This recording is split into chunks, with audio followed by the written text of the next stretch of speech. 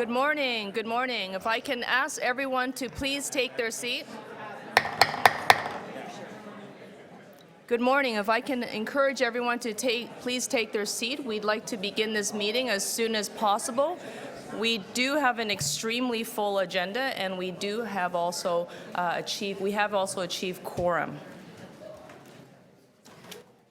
Thank you very much for your time, your attention, and your cooperation. Welcome to Toronto.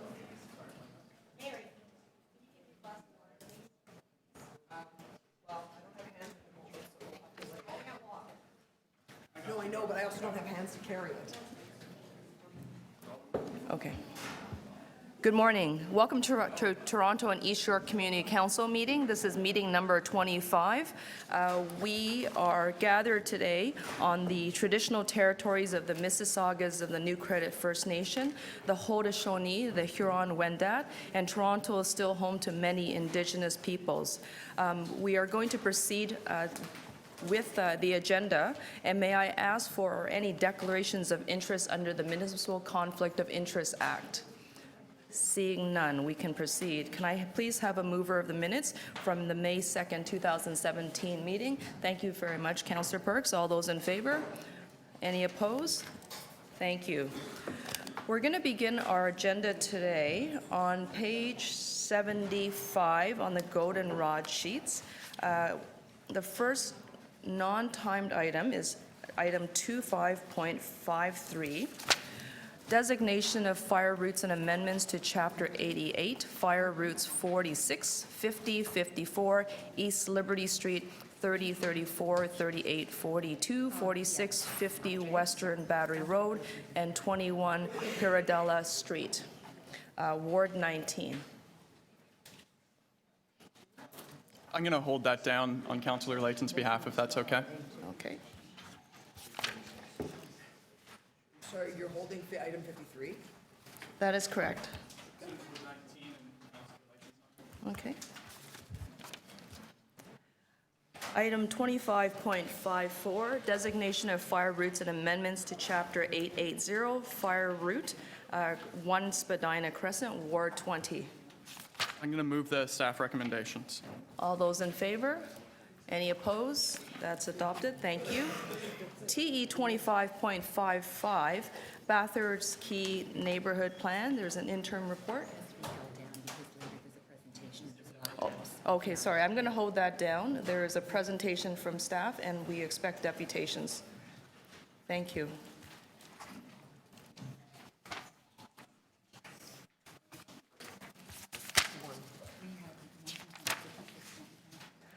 TE 25.56, City Services Intensifying Areas, Toronto and East York District, affecting all wards. I'm going to hold that. Councillor Fletcher to hold. Okay, that's held in your name, Councillor. TE 25.57, Rail Corridor, Bathurst Street to Blue Jays Way, Official Plan and Zoning Bylaw Amendments Application, Preliminary Report, Ward 20. I am going to... I'm sorry, I understand there's speakers. Are there? There are now. Yes, there is. There's at least one speaker registered. We're going to hold that down for speakers. And if I can just remind members of the public, if you'd like to speak to any items on the agenda today, and we do have a very full agenda, please see the clerk, and they will make sure that you're updated on our speakers list so that we can also anticipate you when the item is before us. Moving on to TE 25.58, 39 and 41 Roehampton Avenue and 50 Avenue East, zoning amendment application, preliminary report, Ward 22. I'm going to move the recommendations along with the extended notice area. Okay. All those in favor of the amendment on the screen? Okay, and any opposed? Item as amended. All those in favor? None opposed? Thank you very much. TE 25.59, 1982 to 1984, Yonge Street zoning amendment application, preliminary report, Ward 22. Given that the meeting has already been held, I'm simply going to just move the recommendations. Okay, thank you. All those in favor of the staff recs? Okay, and none opposed? Okay, thank you. TE 25.60, official plan amendment to further protect heritage views of City Hall, Old City Hall and St. James Cathedral. It's a preliminary report affecting wards 27, 28. Thank you very much, Councillor McConnell. I also would like to place amendment onto the screen, and it's simply to ensure that we are able to provide notice, because these buildings are of citywide significance. Notice should be placed in newspapers beyond the normal mail drop. Yes, Okay. that was my understanding, that's part of the heritage circulation. Okay, all those in favor of the amendment? Just before we go, Sorry, Madam Councillor. Speaker, I just wanted to quickly say that this is a really, really important piece, and I'm really looking forward to a quick resolution to this. Thank you. Great, thank you very much, Councillor McConnell. All those in favor of the motion? Any opposed? Report as amended? Okay, any opposed? Thank you. T 25.61, Toronto Fashion Week, Bloor Yorkville, Ward 27. It has been resurrected. I would like to move the recommendations in the staff report. All those in favor? Any opposed? Okay, Fashion Week lives on. We're very excited. You're all welcome. You're all welcome. T 25.62, accessible loading zone, Yardley Avenue, Ward 31. I'll move adoption of the staff recommendations. Okay, all those in favor? Any opposed? Seeing none. Thank you very much. T 25.63, construction staging area, 109 Vaughan Road, Ward 21. Thank you very much, Madam Chair. I'm pleased to be part of Joe Chrissie's meeting, and I'll move the staff recommendations here. Okay. All those in favor?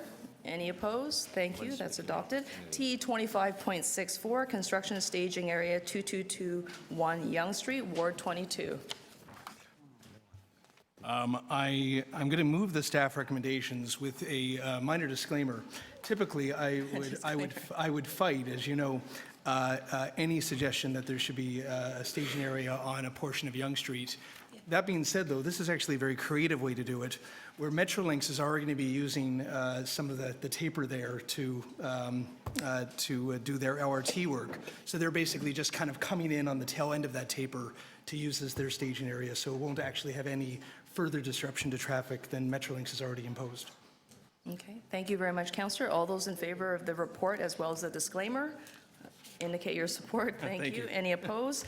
That's adopted. Thank you. T 25.65, construction staging area, Huron Street, 231 College Street, Ward 20. Thank you, Chair. I'm going to move the staff recommendations. Okay, all those in favor? Any opposed? That's been adopted. Thank you. T 25.66, construction staging area, 219 Queen Street West, Ward 20. Thank you again, Chair. I'm going to move the staff recommendations. Okay, all those in favor? Any opposed? That's adopted. Thank you very much. T, Excuse me, sorry. Could I need to reopen. I had an amendment on that I just missed. My apologies. okay, all those for the motion to reopen, all those in favor? Yep. Thank you. Forgive me. I'll move an amendment, which is on the screen, and with that amendment, the staff recommendations. Okay, all those in favor? Report is amended. Okay, thank you, that's carried. None opposed. T 25.67, construction staging area, public laneway, 219 Queen Street West. And you did the amendment on the previous one. Do you have my amendment on this too? Yeah. So I'm going to move an amendment here, and with the amendment, I will move the staff recommendations alongside the amendment. Okay, all those in favor of the amendment and the staff recommendation? Okay, any opposed? Seeing none, that's carried.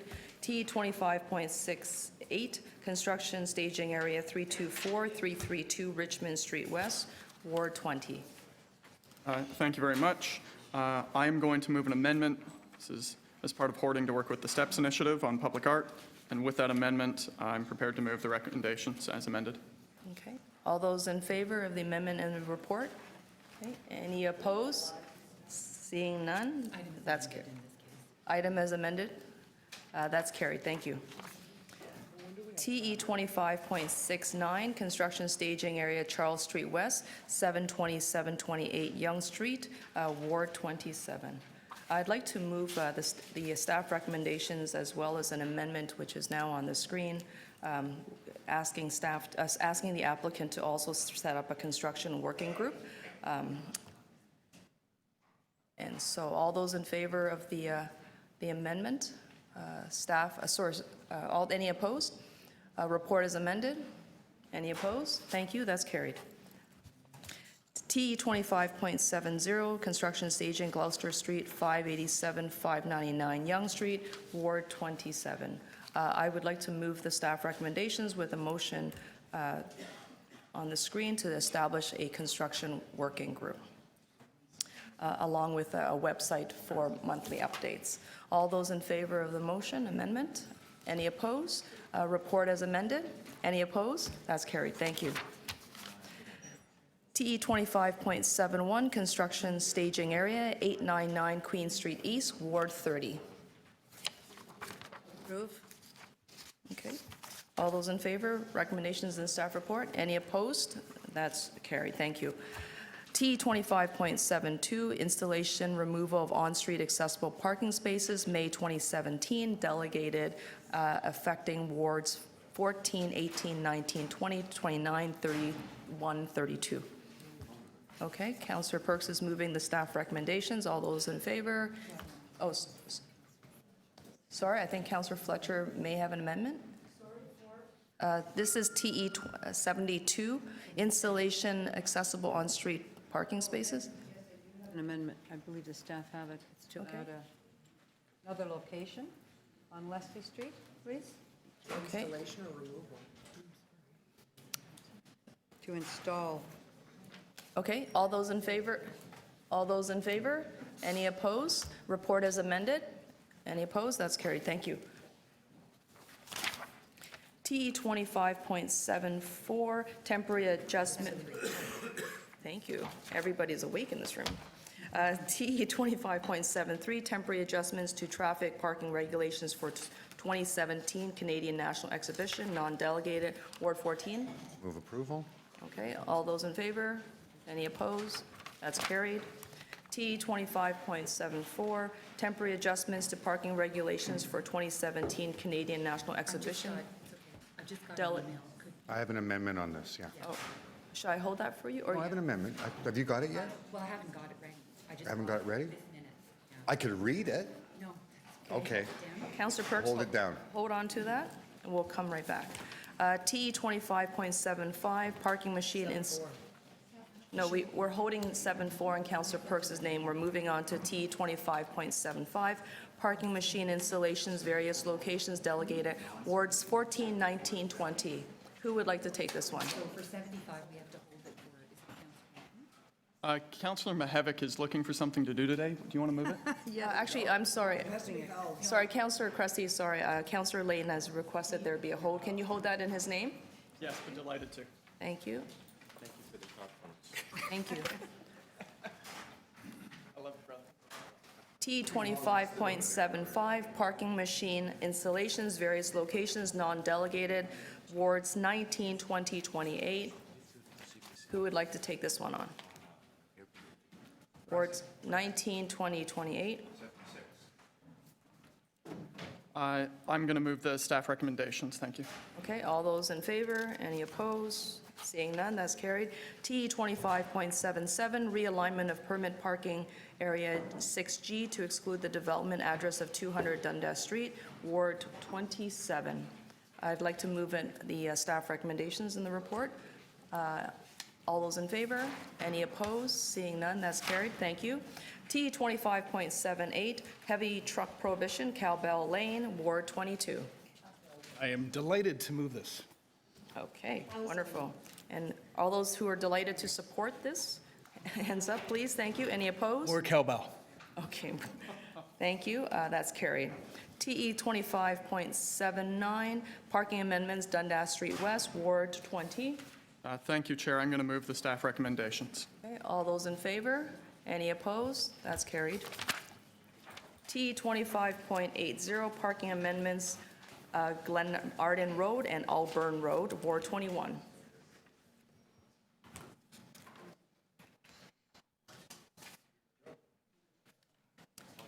We're on item number 80, parking amendment, Glen Arden Road and Yes, Olive Road. move approval of the staff recommendations. Thank you. Okay, all those in favor? Any opposed? Seeing none, that's carried, thank you. TE 25.81, parking amendments, Elizabeth Street, Ward 27. Isabella. Oh, sorry, Isabella Street, Ward 27. I'd like to move the staff recommendations in the report. Yes. Any opposed? Okay, that's carried, thank you. TE 25.82, parking amendments, Frederick Street, Ward 28. Recommendations, please. All those in favor? Any opposed? That's carried. T 25.83, parking amendments, Boltby Avenue and Kiswick Street, Ward 30. Approve the staff recommendation for school bus and parent pickup and drop-off, please. Okay, all those in favor? Any opposed? That's carried. T 25.84, parking amendments, Asquith Avenue and Collier Street, Ward 27. I'd like to move the staff recommendations. All those in favor? Any opposed? That's carried. TE 25.85, parking amendments, Hiltz Avenue, Ward 30. Hiltz. Yes, I'm deferring that till October 17th. I can hold that and write the motion. So there's a deferral motion until October 2017. We'll get another chance at it then. All those in favor of the deferral motion? Any opposed? That's carried, thank you. TE 25.86, parking amendments, Cedarvale Avenue, Ward 31. Move adoption of the staff recommendations. Okay, thank you very much. All those in favor? Any opposed? Thank you, that's carried. TE 25.87, parking regulation amendments, Queen Street East, Ward 32.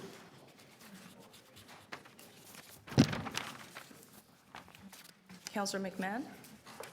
That's okay. We're on item 87. Sure, and I move staff recommendations. Good morning, everyone. Good. Thank you very much. All those in favor? Any opposed? Seeing none, that's adopted.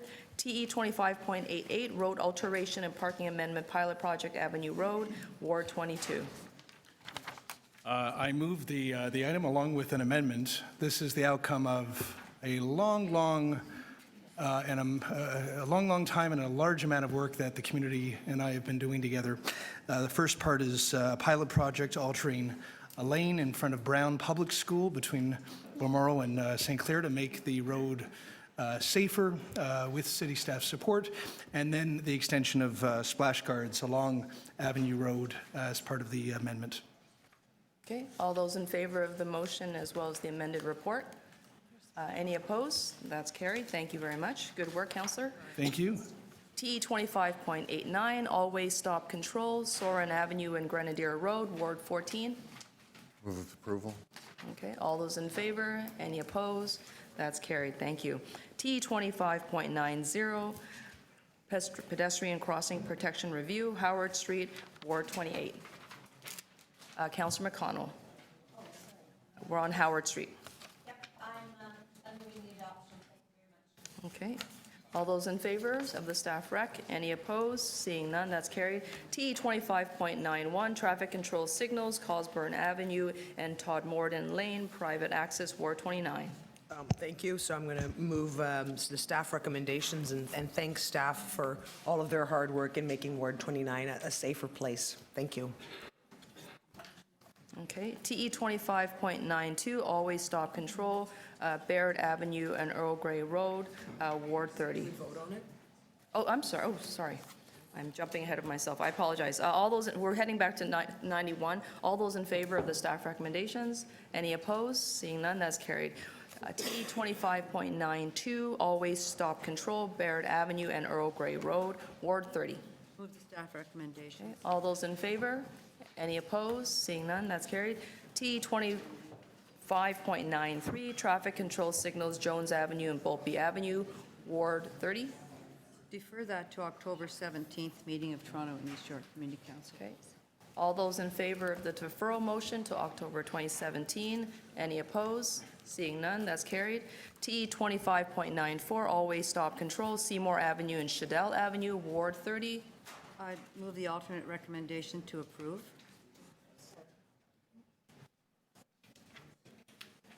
Do you have that? Okay. There we go. Alternative recommendations on the screen, moved by Councillor Fletcher. All those in favor? Any opposed? Seeing none, that's carried. Now, T 25.95, I know that Councillor Davis would like to time this item, and you have a motion for us? Yes, I'd like to hold it, but also to request that the item be considered as the first item following the timed items this afternoon. There are speakers who wish to speak to this item. Okay, all those in favor of the motion? Yes, following the completion of all of the statutory timed items. Okay, all those in favor? Any opposed? That's carried, thank you. We'll deal with it later on this afternoon. T 25.96, traffic calming and all-way stop control, Cedarvale Avenue and Trenton Avenue, Ward 31. Speaker, it's the same I see. area, 95. Hold on. Will you be moving the same motion then? I'm moving the same motion for 94, or 95 and 96. Okay, Combine them together. yes, we'll And deal with those consider them items together. Yes, we can do Yes. that. Do we need a vote on that? Oh. We don't need to re-vote on that. So just to clarify, item number 95 and 96 will be dealt with together this afternoon. There will be speakers. We're moving on to deferred items from our last meeting. We didn't finish it. These are the ones that we will take care of today. T 25.97, traffic calming Dubourne Avenue, Ward 21. Could I defer that for one period to the next meeting? Okay. Motion to defer the item until September 2017. All those in favor? Any opposed? Seeing none, that's carried. T 25.98, traffic calming Old Forest Hill Road, Ward 21. Move the alternate recommendations to allow for a poll to be conducted. Okay, all those in favor? Alternative recommendations on the screen. Any opposed? Seeing none, that's adopted, thank you. T 25.99, traffic calming Heath Street West, Ward 22. I'm going to move the alternate recommendation to proceed with the polling. Okay. Okay, alternative recommendations are on the screen. All those in favor? Any opposed? Seeing none, that's carried. T 25.100, traffic calming Highborn Road, Ward 22. We're going to proceed with the polling there, too. All right. And move the moving- alternates. Yeah. Councillor Mallow is moving the alternative recommendations. Okay, all those in favor? Motion's on the screen. Any opposed? Seeing none, that's carried. Thank you. T 25.101, traffic calming Degrassi Street, Ward 30. Councillor Fletcher. So have a motion here, Chair? Okay, thank you. It's on the screen. Sorry. Motion on the screen. Yes. I think I better hold that because I have another one you don't have on here. Number 3. Did you want to hold that? And so we're holding on to 101. Yeah. And T 25.102, traffic calming Empire Avenue, Ward 30. I will move the alternate recommendations to proceed. Thank you.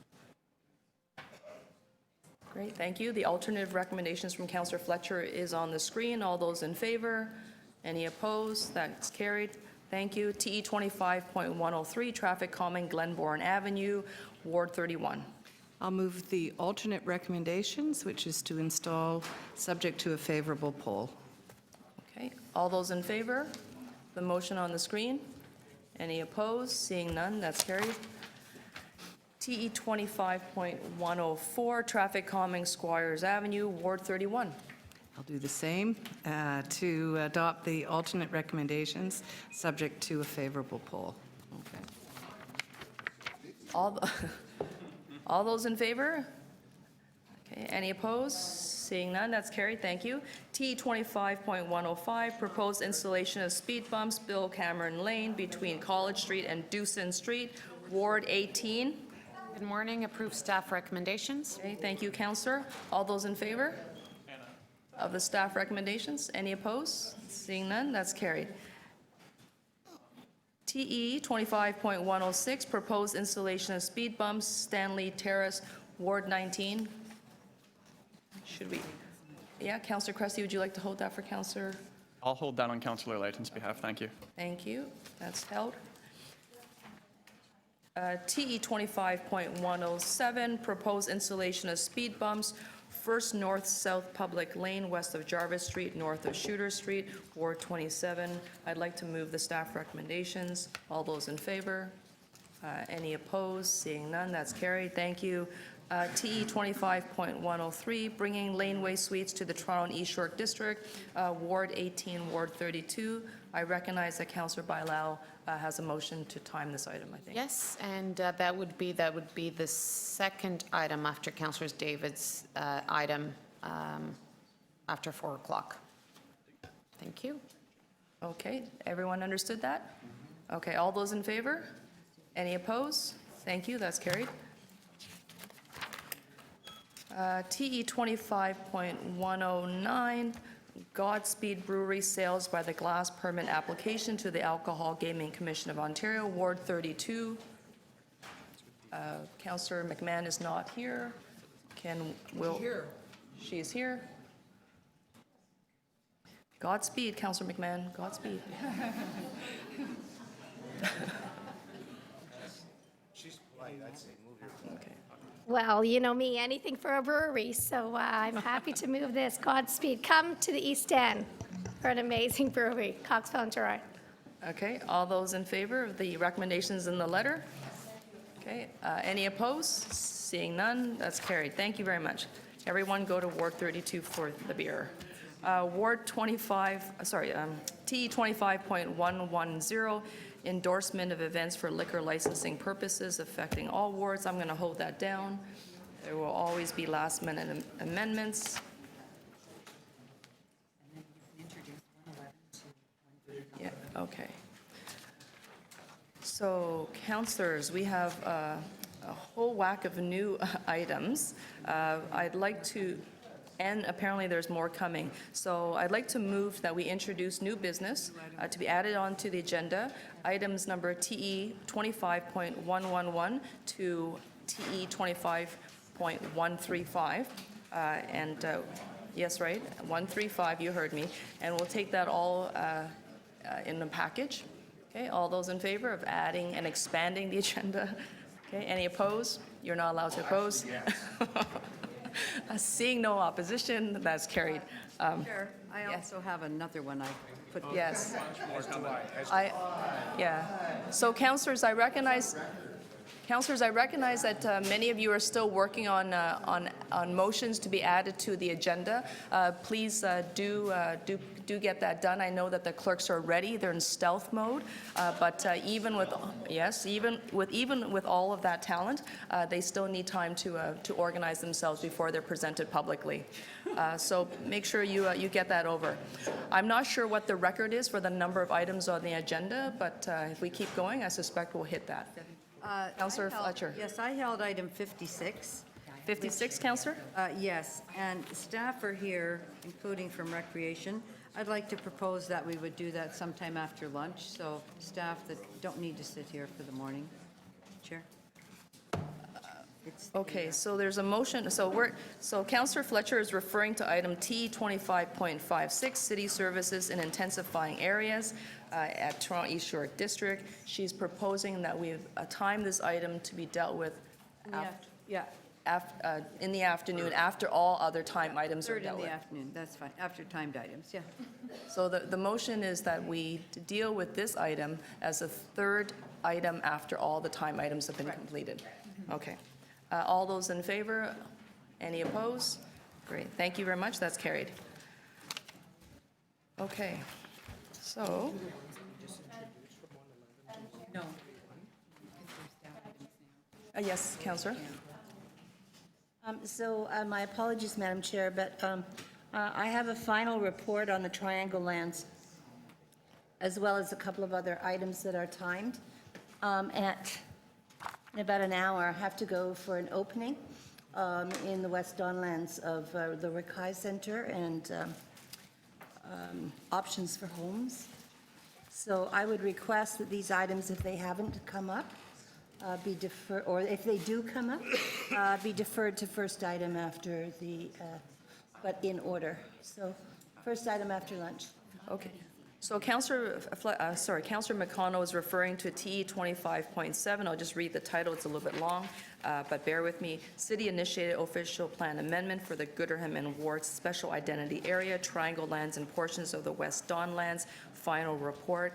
There is a request to probably deal with this item at the end of the 10 a.m. items. Yes. To give you enough time, and your community enough time to come Yes. back to. My community are going to the event. That's part of the problem.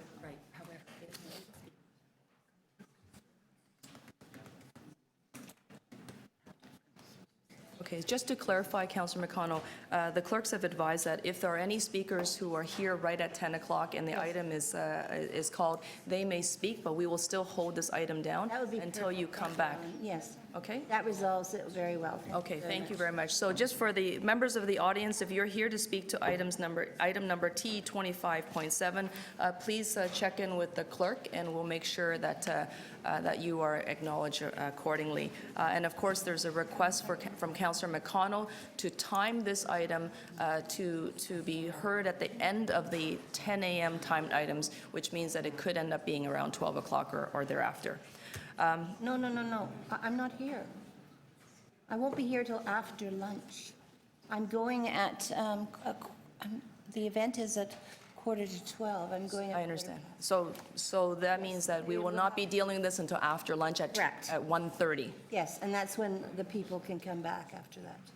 Okay. Okay? So does everyone understand the motion on the floor? That understand? Okay. All those in favor? Okay. Okay, and any opposed? Seeing none, that's carried.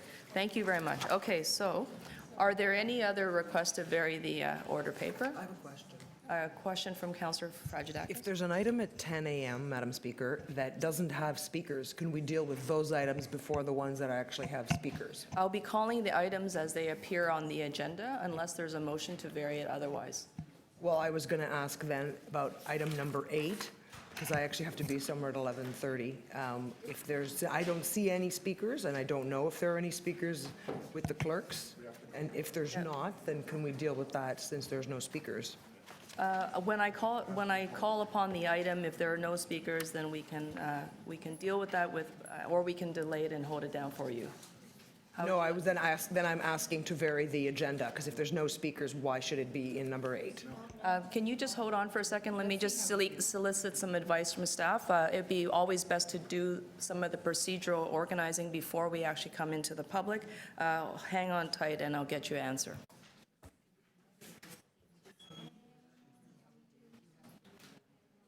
Yeah, I'm with... Okay, I'm just got... Sure, I'm with the mayor and a delegation. At 11:30. Well, I want to be here for the deputations. Well, that's what I was asking you. Okay.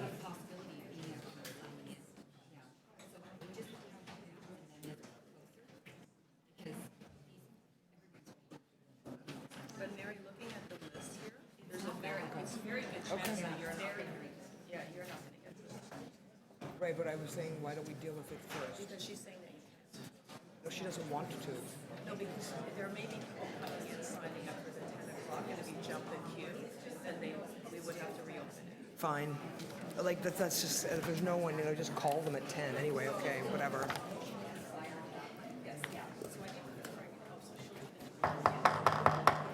Okay. We are now on item number TE 25.1, naming of a public lane north of Queen Street West, extending easterly from Brock Avenue, Ward 14. Are there any members of the public who are here to speak to this item? Please identify yourself to our clerk, and you can also proceed to the front of the room. Okay. Seeing none, no speakers on item T 25.1, Ward 14. I'll move approval. Okay. All those in favor? Any opposed? That's carried. Thank you. T 25.2, naming of public lane located north of Baldwin Street, extending between Henry Street and McCall Street. Are there, Ward 20, are there any members of the public who are here to speak to this item? No members of the public to speak to this item. Councillor Cressy. Thank you, Chair. I'm going to move staff recommendations, and I'll just say very briefly, this is, of course, the historic Grange neighborhood. We all shopped at Silverstein's. Now we'll have a laneway named after them. I want to thank the family and the Grange Community Association. Okay. All those in favor? Any opposed? That's carried. Thank you very much. Congratulations to yourself, the community, and the family. TE 25.3, naming of 2 public lanes in blocks bounded by Danforth Avenue, Glebe-Mount Avenue, Strathmore Boulevard, and Woodbine Avenue. There is a speaker, Ward 31, Gay Stevenson, volunteer board member, Danforth East Community Association. Welcome. Thank you. Okay. You have 5 minutes. Do I need to? No, it's on. Okay. Thank you to the chair and the committee. My name's Gay Stevenson, and I'm a volunteer board member of the Danforth East Community Association, DECA. The Danforth East Community Association started in an unusual way. We didn't gather to fight against something, a development or a city plan. Sorry, my apologies.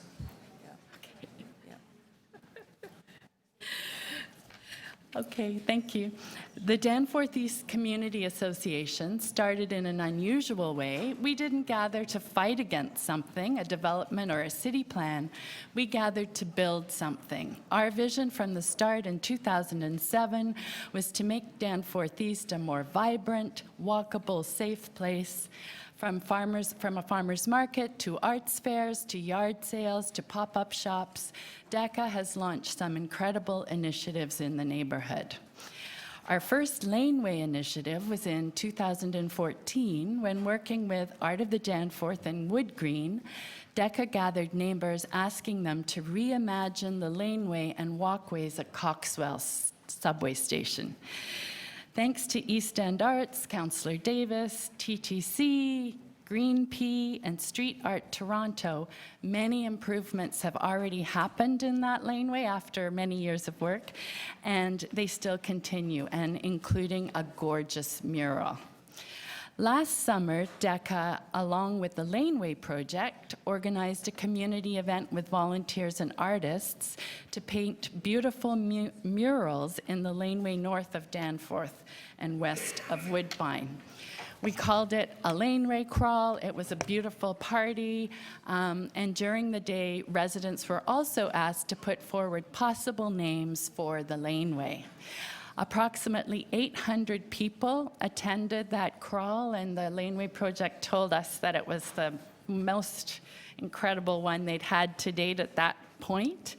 And at our laneway naming table, we heard from about 100 people. And there were 2 clear winners, Vinci Angeloni and Paul Estrella, who are both longtime members of our community. These special people are remembered and respected by many in our community who knew them well, and when we went door to door to confirm those names, we were overwhelmed with support for both of those people. Paul Estrella is no longer with us, but he ran a business called Royal Beef that's still one of the most amazing businesses in our neighborhood, and his wife continues on that legacy, and they've contributed a lot to our community over the years. And Vinci Angeloni is a longtime teacher in the neighborhood. In fact, she's now retired, but she attended St. Bridget's School and then went on to teach there, the second longest of any teacher in the Toronto Catholic District School Board. So thank you for considering these names. Thank you very much. Are there any questions for our deputant? Okay, seeing none. Thank you very much for coming out today. Are there any other speakers to this item? No? Seeing none, we'll just bring this into committee. Ward 31, are there any members of committee who have questions for staff? No? Seeing none to speak. Councillor Davis? Yes, thank you, Chair, and I would move the recommendations in the report to name one of the sections of the laneway Angeloni Lane and the second one Paul Estrella Lane. This was, as Gay, I first want to thank Gay for coming here and putting this lane naming into context. It truly was a community initiative that we worked on collectively that gave a voice to the community and then reinforced through a door-to-door petition. And the two people that emerged, I think, are so appropriate because they do reflect the cultural heritage of this little strip of the Danforth, which during the 60s and 70s had a very large influx of Italian immigrants who set up small businesses, cafes, everything from jewelers to bars. I mean, we have coffee bars, Italian coffee bars. And over the years, that sensibility and that feel of the Italian influence at our end of the Danforth has remained. So I think it is quite appropriate that Paul Estrella, who actually was Portuguese, but married an Italian woman, learned Italian, and became as Italian as everyone else in the neighborhood, was highly regarded and very different, I know. Highly respected, and that little business was one of the Italian businesses that has changed over time to accommodate changing demographics and has kept alive and has led some of the transformation on Danforth East. Vinci is what all of the students call Vincenzina Angeloni. 45 years she taught. She attended there, she grew up there, she was active in the parish of St. Bridget's. She is so revered by the students and all of the residents in this neighborhood, and she's absolutely thrilled that she will have this laneway named after her. So I want to thank everyone who was involved and move the staff recommendations. Thank you. Thank you very much, Councillor. Any other speakers? Seeing none, then we are ready to vote. All those in favor of the motion before us? Okay. Any opposed? That's carried. Congratulations, Councillor. T 25.4, 321 Davenport Road, zoning amendment application final report, Ward 20. I recognize that there are a number of speakers on this item, but I've been informed by Councillor Cressy that perhaps not everyone will be speaking. However, and that there is also, I should announce that Councillor Cressy has intentions to defer this matter. It should be noted for members of the public that if you speak on this item today, you will not be given to speak on this item again when it comes back after the deferral. So just to confirm, we have a number of speakers, starting with Margaret Atwood, who I understand is here, but perhaps may not be speaking. Is that correct? Oh, okay. Thank you very much, Ken. And welcome. We're honored to have you here. Yeah.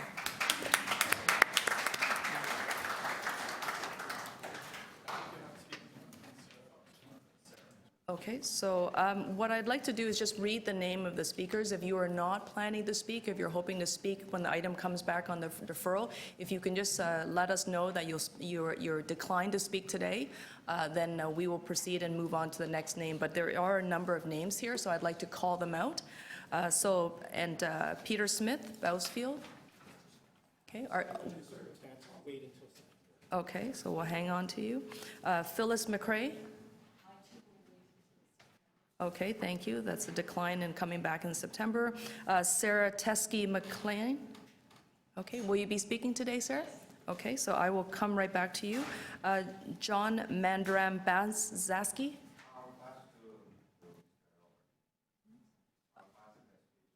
Okay, thank you. So we'll defer that. Robert Brown. Okay, so you're speaking today. James McLean. Okay, thank you very much. Judith Jasperson. Okay, thank you very much. Calvin Lance. Okay, thank you, sir. Rebecca Stovell. Okay, thank you.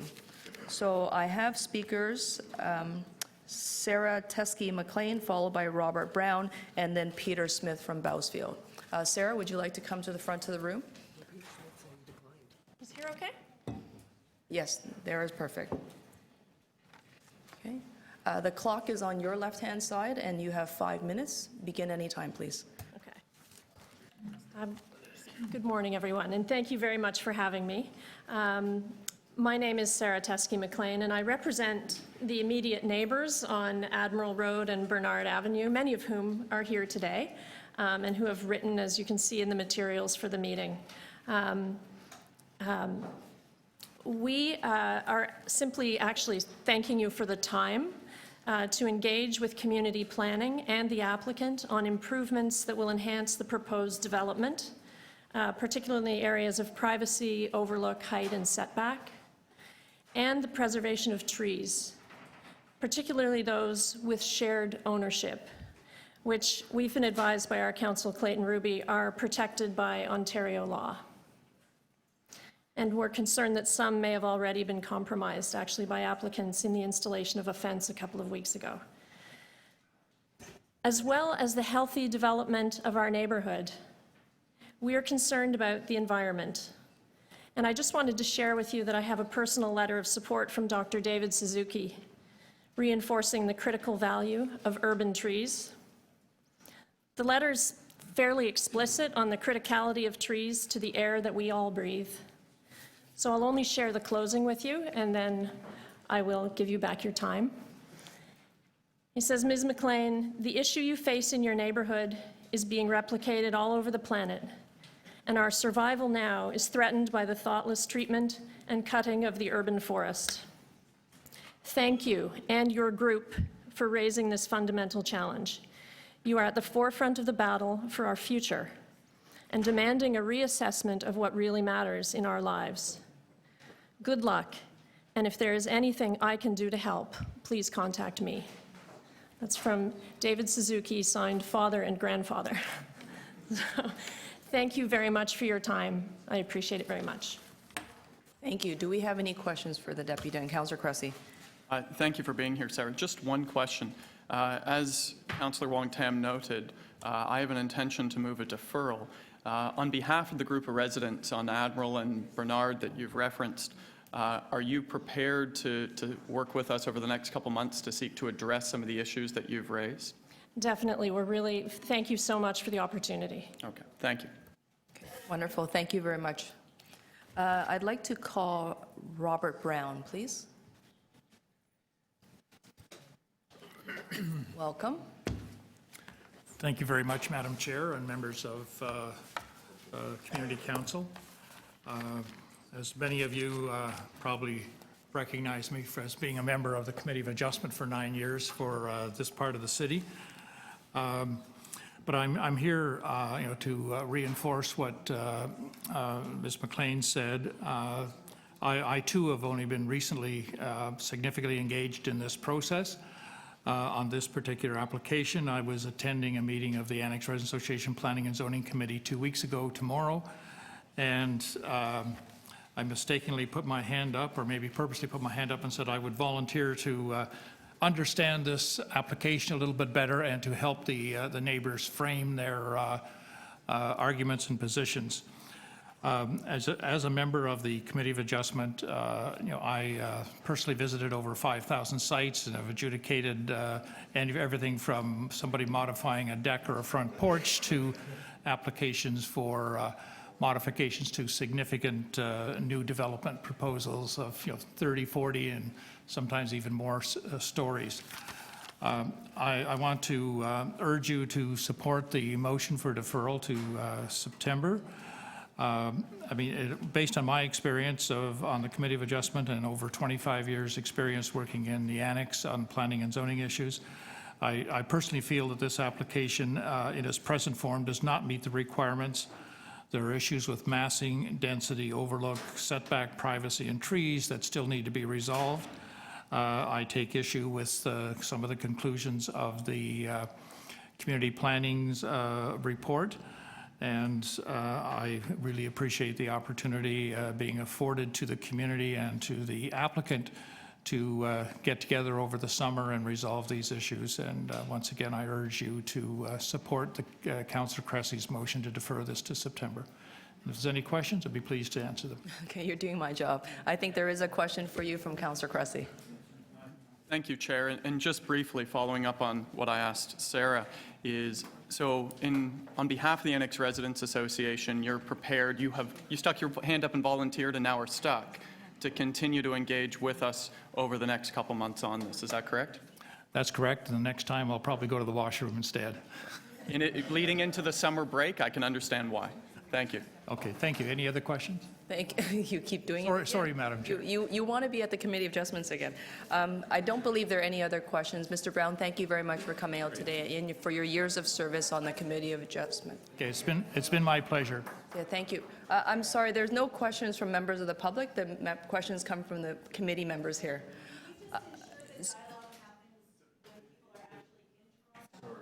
Yeah. So, Mr. Brown, thank you very much for your time.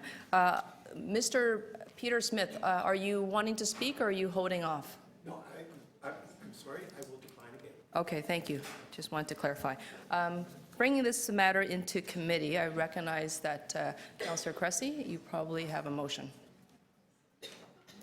I do, and thank you. And first of all, if I could have my motion put on the screen, which is to defer the item until September, and as you will see, to request the Director of Urban Forestry to conduct a review of all the trees with an eye to saving as many of those as possible. You can see the language there, as well as requesting community planning to organize a meeting with adjacent residents and the applications to consider the findings of that review and other potential changes.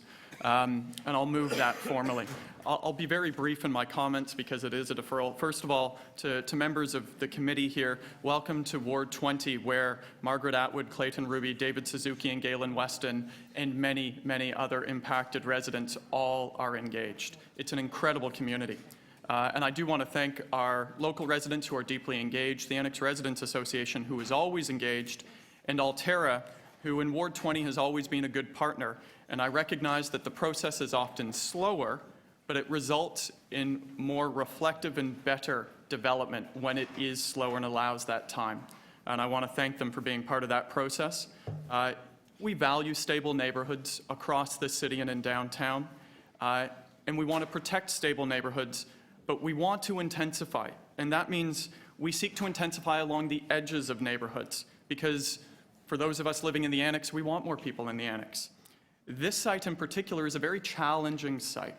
And it's challenging because it is mixed use. It's MCR, immediately adjacent to 2 residential zones, and with residents living on 3 of the sides as well. And so the uniqueness of this site is not just its adjacency, but in terms of its depth, this site is literally adjacent to 2 backyards. Right, it is being built more or less inside that backyard, which makes it a challenging site, which we all recognize.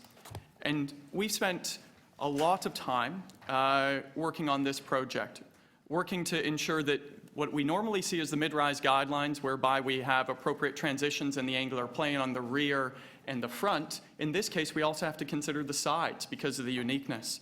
And so we've spent a lot of time looking at issues of heights and appropriate step backs and setbacks and overlook and design and loading and vents and trees.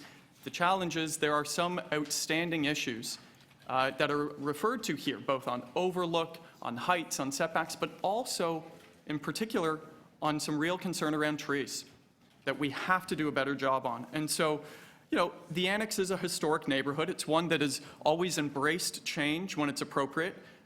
Many of you will know we fight change like the Spadina Expressway when it's not appropriate. But one thing we've always done is rolled up our sleeves to work collaboratively as neighbors, as the Residents Association, and with partners who are willing to work with us to improve our neighborhood and to manage that change in an appropriate way. And that's what we're committed, all of us here, to do. You've heard from a representative for the immediate adjacent residents, as well as the Residents Association, that they're fully committed to that process, as am I. And I know that the applicant would love to see a resolution quickly, but we need to make sure we get this right, not just get it done. And that's what we're working towards. And with that, I thank you for the indulgence of this time, and I'll move my deferral motion. Okay, all those in favor of the deferral motion before us? Any opposed? That's carried. Thank you very much. We'll see you in September. TE 25.5, 357 King Street West, zoning amendment application, notice of pending report, Ward 20. Do we have any speakers on this particular item? Members of the public, please identify yourself. Welcome. I've just been advised that the amendment isn't quite ready, so we can hear the speakers, but I might need to hold it down after. Thank you very much. I think we can still do that. Okay. You certainly know the routine here. The clock will start when you're ready to speak. Thank you very much, Madam Chair and members of the committee. My name is Mary Flynn Guglietti, and I'm here on behalf of Great Golf. I also have with me Mr. Vaillant, and we're both going to be available to answer any questions that you might have. We've had an opportunity to review the report, and we are very supportive of the recommendations in the report. And just briefly, just to explain where we're at right now, this is a matter that was before Council back in 2012 and ended up as a settlement at the Ontario Municipal Board. We've now come back and modified the application, and the modifications were with respect mostly to height and also with respect to parking. And it's now, instead of being 40 stories, it'll be 42 stories.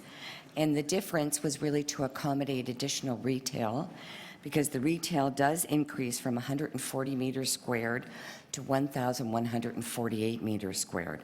And that will now be located on the ground floor and as well on the first floor.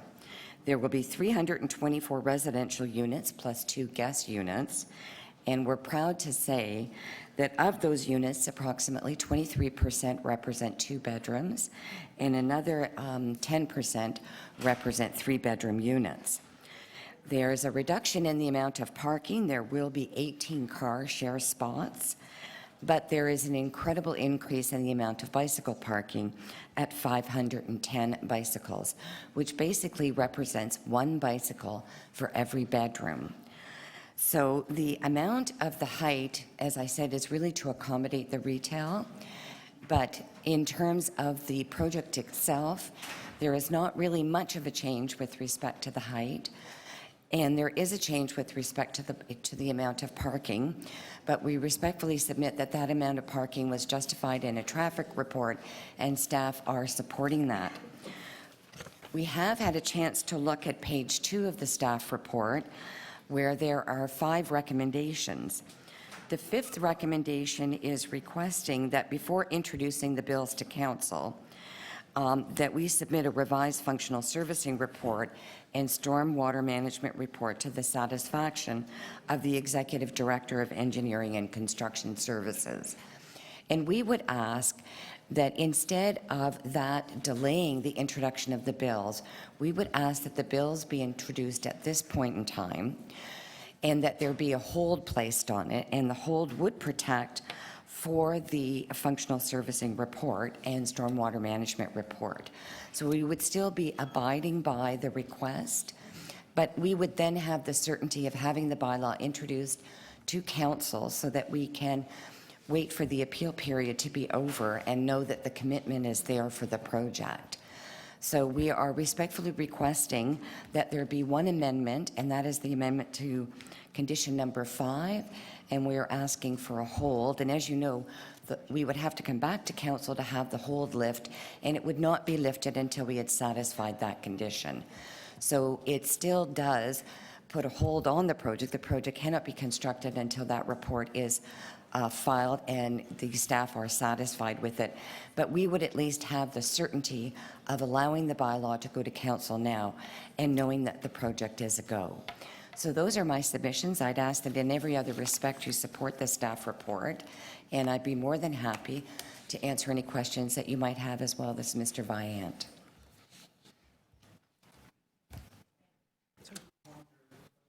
Thank you very much. You have a question from Councillor Cressy. Just very briefly, the intention is still that this is purpose-built rental, is that correct? We haven't completely formalized what tenure it's going to be, whether it's going to be rental or condo. We're still looking at both options.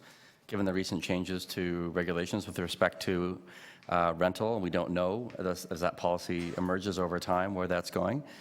It could be either at this point, so we've designed it. It could work as a purpose-built rental, absolutely, to the way the amenity space has been designed, the units have been designed. In fact, we've reduced the unit count from 350 to 324, so it could go either way. Okay. Okay. Any other members to ask questions? No? Okay. Councillor Cressy? Thank you very much, speakers. Thank you very much, Madam Chair, members of the committee. Councillor Cressy? Clerks? Did you want to? Are you ready with the?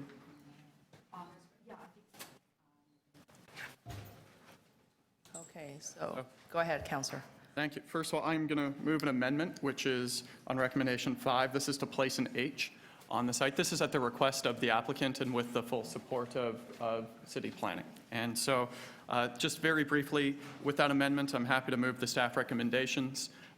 This is a vastly improved project with these changes, fewer units, larger units, more viable and usable amenity space to service families. We still hope that it will service renters, but as we've heard, that is somewhat up in the air, and improved bicycling, parking and access, and a reduction in parking, but an increase in the number of car share locations, and with funds to go towards the King Street revisioning in terms of public realm improvements. And so with that, I'm happy to move the amendment and the staff recommendations. Okay. Any questions of the mover? Seeing none, all those in favor? Any opposed? That's carried. Thank you very much. Oh, sorry, I would need to move the item. I need to ask for a vote for item as amended. Okay. Any opposed? Seeing none, that is carried. Thank you. TE 25.6, 25 Leonard Avenue, official plan amendment and zoning amendment applications, final report. There are a number of speakers to this particular item. I will call your names. If you're not already on the green list, please see the clerk and they will make sure that your name is added to our speakers list, and I will call you when your time is up. Our first speaker is John Harstone, Executive Director of St. Clair's Multi-Faith Housing Society. Welcome. Nice to see you. The clock is on your left. When you're ready, you have 5 minutes. Thank you, Madam Chair and council members. Appreciate the opportunity to come here and speak to you about our proposal. As you gather, I'm the Executive Director of St. Clair's. We are asking that Community Council approve an official plan amendment and rezoning to allow us to add 22 units to our existing project at 25 Leonard, which is across from the Toronto Western Hospital in Kensington Market. Many of you know that St. Clair's has a track record of successfully developing and operating supportive housing, and since 2000 we have developed 383 units of supportive and affordable housing. Most of our tenants are considered hard to house and need support to live independently.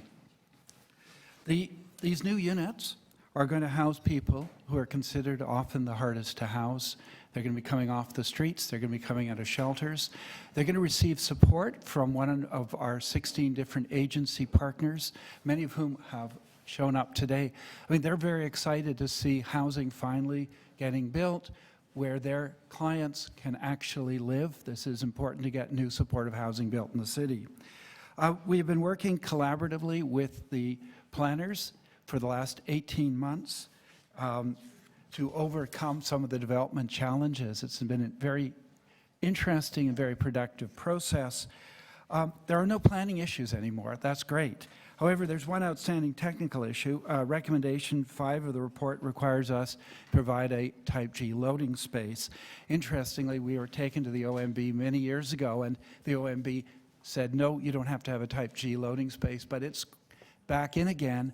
Unfortunately, there's no space on the property to actually provide a Type G loading space, and so we're going to be asking that the report be amended to remove that requirement. There is space at the front of the building for totes. I mean, interestingly, right now, the recycling and the organics are picked up by totes, and so there shouldn't be a problem of just making that happen for the regular garbage. So we're asking that with that one amendment, if that's possible, will be great. But with that exception, we support the report, and we're really pleased to be here at this point to get this moving forward. So in closing, I'd like to thank the staff, Councillor Cressy and his office, and the community for their support. And we're looking forward to providing more supportive housing that we so desperately need in this city. Thank you.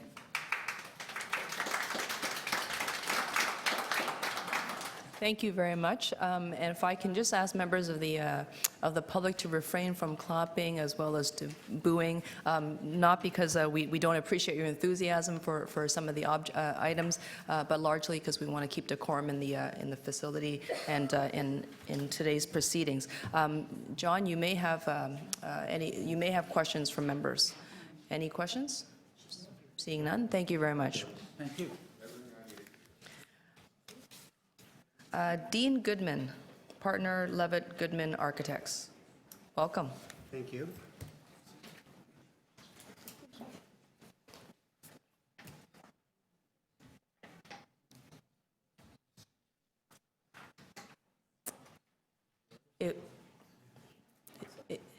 If you want to put the image facing you and facing up. Oh, there it is.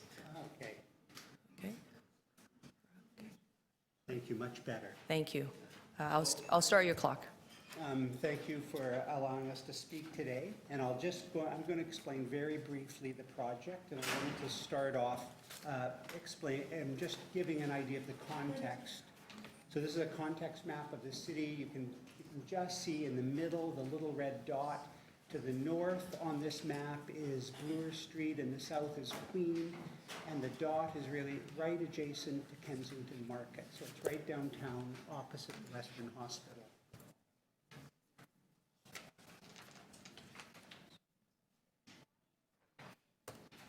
This is a photograph of the existing building that St. Clair's has operated for quite a few years, and you can see the old building at the bottom was a medical building that serviced the Western Hospital many, many years ago. And in the early 2000s, there was a two-story addition put onto the building. Interestingly, when they built the old building, the structure was intact and was capable of handling the extension. And so that made sense at the time for adding additional housing.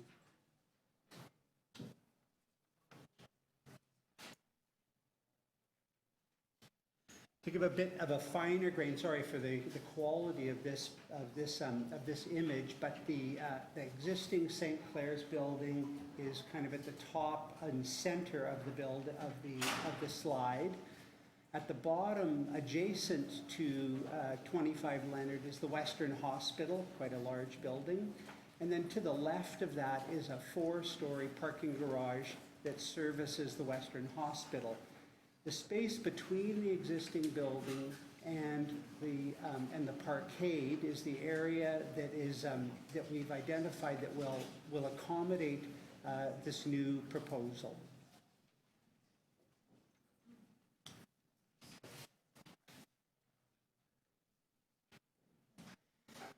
And so what this proposal is, there's the existing building at the bottom of the image, and at the top is the new proposal that's sitting against the open parkade. And in between the two is the new courtyard. And the proposal is for 22 new apartments, a 3-story building that's a walk-up building with a courtyard between the two. And there's a couple of features to this building, to this proposal, and one of them is that all the residents enter through the existing building, so it remains as one community, and then they enter from the existing building into the courtyard and walk up the stairs to the new apartments. As John was mentioning a few minutes ago, one of the challenges has been that there's no room for Type G loading space. And the separation between the new building and the old building is a courtyard, is a landscaped open space courtyard for the tenants. And we felt that it would be better to continue the existing garbage pickup on the street and keep that space as open amenity space for the entire community.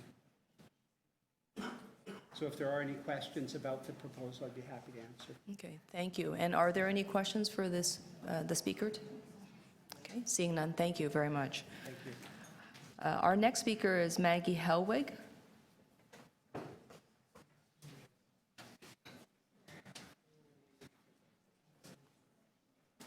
Maggie, welcome. You have 5 minutes. Your clock is on your left. Thank you. I'm not wearing my clerical collar today.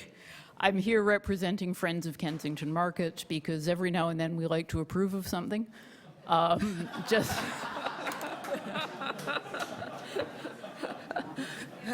and That's the end of the deputation. that pretty much is the end of the deputation. Okay. I've been in the meetings with city planning. I've been in the meetings with the community, and we've been very impressed with the level of responsiveness and creativity. We're very aware of the huge need for more supportive and affordable housing in the downtown. So we are fully in support of this development, and that really is all I have to say. Okay, wonderful. Thank you very much. I had to leave at noon. Thank you, Maggie. Are there any questions for our speaker? No, thank you very much. Jean Stevenson, Executive Director, Madison Community Services. Welcome, Jean. Thank you, Madam Chair, and thank you, councillors. I'm Jean Stevenson, Executive Director of Madison Community Services. Madison is a nonprofit, community-based agency that's been operating for 40 years, and the population that we serve are individuals with mental health and addiction challenges. Madison, 40 years ago, created, we believe, one of the first supportive mental health and addiction supportive housing by leasing a house on Madison Avenue. And it was started by volunteers during the deinstitutionalization of the Queen Street West Psychiatric Hospital, who recognized that many of their clients, there had been no arrangements made for housing, and many of them would end up on the streets. And in fact, many of them needed a high level of support. So this is a classic example of community-based and action on the part of individuals to help others. So Madison started in supportive housing and continues to do so. And in addition, we've broadened and provide case management support to our clients. We have over 400 clients working with us. And many of our clients have been homeless, were in shelters, are at risk of being homeless when they came to Madison as a client. So job one for agencies like Madison is to find our clients housing. And I think all of you understand that this is a very, very challenging exercise in Toronto right now with the low vacancy rate plus the rents, high level of rents. So, and there are close to almost 13,000 now on the centralized wait list for mental health and addiction supportive housing. So I want to speak very strongly in favor of the staff recommendation and very much in favor of this project that St. Clair's has initiated. I think what is very unique about it is the recognition in the design that there is a whole category, a whole population that are the hardest to house.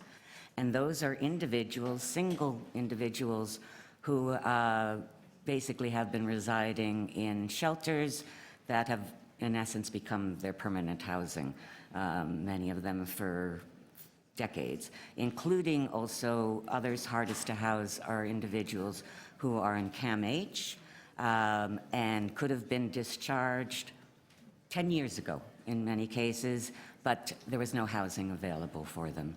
So 22 units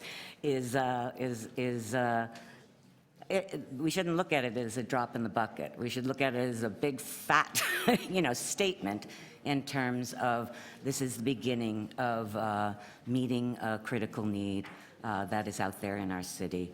Madison's been a partner with St. Clair's for 6 years.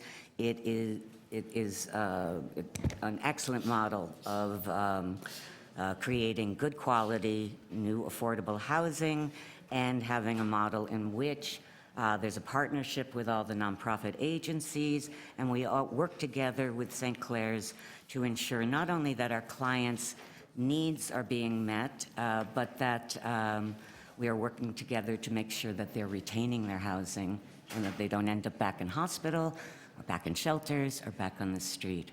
So thank you very much for your attention, and again, I hope you will support this staff recommendation. Thank you. Thank you very much. Are there any questions for the speaker? Seeing none, thank you with our thanks. Bennett Brislin, Supporting Our Youth. Welcome. You'll have 5 minutes. Thank you. Good morning, Madam Chair, esteemed council members, fellow community members, and providers and colleagues. Thank you very much for providing me with this platform this morning. Can everybody hear me okay? Yes. Great. So my name is Ben Brisland. I'm a social work student from York University. Today I'm here on behalf of Supporting Our Youth, a program of the Sherbourne Health Centre, the organization I've been completing my 4th year placement with for the last 10 months. I come before the council today to advocate for the proposed amendments to the zoning of 25 Leonard Avenue that would allow for the construction of the 22 new rental and rent geared to income housing units. I urge the council members to consider the impact that these units would have on programs like Supporting Our Youth when casting your votes. Supporting Our Youth, or SOY, is an innovative community development program of Sherbourne Health Centre that works to support the health and well-being of all queer and trans spectrum youth by running groups, programs, and events, and providing one-to-one support for queer, trans, and questioning youth who are 29 years old and under. In partnership with St. Clair's Multi-Faith Housing Society for the last 12 years, SOY provides affordable housing to 16 LGBTQ youth. So in the interest of time, I'm going to forgo my stats on the general topic of youth homelessness, but I would like to speak about LGBTQ homelessness. The disparities confronting LGBTQ young people are rooted in discrimination, and the adversities of homelessness are compounded for them by homophobia and transphobia. These adversities are rooted both within broad systems of power and in daily microaggressions. The effects of these systemic oppressions can lead to poverty and homelessness for LGBTQ youth in disproportionate numbers. LGBTQ youth are overrepresented in the homeless youth population and are often unsafe in emergency shelters and housing programs. Research shows that these youth make up a disproportionate number of youth experiencing homelessness in North America. The percentage of LGBTQ youth experiencing homelessness is at least 3 times greater than the percentage of this youth population. The National Youth Homelessness Survey found that 29.5% of young people surveyed self-identified as LGBTQ, while 6% identified as transgender, two-spirit, and non-binary. Similar surveys conducted in Vancouver cited these percentages as being as high as 40%. LGBTQ youth experiencing homelessness face additional disadvantages compared with their cisgender and heterosexual peers. They are more likely to report engaging in survival sex and to have higher incidences of HIV and STI diagnosis. LGBTQ youth in particular often turn to alcohol and drugs as a way to cope and experience a significantly increased risk for mental illness and suicide. LGBTQ youth often experience trans and homophobic harassment, discrimination, and physical violence at emergency shelters and emergency and short-term shelters, and from healthcare providers, social services, law enforcement, and other government agencies. Now, if you're anything like me, stats and percentages often go in one ear and out the other, and I struggle to affix significance and meaning to faceless numbers. So I'd like to provide council with another perspective on those numbers. As I mentioned before, there are 16 SOY youth currently housed in St. Clair's rent geared to income units. That's 16 youth who have stable housing for the foreseeable future. We also have a waiting list of youth who are desperately seeking affordable and safe places to live that is 2 to 3 years long. This insufferable wait time affects people like Kay, a trans man living in a basement apartment where he experiences harassment and transphobia from his landlord, or S, who lives with her mother and who experiences daily threats of her life constantly.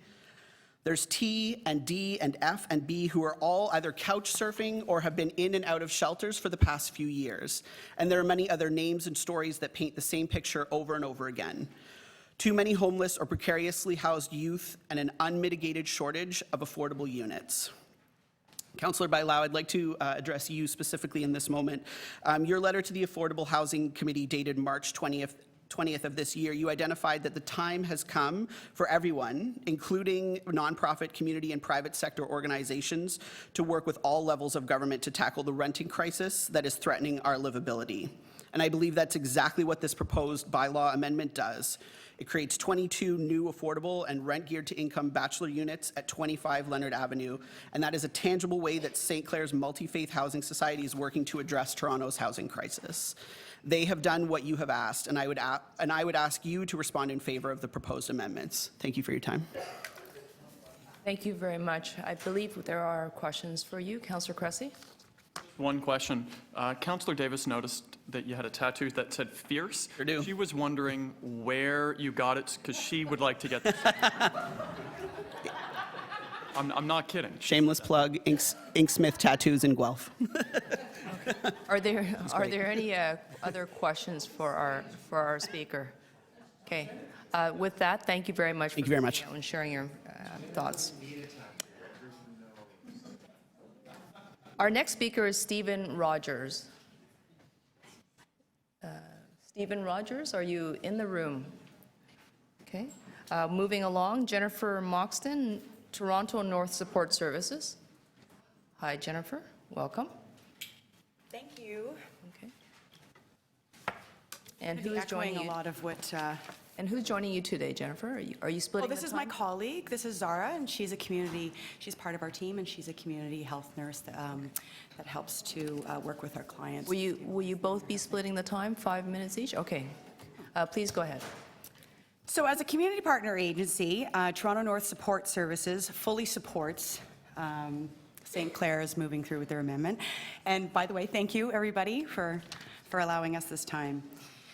Our team at Toronto North Support Services have experienced the quality of service that St. Clair's Housing has provided to our clients. Toronto North Support Services and our MATCH team, which stands for Multidisciplinary Access to Care and Housing, we are a team that works with clients, and currently right now we have close to 75 clients that we've been working with who have a long history of homelessness, have been afflicted with poverty for most of their lives, and also have mental health concurrent disorders. It's very, very challenging with the state of housing and the kind of housing crisis that we have in Toronto right now to find affordable housing that is also about quality and also combines the supportive aspect to the housing for our clients. St. Clair's Multi-Faith offers our clients that kind of support, quality, and affordable housing.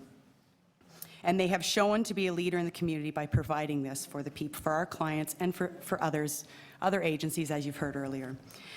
The 25 Leonard Avenue location is located within a diverse community and close to numerous and necessary services that people on low income need to be able to access in order for them to thrive in their community and their housing.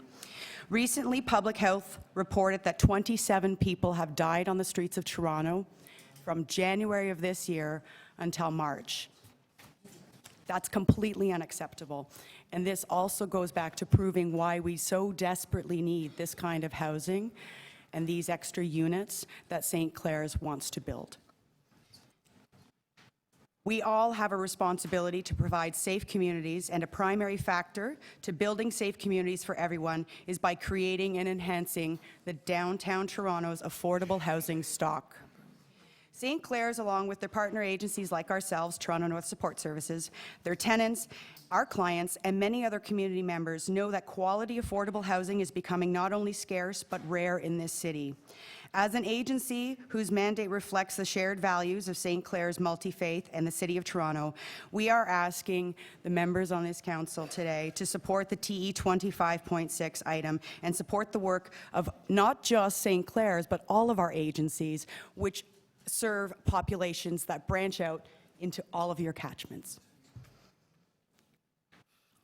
So I think that's in summary, that's what I got. So.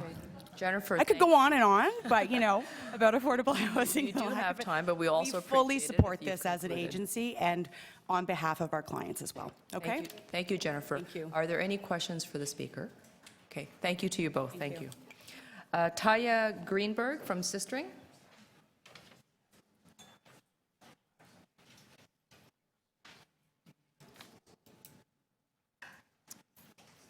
Welcome, nice to see you. Hi, You folks. have 5 minutes. So my name is Taya Greenberg. I'm the coordinator of community supports and housing at Sistering. Sistering's a multi-service agency that revolves mostly around a busy drop-in that serves 200 to 300 marginalized women every day. In November of 2015, we were one of the successful applicants to open one of the city's 2 overnight women's shelters, women's drop-ins. So we're currently sleeping up to 50 women a night on mats on the floors, on reclining chairs, under tables, and curled up in corners. We've been partners with St. Clair since about 2005. So I guess my comments to the council in this critical time and where there's a critical shortage of affordable housing in the city, this presents an opportunity to expand a proven, effective, partnership-based, affordable, supportive housing model that's already integrated into community. I suppose I'd also like to highlight that of St. Clair's 4 buildings, 4 sites, at this site, at Leonard, St. Clair's has been the most successful in housing Sistering's most marginalized women who have the most severe trauma histories. These successes are due in no small part to an incredible amount of energy, both by on-site staff and by collaborative and I should say sometimes challenging work between the agency partners.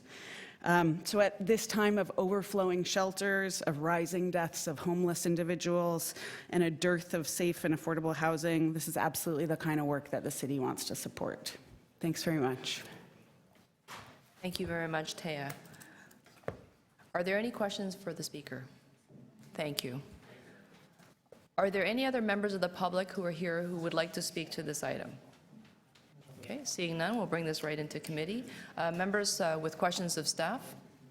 Seeing none, members to speak. Councillor Cressy. Thank you. And first, I have an amendment I'm going to move, which is relating to the Type G loading. And with that, I'll move the staff recommendations. Do you have them? Do you not have it? I'll hold tight.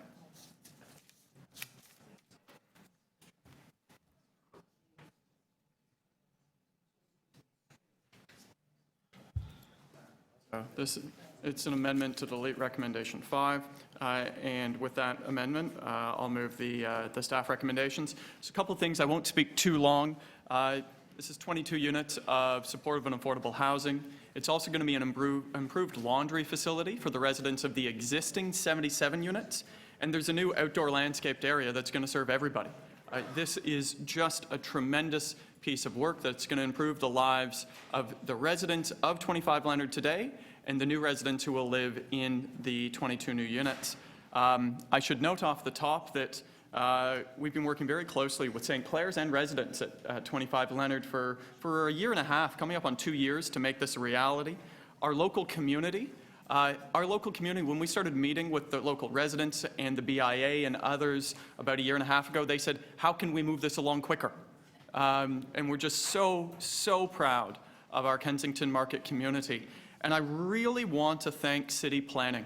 And I'll tell you why, and this I think is important for us all to understand, is under the official plan, if you're looking to have an infill development in an existing apartment building or adjacent to, in a neighborhood, it's supposed to be at grade. And so planning said, listen, under the OP, the only way we can make this work without setting a bad precedent is to do an OPA. And to do it in a way that took into account all of the local issues within this neighborhood, understanding that it's adjacent to a garage, that it backs onto some laneway houses. And so planning rolled up their sleeves, worked with St. Clair's, worked with our office, worked with the community to say, how do we get to yes? And how do we get to a yes to provide the critical housing we need without setting a precedent for some investor who wants to build an Airbnb ghost hotel in Kensington, which is what we're also seeing. We've done just that. And so, frankly, I'm just thrilled as the local councillor that we're bringing more supportive and affordable housing into Kensington Market. Kensington Market, a key character of Kensington has always been that it's affordable for all. This past Saturday, I participated in a plaque unveiling for Dan and Alice Heap at 27 Wales. And so, here is Dan and Alice Heap, who lived at 27 Wales in the market, just around the corner from 25 Leonard, who had a policy that their house was always open to all, and when they had to move on, they turned their house into affordable housing. They didn't sell it, they turned it into affordable housing. And in Kensington Market, whether it's working through a land trust for other people who have values like Dan and Alice Heap did to carry on affordable housing, or whether it's organizations like St. Clair's who are going to do expansion, or whether it's finding ways for the city for us to buy property to create more affordable housing, every tool at our disposal has to be leveraged to ensure that Kensington, which has always been affordable, remains affordable. It's an important day, it's an important site, and it's just a critical step forward in the market and in our city, and I want to thank everybody involved, and in particular, again, city staff, because they could have easily just said no, but instead, and Linda McDonald, who's here, said, how do I make sure we get to yes? So thank you, everybody. I guess the rules don't apply for us. It's got to be the same rules, folks, but I do recognize that those remarks did warrant some applause. Thank you very much, Councillor Crossie. Councillor Bailao to speak. Thank you. I'd like to congratulate St. Clair's and all the agencies that were here. I have the privilege of having them in my community as well. And I think the fact that the community was so strong in supporting this proposal is a testament of the work they do in our communities and how well they integrate and they're full part and full members of our communities. I want to thank Councillor Cressy for all the work and staff as well, but I think we can always challenge ourselves better, and for better. And I think that now that we've learned this, next project, we have to aim at not taking 2 years and hopefully have learned some lessons and put some priority in these affordable housing projects. And I think we need to start doing better. And I know that it's always a very fine line between the precedents and that we may cause and the building of affordable housing. But I think that we need to embrace, especially when we have the nonprofit sector coming to the table, we really need to embrace and work hard to make sure that we make this a reality. But I think everybody involved, we owe a huge amount of gratitude, because when you're the first ones, it's really hard, and this was the first one too. So to our staff, to the local councillor, and to the agencies, and in particular to the community, because it's not always the case when you have a community that is as supportive of this as this was. So thank you to everybody. These are important projects that will set a precedent, hopefully, on the nonprofit sector and on the supportive housing and how to build supportive housing in our city. Okay, thank you very much, Councillor. Councillor McConnell to speak. Thank you very much, and congratulations to the community and to St. Clair and to the agencies, and particularly has been said to the staff. I wanted to just say that it's only 22 units, but it's so important that we look within our own portfolios and see how we can be more creative about presenting some of these opportunities, because these are really life-changing opportunities for people. It seems to me that whenever we can think about those creativities, it's really important. I know that Councillor Bailao has been looking at these things, as have all of us, about opportunities within the downtown to house people who live in the downtown and who have no other places to go. And particularly, I wanted to say to the agencies that they have really done an incredible job at supporting many of these people, and as a result of that, have stabilized their lives. I wanted to also say that there are other projects that are coming up, and the Tenants First is an opportunity for us in South St. Jamestown to do another innovative project where we take rooming houses that are already there and really dilapidated and not very well run, if I could say that by TCH, and turn them into places where these agencies can run their own houses. And the first one for that is Maggie's. And it's really quite incredible to look at how you can transform a community that is million-dollar homes and heritage homes that have been really dilapidated, like those ones, and really try and build this kind of support.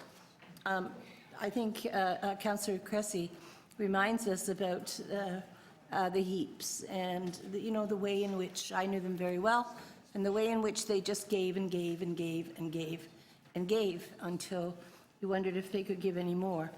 I think that that's what these agencies have done, that's what St. Clair's has done, and that's what this community has done.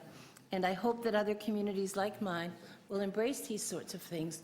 Be creative about the stock that we have, think about the people that we need to house, and think about the way in which we can house them in safe, affordable, and quality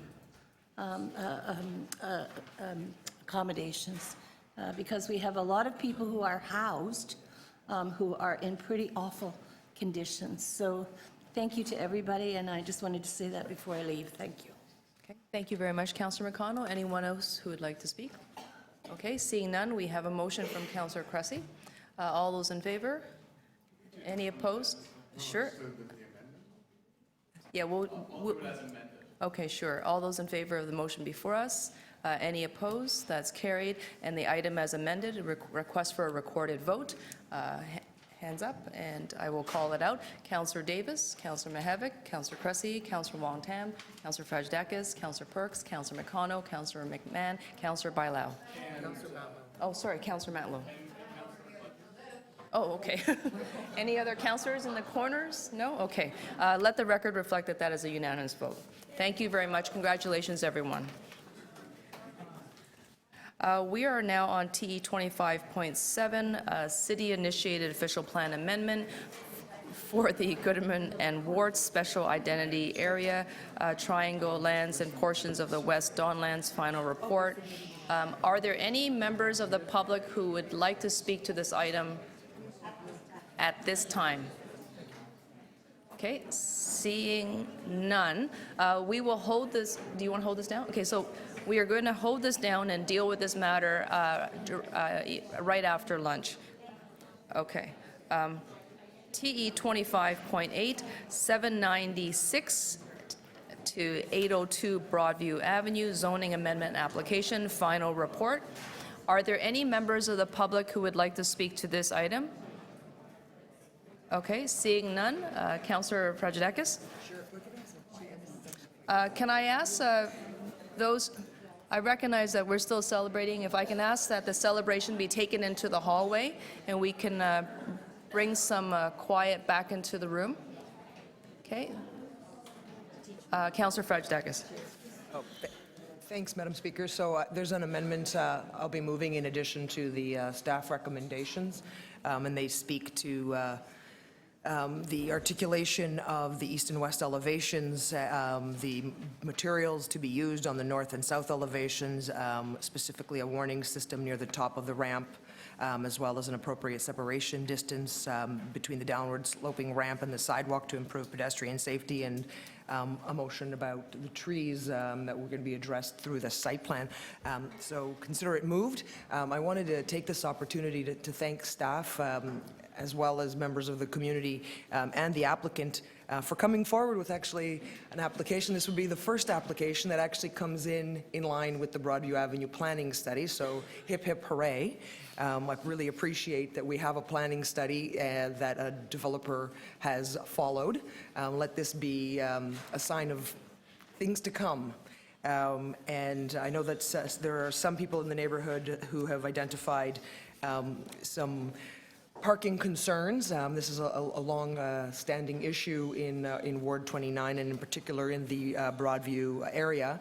But this developer is actually proposing parking that is more than the units in the building, which takes into account that some people actually have more than one car and actually have friends and family that might actually come and visit them. So I appreciate that there is that consideration, because we often don't see applications that take into account that people have multiple vehicles and have friends and family that they might come and visit at their place of residence. So with that, we'll move all of it and look for your support.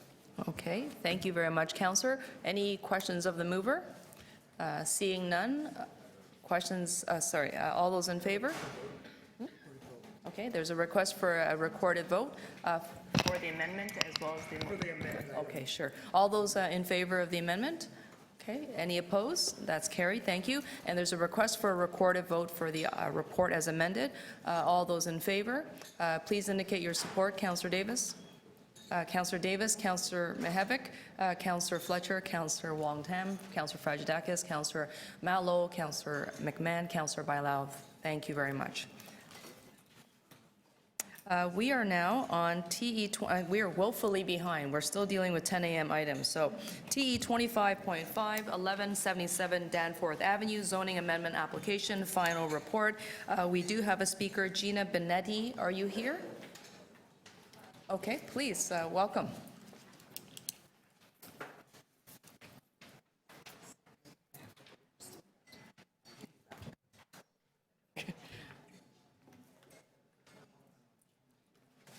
Hey, Gina, welcome. Thank you. Okay. The clock is on your left-hand side, and you'll have 5 minutes when you're ready. Thank you for the opportunity to speak. So this development came about quite a while ago, and at first there was a lot of resistance, but actually the developers and the architects and the designers took into account a lot of the comments, and they did a revised plan, and they changed a lot of the look of the building, which was great. But the main concern I'm here for is, and I'm representing some of my neighbors as well, who couldn't be here, is the access to the building. So we live on Chatham Avenue, which is directly south of the building, where the building will be, and there's a laneway that goes behind our houses. And the proposal is to have two access points to the building. One goes directly to Greenwood, and the other one uses the laneway to come out onto Chatham. And we ask that there's a reconsideration of that, to only use the access and entrance and exit onto Greenwood. The alleyway is very narrow, and so it doesn't allow for two-way traffic. There's also trees that we're not sure what's going to happen to. That hasn't been addressed yet. And we're just concerned with the increase of traffic that would be on the laneway, also because there's a daycare on the laneway.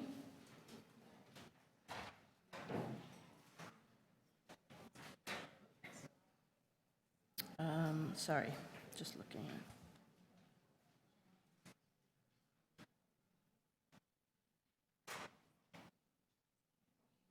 My neighbor who's here today as well, their garage would be directly behind where the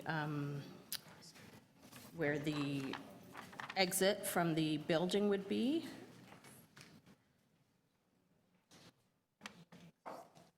And he states in his letter, they have already had illegal parking in front of their garage, and they can't get in and out. It's like really narrow, so they're concerned with more cars coming into that little elbow that it will cause a lot more problems.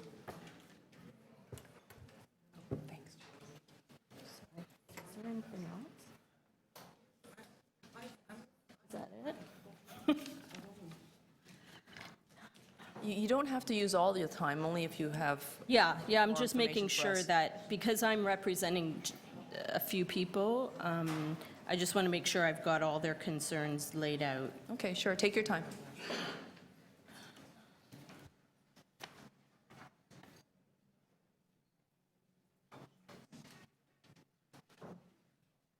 There was some talk of traffic calming on Chatham Avenue, so it doesn't make sense to actually add to traffic if we're trying to calm it down.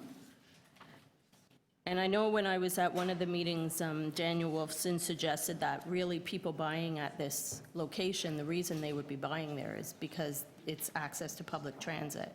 And so they wouldn't really be driving their cars that much anyway, and it may not be an issue. But if that's the case, then they really don't need 2 exit points. They just need 1, which is Greenwood.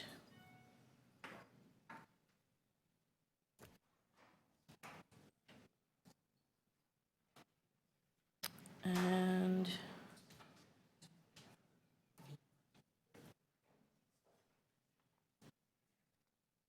that's all that, I think that's everything. Okay. Thank you very much, Gina. There may be questions for you. Are there any questions for the speaker? Okay, Councillor Fletcher. Thank you, Gina, for coming. The laneway, the public laneway running north off of Chatham, it's a very narrow, as you pointed out. Yes. And the laneway that's running behind the daycare is also very narrow. I think it's 3 meters, which is quite small. Do parents drive in and out of there? No, not at all. Does anybody drive in and out to get to the daycare or to any of the housing that's on the, besides people that have their garages there? No, no. And actually, the way it works is the people who are on the west side of the daycare, who live on the west side of the daycare, do not cross to the east side to exit. They go out the western. They're going out to Byron then? And then, exactly, well, still onto Chatham, but they go towards Byron and then Okay, down. yes, come out on Chatham and back out. And then the people living east of the daycare use that exit on the east side. So they would go east and onto Chatham. And would you consider it very convenient to drive down that lane if you didn't have to go there? Oh, no, not at all. Really, it's to access your garage, isn't it? It's really narrow, and there's very unwieldy speed bumps on it. I mean, it's not a... Not very inviting. No.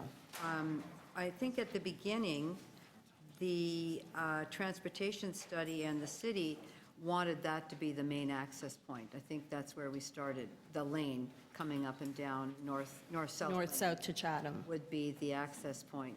And I'm pretty sure you know that over the last number of months with your help, and I've just been pushing to have Greenwood as the primary access. So that lane out to Greenwood, 6 meters wide.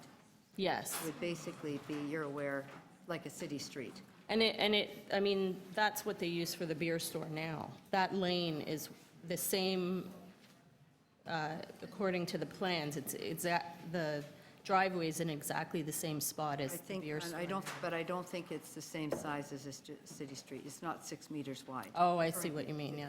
Oh, no. I'll ask staff how wide that is. The plan is to widen it, to make it two-way, so it's very convenient to go in and out from there. Right. But this is an interesting conundrum here, and I'll address that when I speak. But thank you very much. Thank you. To the neighbors. Thank you. Are there any other questions for the speaker? Seeing none? Okay. Are there any other members? Thank you very much, Gina. Are there any other members who would like to speak? Yes. Yes, hi, welcome. If we can get your name, and then we will start your clock. I think we'll have to check in on the clerk after you speak as well for the records. Go ahead, please. Hi, my name is Jun Higuchi. I'm just neighbor of Gina. My English is not that great, so my husband wrote a letter. So I just want to read this letter. Is that okay? Yes. Yes. We are writing in regards of the new development on 117 Danforth Avenue. And we are just against the new development to have an exit entrance through the lane on Chatham Avenue. There are 6 reasons. First one, the lane is narrow and it will not accommodate more through traffic. Both and the lane are as narrow as a sedan car. Therefore, it is not possible for opposite traffic to go through without the other car backup. This will cause traffic issue for the resident on Chatham Avenue who use the lane to access their garage. Second, our garage is in front of new development plan exit to the lane. Therefore, it will cause us great inconvenience. Especially, I park the car head in. I cannot park back. I'm not good driving. So when I open the garage, if the car comes, I don't know how I can park my car there. Number three, there is also a daycare on this lane, and kids' parents are always crossing. Especially, I go to work. I work in downtown, so Greenwood is pretty busy. I take my daughter to the nose, so I go Greenwood, but sometimes there are so many cars turning left, and there are so many cars for the gas station, and I really can't go. So I always take that lane to go to the east side and down to the downtown. So I can see if the people start to live there, working downtown, going west or south, I'm sure they use that lane because it's so easier. So even though I just pass by every morning to go to work, I see lots of kids, lots of parents passing by on that daycare. So more traffic means more hazard for kids and parents or pedestrians. Number four, more traffic on the lane means more traffic on Chatham Avenue. I think city planned that one for biking, and I don't understand that if bike is even now, there's a lane like this, I come out this way, that way, I can't see. So I stop, I go so slowly. Sometimes I honk, and then I see the stroller with baby coming out. It's very scary. But now if you put that bike lane, it's gonna be horrible. They are so fast. So if more traffic, it's gonna be, I don't know how. That's number four. Number five, the new development has one or it's going to be Greenwood exit. Yeah? We don't see any reason to put more exit through the lane. It's going to be a problem, that we feel. Number six, we already had several illegal parking in front of our garage. When I need to go pick up my daughter for daycare, I can't go because car is parking. And then we are late. Actually, Gina gave us a ride to go. When I came back from work, I can't park because car is parking. And sometimes, like the car was stolen car, they cannot move. And we need to wait and wait and wait. If, especially that area, downforce, and it's lots of restaurants, lots of stores, and the people start to live there, the friends visiting. I'm sure they want to park in front of our parking garage, and we can't go anywhere. How many times we call that police? So I really hope, or we really want this new development have only exit on Greenwood Avenue. That's it. Thank you very much for your dedication. Thank you. Are there any questions for our speaker? No? Okay, there is a question. Hang on tight. Councillor Fletcher? Thank you. Thank you for coming. And that originally, the lane was going to be the only exit. Yeah, it was surprise. It was not a good idea. And It now was surprise. it's now, the primary exit will be to Greenwood, as Yeah. you've indicated. You say you live just south? Yes. Of where the Yes, garage door. will be? Yeah. And the lane is 3 meters at that location? Yes. Are you aware it would probably be much wider where you are under this plan? For you? At your Because right now there's a fence there and a tree. Yes. So what you're saying is the tree and the fence. Well, I know that and our apartment. There's a widening of the lane for the neighbors as well, not going west of that property. But my Immediately garage is south would be just widened. finished the fence here, and there is another lane and apartment. So you cannot make it wider. The apartment building's right there. Yes. Okay, I think we'll have a look at that with the staff together while you're here. Good, thank you. Great. Thank you very much. Are there any other questions? Seeing none, thank you very much to our speaker. Are there any other members of the public who would like to speak to this item? I see you. Welcome. I'm a bit late. I don't know if we're still talking about the, We are on item number 11, for the address 1177 Danforth Avenue. you know, I was coming for the, what do you call it? Garage? Laneway housing? That will be dealt with later on this afternoon. Talking about laneways, but not that one. Okay, so no members, no additional speakers to this item. Are there any members of the, are there any questions of staff? Seeing none, No, hang members on. to speak. No, I have a question. Oh, question of staff. Sorry, Counselor. Go ahead. This is just on the laneway, and I think, depends on your answer, we may have to get together. But the neighbors are indicating there's a building in the way of expanding the lane, and I don't know who'd like to answer that. I'm just trying to get on Google Maps to see it.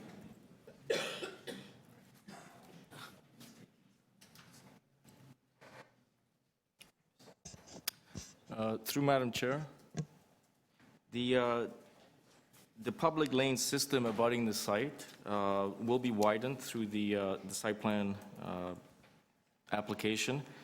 So in one portion of the lane will be widened by almost 2 meters, and the other portion of the lane will be widened 1.67 meters along the boundary of the subject site.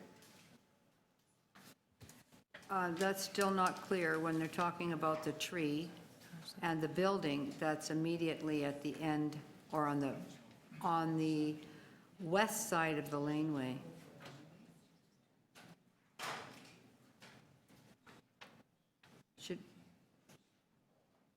I'm going to address the lane in some of my motions, but I'm thinking maybe we should stand this one down while we just have a look together at that situation. Sure. That is not a problem. We can certainly hold that down for you, Counselor. We'll come back to it when you're ready to proceed. We are now moving on to T25.10, 140 Winona Avenue, official plan amendment applications, final report. There is a speaker. Welcome, Tim Jessop, Weston Consulting.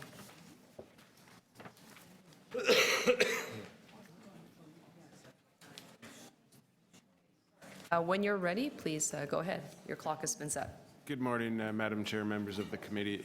My name is Tim Jessup. I'm a planner at Weston Consulting, acting on behalf of the owner and the applicant. The applications before you are to permit a parking lot at 140 Winneva, which is the Beach United Church. The parking lot would be located where that red circle is. And that's a schematic showing the existing church and the proposed parking lot. Part of the intent of the parking lot is to open it up for commercial use when it's not being used by the church. And so staff are supportive of that. However, they're recommending limiting that to 16 spaces. At this time, we are asking to defer this item so that we have an opportunity to further discuss this and analyze this with staff with the intention of coming back, hopefully with their support, to permit additional commercial parking. It's the intention that on average there would be about 16 spaces that would be available for commercial, with the rest available for the church. However, at times when there's not a demand by the church would like the opportunity to allow additional commercial parking.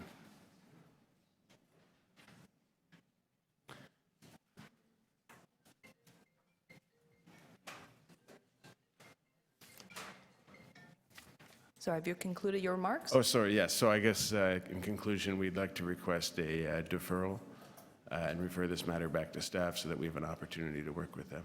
Okay. Thank you very much. Are there any members with questions for the speaker? Okay, seeing none, thank you very much. Are there any other members of the public who would like to speak to this item? Okay. Seeing none, we'll just bring this right into committee. Members with questions of staff? Seeing, oh, sorry, Councillor Perks. Sorry, is this, this is in an R zone? Yeah? Yes, it's in our zone. So my memory is that we don't permit commercial parking stations in our zones unless they're operated by the Toronto Parking Authority or are ancillary to the specific use. Is my memory correct? Yes, this is an official plan amendment and a rezoning, and you are correct. The way the official plan is interpreted is that commercial parking is only permitted in a residentially designated area if it's provided by the TPA without an official plan amendment. That is why in this instance we required an official plan amendment, because it would not be the TPA, even though I understand they were invited to participate. So the proposal in front of you is a combination of parking associated with the church, which would be... The ancillary, yeah, I understand. Yeah, That's it's the aspect of the commercial parking that had to be closely evaluated, and in the report, you'll see considerations that were undertaken there in terms of its proximity to Queen Street and its association with its local context. If this had been, for example, in the middle of the neighborhood, that is not something that we would have entertained. Okay. Any other members with questions of staff? Okay, seeing none, members to speak. Councillor McMahon. Yes, and I will move deferral till November, and just mention that we were strongly encouraging Toronto Parking Authority for the church to involve them, because it's would be a lot easier of a go, and so we've had some confusion, so we're deferring it till November. Thank you. Thank you. Proposing, yes, sorry, I'm requesting of you. Okay, thank you. Lead your colleagues. Thank you very much, Councillor McMahon. Councillor Perks to speak. Thank you. I'll be supporting the deferral, but I do want to say I'm very uncomfortable with the staff supporting making an official plan amendment to permit this. We have, I don't know how many institutional buildings, schools, hospitals, churches, so on, that are in proximity to main streets. And if we start to open this up, it is a field day. It was only 6 or 7 years ago that the TDSB tried to convert all of their parking lots to a private operator for just business parking. And frankly, if the TDSB doesn't need those lands for their own use, we should not be encouraging building parking lots in residential areas. Once we demonstrate that we're willing to do this, we put at risk the city's very firm line that we control through the Toronto Parking Authority where and when and under what circumstances we will allow parking lots into our zones. So I'm very uncomfortable with this. I'm going to be watching this one closely. Okay. Thank you very much, Councillor. Any other members who would like to speak?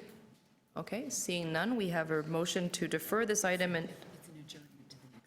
Okay, we have a motion to adjourn this item until the November 2017 meeting. All those in favor of the adjournment? Okay, any opposed? That's carried. Thank you very much.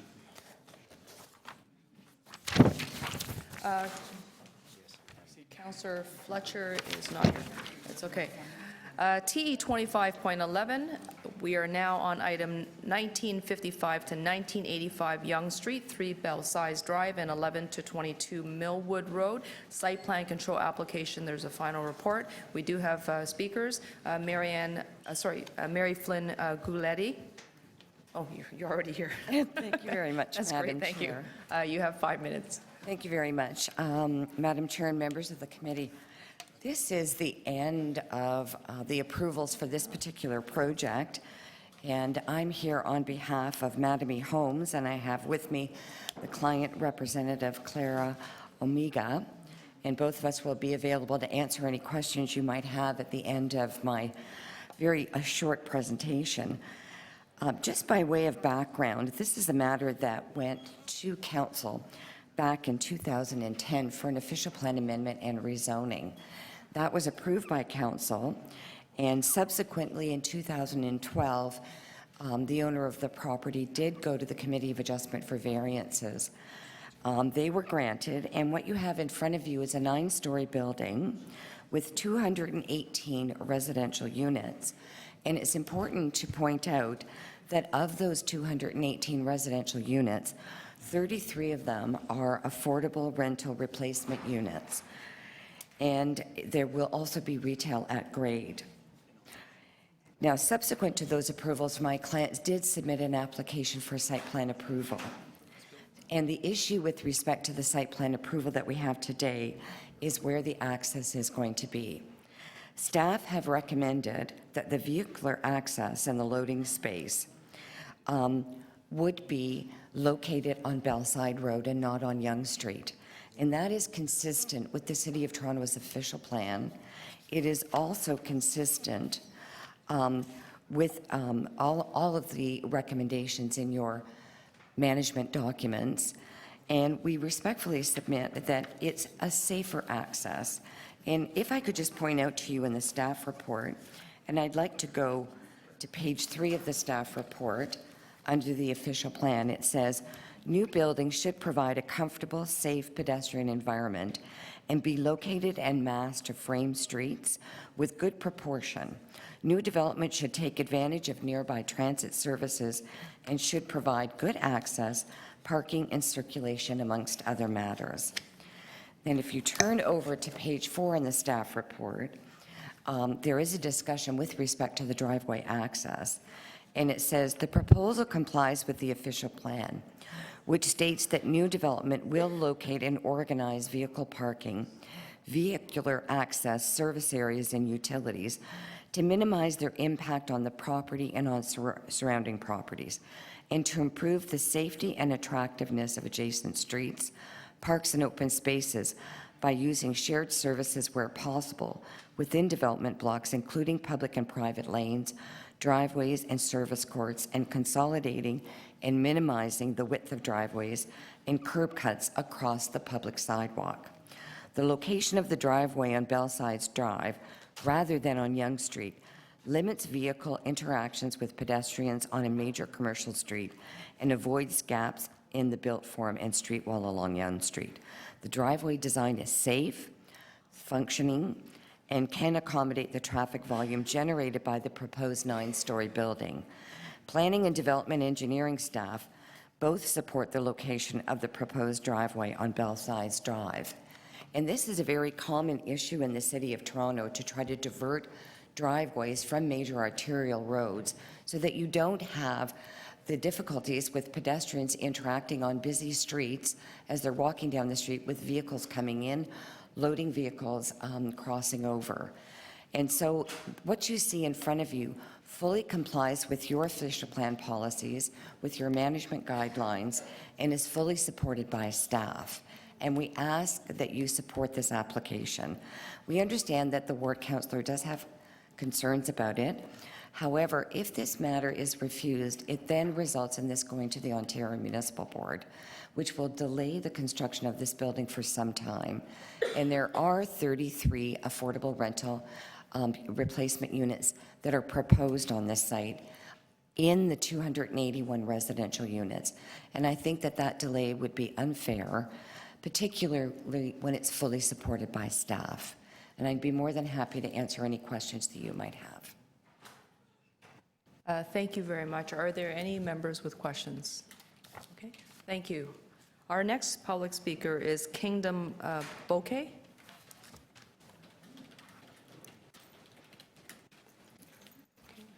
Speaker after that, and then King, why don't you come up? Okay, so does that mean you must be Andy then?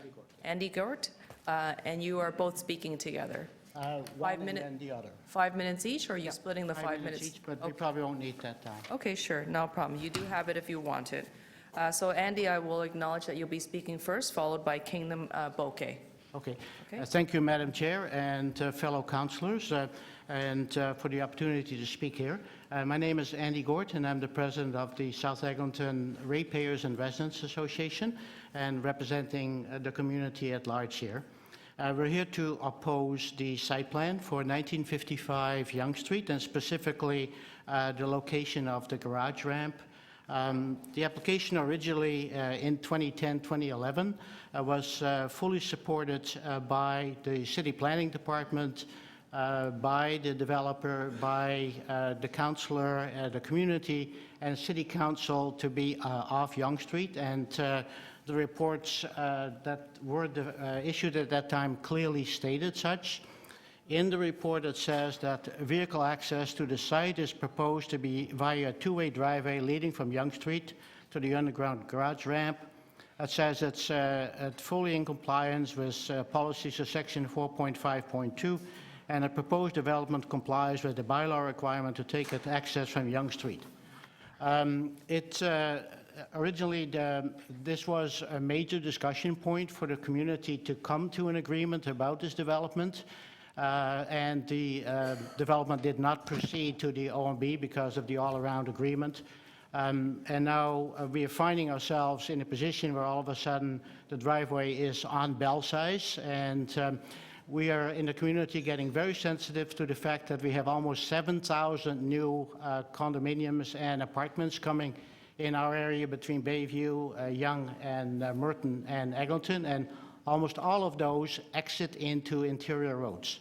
So it's getting to a point where there's a lot of traffic, a lot of safety issues, and we're getting to be very sensitive about driveways exiting into the neighborhood as opposed to arterial roads. Basically, we understand that one of the issues was that this was not adequately reflected in the site-specific bylaw. So something occurred somewhere down the road where the directions from you, City Council, were not taking, and this did not enter in the site-specific bylaw, which enabled the developer basically to sidestep the request and to have the exit on Belsize. We understand that there will be a motion from Councillor Medlow, which we would like to support, which is to ask to redirect the driveway back to Yonge Street. And we would simply like to ask City Council to abide by their original decision, taken quite some time ago, but nevertheless taken by you and City Council in support of the decision that was taken then. So that's basically what I wanted to say, and thank you for opportunity to talk to you and speak to you. Okay, thank you very much. Any questions for the speaker? Okay, seeing none, thank you. Kingdom, go ahead, you also have 5 minutes. Thank you, Madam Chair and Council, for allowing us to speak here today. I'm here representing the neighborhood to be most affected by allowing the parking access of 1955 Yonge on Belsize Drive. The increased traffic would impact the Belsize Parkette, Sharon Lewis and Bram Park, daycare on Glebe Street, and of course the neighbors and the visitors. That stretch goes from Yonge Street all the way from Belsize to Mount Pleasant Avenue. The streets serving these sites are magnets for the children and their families getting these parks and to Davisville Public School. Our neighborhood saw the dangers years ago. As far back as 2007, we began to engage talks with the city, our councilman, and the developer, and we lobbied to have the exit moved to Yonge Street. In 2010, the city agreed with the neighbors' concerns and amended the application. The developer submitted new plans, and in 2011, the final report and bylaw was adopted without amendment and without debate. After years of negotiating, that's 2007 to 2011, all carried out by the city's rules, we had an agreement that allowed the development to go ahead, and the project lay dormant until 2016, when the developer began selling units with a parking entrance off of Belsize Drive. That is 5 to 6 years after the plan was amended and approved by City Council. Now, how can City Council allow this to happen? We followed the city's rules to gain the amendment. Planning staff and city transportation services staff found no problem with the Yonge Street exit, and yet the developer can supersede the amendment. As was explained to us in meetings with Councilman Matlow, it appears that city staff did not take the final step in enacting the bylaw. This is supposed to happen automatically. It is a template operation, and that apparently did not happen. Our group followed all the city's rules and during years of negotiation with the developer secured the desired amendment with council's approval, and years later we find out that a city staff misstep has left a loophole that the developer can casually stroll through. We want to support Councilman Matlow's motion to honor the original amendment to have the exit on Yonge Street. City Council has already voted and passed that amendment. So please support City Council's original approval of the Yonge Street exit that was passed in 2011, and I quote, without amendment and without debate. Thank you for your time.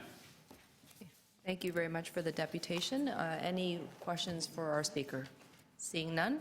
Okay, thank you. Are there any other members of the public who would like to speak to this item? Okay, we'll bring this right into committee. Members who with questions for staff? Okay, members to speak. Councillor Matlow. So I'd like to move the motion that was referred to by the deputants. Okay. I don't believe the clerks have your motion yet. Is there a motion for this item? We're on item at 11. It should have been sent to you. Hold on for a moment. Okay. Okay.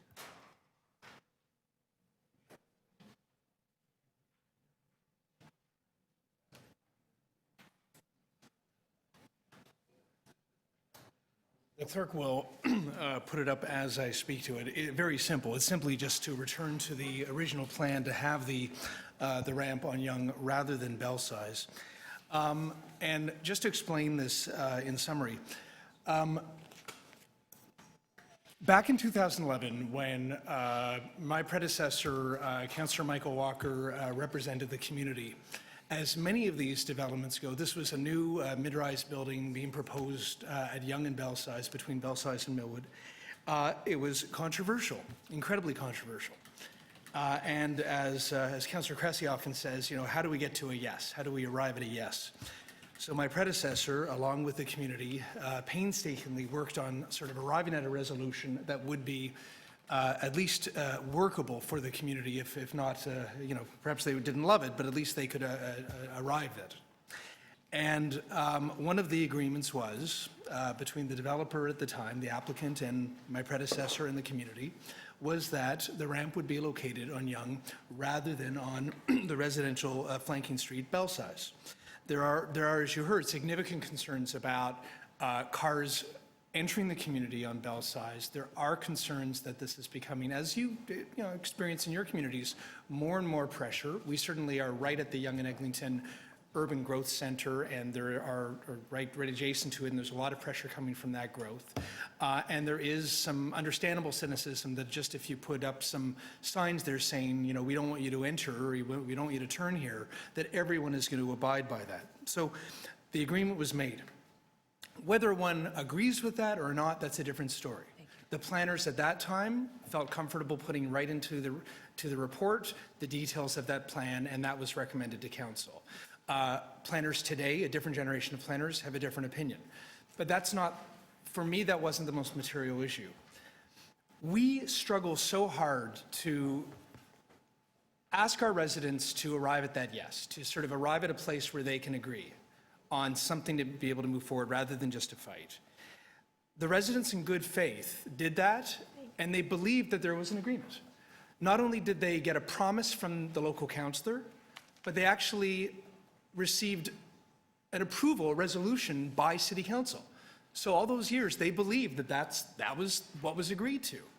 And that they feel now that because they did, that the bill that was approved didn't reflect the agreement in the motion, in the item at council, that now the rug's being pulled from under them. So I'm not debating where ramps should go as far as the bigger planning questions. What I'm submitting to you respectfully, and I know that there's been some lobbying by the current owner, But I'm asking you to honor and respect the agreement that was made in good faith, where a community that already feels under siege by development actually said yes to a development, but with an understanding about where the location of the ramp would be. And I'm asking for it to be returned to the original plan that was agreed upon by the community, the original applicant, the local councillor, and council itself. Thank you. Thank you very much, Councillor Matlow. Are there, I think we're still working on the motion. Want to hold it down for a moment? Yeah, I think I'd like to do that. Are there any other members who would like to speak to this matter? Okay, so seeing none, we'll just come right back to it once the motion is prepared. So our next... By the way, just for the clerk's information, if I may, my staff told me that they actually sent you a copy of the motion yesterday, so it should be in your, somewhere in your records. Okay. I'm going to hold this down. Okay, so we're going to come right back to point 11, but so moving forward, TE 25.12 is our next item. It's 722 Queen Street East, site plan control application. There's a final report. Are there any members of the public who would like to speak to this item? Okay. Okay, so we'll hold that down for the councillor who's not here as well, but there's also no members of the public who would like to speak to this item? Okay, so we're going to hold that down. TE 25.13, 703, 713 Sudan Avenue, and 1674 to 1684 Bayview Avenue, rental housing demolition application under Municipal Code Chapter 667. This is a final report. We have one registered speaker, Steve Rakin. Steve is not here, but he submitted a written submission. Okay, thank you very much, Councillor. Are there any other members of the public who would like to speak to this item? Now that's you. Okay, welcome back. There's just another things I've looked at. Okay, so I will start the clock for you when you're ready. You have 5 minutes. My name is Belissa. I'm from a low-income background, hardworking folk who don't necessarily have high incomes and need to be able to have access to affordable housing. What I've noticed in this particular item is that 38 dwellings are being taken down, and they are being provided in the new structure as affordable housing. I presume that's what my understanding is. But it states they're only for a period up to 20 years.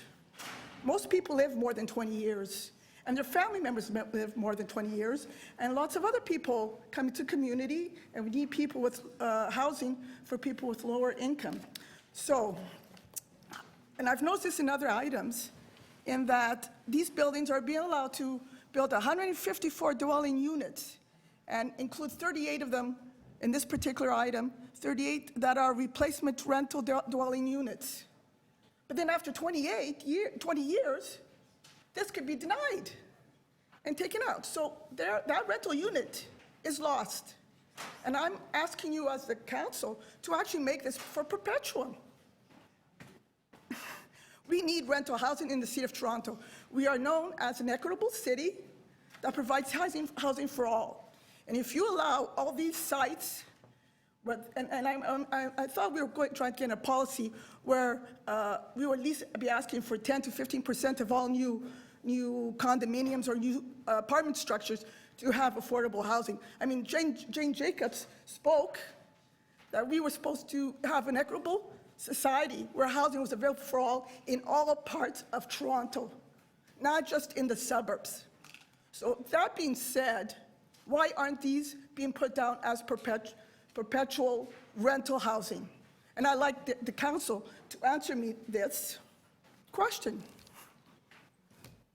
Thank you very much. The questions go that way and the answers come this way. But perhaps there may be a councillor who could ask that same question of our planning staff. Are there any questions for the speaker right now?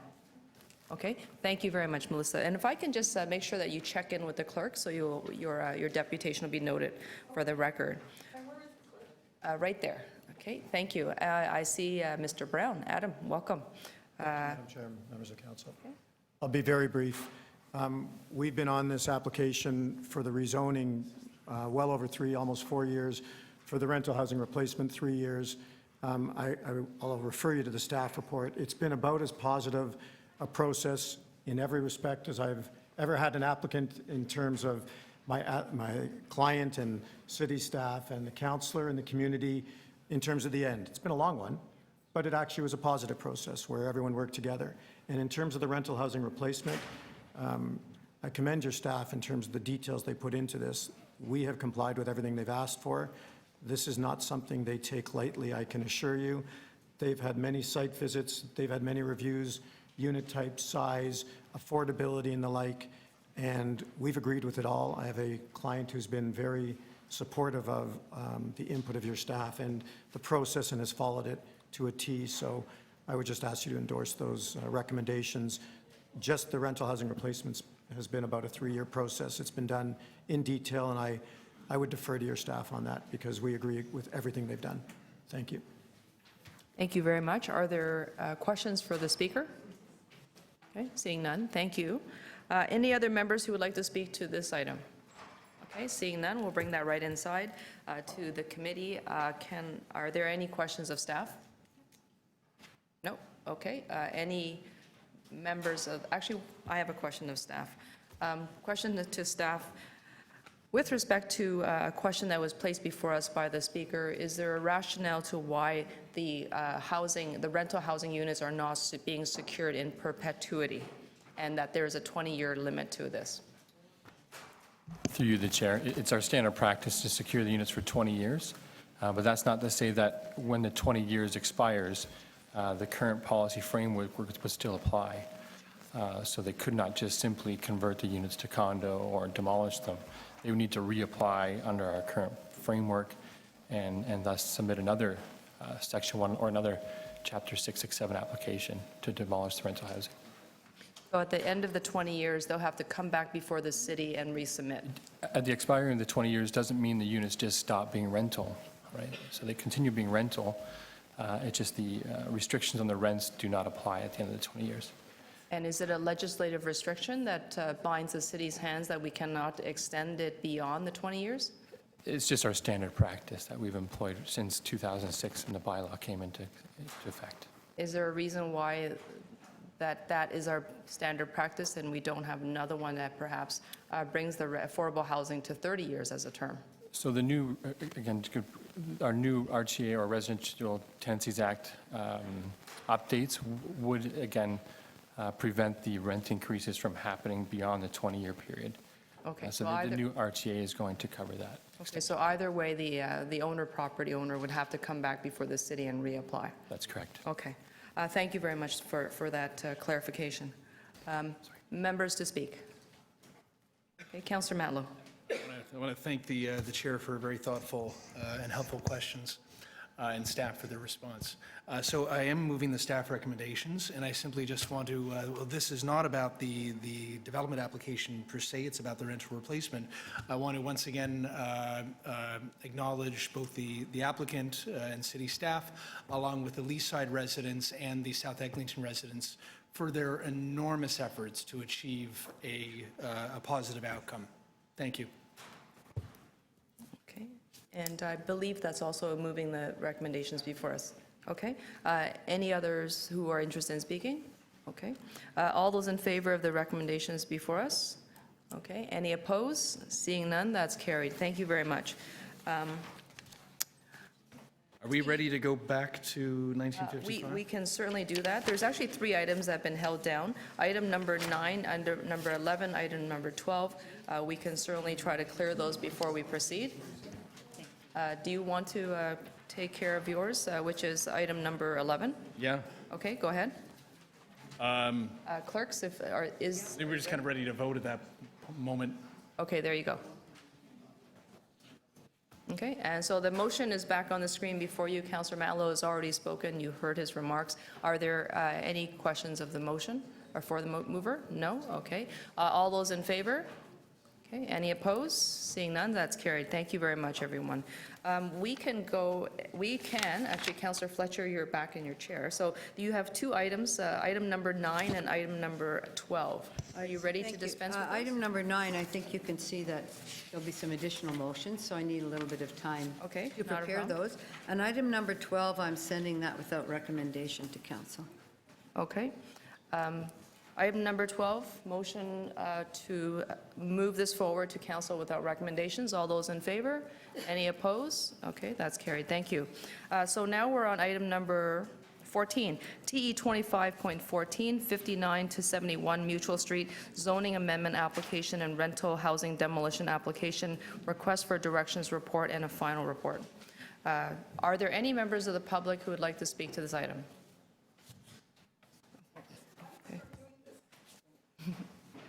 Okay, so I'm going to bring up the same issue regarding this house, this apartment. I'm going to start doing this because I think this is an issue the city has to do while I'm here today, since I'm here. Melissa, I'm going to start your time, okay? Okay. Again, this is another unit, another apartment building where there's only 12 replacement units being offered and a total of 265 dwelling units, okay, that are being constructed, yet only 12 are affordable housing. Again, there's a 20-year limit. They should be perpetually low-income, affordable housing for perpetual. And there should be higher rates of dwelling units that are affordable being provided to our city and to our residents. We are a mixed economic city. That is what we are known for, to being a fair city. Therefore, we need to start demanding that these apartment developers provide housing for all its citizens, not just those who have a lot of money to buy condos or the ones that borrow from their family members and become a condo poor. Okay, we need to be provided. So, again, I am questioning this city's members and regarding not requiring these developers to create more affordable dwelling units and for perpetuum. Okay, thank you very much, Melissa. Any members who have questions for the speaker? Okay, seeing none, thank you. I have a motion, actually, are there any other speakers to the item? No? Okay. Seeing none, I have a motion that I'd like the clerk to put on the screen for me. I would like to forward this item to City Council without recommendation, and also to request the Chief Planner, Executive Director of City Planning to report on the ongoing negotiations with the applicant with respect to Section 37 negotiations for the acquisition of 2,195 square feet of real estate at 200 Dundas Street East, known as Retail C Space, and to report directly to the June 4th, 2017 City Council meeting. And I will explain this particular motion. We actually secured space, City Council did, and the space will be conveyed to the city for uses of building, cultural space, community space, at 200 Dundas. So it's a brand new development application at the corner of Jarvis and Dundas. By way of the security of that particular space, it represents a very exciting new development in the area. It allows us an opportunity to build the required facilities that we need to provide the services that residents in the area would expect.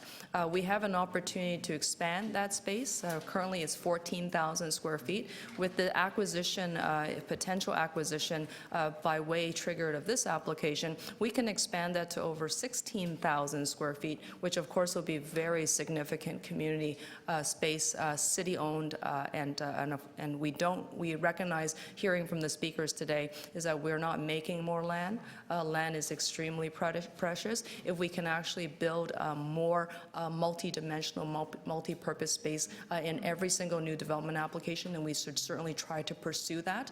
And because we already have secured 14,000 square feet, adding an additional 2,100 square feet to that will be a substantial improvement. And I think that this will go a long way in transforming the downtown east, the Garden District. Not only do we have the revitalization and redevelopment of Seton House on the table, which the staff are pursuing, but also with the development of the John Innes Community Center, as well as the new Moss Park Arena. This is the beginning of a major neighborhood transformation, which also includes the introduction of Toronto's first, and I would argue that it will be Canada's first, urban indigenous cultural and business district. So this is a very important intersection and certainly a very important street for our area. And if we can do everything in our powers to perpetuate that as a purposeful outcome, then we certainly should. And I know that the applicant has been working with the property owner at 200 Dundas, and city staff are very keen and interested in monitoring those discussions, and we will have the results of those discussions conveyed back by way of supplementary report. So we'll be open and transparent to everyone on how those discussions will be drawn to a close by the July meeting. So that's the explanation for the motion. And thank you. I recognize it's very technical. There's a lot of background, but I didn't want you to vote on this without fully being aware of what it is that we're proposing. So that means that we will not be adopting the recommendations in the staff report today. We expect to see some modifications before the July 4th City Council meeting. Any questions of the mover? Okay, seeing none, the motion is before you. All those in favor? Any opposed? The motion has been adopted. No, actually, we don't need an item as amended. Thank you very much. We're still on 10 a.m. items. We are now at TE 25.15, 124 Belsize Drive, draft plan of common elements condominium application and part lot control exemption application, final report. Are there any members of the public who would like to speak to this item? Okay, seeing none. Any members with questions of staff? Oh, seeing none. Members to speak, Councillor Matlow. I move staff recommendations. Okay, all those in favor? Okay, any opposed? That's carried. Thank you very much. TE 25.18, 16. TE 25.16, 261 Queens Quay East, application to remove the holding symbol from the zoning bylaw final report. Any members of the public here for this item? Recognizing there's no public speakers, any members? Actually, Councillor McConnell's not here. Maybe what I can do is I'm going to hold this down for Councillor McConnell, and when she comes back after lunch, we'll deal with it then. Next item affects Ward 18. Councillor Bailao is in her chair. This is good. TE 25.17, 20 Perth Avenue, Block 1 of 158 Sterling Road, zoning amendment application, removal of holdings symbol H. This is a final report. Members of the public, anyone here to speak to this item? Okay, seeing none. Members with questions of staff? Nope. Members to speak? Just move staff recommendations. Okay, all those in favor of the staff recs? Oh, sorry. Okay, I went too quickly? Okay, all those in favor of the staff recommendations? Any opposed? That carries. Thank you very much. TE 25.18, 859, 861, and 875 Eglinton Avenue West zoning amendment application, request for directions report. This affects Ward 21. Members of the public, anyone here to speak to this item? Okay, so we're going to hold this down for Councillor Mihevc. Oh, sorry, did you want to speak to this item? Yes, I noticed there's no affordable housing whatsoever on this site. Okay. Melissa, you're getting very good at this. Thank you very much. Okay? Yeah, that's okay. So, but we do recognize your remarks. Thank you very much. And you're a very persistent advocate. I don't think that there will be too many of us who disagree with what you're saying. But we are going to hold this item down for Councillor Mihevc, and when he comes back, probably after lunch at this point, we will deal with it then. Our next item is T 25.19, 55 and 65 Broadway Avenue, zoning amendment application, request for directions report, affecting Ward 22. We do have one speaker here registered, Jerry Berholtz, who is the chair of the Republic Residents Association. Thank you very much. Welcome. Thanks to Council and Madam Chair, for the opportunity to address you this morning. Today, I'm speaking on behalf of the Republic Residents Association, representing several hundred residents who reside at 25 Broadway and 70 Roehampton Avenues, all of whom are the immediate neighbors of the proposed development. We are the folks who will be most impacted by this development. Our association and its members are opposed to the 5565 Broadway application in its current form for myriad reasons which we have already conveyed to the developer. This plan not only represents serious over-densification, but we also foresee that this design could set a very detrimental precedent for our community. To the best of our knowledge, our association's objections mirror the very same concerns and considerations that city staff have already expressed. As such, we ask Community Council to recommend the rejection of this application. Thank you very much. Thank you very much for those succinct comments. Any members with questions? No? Okay. With our thanks. Thank you. Any other members of the public who would like to speak on this particular matter? Okay. Melissa, you're back again. I noticed there was nothing actually mentioned about affordable housing. It was just rental housing, which can be quite expensive in itself. So again, lack of affordable housing mentioned. Thank you. Okay, thank you very much. I do recognize another speaker from the public. Please proceed to the front. Hello. And I'll start your time when you're ready. Sure. Hi, my name is Lindsay Voderick, and thank you for having me. I am actually a resident of 65 Broadway, and as my neighbor actually said, this is actually something we've discussed with the developer, and this seems to be that the general community is against this proposal. And in the neighborhood, as many of you know, many buildings going up at once. And I actually had a question for staff. What is the sewer capacity? What is the electrical grid capacity? We don't know any of these things. And these proposals are going forward, recommending an additional 900 or so units when it just doesn't seem to make sense for the community in many ways, as you know. And as well as a young professional in the city, finding affordable renting opportunities is very, very difficult. I currently have a decent rate at 65 Broadway. And when my neighbor's building was being constructed, I moved in, and it was quite the mess, but that gave me some sort of discount. Now, at this point, to move out, I know there would be proposals as well to cover additional moving expenses and potential rent increases.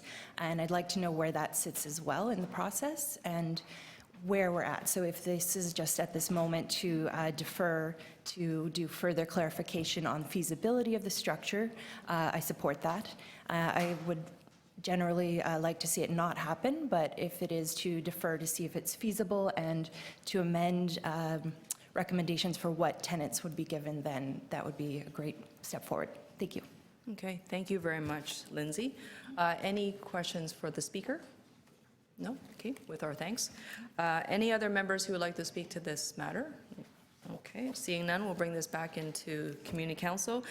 Questions of staff? There are none. Members to speak. Councillor Matlow. On behalf of our community, I'm moving in support of the direction requested by staff. This application did not and does not respect our official plan or secondary plan, our healthy neighborhoods policies. Basically, there isn't anything that the city has tried to prescribe to ensure that this community would form in a healthy way that focuses on people rather than on condo developers. So we are going to be fighting this at the Ontario Municipal Board, and I look forward to the coming months when we see the Ontario Municipal Board eliminated altogether and replaced by something far better due to our collective advocacy. We all know, but I want to remind you, and you know, the last speaker just alluded to, that young and Eglinton is facing an enormous amount of infrastructure challenges, whether it be hard infrastructure, whether it be transit, whether it be pipes, wires capacity, social services challenges, whether it be school capacity, affordable childcare, affordable housing, and so on. We've moved forward with the public realm study through Midtown in Focus. We're now in the midst of working on a very comprehensive and deeply consultative Midtown and Focus 2, which is the deep dive review into the Yonge and Eglinton secondary plan.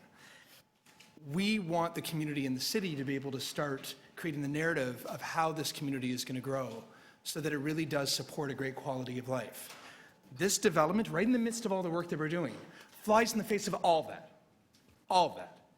And that's why we are sending a signal to every other developer that you either come and work with us rather than at us, or we're going to stand in your way. And on this one, this is more than a signal. This is a substantive action today, and I hope for your support. Thank you very much, Councillor. Any others who would like to speak to the matter? No? Okay. All those in favor? Okay. Any opposed? That carries. Thank you.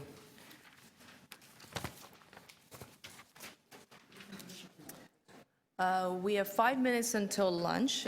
We probably have time to deal with one more item, TE 25.20, 492 to 498 Eglinton Avenue East and 3 to 7 Cardiff Road, official plan and zoning amendment applications, request for directions, Ward 22. Are there any members from the public who would like to speak to this matter? Seeing none. Members with questions of staff? No? We're on, okay. Anyways, again, affordable housing is not. We're on item 20. No questions of staff. Members to speak. Councillor Matlow. I move staff recommendations. Okay, all those in favor? Any opposed? That carries. Thank you very much. I was wrong. That was 30 seconds. TE 25.21, 90 Eastdale Avenue, zoning amendment and rental housing demolition application request for directions report. I have one speaker registered. His name is John Stewart. Charles? Okay. I need a motion to extend this, to either extend this to complete this item. We will not have enough time to hear and deal with the entire matter. Do I have a motion to extend to complete this item? I'd like to move to extend to hear the deputant. To at least hear the deputants. Are there any, I recognize that there are two deputants right now. There's one. Is that? There's one. I move. Okay, hold on, before we decay into chaos. There are at least two members I recognize from the public who'd like to speak to this item. Are there any other members who need to speak to this item? Okay. If not, then we have a motion on the floor to extend to at least hear the deputation, and we'll deal with the matter immediately after lunch. Okay, so John, would you like to come forward? Actually, sorry, first we need to vote to extend to hear the deputations before lunch. All those in favor? Okay, that's two. Those opposed? Okay, that loses. So now, what I'm going to do is I'm going to break for, actually, hold on. We could have dealt with some hose, but Councillor Fletcher is not in her chair. So what I will do is ask that we recess until 1:30, and we break a little bit early for lunch, and then we can reconvene right after lunch. We have a very full agenda, everyone. We are still dealing with 10:30 items. As you can tell, we're several hours behind.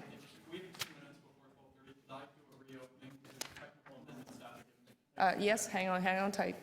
What item is it, please?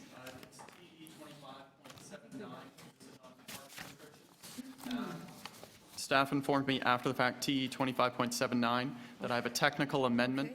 Motion to reopen. There is a motion on the floor to reopen. All right, and, Okay, that carries. Go ahead, please. and the recommendation should read as follows, if I can move the technical amendment staff have given me. It is there on the screen. Okay. All those in favor of the motion? Thank you. Any opposed? That carries. Thank you. We'll break for lunch.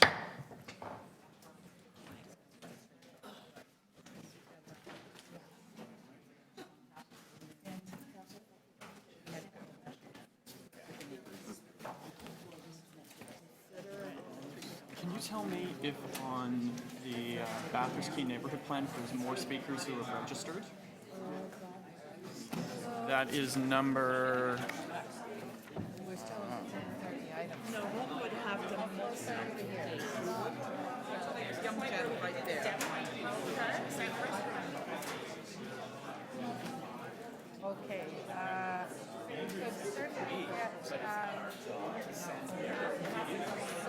Yeah, and we're just on number 20. Yeah. Oh, no, we won't be here.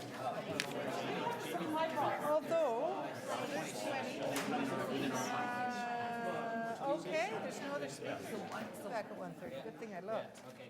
Yeah. I'm thinking 95, but that's what the other ones are, 95.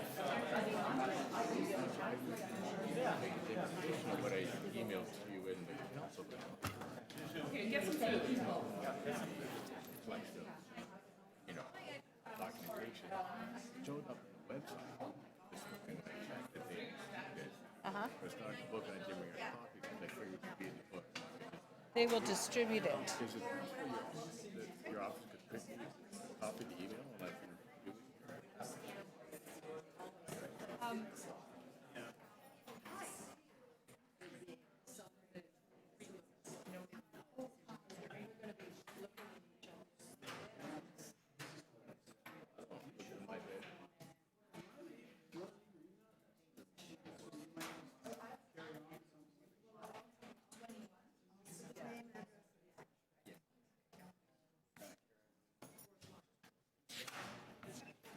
They only had 2 letters. Yeah. Janet, nobody procrastinated.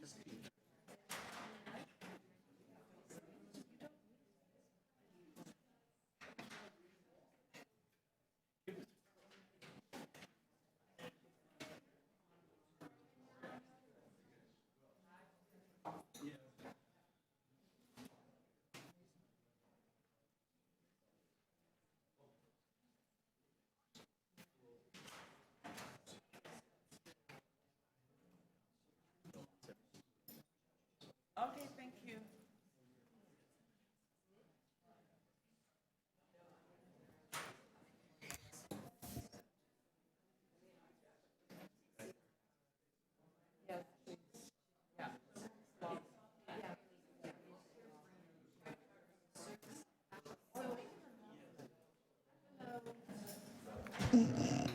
Would you please clear Committee Room 1 so that we can secure the room right away? Thank you.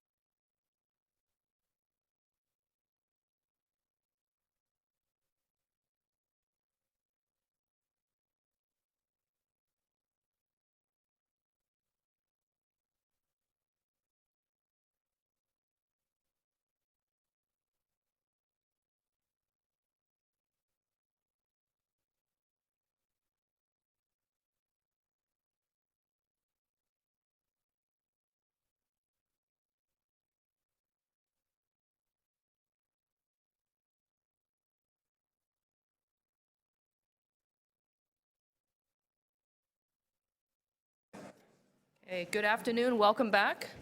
We have a quorum now in the committee room, so we can proceed. Just for everyone who's following along, on the agenda, we are now heading back to T 25.7, which is a timed item.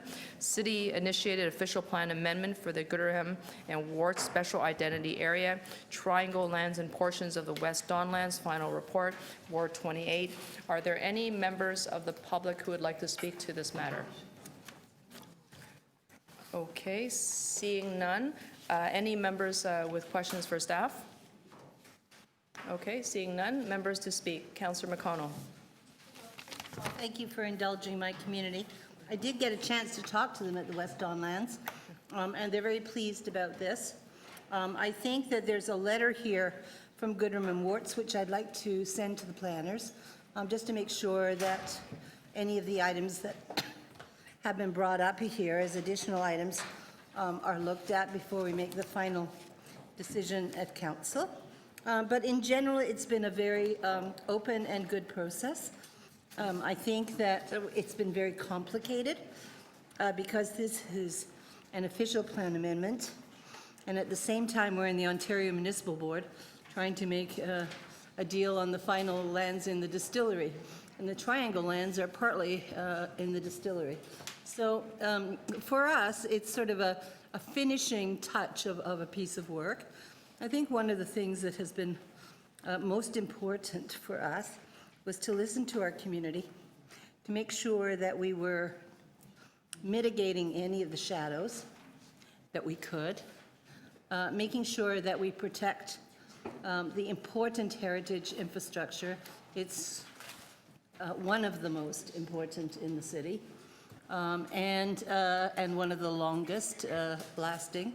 But it's also under private development, private ownership, which is very unusual.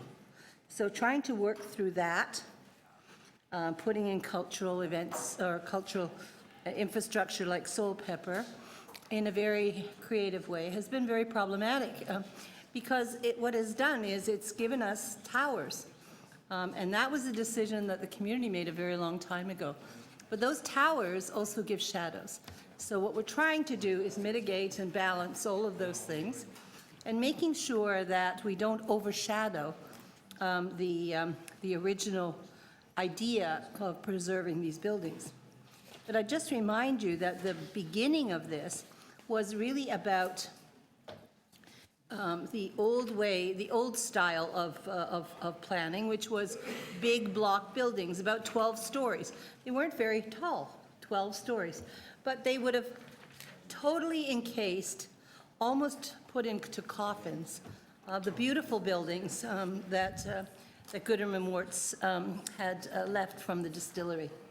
I remember the first time I went into the distillery, because it was never open. It always had closed gates. And I remember going in, and some of you will remember Barry Chevelle, a dear friend of mine, and passed away very early. And she was about my height. And I remember them trying to tell us that we had to take these buildings down because, well, what were you going to do? You couldn't repurpose them. I mean, they were held up by barrels of liquor, so that wasn't going to work when you pulled out the barrels. And look at this stupid place, they said. And it was a granary. It was where they put the grain and to dry it. I said, well, what's wrong with this? Barry says, yes, what's wrong with this? I said, tell me, like, I don't, well, it's only 5'5". What would you do with 5'5"? So Barry and I both stood there like this and said, I don't see any problem. What's your problem? And from there, we ended up with some really creative thinking from our planners, our chief planner, who had to be pushed around a little bit when we said we wanted a tower from the community. The community said they wanted a tower.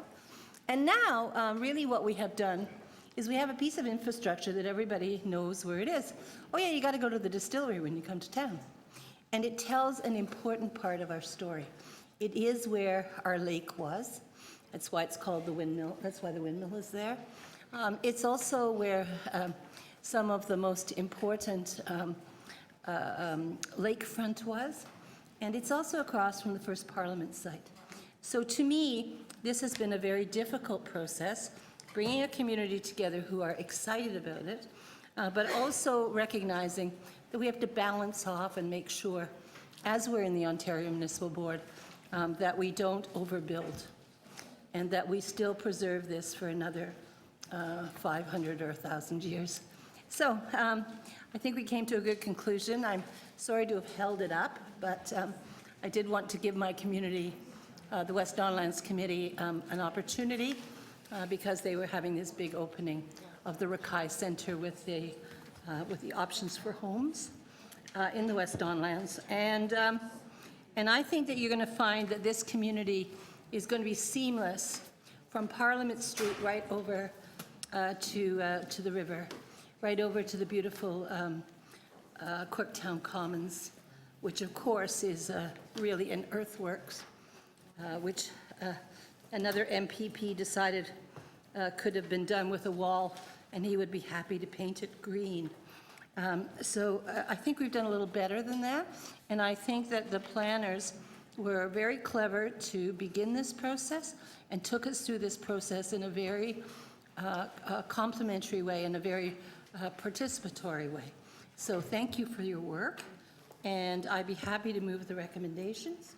And we do have a resolution from the municipal board, which of course, as is always the case, is a bit of push and pull. But I think we're satisfied. Thank you. Thank you very much, Councillor, and congratulations to you and your community. Are there any other members who would like to speak to this subject matter? No? Okay, seeing none. All those in favor of the recommendations before us? Any? Yes, of course. Request for a recorded vote. Please indicate your support members.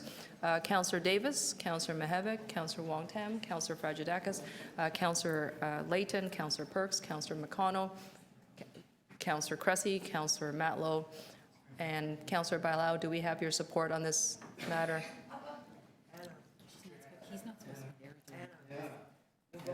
It's just a recorded vote?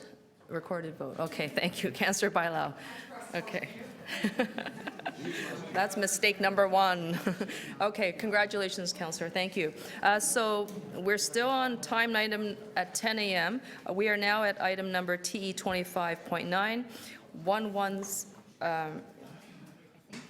I'm gonna hang on to this matter because Councillor Fletcher is not here, and so we're gonna go to TE 25.16. 261 Queens Quay application to remove the holding symbol from the zoning bylaw final report. It's in Ward 28. Councillor McConnell, I held this in your name. Yes, and I recognize that there's now a registered speaker for, for this matter, Marco DeCipio. Oh yes, hi Marco, welcome. If you want to just take a seat at the very front, you can. There might be some confusion. I asked to speak towards the Bathurst Quay neighborhood plan. So this matter is 261 Queens Quay East. Is this the matter that you want to speak about? There's a mistake, I'm sorry. Oh, I see, okay. Not a problem. Thank you very much. We'll make that change here as well. Is there anybody else who would like to speak to this matter, which is item number 16, 261 Queens Quay East? Seeing none, thank you very much. I had held this matter for Councillor McConnell. Councillor McConnell's back. How would you like to deal with this? First of all, I'd like to move and adopt the staff recommendations. Secondly, I'd like to, am I allowed to talk to it? Yes. And secondly, I'd like to say that this is a part of the Heinz properties, the Bayside properties, that an H was placed on. We've already got a fair number of those buildings up and running. One is going to be populated, I think, in August. So you're going to see a lot more activity down in that area. And it's important for us to move forward with these projects. This is also a project that has affordable housing in it, the Heinz properties. And it was one of the first residential communities and commercial communities that was sold by by Waterfront Toronto. So our staff have done a terrific job, worked with Waterfront Toronto to do a terrific job, and we've had a terrific set of partners who have built some pretty nice residential units. We'll have some very nice commercial units.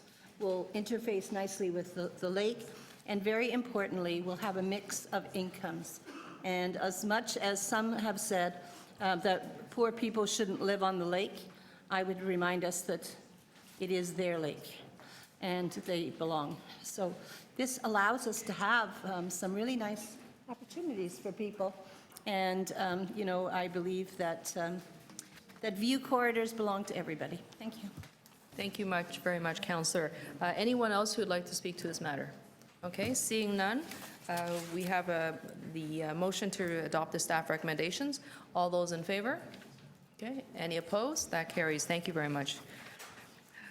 We're still at timed items now, no longer 10, but now we're at timed items 10:30. TE 25.18, 859, 861, and 875 Eglinton Avenue West, zoning amendment application request for directions report. I had held this for Councillor Matt Lowe, who is not here. I'll continue. Oh, you are, sorry, okay. You're hiding behind the camera. Welcome. Actually, this one might be Mahevik. 21. Oh, I'm sorry, actually, it is Councillor Mahevik, sorry. Councillor Mahevik, how would you like? Okay, that's good. Everyone stay in your chairs, please. Councillor, I don't believe there's any members of the public who need to, Melissa? Okay, all right, so Melissa, please, welcome. You now know the drill for sure. Yes. I noticed that this particular address is above and beyond the permitted. I personally have no problem with that as long as they put, let's say, 10 to 15% of nonprofit housing in there and affordable housing. So I would recommend that the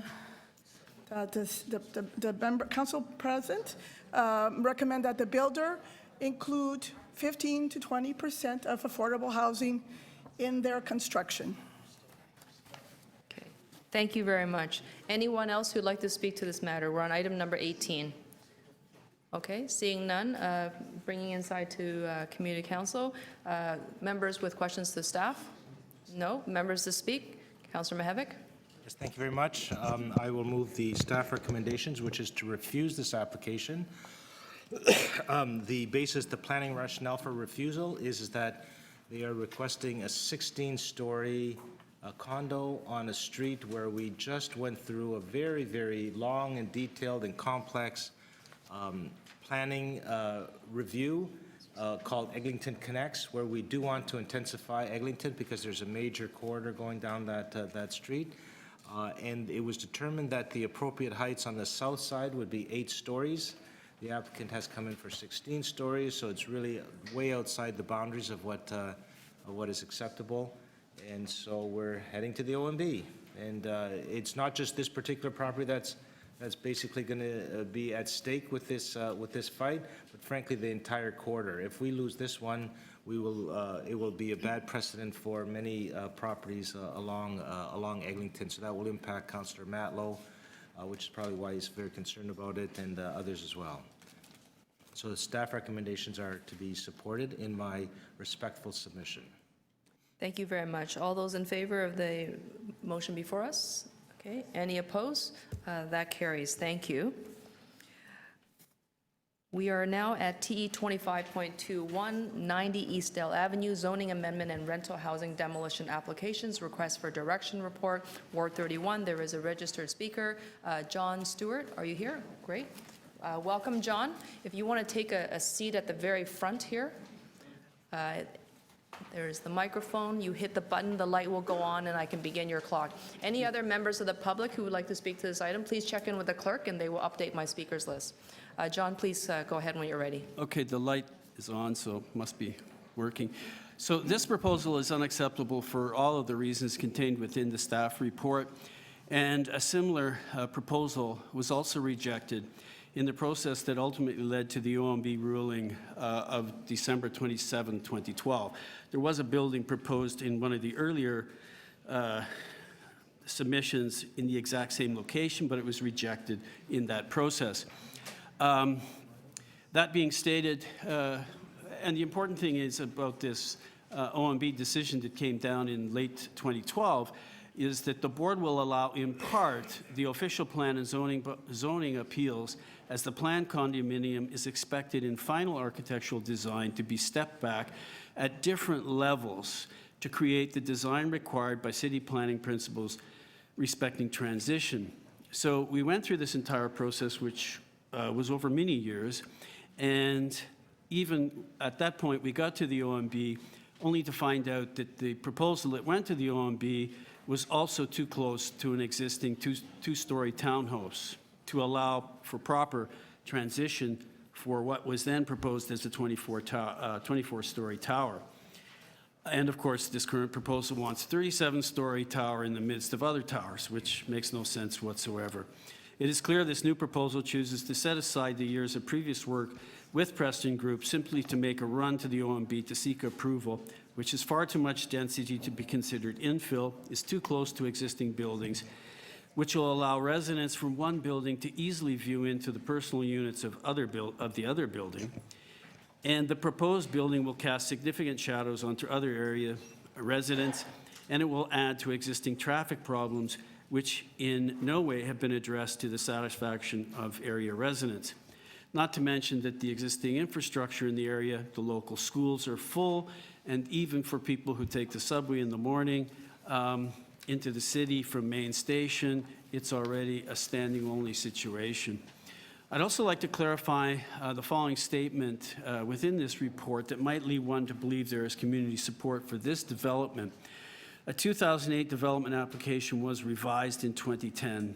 Considerable effort by the ward councillor, city staff, and the community and the applicant resulted in an OMB settlement in 2012 that allowed for a reasonable level of intensification with appropriate community benefits. But let's be absolutely clear. To my knowledge, and I took the last proposal to the OMB, there was no settlement, but rather a ruling, as mentioned above, with the step back at multiple levels. And there is no community support for this new proposal, and there was also no support for the previous proposal, as was witnessed by those in the neighborhood who took the time to attend the 2012 OMB hearing to oppose that proposal. No one, to my knowledge, during the entire process ever came forward in support of any of the proposals. What is also disappointing about this report is that staff continue to neglect the subject site is an old apartment neighborhood completely surrounded by a single-family, low-density neighborhood. And this concept is 100% backwards and counter to today's planning principles for apartments. City staff have not addressed this fundamental issue, and Preston Group really could care less about the surrounding low-density neighborhood. As far as I'm aware, Preston Group continues to run an illegal parking rental operation within this parking garage on their site, and this should be stopped, as Preston Group does not use their funds to improve their property, but rather to offset their planning expenses.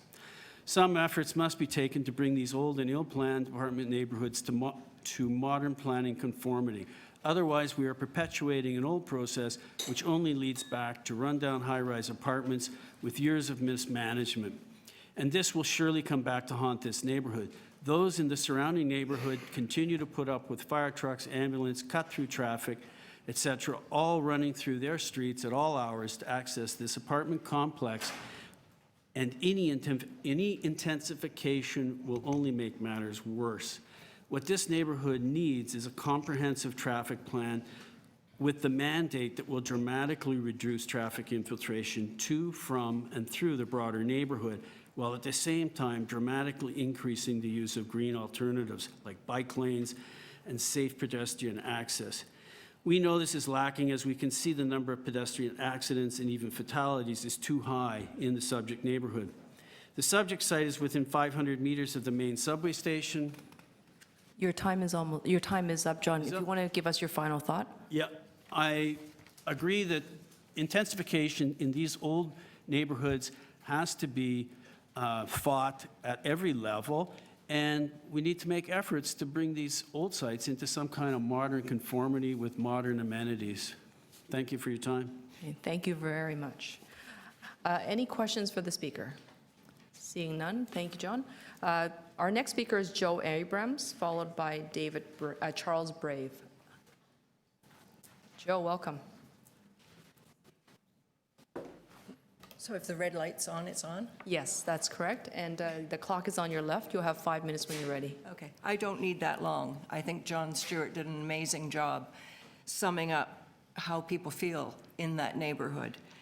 I knew nothing about this happening until the 1st of May when I luckily found out from someone that there was going to be a community meeting, and I went to it that evening. But I have to say, when I live in one of the other apartment buildings, 195 Barrington Avenue. And when I sit in my living room, I'm on the 6th floor. Basically, if I look from my seat out the window, all I see is 90 Eastdale. I cannot conceive of a 37-story building between me and Eastdale. As John said, we'll be looking into each other's bedrooms. He's covered everything. I just want to reiterate about the traffic problems, because a lot of people use the exit to Dawes Road to get to Victoria Park. So there's a lot of very fast-moving cars. And I can attest that I've been knocked down twice on pedestrian crosswalks. So I think that's basically all I wanted to say. He's covered everything else. The plan is so ludicrous that I'm afraid it could get through, but hopefully not. Thank you.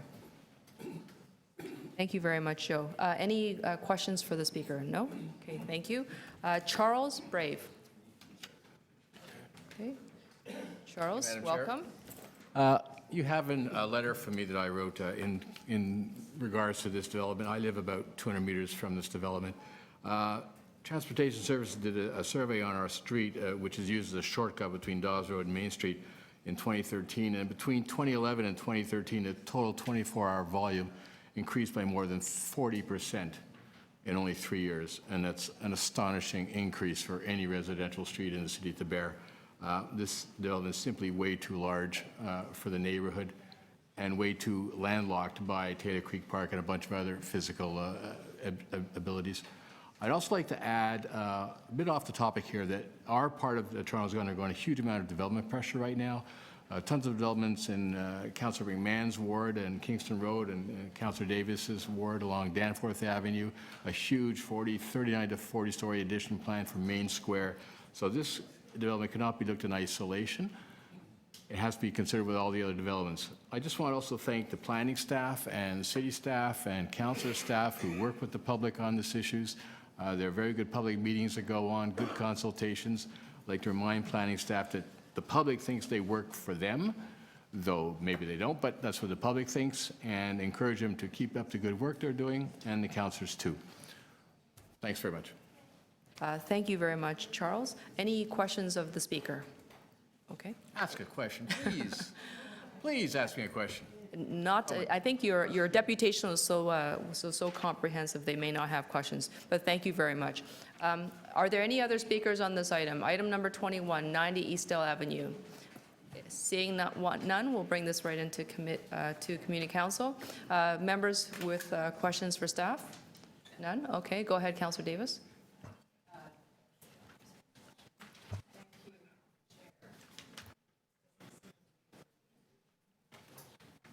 There we go. Thank you, Chair. I will be moving the staff recommendations. The staff recommendations are to oppose this application at the Ontario Municipal Board.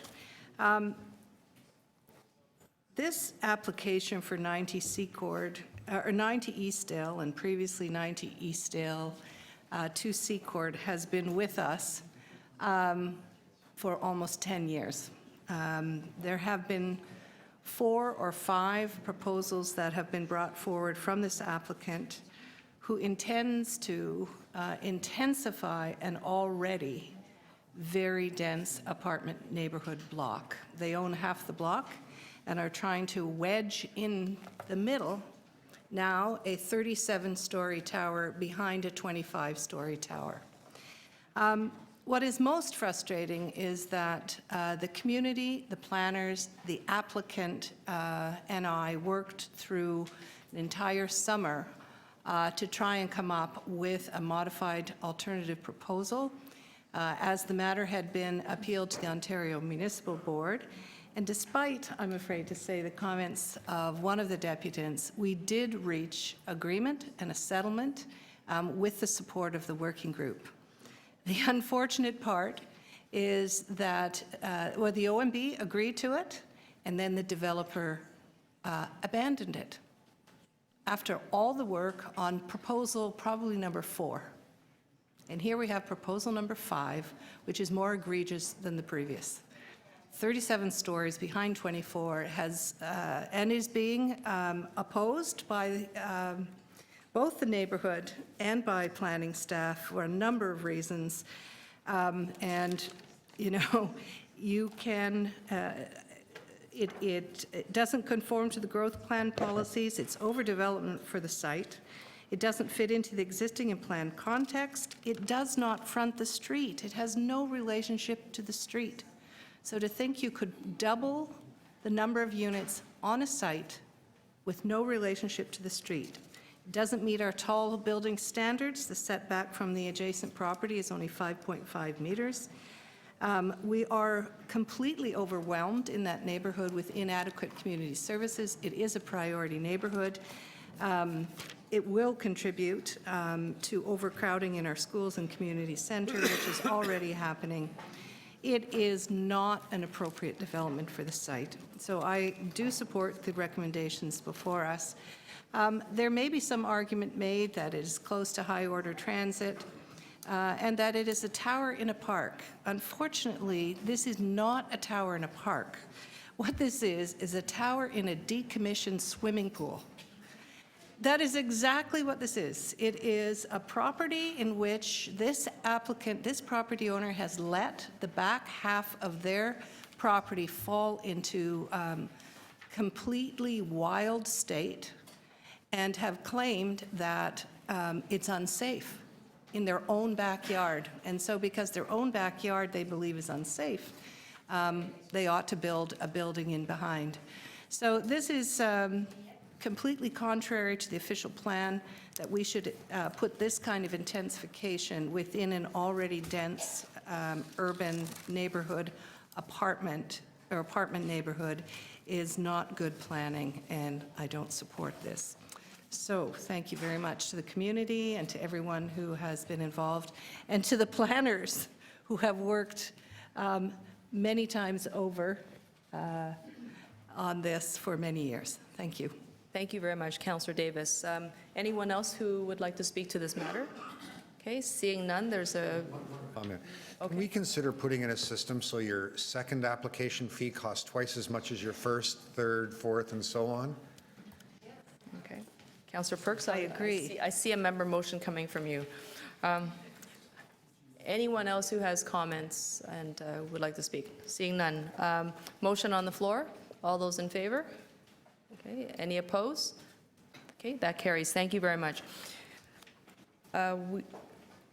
We have, oh, look at that, folks. This is good news. We are now at 11 o'clock timed items. TE 25.22, alterations to a designated heritage property and authority to enter into heritage easement agreement, 15 to 35 Mercer Street. Any members of the public who are here to speak to this matter? No? Okay. I see none. Okay, we can bring this right into to committee. Members to ask questions of staff? Okay. Members to speak. Councillor Cressy. I'm going to move the staff recommendations. Okay. All those in favor? Okay. Any opposed? Okay. That carries. Madam Speaker, if I could, on a point of personal privilege, we'll call it. I'm hoping to expedite matters by just having a brief discussion with those here to depute on item 25.38. This is a Boulevard Cafe permit at 12 Clinton. If you could, anyone here to speak to that item, any of the community members here to speak to that item, they could meet. Hi, I'm going to meet you guys there in the corner in 2 minutes. If there's anyone else, you can come over there. I'm just, because we're behind, I want to try to speed it up. Okay, I appreciate all that good work to speed up the agenda. T 25.23, alterations to a designated heritage property and authority to... We did vote on 22. Yes. T 25.23, alterations to a designated heritage property and authority to amend a heritage easement agreement, 100 Queens Park, Ward 20. Any members of the public here to speak to this matter? Okay. Seeing none. Members with questions to staff? There are none. Members to speak? Councillor Cressy? Thank you, and I have an amendment. This is an amendment to eliminate the requirement for a letter of credit, as this deals with the ROM and they're a provincial institution. So Heritage Preservation Services have provided this to me, and with the amendment, I can move the staff recommendations. Okay. That looks fairly straightforward and technical. All those in favor, please indicate your support. Any opposed? That carries. Item as amended. All those in favor? Any opposed? That carries. Thank you very much. T 25.24, demolition and reconstruction of a designated heritage property and authority to amend a heritage easement agreement, 2 Queen Street West, Ward 27. Any members of the public here to speak to this matter? Okay, seeing none. Members with questions of staff? Seeing none. Okay, members to speak? I will speak to this matter. I would like to move the recommendations in the staff report and to thank staff for all their... We don't have quorum. Members, did you count Councillor Fragedakis? Where is she? Right here. Oh. 7? But she has to participate. Councillor Fragedakis, can we get you into the circle? Otherwise, we don't have quorum. Okay, thank you very much. You can make that request, but let's just finish voting on this matter. I'm moving the staff recommendations, and with that, I want to thank staff for all their hard work. I won't speak because I've already thanked you. I've already thanked you at the Preservation Board. I just recognize how long it's taken for you to land with this particular file, and it is actually an absolute restoration job that I believe that will be a tremendous benefit to the downtown young, downtown financial district community. All those in favor of the recommendations in the report? Any opposed? That carries. Thank you very much.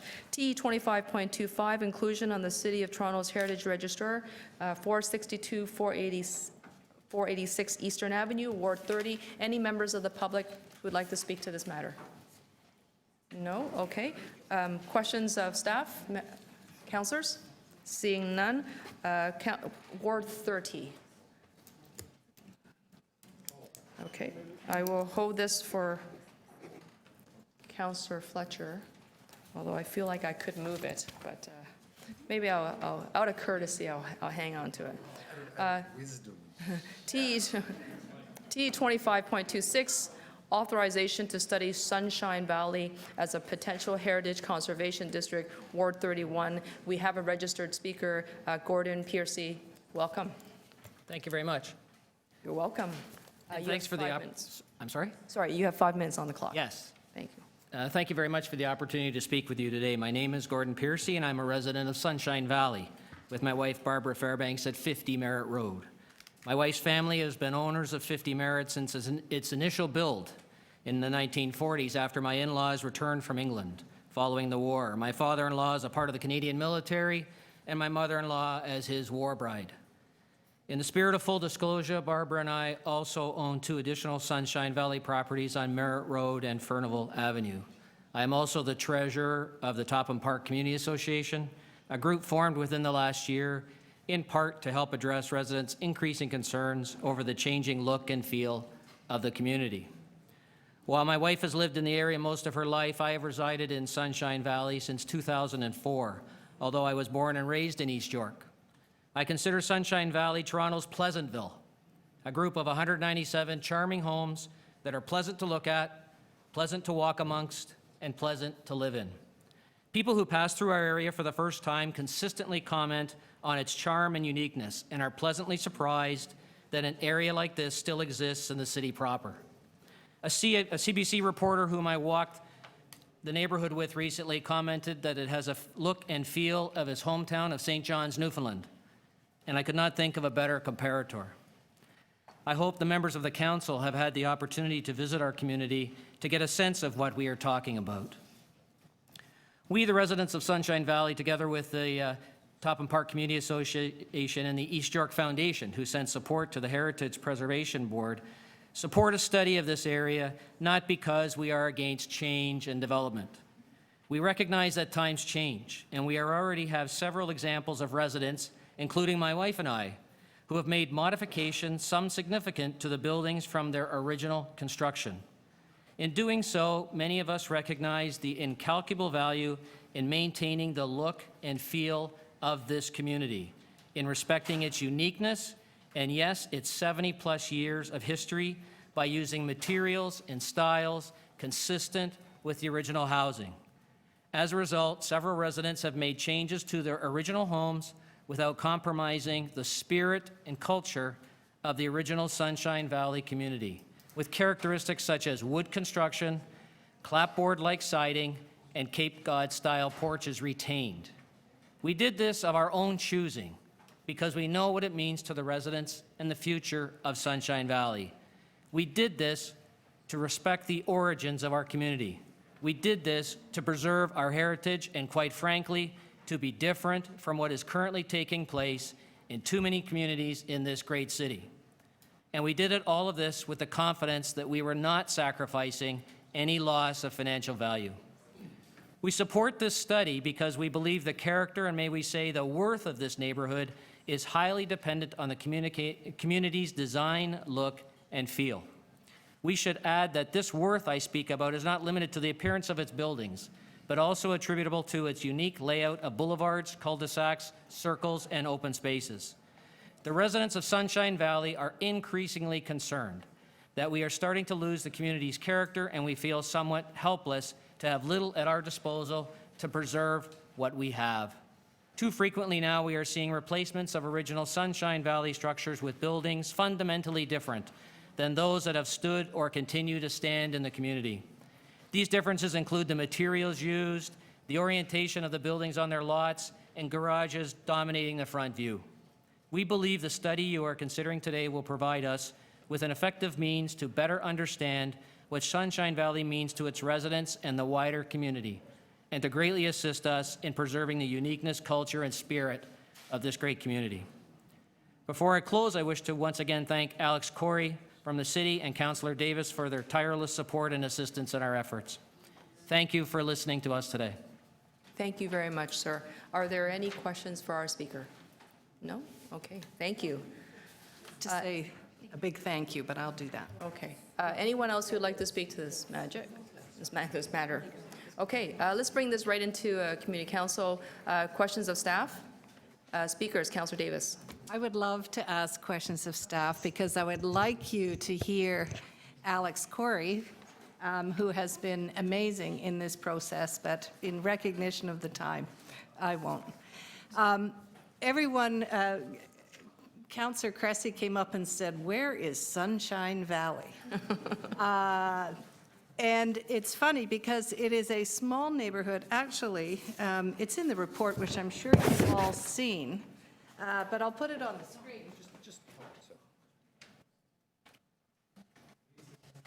So you can see it. Should I put my sunglasses on? Everyone asks, how did it become Sunshine Valley? And the story is the milkman or the mailman who delivered the mail and said he saw sunshine everywhere in the neighborhood. And that's how it became called Sunshine Valley. It's a small neighborhood on St. Clair Avenue, almost to the Scarborough border of Victoria Park. So St. Clair between O'Connor and Victoria Park. And I can tell you, it probably represents to me the most unique neighborhood I have seen. And it is unique. And so one, I'm going to move the staff recommendations, obviously, of both the report and the Heritage Supplementary Report, to proceed, to authorize that study be conducted for this neighborhood.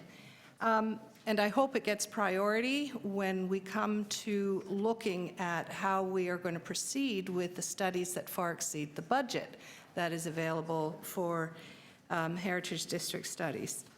But it really is a unique neighborhood. It's unique in so many ways. It was designed and built by the federal government after the war. And there are only, this is wartime housing. There's small bungalows. It is one of 3 in Toronto. We have none in Toronto that are designated as heritage districts at this point. There's one in Saskatchewan and there's one in Kitchener.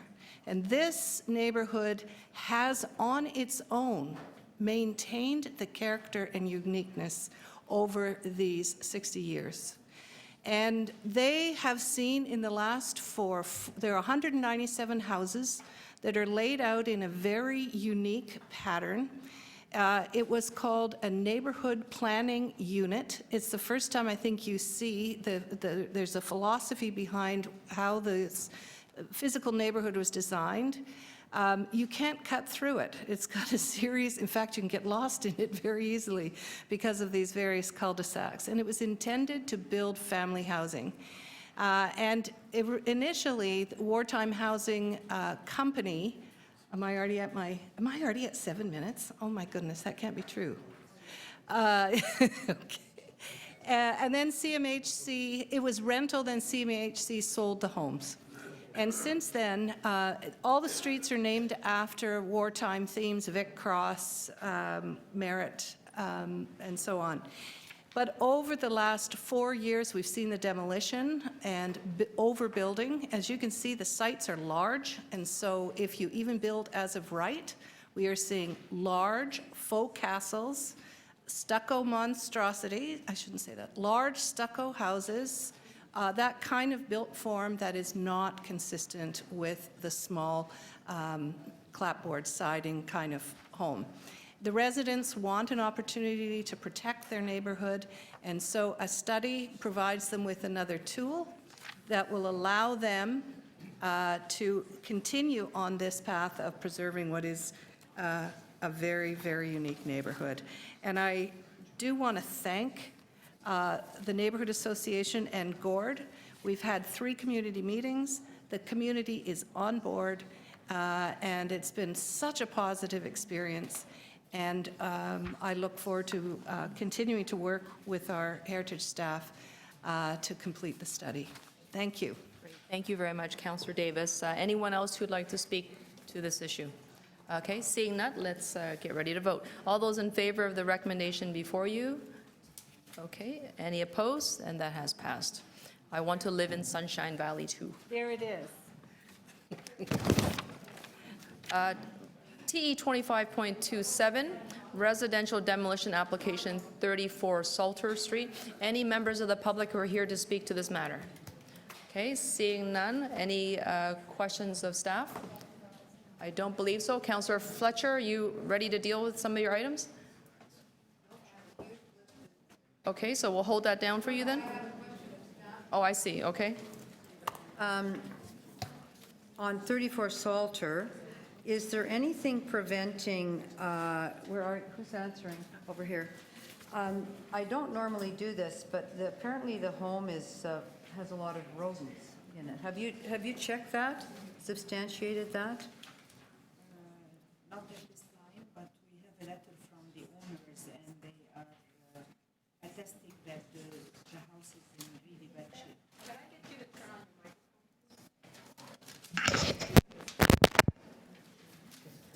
So we have a letter from the owners attesting that the status of the house is in really bad shape and infested with rodents.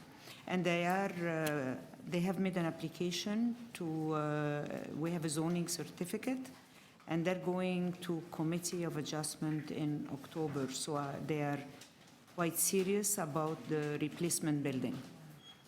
And that's a single family, to erect a single family home? That's correct. Have you ever had conditional, elicited a letter from an applicant that indicates that they're committing themselves to building a single family home?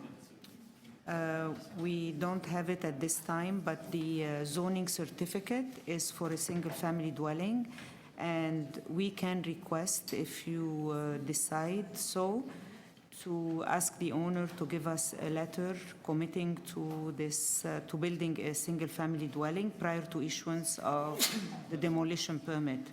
Yes, I will, and I'll ask you to help me write that, and then I'll move that in 1 second. Thank you. Thank you very much, Councillor. Anyone else who would like to ask questions of staff? Okay. Councillor Fletcher, I believe you probably need some time to deal with this matter then, if you're preparing a motion?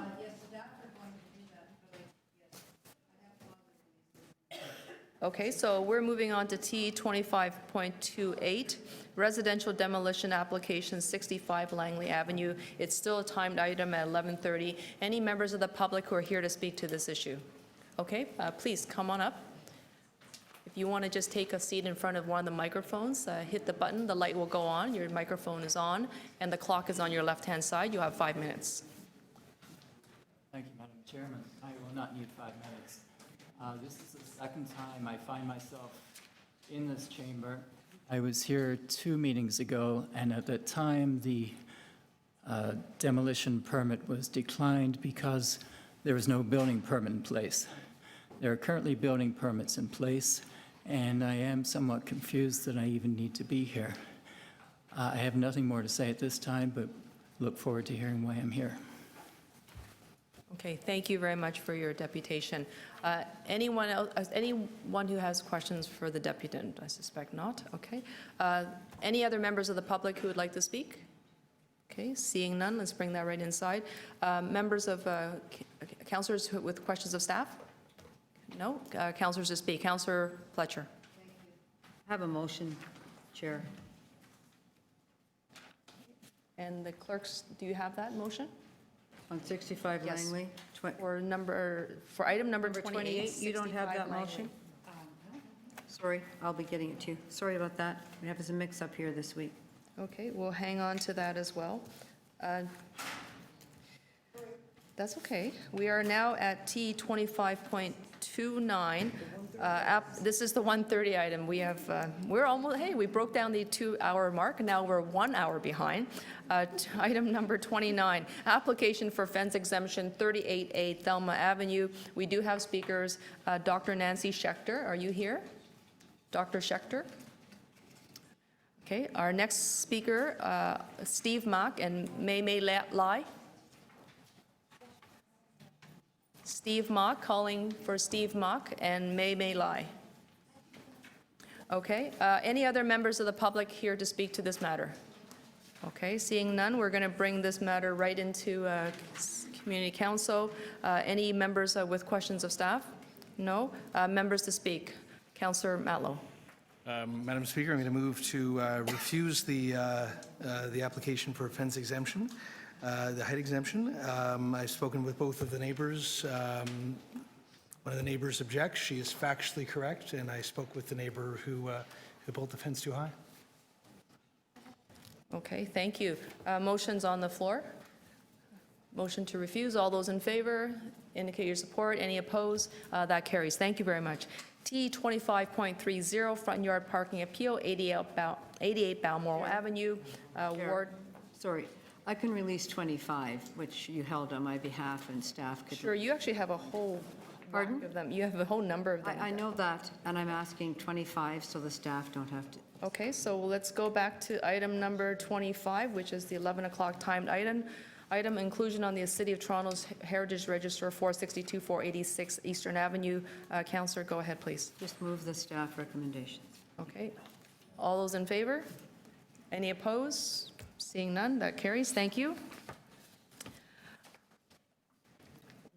Back to TE 25.30, front yard parking appeal, 88 Balmoral Avenue, Ward 22. There's a speaker, Hannah Zayeda. Welcome. Okay. Just have a little crisis.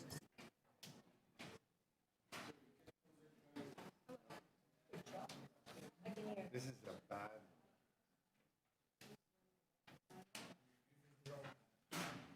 Sorry about that. Please start whenever you're ready.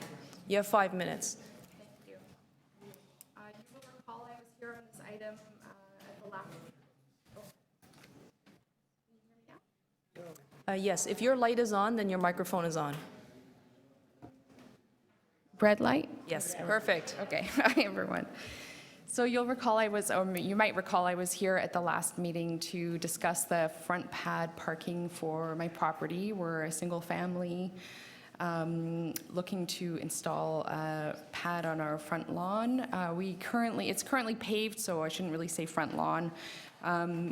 But at the last meeting, we spoke about the tree that is currently on the property. So there is a city tree. It's a brand new city tree, so it's about this wide. We'd like to move that onto a flower bed in the new design of the front pad parking area. And I've noted that in the staff report, it says that there's not room for that in the design. So at the last meeting, we requested a deferral to consider that change and to review that basic information to see whether there is in fact room to move the tree. That's what we would like to do. And I haven't received any further information from staff on this, so I'd like to request your permission to defer the item for a future date when we have this information confirmed. Okay, thank you very much for your deputation. Any members with questions? No, seeing none. Thank you very much. Any other member? You have a question? Okay, hang on. Any other members from the public who are interested in speaking? No? Okay, we'll bring this into committee. Members with questions of staff, Councillor Fragedakis. Thanks, Madam Speaker. To staff, I'm wondering what's the holdup with the matter relating to the tree? Through the chair, I'm afraid I don't have that information handy right now. I'm just looking through, so I don't know where they are with that request, whether it's delayed through. I don't know what request they've made of forestry at the moment. So the forestry is actually in the room, sitting right behind you. So I'm just wondering if maybe forestry can comment on why they don't have this information, since this is actually a deferral. What address is this? 88 Balmoral. Item 30.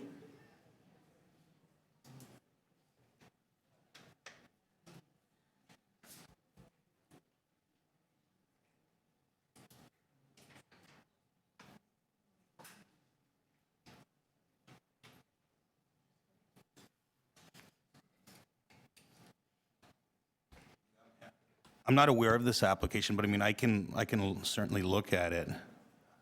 I don't recall seeing it. Are you aware that this is a deferred item from the May 2nd meeting? No, I'm not. Oh, okay. Okay. Any other members with questions? Councillor Davis. Just so I understand, there's the question of one tree, but there's also all of these other grounds and criteria that are... Sorry, can I ask members to just keep your voices down? I can't hear the councillor. Councillor, please. There's some question about the tree, but is it not the case that there are 4 other requirements that are not met, which is there's permit parking authorized on the same street, the minimum 50% front yard landscaping is not met, the boulevard landscaping is not met. I also understand there is the elimination of 1 on-street permit parking space because of a curb cut that would be required. So are those circumstances all correct here? Through the chair, that is correct, Councillor. As the reasons for not recommending it? That's correct. Thank you. Okay, thank you. Any other members with questions of staff? Seeing none, Councillor Matlow.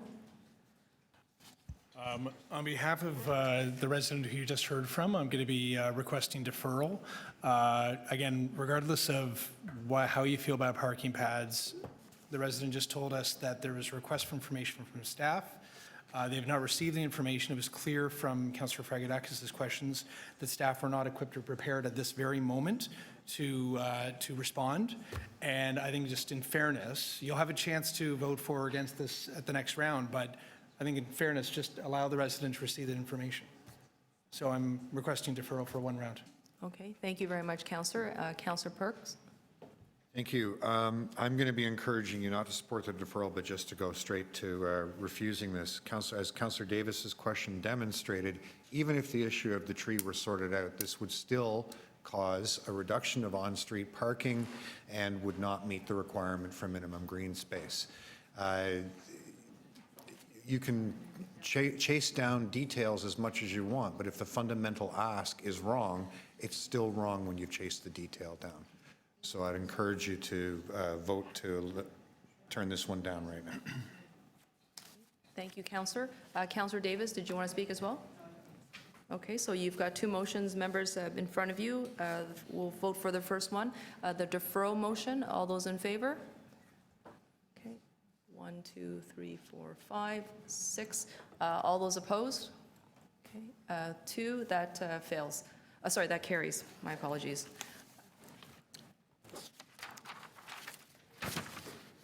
T 25.31, front yard parking appeal, 137 Hillsdale Avenue East. Oh, I'm sorry. Oh, I'm sorry. There's a request for clarification for information. I believe that was a 1-month deferral or one cycle. So, okay, thank you very much. Yeah. T 25.31, front yard parking appeal, 137 Hillsdale Avenue East. There are a number of speakers. Ward 22, David Scott. David, welcome. Thank you.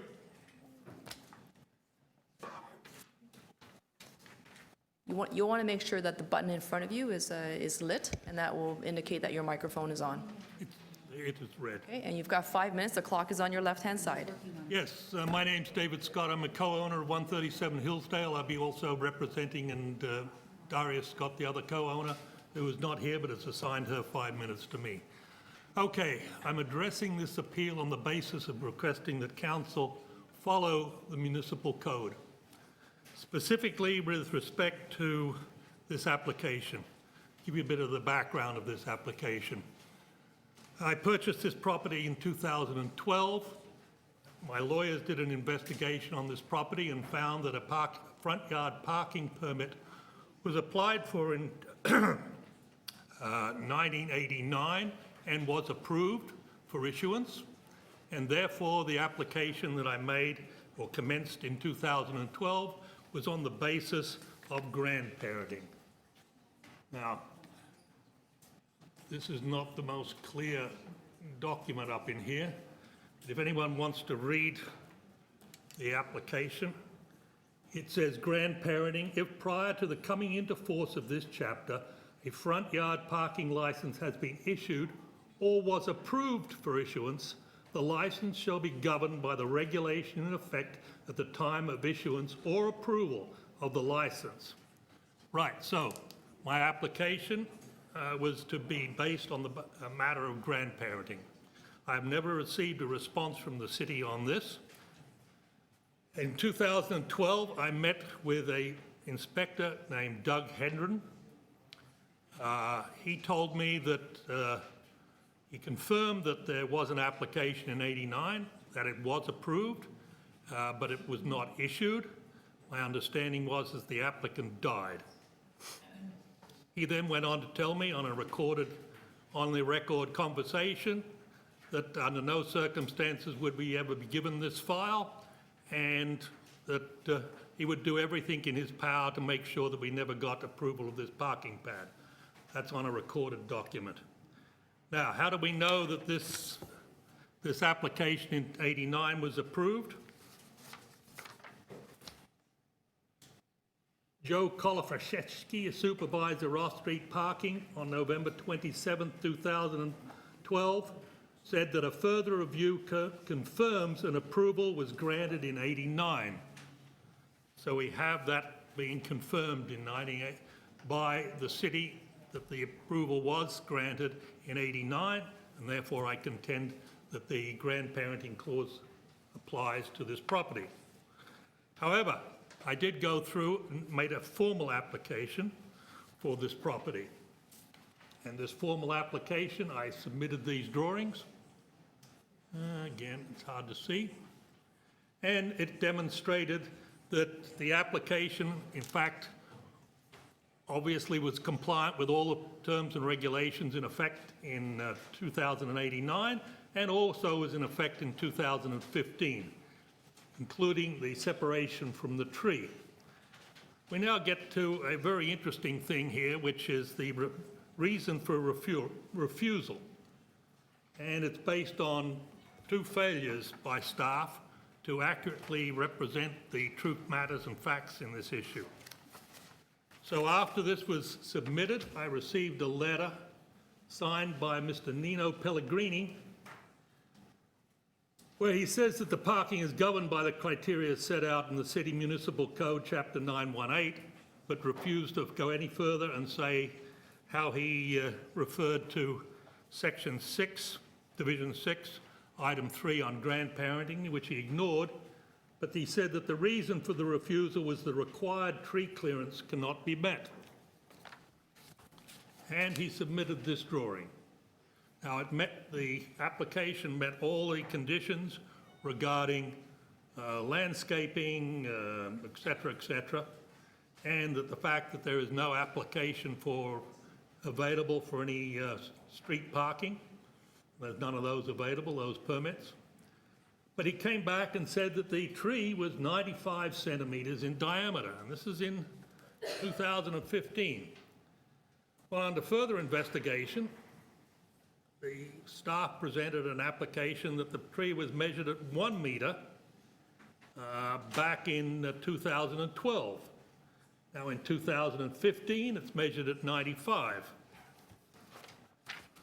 I had the tree measured and it was at 89 at that point in time, therefore under the 90 centimeter diameter for the clearance of only 5.4 meters and not 6 meters. Mr. Scott, your final thought? Well, there's a lot more final thoughts, and I think it'll help if we don't have to go to OMB on this. Okay. I'm going to take Darius Scott's 5 minutes.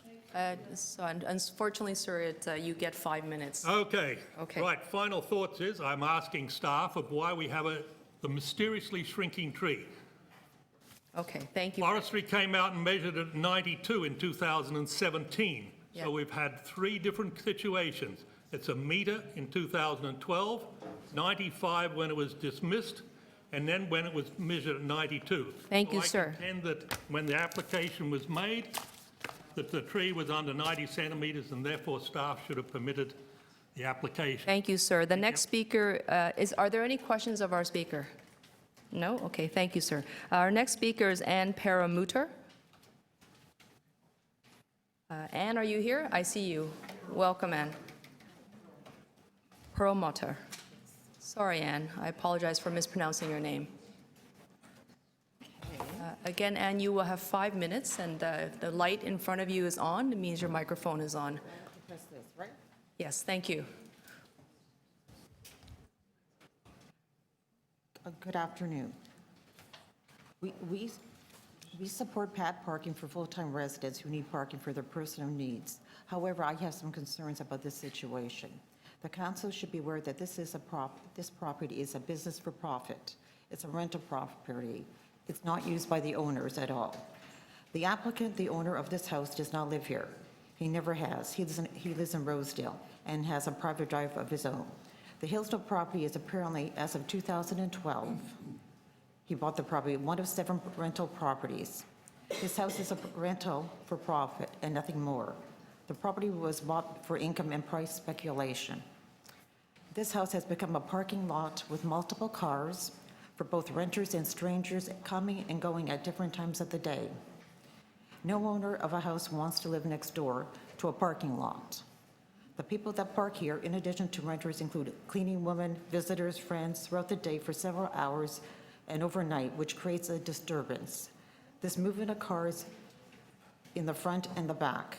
Evasion on street parking fees. The report up for action indicates that there are over 12 spots available for street parking, referred to page 3 under other factors, which is here. Current owner owns this property for almost 5 years now. Tenants park here for 5 years for free. Owner has made no attempt to get paid parking despite 12 spots are available. How does one get away with paying nothing for parking for 5 years? He has misled his tenants, told them they can park when they can't. To keep this point short, nobody should be expected to live next door to a parking lot. Here is a list of vehicles parked on the pad by the previous tenant guest just last summer, including. I have a list over here. There's several cars, 5 or 6 different cars listed here.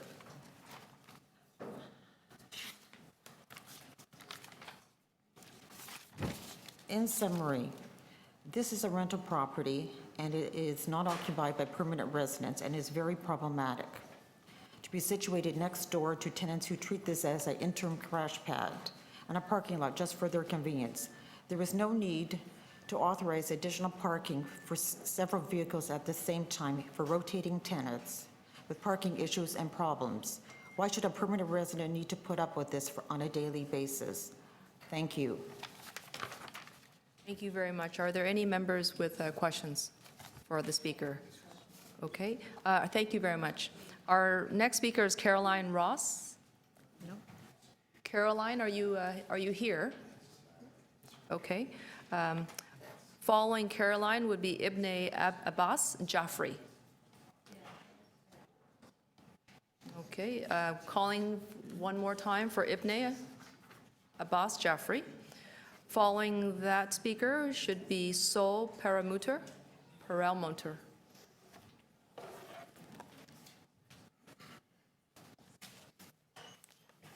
Welcome, sir. Good afternoon. My comments relate to the grandparenting clause. My information is that no approval was ever requested by the previous owner, and the following information support this. The owner at the time in 1989, Mr. Martin, he was a senior citizen in his 80s and had absolutely no interest in any pad parking. He drove only occasionally and parked his car either on the mutual driveway or in the garage behind the house. He was also away winters from December to March or April each year to his condo in Miami, Florida. When I talked to him over a couple of years, starting in 1989 when I bought the house to build something, he insisted that he didn't need a front parking spot for the last 25 years. Here, he bought a house in '64, and he would not need one in the future. He was not using his car often enough to make this worthwhile enough for him. He also never had a survey of the property, and this was a prerequisite for filing such an application at the time. I tried to get a survey, a more recent survey from the one I had at the time, and he told me he never had one. So without the property survey, the application would not proceed under the process at the time.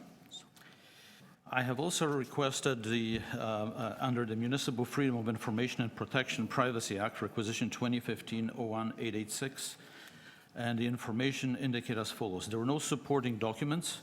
All filed documents were apparently destroyed.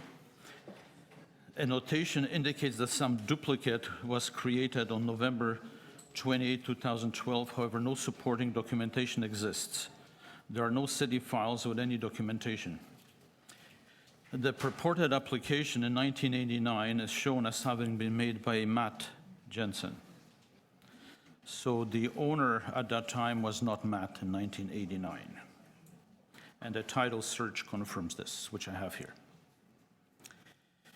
Okay, so just to recap the sequence of events, all files are shown as having been closed on October 1889. They were destroyed subsequently. The current owner purchases the property on June 27, 2012. On November 7, 2012, transportation was informed, and this is a document from the complaint form, was informed that he would be applying under the old DW bylaw, and a duplicate file within 3 weeks is being created, except that no supporting documentation exists there per the search. So the question is, how do you create a file out of thin air? And conversely, why would you destroy a file when there's an active case in front of you? So they could not have created an alternate file from thin air. And then there's an application is made under the grandparenting clause. The additional considerations, there is a note in the report for action, page 3, other factors that no additional ramping is required, that on-street parking is not affected. This is not correct. The owner doesn't want anyone to park in the space in front of his house. He wants a clear path out, so one space would be lost. Right now, the tenant is even parking his car facing the street to give him a right straight out. The gentleman, the owner, he objects. He's just sending letters threatening legal action. He has a measurement within 60 centimeters driveway as to that but the municipal code, which I verified, the municipal traffic bylaw indicates that you're allowed to park 60 centimeters from the mutual drive line. And the line to which I drive is within 100 centimeters from that line. So one space would be lost. So, in summary,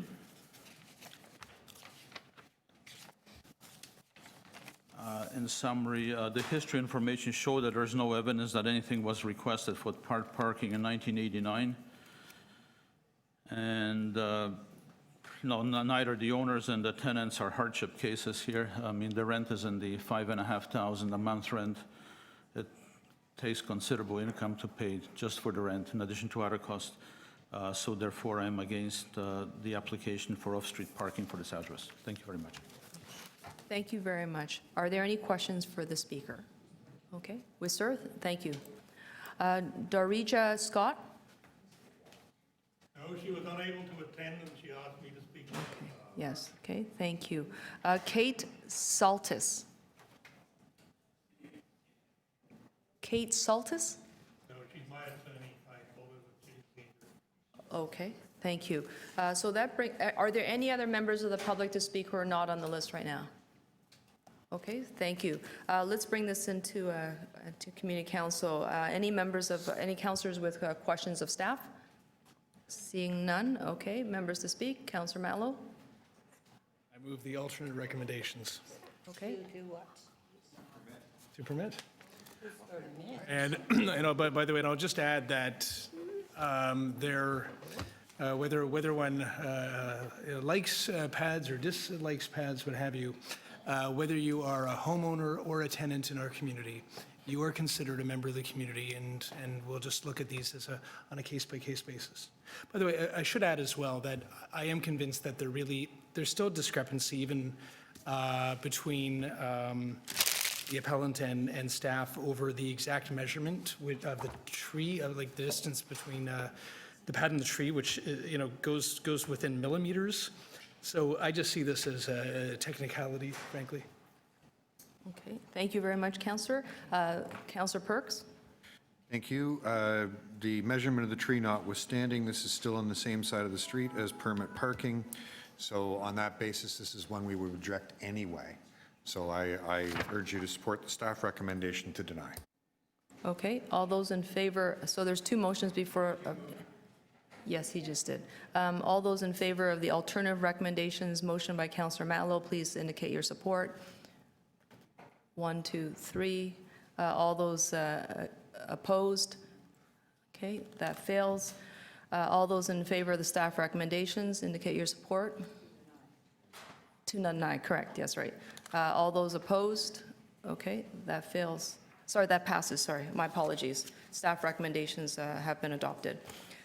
TE 25.32, front yard parking appeal, 76 Duggan Avenue. We have one speaker, Ian Alexander. Ian, are you here? Welcome. You've been very patient. I appreciate that you are here. Okay. Thank you. So the existing conditions at our house is that there's an existing curb cut. It's on the permit side of the street, but the curb where people park in between the two cuts is not quite wide enough for 3 cars, but it's more than enough for 2. So if our driveway is widened at all, if necessary, it wouldn't take away a permit. The space between the houses is too narrow to drive a car up to the backyard. That's already been given by the staff, will bear me out there. I think it was designed for a horse and cart. The shared driveway is used by my neighbor at number 78, right next door, and he uses the cut and the driveway for his access to his pad. I just want to do the same with, for my house. I want to use the same cut, the same driveway for a small pad on our front lawn. Our lot is one of the largest on the street, and it's all grass at the moment. It has been since we've been there. And so if there is a pad put there, there'll be ample room for snow, unlike other properties that have front yard parking. So our property's 37 and a half feet wide when the average is 18 or 20 feet wide. So there wouldn't be a permit lost. We would actually submit a permit that we're using at the moment, so that it would be a win-win situation.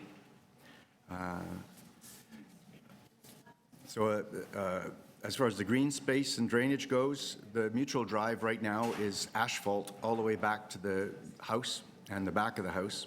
Our architectural plan would be to remove the asphalt and replace it with a permeable surface all the way back, which is better for the environment. Oh, I see. The green space that we've got there, I believe, conforms with what is required because it's such a large lot. My family's been on Duggan Avenue since 1949, and things have changed where we can't get to the house from long distances away with supplies. My wife and I have managed to raise 4 children there, but recently it's become very difficult for us to shovel snow on the street and move that distance. I'm hoping that these are good enough reasons for you guys to allow us to have a pad on the front lawn. Thank you. Okay, thank you very much for your remarks. Are there any questions of the speaker? Okay, seeing none, are there any other members? Thank you, sir. Are there any other members of the public who would like to speak to this matter? Okay, seeing none, we'll just bring this into Community Council. Members, councillors with questions of staff? Seeing none, councillors to speak. Councillor Matlow. Madam Chair, I'm going to move the alternate recommendation to approve the pad. I believe if you just look at the contextual information in front of you, you would agree that not only no harm is being done by approving this pad, but this really only contributes to the quality of life of the resident, as he explained. Not only is the street in support of his appeal, but no one, the permanent parking is at 100% capacity, first of all. So this resident doesn't have that option, even if it were to exist. And there's no street parking lost because this can be serviced through the existing curb cut. So if you just look at the context, this actually does no harm. We also have heard from the resident that the pad will be permeable. And again, this doesn't actually remove parking from the street. So I hope that you will support the resident. I believe that he has made a very reasonable argument to why he should have a pad. Thank you very much, Councillor. Councillor Perks. Thank you very much. I'm going to be moving the staff recommendation to deny. I'm afraid I have to take issue with my colleague. First of all, there is harm being done in that this is the side of the street where permit parking is permitted, so it does invoke the permanent removal of a parking space that is available to every member of the public and can turn over several times a day in exchange for a single private spot, which is only in use when the driver is home. So there's a loss of net parking in the neighborhood. And secondly, I'm going to have to challenge or encourage my colleague to be a little bit more precise in his use of language. There is no such thing as a permeable parking pad. There is semi-permeable, which still leads to more water runoff than if we had left the spot in garden, grass, tree, vegetation. And we had clear testimony to that effect at the at committee just last week from Toronto Water staff.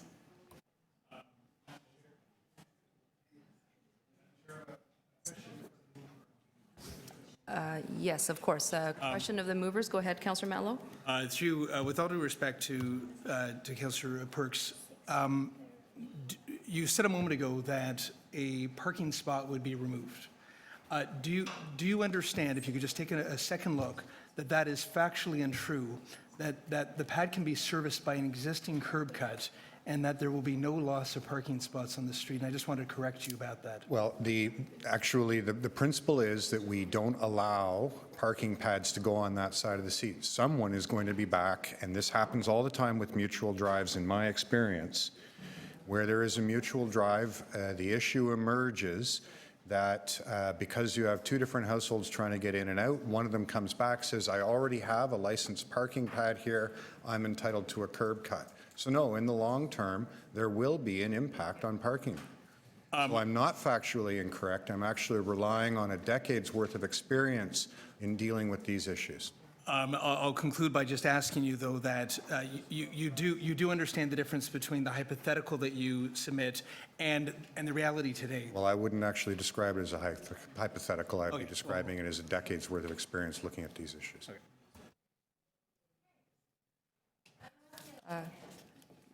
Yes, thank you very much.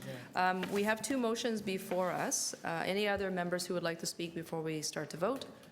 Okay, so the first motion is the alternative recommendation. All those in favor to approve the front yard parking pad, please indicate your support. Okay. 1, 2, 3, 4. Those opposed? 1, 2, 3, 4, 5, 6, 7. That loses. The second motion is to refuse by supporting the staff recommendation. All those in favor, indicate your support. 1, 2, 3, 4, 7. Those opposed? 4. Okay, so that passes. TE 25.33, front yard parking appeal, 45 Herbert Avenue. We have two speakers, Don Brown and Judy Brown. Ward 32, are you here? You're welcome. Okay. I appreciate your patience. Okay. Thank you. Will you both each be requiring 5 minutes, or are you combining your time together? We both want an allotment, but neither one of us will need 5 minutes. Okay, not a problem, thank you. So please go ahead. You have 5 minutes each. Okay. So thank you for the opportunity to address this meeting. My name is Judy Brown. I'm using this time to speak about the human element of parking pads and street parking availability. Everyone knows that the convenience factor of having a place for your car waiting. The unmistakable peace of mind of the returning home from shopping or a night out is priceless. Making it easier for the aging population to stay in their homes is also a great thing for all. The nuts and bolts of the proposal have been covered already.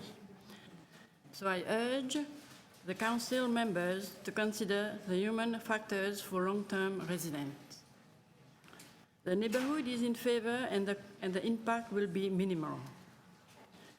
Already we have a street parking permit, so there's really no loss of parking spot, since if approved, our car will be off the street. You asked to do the survey of our neighbors and a majority proposal. As a matter of fact, two of our neighbors, Susan Gibran and Clyde Robinson, sent you letters of strong support, which should be in front of you and to consider. Thank you. Okay. Thank you very much. And I will restart the clock for you, sir. Thank you. Go ahead. Chair and council members, good afternoon. Thanks for the time to address you. I'm Don Brown. My wife and I are the residents of the said property, 45 Herbert Avenue. And this appeal, of course, is the reason we are here. This is the first time we've spoken to the committee. You have the facts before you. We are the faces behind the appeal. Herbert Avenue is a typical beach street. It's the first street east of Woodbine Avenue, north of Queen, by the fire hall. We've been there 31 years, and the front parking spot, or the front lawn now, is a grassy area as it stands right now. There are parking pads built in the last few years, and our proposal is the only one that I've paid this much attention to. Most people see the benefit of a parking pad contributing to better on-street parking availability. And it is this availability that is the thrust of my argument. the city report states there was a loss of one on-street permit parking space because of the installation of the ramp. But that's only part of the story. Herbert Avenue has alternate parking. Winter parking is on the west side of Herbert Avenue. We are on the east side. So 4 months of the year, the parking is on the opposite side. April to November parking is allowed, is alternate sides. So that's about 66% of the time. So the bottom line is that the parking on our side of the street is only approximately 33% of the year. The benefit of the parking pad installation would be our car would be off the street 100% of the time. The question of the pole is always front and center in these things, and the return rate to these things is very low, as you people are well aware. Response rate is low, and things get through sometimes in odd fashions. Our poll had a very low response rate, and those that did respond, most people were in favor or indifferent. There's nobody here opposing our application. None of our neighbors are here. I want to thank the building department who helped in guidance with the drawing plans. We were most happy with the building department for helping us with this procedure. Of course, our pad will conform to the regulations, and everything is by the book. There's open space, there's no tree, there's no complications. I believe the impact of our pad on the residents and the visitors to Herbert Avenue and the beach would be minimal. Some members have a set objection to pads, but I would like you to please consider this case on its merits. Thank you very much. Okay, thank you very much, sir. Are there any questions for the speakers? Okay, seeing none, with thanks. Thank you. Any other members of the public who would like to speak to this matter? Okay, members of Community Council with questions of staff? Members to speak. Ward 32. Thank you Councillor very McMahon. much. I'd like to move the alternate recommendations, please, and would like your support. Okay, thank you very much, Councillor. And Councillor Perks? I'll move the staff recommendation to deny. Okay, we have two motions before us, councillors. The first one is the alternative recommendations. All those in favor, please indicate your support. 1, 2, 3, 4. 1, 2, 3, 4, 5. Those opposed? 1, 2, 3, 4, 5, 6. That loses. The second motion is to adopt the staff recommendations. All those in favor? 1, 2, 3, 4, 5, 6. Those opposed? 5. Okay, that carries. TE 25.34, this is our last 130 item, front yard parking appeal, 8 Norway Avenue, Ward 32. Do we have any members of the public who are here to speak to this matter? Okay. Okay, yes, please, come on up to the front. If you want to take a seat in front of the microphone, hit the light goes on, your microphone goes on, and you have 5 minutes. The clock is on your left. Thank you. Okay. I think the light's on, so, okay. Okay, wonderful. First, I would like to thank all of you for allowing me the time to plead the case for my front pad parking. There are a few things I would like to point out that are definitely in favor of this appeal. First, my area councillor, Mary Margaret McMahon, is behind us for this appeal. Second, the street that I live on is already 126% sold out for street parking. Our street is on a one-way street running westbound, and we're on the north side. Therefore, we would actually be giving parking back to the street, which comes in line with my third point that the poll taken, all of my neighbors are in favor of us having this street parking. Lastly, our house is actually the only house on our street that does not currently have front pad parking. We're all small little semis, and every house has it other than mine. No one on the street quite understands why our house is the only one without it, and they are all hoping that we can bring our house in line with the rest of the look of the neighborhood. As good as many of these reasons are, I must admit that my reasons are a little more personal. My daughter was born last March, which is a very joyous time. That was until I started trying to take her out for walks. Our walkway is extremely narrow, and it's 2 steps up from the sidewalk. So I'm not able to fit a stroller up it. I'm not able to carry her and the stroller at the same time. So I'm currently leaving her inside the house while I run out to take the stroller down to the sidewalk, running back to go grab her and bringing her back and forth. I do the same thing on the return. I also have an elderly mother who comes over to the house, has to illegally park in front of our house. I run outside, let her in, go find parking for her, and then I'm able to come back. It's a bit of a precarious game that I'm playing on a daily basis, and I'm not enjoying it. I think what has also brought me here is the fact that last summer my husband was in an accident and he broke a vertebrae. Although he's doing much better, it's becoming now that the game I have to play with him, in that I have to help him down to the car. I have to go and find his car, bring it home, take him out to the car with his bags and that, and then he goes. I'm sure you can all imagine what it's like on grocery day. My concern here is turning into distress, and I'm really hoping that you can help me. My first guess was to actually just try and widen our walkway. I had someone from the city come out, and they absolutely said that this could be done. I realize, though, that widening the walkway still doesn't help with my daily chore of having to help my mother, help my husband. It's not helping on those sorts of things. So I looked at the difference between allowing us to have a front pad parking and us widening our walkway, and it's 35 inches. We're going to lose the green space, and if you could see my house, you'd understand that my backyard has 3 50-foot trees, is fully grassed with garden area. I have lots of green space in my backyard. The green space is going to be gone anyway if we have a walkway, so I'm here to beg you for 35 inches of space to allow some well-being for me and my husband in our home. Thank you. Thank you very much for your deputation. Are there any questions for the speaker today? Okay, thank you. Any other members of the public who'd like to speak to this matter? Okay, so let's bring this into Community Council. Members with questions of staff? Seeing none. Members, councillors to speak? Councillor McMahon. Okay, and I'd like to move the alternate recommendations and ask for your support, please. Okay, thank you. And Councillor Perks. I'll move the staff recommendation to deny. All those in favor, so there are two motions before us. First, the alternative recommendations. All those in favor indicate your support, please. 1, 2, 3, 4, 5. All those opposed? 1, 2, 3, 4, 5, 6. That loses, does not carry. Staff recommendations now, that is the motion before us. All those in favor?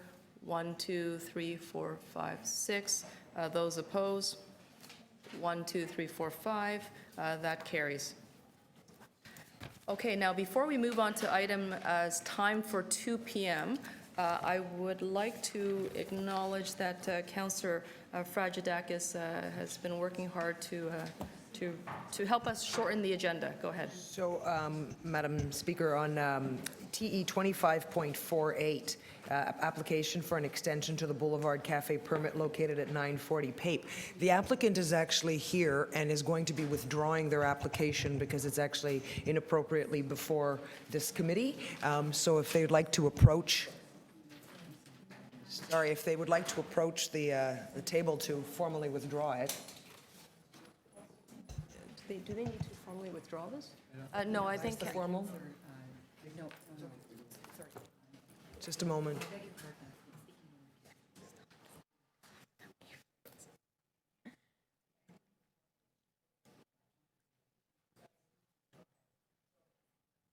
I've just had it clarified from the clerk.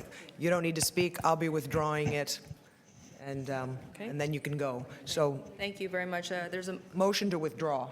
That's correct. A motion to withdraw. All those in favor? Any opposed? Thank you very much. That takes care of item 48. Thank you, folks. I know that Councillor Layton has been working hard to also shorten our agenda. Sure. I also have a couple other items that were held down on my behalf that I. Why don't we? So I'm taking the opportunity now, councillors, to try to clear the deck a little bit. So this is your opportunity for quick items. Please be patient. I will go through and make sure that every councillor has an opportunity to do so. Councillor Layton, go ahead. So unless there are any other speakers to TE 25.38, that's the Boulevard parking. That's the Boulevard Cafe permit at 12 Clinton. I believe I've spoken to everyone. And I'll be moving a deferral of that item for one cycle. I was just given a petition in support. I had planned on denying the application. I was given a petition of support I'd like to check over because some of the names are the same on both the for and against. So I'm going to go canvassing on Clinton this summer. So there's a motion before us to defer this matter for one cycle. All those in favor, please indicate your support. Any opposed? That carries. Thank you very My much. next item up, if that's all right, Let's is go. item 53. I'll move the staff recommendations to approve. Okay, hang on tight for 53. Is that a timed item? It is not. None of them are timed items. Okay, so let's go to 53. Let's also read the title, Designation of Fire Routes and Amendment to Chapter 880, Fire Routes 46, 50, 54 East Liberty Street, 30, 34, 38, 42, 46, 50 Western Battery Road, and 21 Pirandello Street. Motion to adopt recommendations. All those in favor? Any opposed? That carries. Thank you. My next item up is 75. Item number 75. I have a motion on this. Okay, let me just read the title. So T 25.75, parking machine installations, various locations delegated to wards 14, 19, and 20. No speakers. There's a motion. Go ahead, Councilor. The motion is that should councillors feel it necessary to have the TPA notify those residential streets that are having their permit changed. I know some have been notified. Some of the changes are being made at streets request, but I'm not certain that all of mine were. So I would like just a letter saying this is why we're doing it would be great. Okay, thank you very much. All those in favor of the motion before you? Any opposed? Okay, that carries. Thank you. 18.2. Hang on tight. I need to have a vote, a motion to adopt the item as amended. All those in favor? Any opposed? That carries. Councillor Layton, please. The next up is 106. 106, proposed installation of speed bump Stanley Terrace. Any members interested in speaking on this matter? No, go ahead, Councillor. I'd like to move the staff recommendations to approve the installation of speed bumps. Okay, all those in favor? Any opposed? That carries. Thank you. And finally, 115. This is with respect to the designation of a heritage property on Dundas. DuPont. Okay, T 25.115, 659 DuPont Street, inclusion on the city's heritage registrar. No members of the public here to speak to this matter. Motion is before us. All those in favor? Any opposed? Seeing none, that's adopted. Thank you very much. Okay, thank you. I know Councillor Fletcher and then Councillor Cressy. Councillor Fletcher, I think we're starting at T 25.9 for you.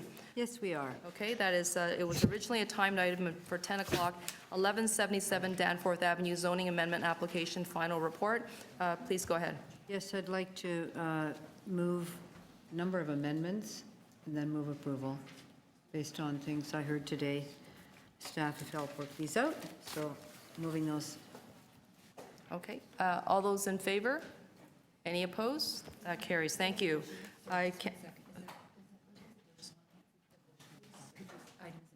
Oh, sorry, this is, can I get a motion, sorry, to also adopt the item as amended? All those in favor? Any opposed? That carries. Thank you very much. Sorry about that. T 25.27, I believe I this. don't think that motion is ready yet. That's Is not it ready? You've got them all. All right, great. So this is the one that now requests from the applicant a letter saying they will only build a single-family home and not sever and sell Okay, two lots. just to clarify, it's T 25.27, 34 Salter Street residential demolition application. Councillor Fletcher has placed a motion before you. All those, any questions? All those in favor? Any opposed?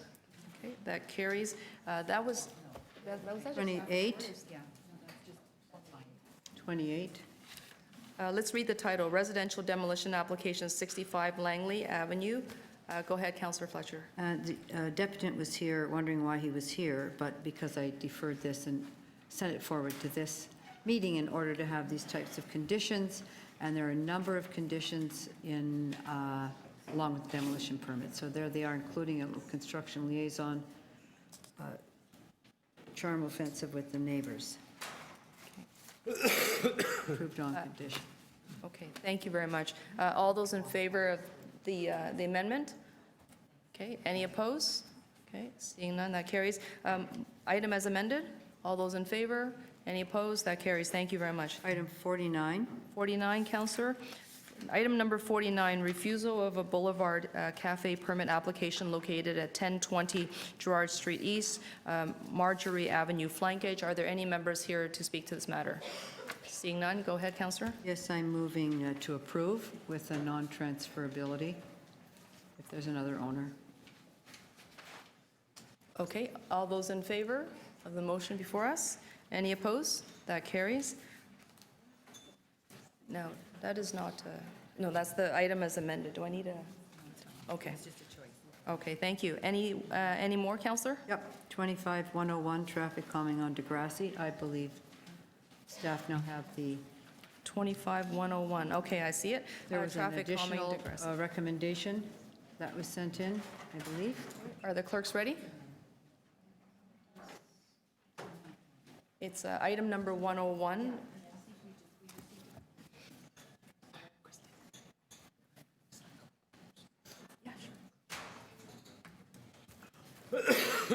That's correct. So it would be to proceed and also change the permit parking for 2 hours only. Okay. All those in favor of the recommendation before us? The amendment, sorry. Any opposed? Okay, that carries. Thank you. 102. 102, Counselor. I don't have 102. I believe we may have dealt with 102 earlier this morning. Oh, yes, we did. Yeah. Thank you. Do you want to do the ones further on or not? So this is a, Well, we can do them later.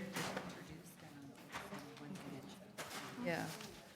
So we do, I mean, if you want to hang on tight, because I know Councillor Cressy also has a motion that he'd like to introduce, or he has a motion he needs to introduce, and also I have new items to introduce. And I have a new one to introduce as well there. So I'll just hold off on those 125 on until later on. Okay, that's great. I think we'll come back to it.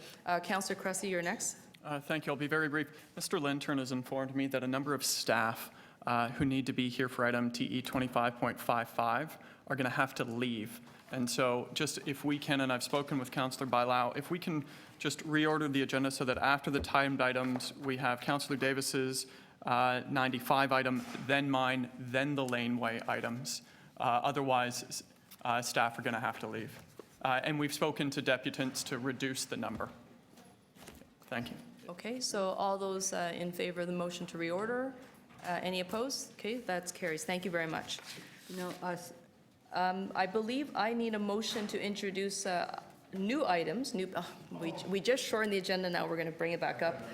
We're going to increase it again. So I need a motion to introduce new items number 136 to 141. Okay, reluctantly. That's Councillor Fragedakis. All those in favor? Any opposed? Okay, you can oppose, but you will lose. Okay. Okay, that carries. Okay, so anybody else want quick items? I'm going to go to Councillor Perks and then come back to you.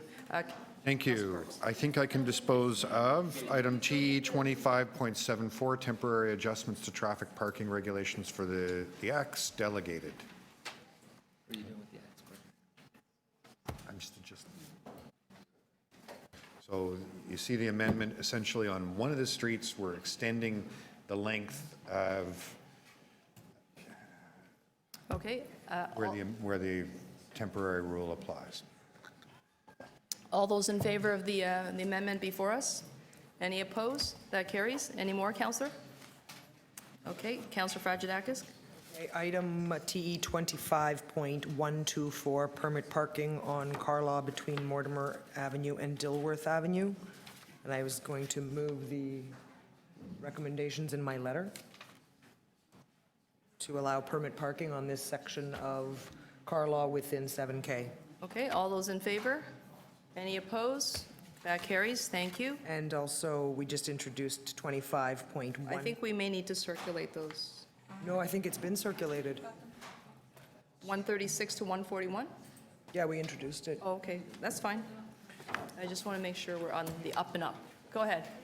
Okay, so I'm going to be moving the alternate recommendations. I have, if the staff could put them up on the screen, I'm going to be make some brief remarks.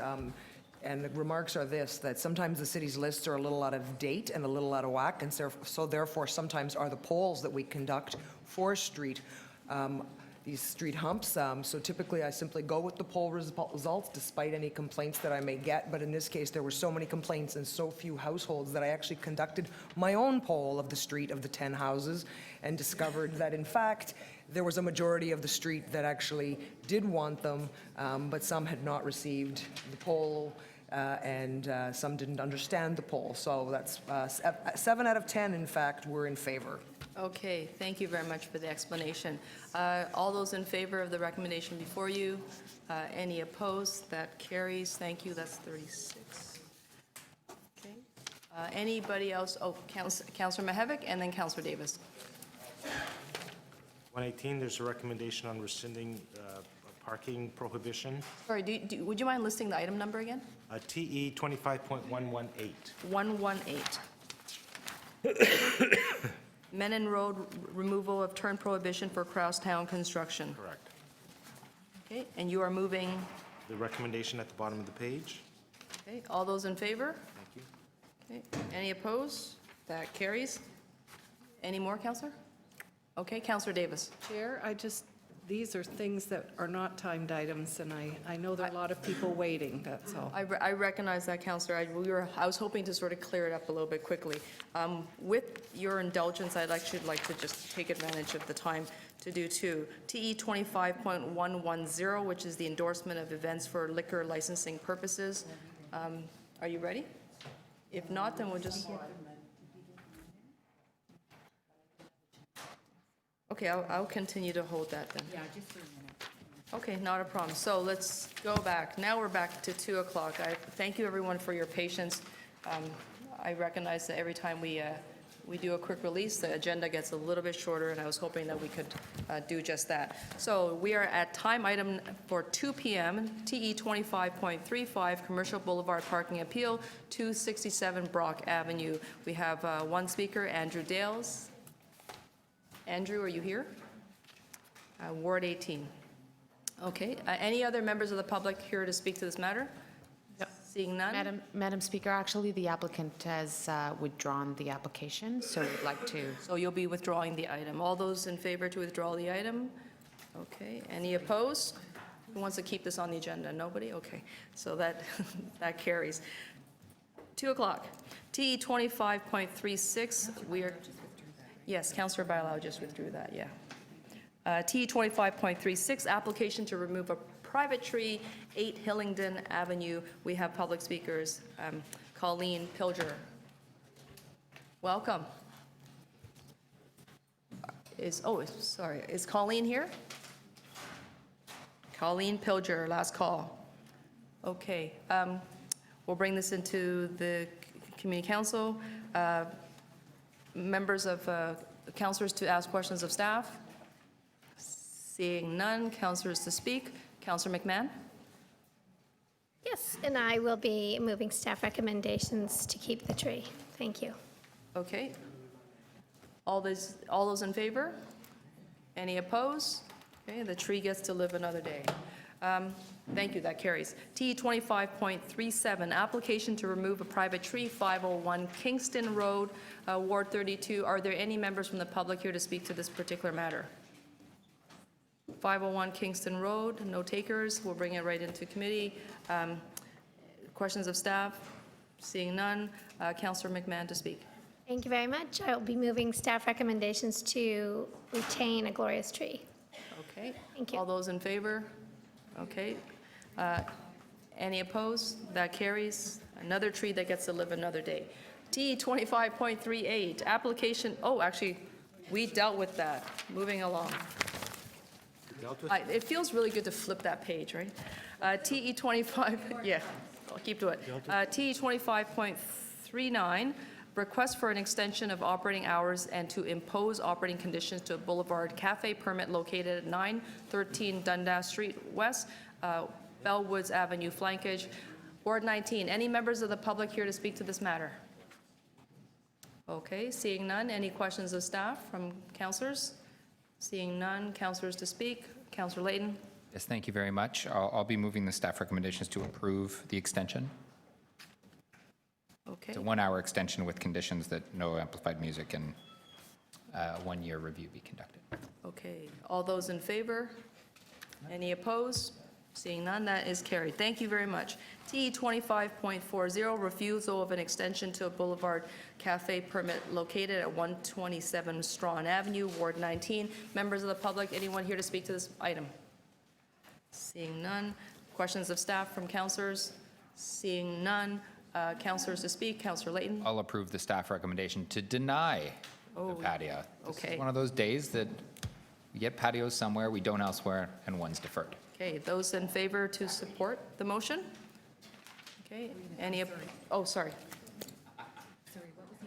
The motion was to adopt the recommendations to refuse. To adopt the staff recommendation to refuse. Yeah. Okay, so I'll try to speak slower. All those in favor? Those opposed? That carries. Thank you very much.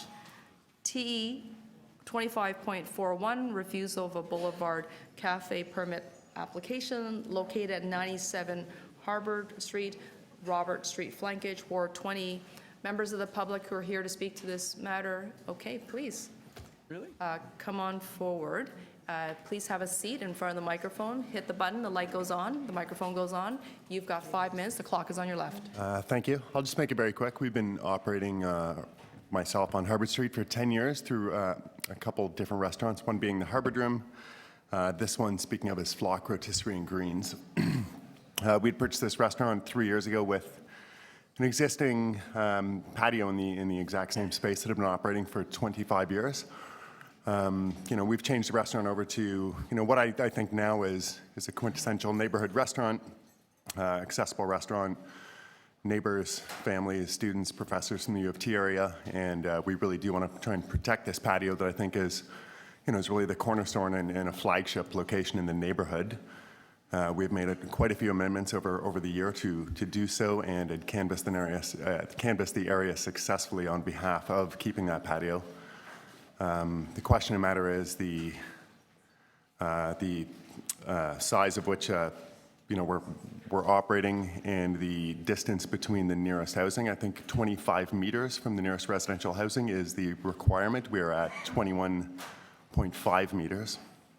We do have several restaurants that have an operating boulevard license in the area that are significantly less than that. And I think it should be said that the neighbor closest to it is in approval that we do get this patio permit. That's it for me. Thank you. Okay, thank you very much. Are there any questions of the speaker? Okay, seeing none, are there any other members? Thank you very much, sir. Are there any other members of the public who would like to speak? Emily?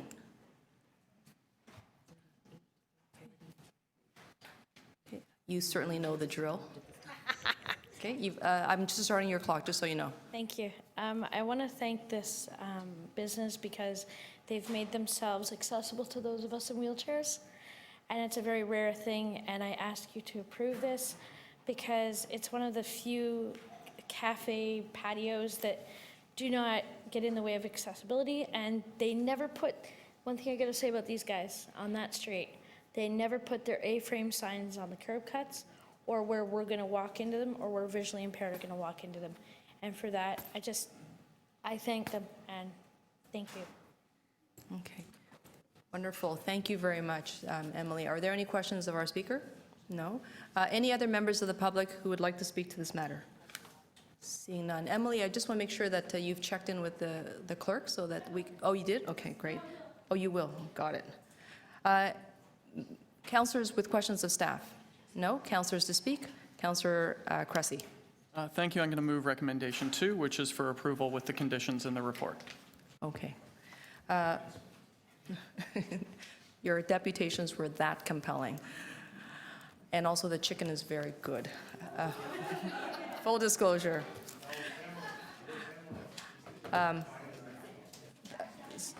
All those in favor of the recommendation before us? Any opposed? Okay, that carries. Thank you very much.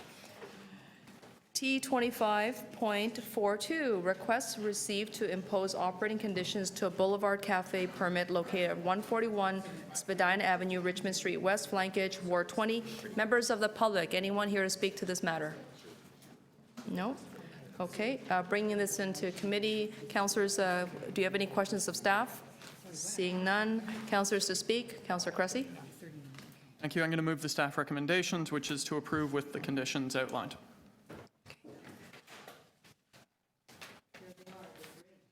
They're in the Oh, report. they're in the report? Okay, wonderful, thank you. All those in favor of the recommendations in the report? Okay, any opposed? That carries, thank you. We are just clocking along. T25.43, request received to impose operating conditions to a Boulevard Cafe permit located at 87 Front Street East, Unit Number 8. Are there any members of the public here to speak to this matter? I see you, Emily. Want to come back to the microphone there? Okay, wow, that was fast. You might get a speeding ticket. Look at that. Okay. All right. So just so you know, again, I'm starting your clock. Yes, ma'am, thank you. Okay. I just want to, I want to say two things. One, I'm a little worried about this sidewalk. There is tons of tourists going to the market, but there is also a large amount of people in wheelchairs that live in this area and use that sidewalk on a daily basis. I'm one of them. And also people with strollers and elderly people. And I'm a little worried that more patios, there's already a bunch of patios over there, and more patios means more A-frame signs, which means creeping in on becoming crowded and making accessibility an issue in that area. That area has a lot of problems with broken sidewalk and uneven sidewalk, so wheelchair users have to take it slow and swerve a lot. And that's my only point. And I would like to see that patio accessible because so few are in that area. Thank you. Okay, thank you very much for the deputation. Any questions for the speaker? Okay, seeing none. Any other members who would like this? Any other members of the public who'd like to speak to this matter? Seeing none. Councillors with questions to staff? I don't see any councillors to speak. Councillor McConnell, who is not here. We will hold this down for Councillor McConnell, and hopefully she'll come back soon, and we will be able to deal with that matter. We're moving on to T25.44, refusal of an application for a Boulevard Cafe permit located on the commercial frontage of 674 Danforth Avenue. This is in Ward 29. Any members of the public, welcome, who would like to speak. If you can just place yourself in front of one of the microphones, hit the button, the light is on. Thank you. And your clock is on the left-hand side. You've got 5 minutes. I'll reset it for you. Thank you very much. My name is Betty Karvounidis, and we opened a new restaurant about 9 months ago on 674 Danforth Avenue. It's right on Pape and Danforth, and the name of the place is Hunters on the Danforth Pizza and Souvlaki House. All the restaurants around there, they have nice patios, and we like to have one too. We have about 244 meters from where is the sidewalk up to where we wanted to put the patio. We asked for about a meter, if it's possible, a meter and 10 centimeters. Because we wanted to have a little access in the front of the restaurant, if it's possible, for our clients, so they can sit on the patio, like all the other restaurants in the Danforth. Now, they refused to give it to us, and they gave us only 30 centimeters. But our signs that we have outside is about 90 centimeters. So if we can get 10 more centimeters, we will be very happy, you know, to have a little patio in the front of the place. It's a little family place, and a lot of kids are coming. It's fully handicap accessible place, and we're going to be very happy if we can do that. Thank you. Okay, thank you very much for your deputation. Any questions for the speaker? Okay, thank you. There's no questions for you. Thank you very much. Any other members who would like to, any other members from the public wanting to speak to this matter? Seeing none, let's bring this inside. Councillors with questions of staff? Seeing none, councillors to speak. Councillor Fragedakis. Yeah, I have an amendment, and I'll be moving to approve the patio with a condition to have the MLS report back in 1 year on the operation of the cafe. Just for members' information, the patio that they're requesting actually is really only for 2 tables. It's essentially a 4-person patio. So we'll see how it goes, and I think it'll add to the further streetscape of the patio culture on Danforth. Okay, all those in favor? Any opposed? Okay, that carries. Thank you very much. Next item is TE 25.45, refusal of a Boulevard Cafe permit application located at 804 Danforth Avenue. Again, it's in Ward 29. We have registered speakers, Sean Clark, followed by Rebecca Tresham. Sean Clark, are you here? Oh, wonderful. Welcome, Sean. You have 5 minutes. Just make sure the light in front of you is lit. First of all, I want to thank everyone for hearing our case here today. My name is Sean. I'm co-owner of Revere with Rebecca Tresham. I grew up in Riverdale, still call it home today. It's an area of the city that is quite dear to my heart. We opened Revere in September, on September 16, 2016. Our restaurant is located at 804 Danforth. We purchased an existing restaurant which had an AGCO license for patio, so we have hoped to capitalize on that, and that is what brings us here today. The location has been a restaurant for over 20 years, so it is not new to the area. However, we are, and it is not much different from the other restaurants in the neighborhood. Some information about our proposed patio. It is a fair bit smaller than the other patios on our block and on the Danforth, at only 1.22 meters in depth and a width of only 3.47 meters. This would allow for just an additional 2 seats. One of the major reasons for us seeking out this patio is that it will provide a barrier for debris and garbage entering our patio, because we do have a garage door which we roll up when when the weather permits. If you've ever been to the Danforth, you know that there is a great and thriving patio environment, and we would like to be a part of it. Lastly, we have already taken down speakers that were previously installed on the outside of the restaurant, acknowledging that noise might be of an issue. The kitchen closes at 10 o'clock, and last call is done shortly after that. We do not stay open until 2 a.m. like many of the bars and restaurants close to us. That is it. Thank you for your time and consideration regarding this matter. Thank you very much for your deputation. Any questions of the speaker? Okay, there are none. Rebecca Tresham. Welcome, Rebecca. You've probably heard me say that everyone has 5 minutes. Okay, and make sure the light is lit in front of you, and you can go ahead. Hello. Ooh. Good afternoon. This is in regards to our family-owned restaurant on the Danforth, Revere. You should check it out. My name is Rebecca Tresham. I am a part owner with Sean, and I'm also the pastry chef at Revere. Sean's not my husband, James is. He also works in the restaurant, and we both went to, I just had to make that, I know. We're not married.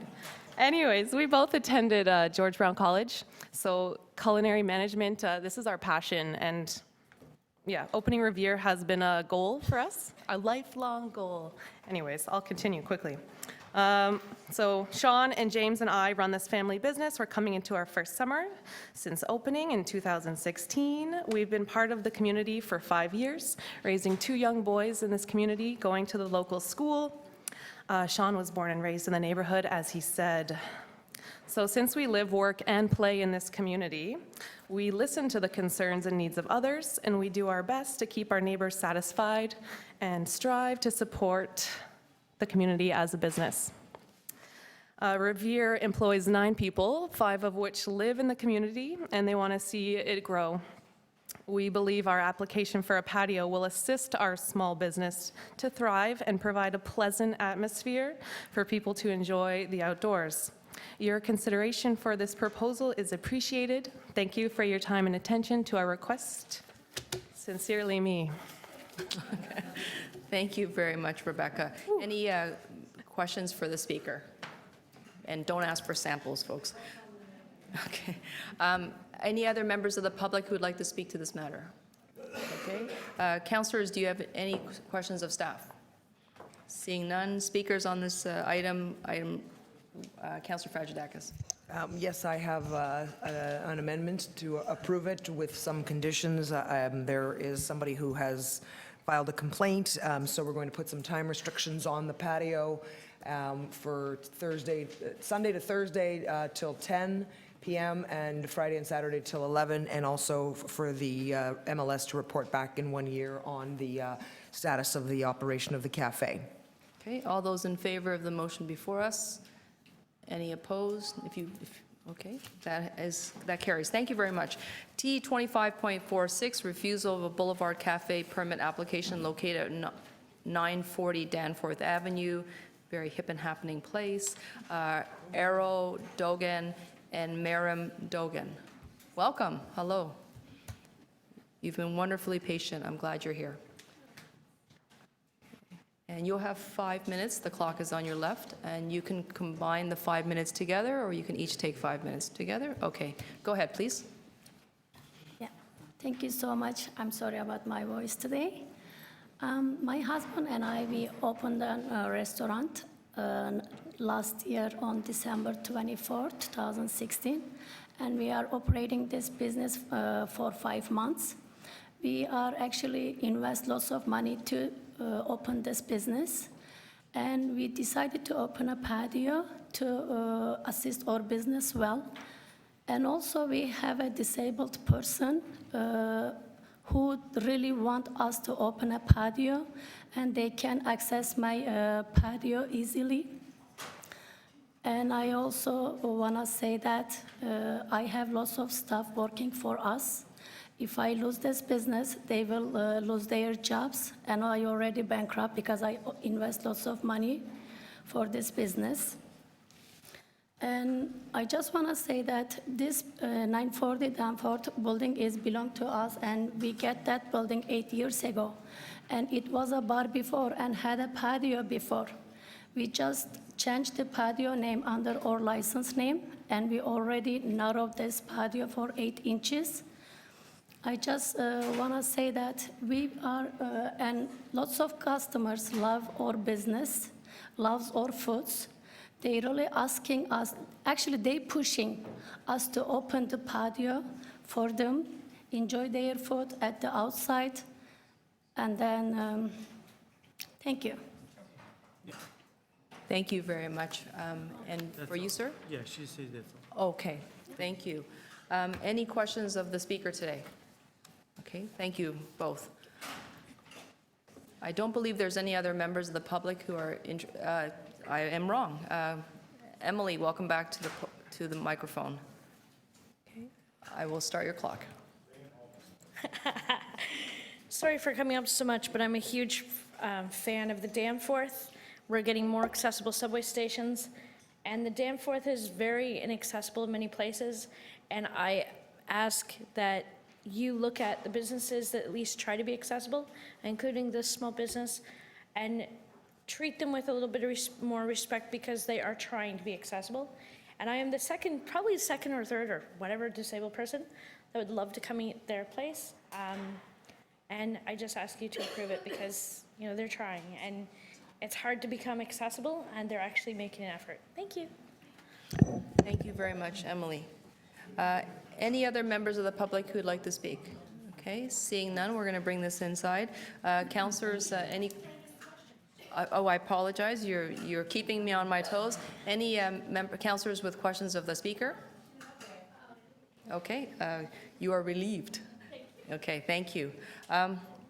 No questions of staff. Councillors to speak. Councillor Fragedakis. Yeah, so I'm going to be moving a deferral for one cycle. This is the first time I've seen the applicants. They've not reached out to me. I have, unfortunately, a long list of complaints and noise violations on this property.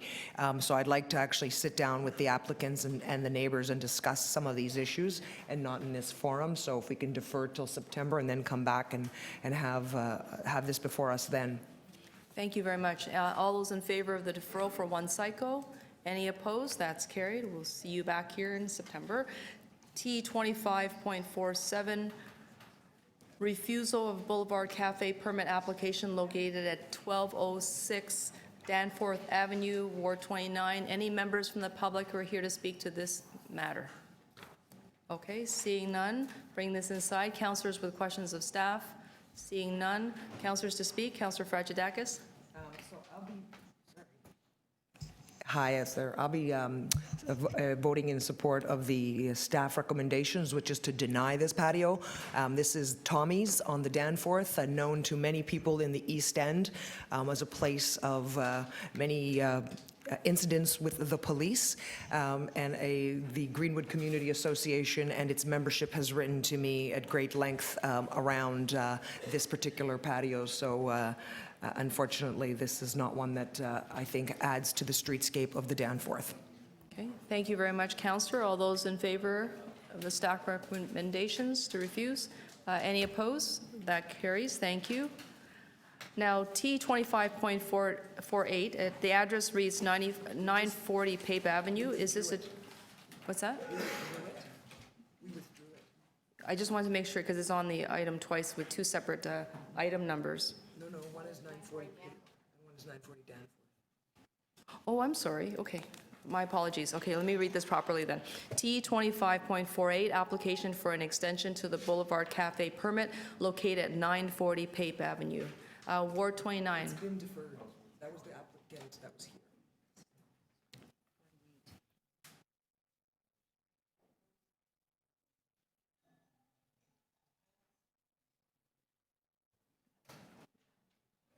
Sorry, folks, I have too many agendas in front of me. I'm going to work with the most updated agenda. Okay. Yeah, we'll try to keep this updated. So, yes. Yes. International guest, I just had to go and see. On 43, did you approve the time? No, actually, Councillor, I held this on your behalf. Would you like to deal with the matter now? Yes, I would be happy to. Do you know if there's any speakers? You can call. I think they've already spoken, but I don't believe there are any more. Okay. Okay, do you want to deal with it now? Yes, I'd move the staff recommendations, which I believe is to close by midnight, to close, clear, and no chairs, everything gone by midnight. Isn't that correct? Yes? And with that, that's the staff recommendations. Okay. And that helps me a great deal. Thank you. All those in favor of the staff recs? Okay, any opposed? That carries. Thank you very much.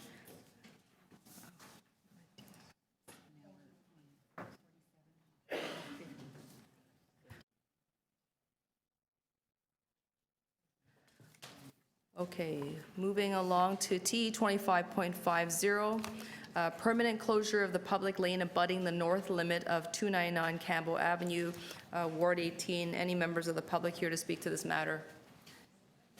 Okay, seeing none. Questions of staff?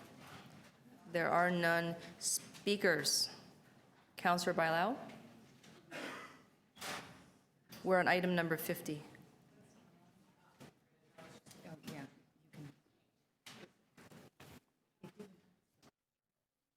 Number 50. Approved staff recommendations. Thank you. Okay, all those in favor of the staff recs? Any opposed? That carries. Thank you. Just for clarification, members, councillors, on your green sheet, it will have jumped from 49 to 55, but just imagine these numbers in there. 0.50, 0.51, 0.52. They didn't make it onto the green sheet, but they are now on still active files, still active items. So we're now at T 25.51, permanent closure of below-grade portions of the public lane abutting the west limit of 1 Yorkville Avenue, Ward 27. Are there any members of the public here to speak to this matter? No, seeing none. Any questions of staff? I don't see any speakers. This is in Ward 27, so I will move the staff recommendations before us. All those in favor? Any opposed? That carries. Thank you. T 25.52, permanent closure to vehicular traffic of a 0.3 meter wide strip of land on the east side of the north-south portion of the public lane located at the rear of 1126 to 1140 Gerard Street East and 387 and 389 R Leslie Street. Ward 30, any members of the public here to speak to this matter? Seeing none, Councillor, this is for Councillor Fletcher. Any questions of staff? Do I need to hold this down for Councillor Fletcher? Okay, so let's hold this. Unless somebody knows how Councillor Fletcher wants to dispense. Okay. So let's hold that. Yes. And ours is- Which, Yeah, she does have a motion on that one. she does have a motion. Yeah. no, she Okay. has a motion. She does have a motion. Okay, so let's hang on to that. So interestingly enough, we've now arrived to item number 55, but it's now been timed to be dealt with. No, we still have to, okay, let's move on to T 25.57. Oh, sorry, no, it's, We're moving to the timed item, so it's just Jan's first and then 55.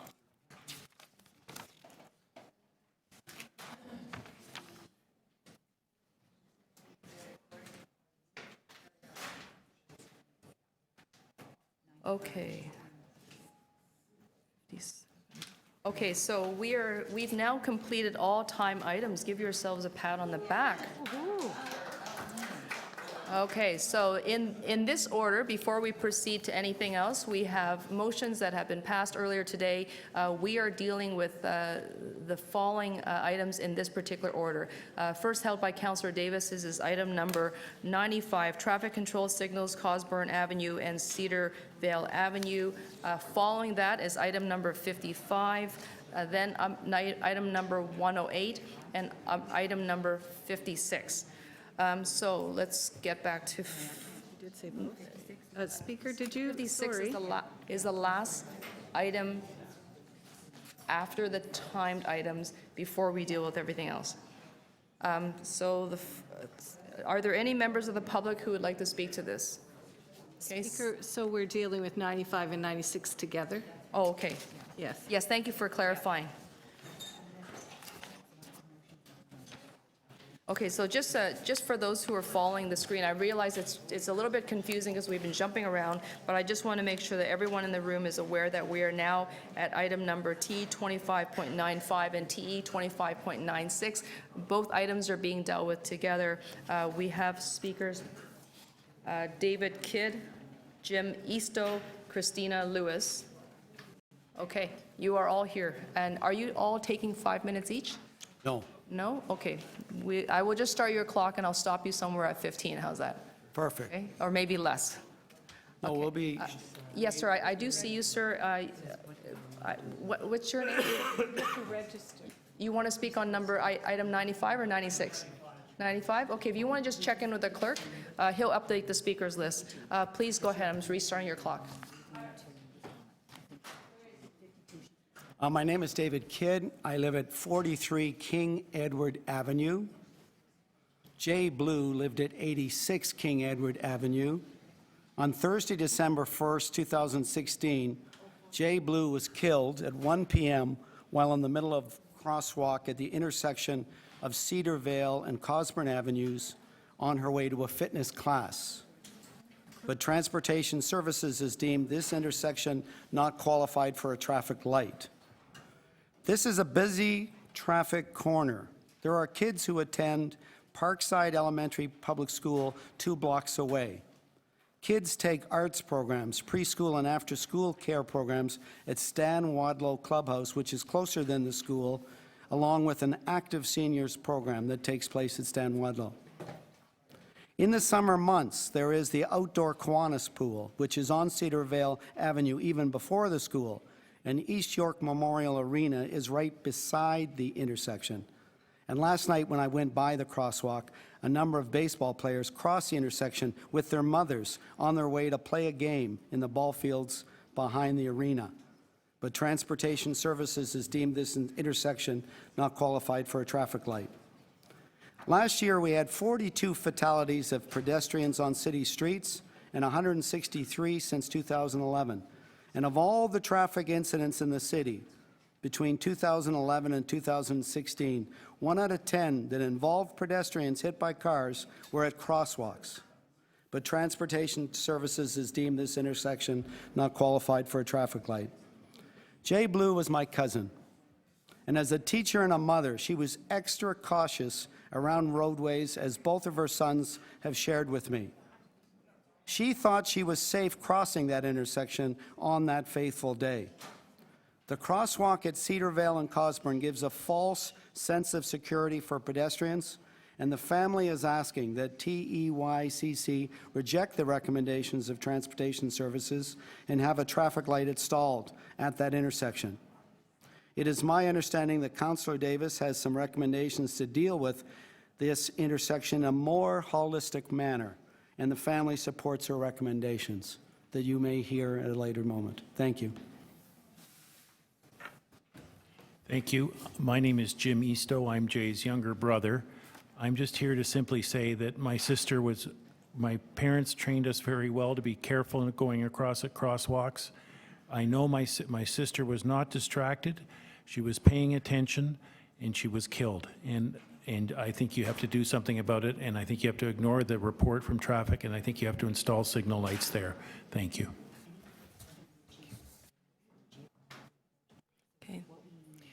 Good afternoon, everyone. My name is Christina Lewis. Jay Blue is my aunt.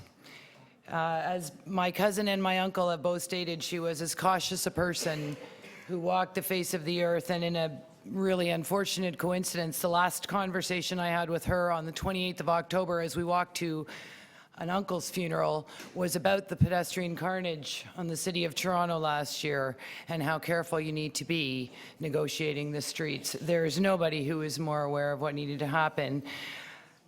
She was walking into an intersection which is walking through a crosswalk in an intersection that is regularly used to avoid turning at a light.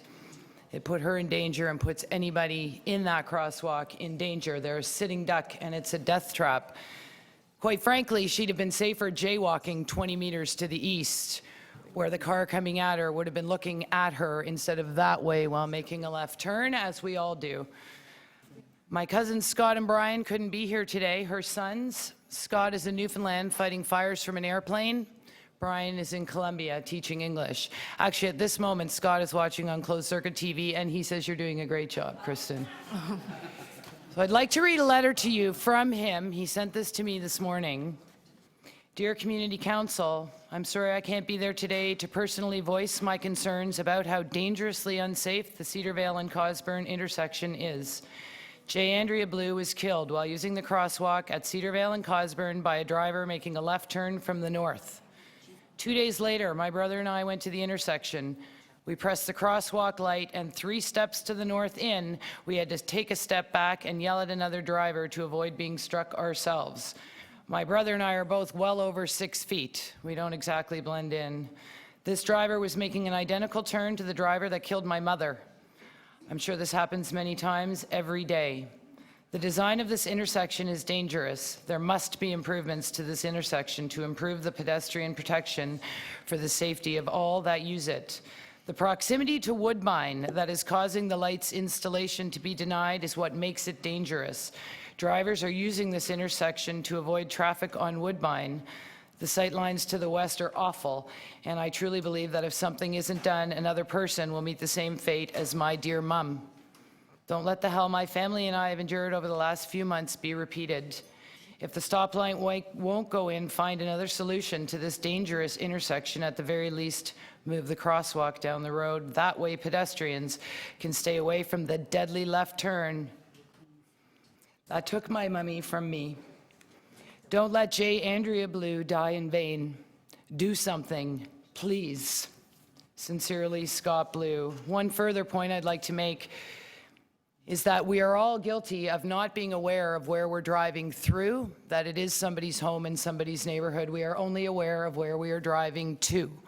I live on a street that has a 40-kilometer-an-hour speed limit and regularly see people driving 70 to 80 kilometers down that street because they're in a hurry to get through my neighborhood to get through theirs, which is, I believe, what's happening in this intersection. So I implore you, if you haven't been to this intersection or Google mapped it, please, please do so before you make any votes or decisions. You need to see that this crosswalk, as the traffic report my cousin quoted, states that the crosswalk is east of the intersection. It's not. It is the east side of this intersection. If you drew a box from the 4 corners that make it up, this crosswalk is the east perimeter and is a dangerous and unsafe place. More people will die, and I'll be back here in a year if we don't do something about it. I can almost guarantee. Thank you very much for your time. Okay. Thank you very much for your deputation, and And I believe, I just want to say our condolences for the loss. Thank you. Thank you. Members of committee, would you have any questions for the speakers? No? Okay, thank you. I'm going to acknowledge you shortly, sir. The next speaker on this particular matter is Phil Potan. Is that you, Phil? No, there's also, I thought before Phil, a registrant from the school council and the neighborhood. We have Phil, we just heard from David Kidd, Jim Eastoe, Christina Lewis. Now we hear from Phil Patan and Emily Dale.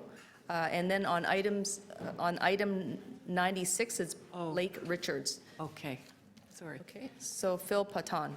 Okay, I know you folks have had a very long schedule, so No, we're here for you. We're here for you. I want to drill into three. I'm not a family member, so I want to drill into three technical points relating to the staff report. And, you know, counselors are rightly reluctant sometimes to do something that appears to be contrary to a staff report. But I want to say that you can reject this staff recommendation and approve Councillor Davis's alternate recommendations without rejecting the substantive analysis that the staff has done on the very narrow prescribed set of questions that they are told to ask and apply in these sorts of applications. And that is because of three factors that sort of fall outside of the typical scope of the planning study, or the traffic study. The first is that the current pedestrian crossover leaves 45% of existing users unprotected. The traffic study showed that 45 or perhaps 46% of people crossing the intersection did not actually activate the crossing light. And this was true even on a bitterly cold, somewhat snowy day in mid-December when we would expect people to be cautious. The analytical frameworks for evaluating the existing crossover and the proposed traffic control signals don't seem to have been able to take this into account. However, I submit that this figure demonstrates the need for timed and predictable traffic signals at Cosburn and Cedarvale that do not depend on pedestrians to choose to activate them. Second, the assessment of collision hazard, that is, the overall number of collisions at this location, was distorted by the fact that the existing poor traffic control at this location and the public perceptions of poor traffic control of this location depress the overall pedestrian numbers at this location. So it appears that the technical justification regarding collision hazard is and was evaluated based on the absolute number of pedestrian vehicle collisions rather than some percentage risk calculation, i.e. a percentage of the number of people who cross.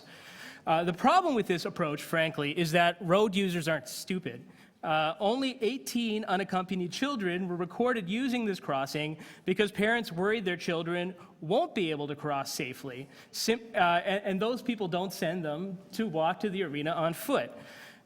It would be very perverse if we found that there was no justification to put in safe crossing infrastructure because people are too scared to even bother trying to cross this intersection.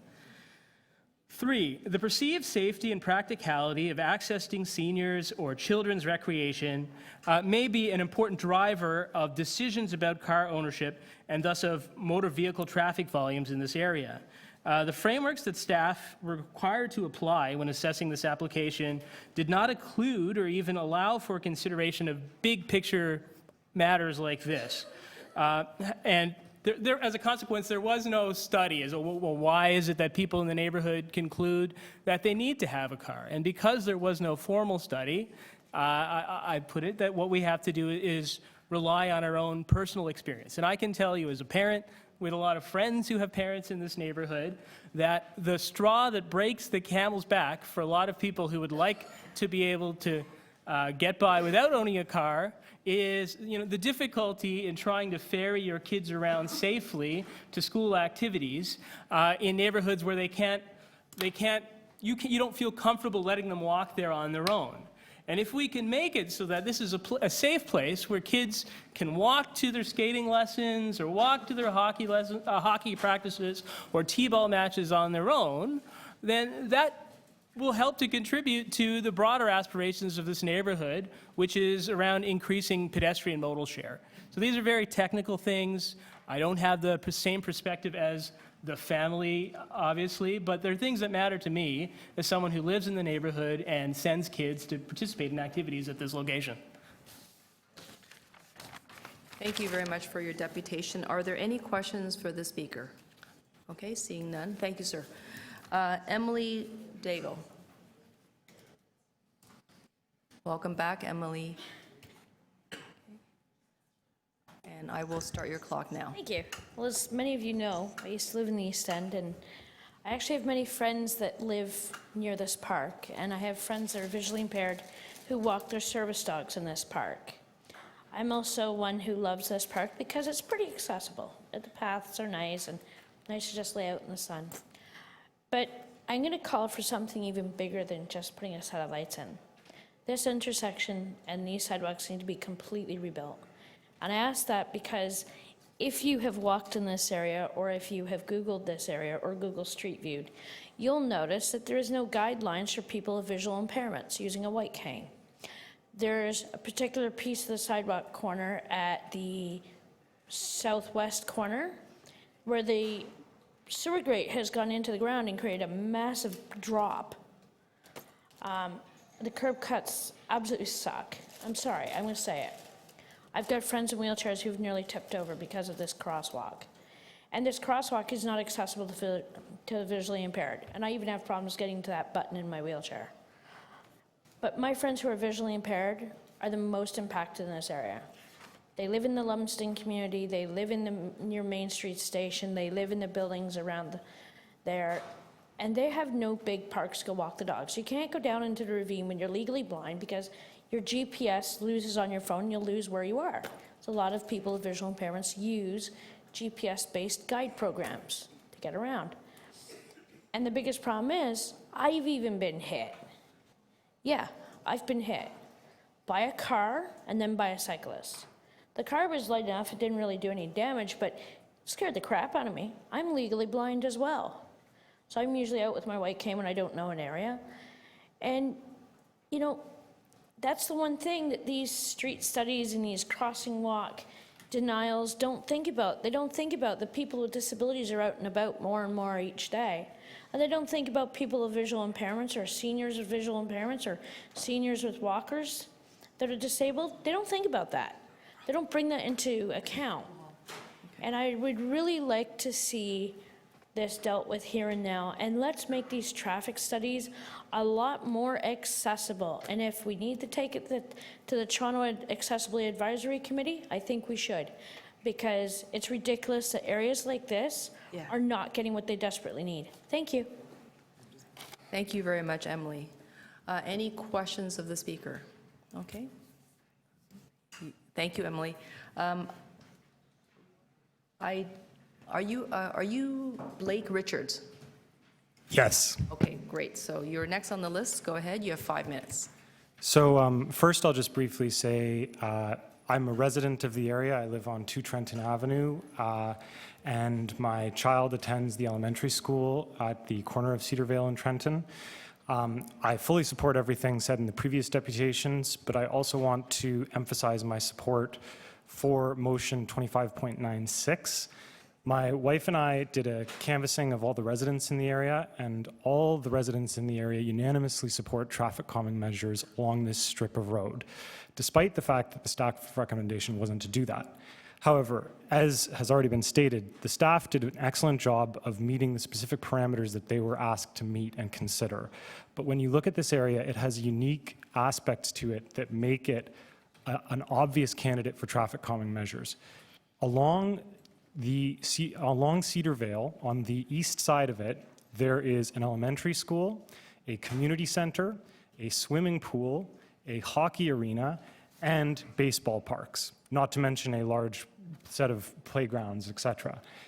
The parking lot that serves most of these facilities is on the west side of Cedarvale, okay? And furthermore, at the end of Trenton, there is a seniors residence. So this particular strip of street has so many vulnerable pedestrians using it every day of every season. And it really can't be emphasized enough that it is a unique situation that deserves traffic calming measures despite not meeting the specific technical parameters that the initial study looked into.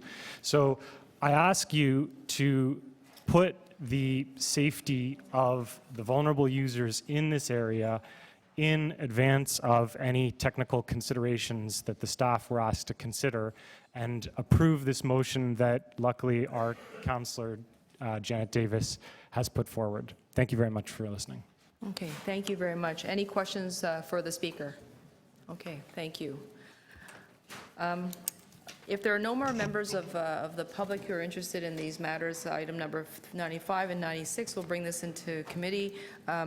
Questions of staff? Okay, councillors to speak. Councillor Davis.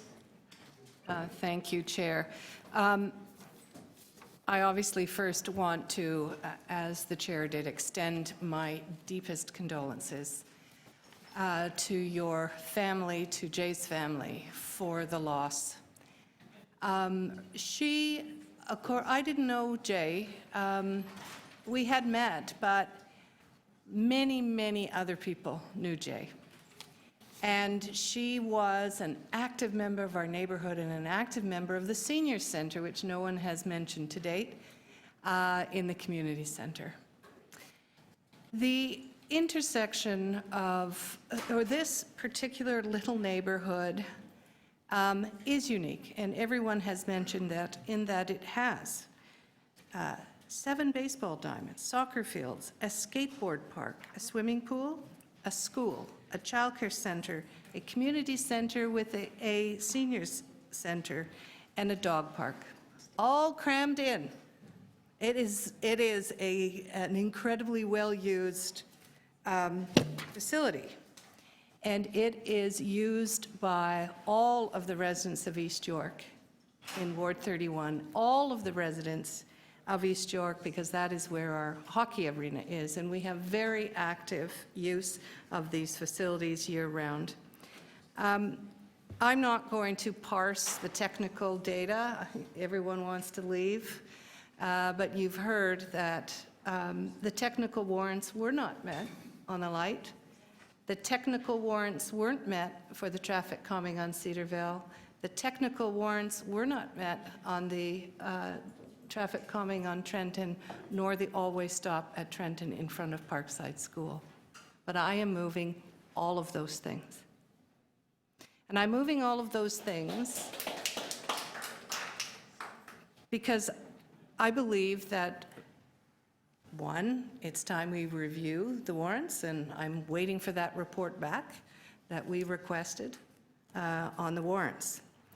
I'm moving it, two, because this neighborhood is at risk constantly of cut-through traffic, people always trying to avoid an intersection. I'm sure we all have those intersections where they come in the north end, they do a cut right through, and then out at the bottom. And as they move through, by the thousands, there are 10,000 cars go through that intersection, and hundreds of children. And every day, they're at risk. There were 3 collisions in that intersection in the last 2 years, all of which traffic engineers said could have been avoided. It's in the report, could have been avoided with a traffic light. As well, there were 3 collisions on that stretch of Cedarville that probably could have been avoided as well if cars were going slower. There are constantly children who are trying to get to a very awkwardly placed school at the corner of a 90-degree angle who've been calling for some time to get an all-way stop there, and we're going to install that. I think everyone around this table knows our #1 priority is to protect our pedestrians. I'm sorry, but all of our warrants are about traffic flow and traffic volume and how we accommodate it. And that should not be our priority. It has to change so that we can say to this family and to all families that when your children and your parents go across to use all of our facilities and our public spaces, that they will be safer on our street because of the kind of interventions we put there. And that's what we're doing today. And I hope we'd have a unanimous vote, and I ask for a recorded vote. Thank you. Any other I have a members of the... petition that I'm not going to table here, that I'll table at council, of hundreds of residents from the school council, from the school parents, the baseball, hockey, soccer league, and surrounding neighborhood that I'll present to council. Thank you. Great. Councillor McMahon, you had... Well, I just wanted to say that I'll definitely be supporting Councillor Davis and her efforts in this, in trying to make this area, our community and our city, a more walkable, safer community. And that we want to get people out of cars, and we want to empower our kids to be walking to school and learn independence and get kids and adults on bikes. And you know, when a tragedy like this occurs, it just scares people back into their cars. And we do kind of, our mindset is always geared around the car, and we just got to get away from that thinking it's not sustainable. This is a very well-used community hub. I know that a lot of my residents go up to play hockey, skateboard, and enjoy the park, and we just want our communities safer and more walkable. So happy to support that. Thanks, Councillor Davis. Thank you. Any other members of the committee to speak? If not, I have a couple of comments that I'd like to make. I'm certainly going to be supporting Councillor Davis's alternate recommendations. I'm actually a little surprised that it didn't meet the warrants, because I've never been at this intersection when it hasn't been super busy, with all the parking lots full to capacity, the streets and people parked illegally on Cedar Vale, and it's a very, very busy part of East York, both with when hockey's in season, or when baseball's in season, or I mean, come out on Canada Day, July 1st, if you want to see like somewhat 50,000 people descend on this intersection. So I'm a little surprised that the counts weren't there, but that's kind of irrelevant, because we constantly talk about safety, and this is actually a matter of safety. So with the seniors group that meets at the clubhouse on a regular basis, and all the kids in the neighborhood, I just think we would be remiss in our duties if we weren't to approve this. So with that, you wanted a recorded vote? Okay, so all those in favor? Do you do the recorded vote? Sorry, does the clerk call it the names? Okay, sorry, so there's two items, so I guess we're starting with So I moved to E25.95, traffic control signals, Cosburn Avenue and Cedar Vale Avenue. It's the alternate recommendations to approve. So, We're doing 95 right 95. yes, so all those in favor? Does the clerk call out the names? Okay, so Councillor Davis, Mahevik, Cressy, Fragadakis, Wong-Tam, Layton, Perks, McConnell, Matlow, McMahon, Bailao, that's unanimous. Okay, and then we have item 96, traffic calming and always stop control, Cedar Vale Avenue and Trenton Avenue. And the motion that is before us is, again, I believe, the alternate recommendation. And it is subject to a positive poll, so I just want to make sure everyone knows that. Okay, so all those in favor of the, I guess what is this, the alternate recommendations? Did you want a recorded vote on this as well? Okay, all those in favor? Councillor Davis, Councillor Mahevik, Cressy, Fragadakis, Wong-Tam, Layton, Perks, McConnell, Matlow, McMahon, Bailao, that's unanimous. Okay.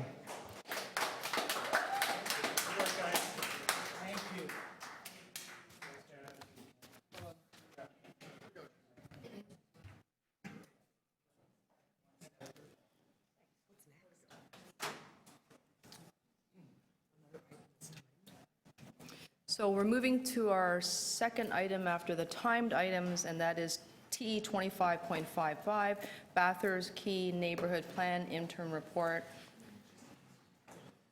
And I believe there are still speakers on this item. I'm just going to read the names just to have everybody, is that correct, Councillor Cressy? Yeah, so They've been reduced, but we still nevertheless have speakers. I just want to clarify, are we still expecting a staff presentation on this matter? Okay, so no more staff presentation, just speakers. I will list the names, and if you can just get yourselves ready to come to the front of the room. William Pete, Robert Kearns, Heather Johnson, Ian Rankin, Marco Despizio, and Vorim De Pascal. We'll start with William Pete.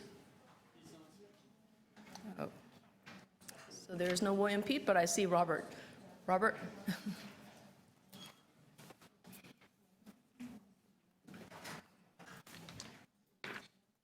Hi, Robert. Welcome back.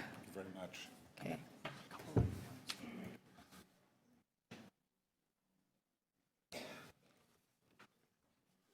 I don't know, my microphone is on. Thank you very much. Councillor Wong Tam, members of council, it's wonderful to be here. I just reflected with William Pete, our executive director, that I first appeared at this council hearing 20 years ago to request a location for Ireland Park. And at the July-August sitting of council in 2000, that motion was passed. And we will be celebrating the 10th anniversary of Ireland Park next week, the 21st of June 2007. So first of all, I want to thank everybody here for the opportunity to speak in connection with the neighbourhood plan for Bathurst Quay. In the years that have elapsed, we've been directly present on Erin Quay since 2000, and we raised $3.6 million to build Ireland Park on the southeast corner of the quay. This involved money from the Government of Ireland, some $500,000. I think the Government of Ireland is the only government anywhere around the world that's invested money on Toronto's waterfront. So, and they've recently contributed a further $150,000 to Dr. George Robert Grisette Park, which we will start construction on in a few weeks' time as well. We're constantly petitioning for improvements on the quay, including the north-facing dock wall, which we hope in the course of the next few years will be rehabilitated, which will allow some of the fencing to come down. We are also investing in new signage with the support and help of Councillor Cressy, and improving lighting and security with cameras, etc., in and around the park. In other words, we have made a major commitment to Erin Quay and to making Ireland Park a major destination. And now with the completion of the tunnel to the island airport, the construction that had previously hindered access to the park is behind us. And we hope to see, with the repairs to the dock wall, that the park will become part of the overall waterfront trail. In a wider context, Ireland Park has expanded its mandate beyond just the creation of a sculptural park installation to commemorate the tragic loss of life in this city in the summer of 1847. 170 years ago to the month, on the 8th of June 1847, the steamer, the City of Toronto, came into the harbour with just over 1,000 men, women and children on board. During the course of the summer, over 38,560 men, women and children arrived in Toronto when the population was just 20,000. About 1,186 of them died, which was, relatively speaking, a low percentage of those who left Ireland that year, which was about 98,000, when the population of Canada at that time was 1.5 million. So for Canada to receive 98,000 migrants, many of them carrying typhus, an incurable disease at the time, into a population of 1.5 million, it's very important for us to recover and restore to memory these events, because they have such important lessons to teach us today as we consider the prospect of migration from other parts of the world today. So as a foundation, we're active in other activities other than simply the sculptural presence on Erin Quay. As I mentioned earlier, we'll be opening a new park later this year to honor the doctors and nurses and triage officers and clergy who sacrificed their lives to help the men, women, and children who arrived here 170 years ago. And to the best of our knowledge, this will be the first major public artistic sculptural installation to honor and recognize doctors and nurses who gave up their lives helping migrants. And they deserve our honor and recognition as surely as any soldier who wears a uniform in a circumstance of conflict. And that doctors and nurses and triage officers should lose their lives and not be honored and recognized, to us does not seem correct. I'm here today to specifically request the opportunity to use the Executive Office building adjacent to Ireland Park to expand the footprint of Ireland Park in a landscaped engagement with the Executive Office building to the west of Ireland Park, so that it could be a facility in use for all members of the local community, to have a landscaped approach to Ireland Park as the sculptural wall, the largest limestone sculptural installation in the city, is designed in such a way that it reads from both the east and the west. And I think the opening up of this space and the landscaping of this space in front of the Executive Office building will give rise to one of the most really beautiful, moving places to enjoy on the waterfront. We envisage the space in the Executive Office building as a permanent interpretive centre for Ireland Park, an exhibition space for sculpture, for painting, and for exhibits dealing with all aspects of Toronto's migration.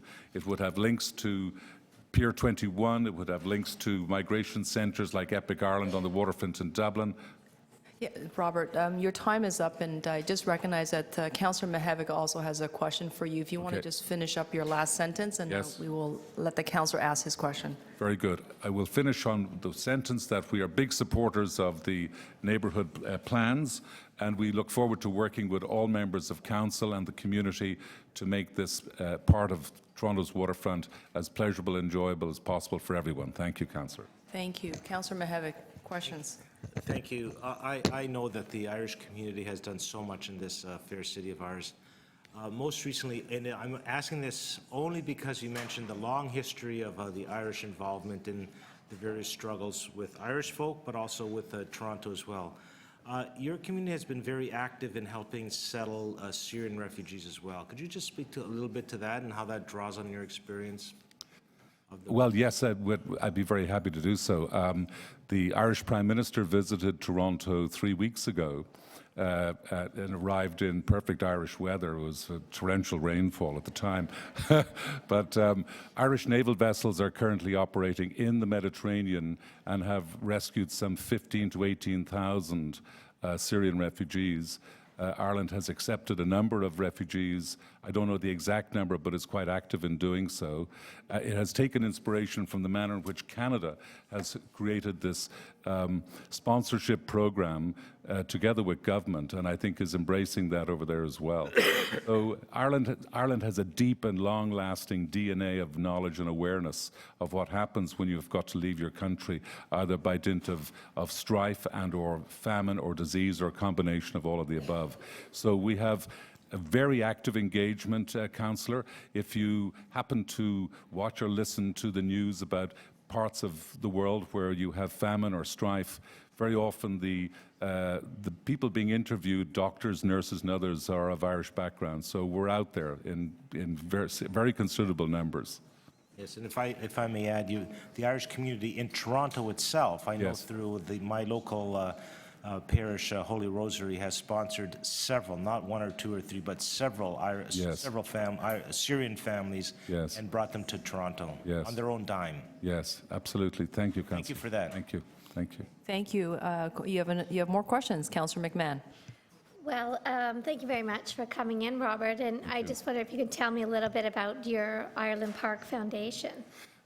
Thank you very much, Councillor. Ireland Park Foundation really commenced activities in Toronto in 1996.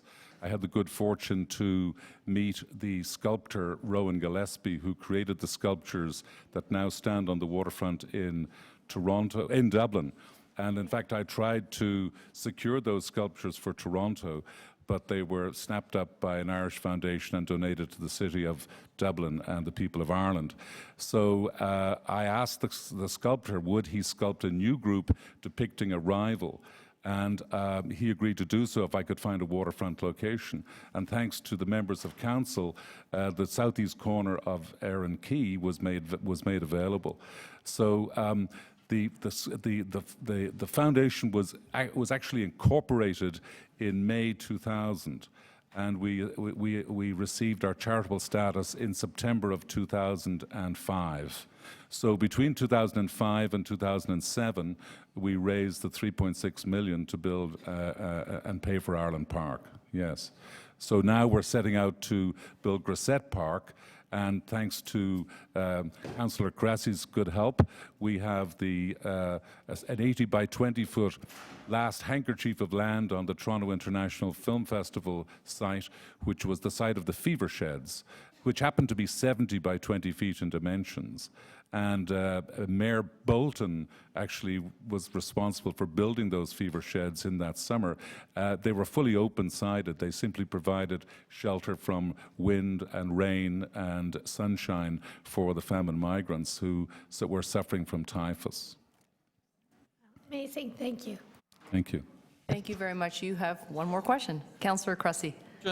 Thank you, Robert, for being here and the support for the neighborhood plan. One very brief question. One of the recommendations in the neighborhood plan is for the city to initiate a process to look at potential partners and occupants for the executive building. Sorry, could you repeat that, Bart? One of the recommendations is for the city to initiate a process to select a new occupant for the executive building. And I just want to make sure that what you're saying here is that the Ireland Park Foundation will be submitting a proposal to turn that into a new museum and function. Correct. Immediately adjacent to Ireland Park. Correct, yes. Wonderful, thank you. Good. I'm sorry if I didn't state that more clearly. No, I just wanted to reiterate it. Very good. Okay, yes, that is our express and deepest desire. Thank you. Okay. Thank you very much. Are there any other questions? Sorry. It's that accent. Oh. Thank you, Robert. Thank you for very your much. deputation.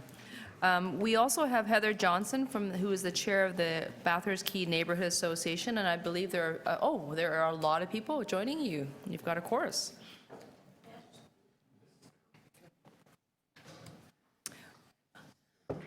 How many of you are speaking? I'm hoping that we can have, at least Marco be able to join in within the 5 minutes, because I know that there really, there isn't a lot of time available. Not a problem, Heather. I This just is want to also confirm- Helen Tolliver, who has sent in who submitted a deputation earlier. Okay. Maybe if you can just introduce your entire party there, and then I'll just start the clock. I'm Heather Johnson, chair of the BQ&A. This is Marco DeCipio, part of the BQ&A, another person on the BQ&A, and this is Helen Tolliver, another member of the BQ&A. Okay. Oh, and this is... I'm Linda Valentine. I'm the chair of the Community Center for the board. Okay, wonderful. Welcome, everyone. I will start your clock. Technically, you have 5 minutes, all of you, but you can use less time if you like. Okay. Okay? But that would be 5 minutes each person, though. Okay, go ahead, please. 5 minutes each person. Yes, if you need it. If we need, okay. Okay. My name is Heather Johnson, and I have worked since 2000, and in 2005 started living in the neighborhood at Bathurst Quay. For the past 2.5 years, I've been chair of the Bathurst Quay Neighborhood Association, which is a long-standing representation of the neighborhood. We have representation in our association by all but 2 of the 14 buildings in the area. First, I'd like to thank Councillor Cressy, his staff, and the Planning and Waterfront Secretariat staff for the many hours, days, and weeks developing the plan and consulting with the community. The consultation was long and detailed. It's been a really wonderful and illuminating experience. When I was young, we lived in an area of new homes, and at the bottom of the hill was a grassy wild area that had construction materials left on it. We were all warned not to go there, as there could be rats. So as children will, we all named it the Rats. Eventually the materials were cleared, and we had an adventure land of trails and grass gone wild, and we still called it the Rats. The children in my area have their very own rats. The area south of the Waterfront Neighborhood Center and School is a maze of parking, fencing, weeds, and remnants from construction. It's not usable at all. I will call it the rats, but I've never seen any actual rats there because you wouldn't want to go there to check. As in my childhood play area, it's an area of disuse, misuse, that has great potential. To us, the plan is exciting to have access to an area that has been forgotten. The plan calls for walkways and landscaping, parking areas would be more defined, the taxi corral would be reduced in size as larger buses are no longer used. There would be an area for community gathering at the silos, pop-up markets could happen, people would have much easier access to the Ireland Park. In summary, the area would fit in with the rest of the waterfront area. It would correspond to the other uses of the waterfront instead of looking like an uncoordinated mistake. To have use of the administrative building opens up opportunities for education, health, and tourism. As long as I have been associated with this area, everyone has wanted a grocery store and a pool. We have a hole in the ground that will be a store, and in the Bathurst Quay Neighbourhood Plan, an aquatic centre is included. At the last public meeting in November 2016, there was great enthusiasm for the entire plan, the earlier parts, the medium term, and the later parts of the plan. The community does understand that an aquatic centre is not funded at the moment, but to have it approved as a plan would be a dream come true. People have for years talked about that maybe we could have an indoor pool if they let us, but an outdoor pool would be cheaper. And we didn't dream big. To have an aquatic centre planned is like it was everybody's birthday at once. At the BQ&A meeting, that's a Bathurst Quay Neighbourhood Association meeting in December, we unanimously endorsed the Bathurst Quay Neighbourhood Plan. The community is firmly behind the recreational use of the lands. Recently, I was enthusiastically telling a friend about all the great exercise we could have when the aquatic centre is built. She broke it to me that she cannot swim. I was totally surprised as she grew up in the Caribbean on an island. She explained that there were country club type places where the rich could swim in pools. If you lived in the cities, there were not beaches as the water spaces were harbors. It struck me that the children in my area have a similar situation. They live at a harbor where they cannot swim or learn to. And to know how to swim is not only life-saving, but opens up one to a life of some of the best exercise ever. Surely our children deserve this. The population in the Bathurst Quay and surrounding areas has grown exponentially. Many people have aged and middle-aged in the area. There have been children in the area, but lately we have an explosion of babies and toddlers. It's really quite wonderful to see. We hope that they stay in the area. The best way to have a positive, thriving community is to have services, to have a community that not only looks good, but is usable. The Bathurst Quay Neighbourhood Plan does this and changes what is our rats to an attractive, safe centre for community recreation and events. I would implore you to approve and endorse this plan. Thank you very much. Thank you. And we also have a right beside you. Marco DeCipio, yes. Yes, Marco. Did you want to speak as well? I just have a short comment. Okay, please go ahead. I am part of the Bathurst Quay Neighbourhood Association, so I work in conjunction with Heather, and I'm a representative for one of the buildings in the area, 90 Stadium Road, and I just have an observation. I fully endorse the plan, and I've been part of the development over the last couple of years or so. And the thing that's important to me, there is the aquatic center, but also it's what the plan protects, and that's our parks and the walkability of the neighborhood, and it has the vision to see that development in the area would be a negative impact. The plan is all about parks and no development. We are happy with the structures that are there, And so to enhance the parks is the major motivation, and it is a true vision. And just one comment about what's happening in the area. Since the York ramp has been closed, the traffic has instantly doubled or more in that area. And I'm worried that if there was any development in our area, the traffic impact would be just unmanageable. And it impacts upon the children that are there with the community center, the people that are enjoying the parks. So this plan does everything perfectly in preserving and also enhancing. So once again, I support the plan. Thank you very much. We also have Helen and then Linda. Okay, please go I'm ahead. Helen Tolliver. I'm a resident of Bathurst Key. I just wanted to very much stress that Bathurst Key Neighborhood Association is a group of 12 buildings, 12 of the 14 buildings. So there are thousands and thousands of people who are going to be impacted by this Bathurst Key Neighborhood Plan. The plan was developed by City of Toronto people as well as the local neighborhood people, and I think it's a really important plan. We worked hard at it together, and I think it will positively affect thousands of people who reside directly in the neighborhood. The people who live in these 12 buildings are adjacent. They're within 2 to 3 minutes walk of where the planned area is, and I think that's really important to look at. And I'd just like to also thank the City of Toronto people who came and helped us develop the plan. They were really extremely helpful, and we're very enthusiastic about this plan. Thank you. Thank you very much. Linda, please, go ahead. I'm Linda Ballantyne. I'm the chair of the Waterfront Neighborhood Center. We've changed our name, and sometimes it's hard to remember.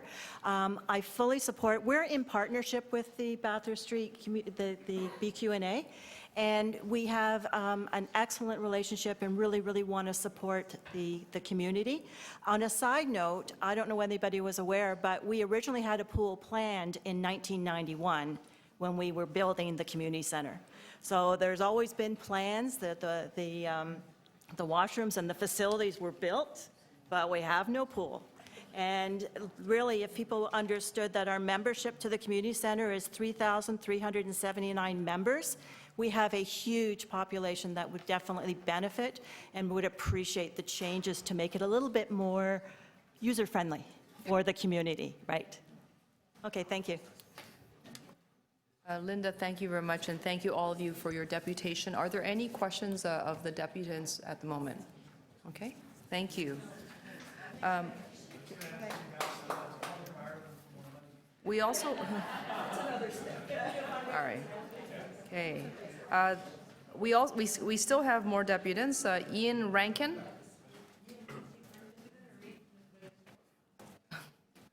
Ian, welcome. You have 5 minutes. Thank you. I'm a member of Parks Not Condos, and as our moniker says, we were formed when the original plan put forth by city planning was to have mixed-use development, 3 towers approximately 8 or 10 stories high, and which was an absolute outrage. The planning department has gone through several iterations, and there are issues which have come up through the discussions. The thing that concerns us the most is that this plan was put out by a planning department 5 days ago. There's been no public input since then. It's a bit of a surprise. It's a real surprise. And so I would urge you not to support this plan and to send it back to planning. Just a bit of background on this piece of property. It was given or licensed by the federal government to the City of Toronto to be used as a park when Harbourfront was formed 30 years ago. Since then, not much has happened, and it remains a derelict industrial site. There have been some very small improvements, just as Ireland Park, which we fully support. But there's also problems with the island airport operations and the traffic it creates. There's problems with parking on Stadium Road. This brings parking through the residential community, and we're totally against that. And while this plan puts forth in very, very general terms, it goes in the right direction, it doesn't really have any timelines. We think there should be timelines to get rid of the parking on Stadium Road. It's 200 surface parking spots in a park. It's time to go. There's also the airport traffic. It's time to go, or at least minimize it.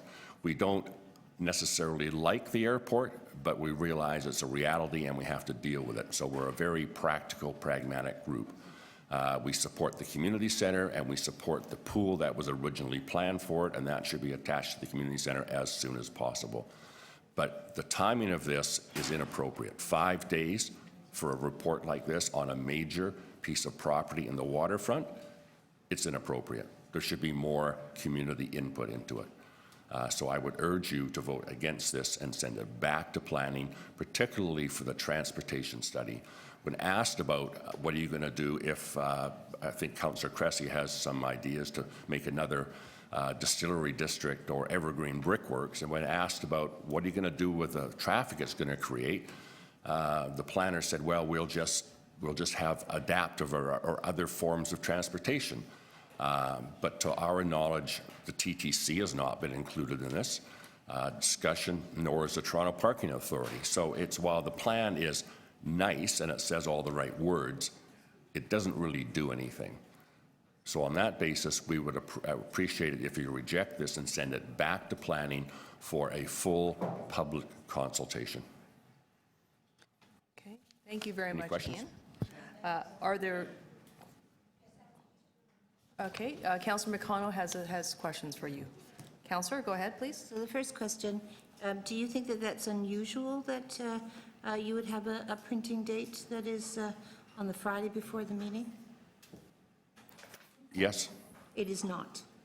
Well, the city clerk's office said normally they would have at least It is 10 not. days. No, it is not.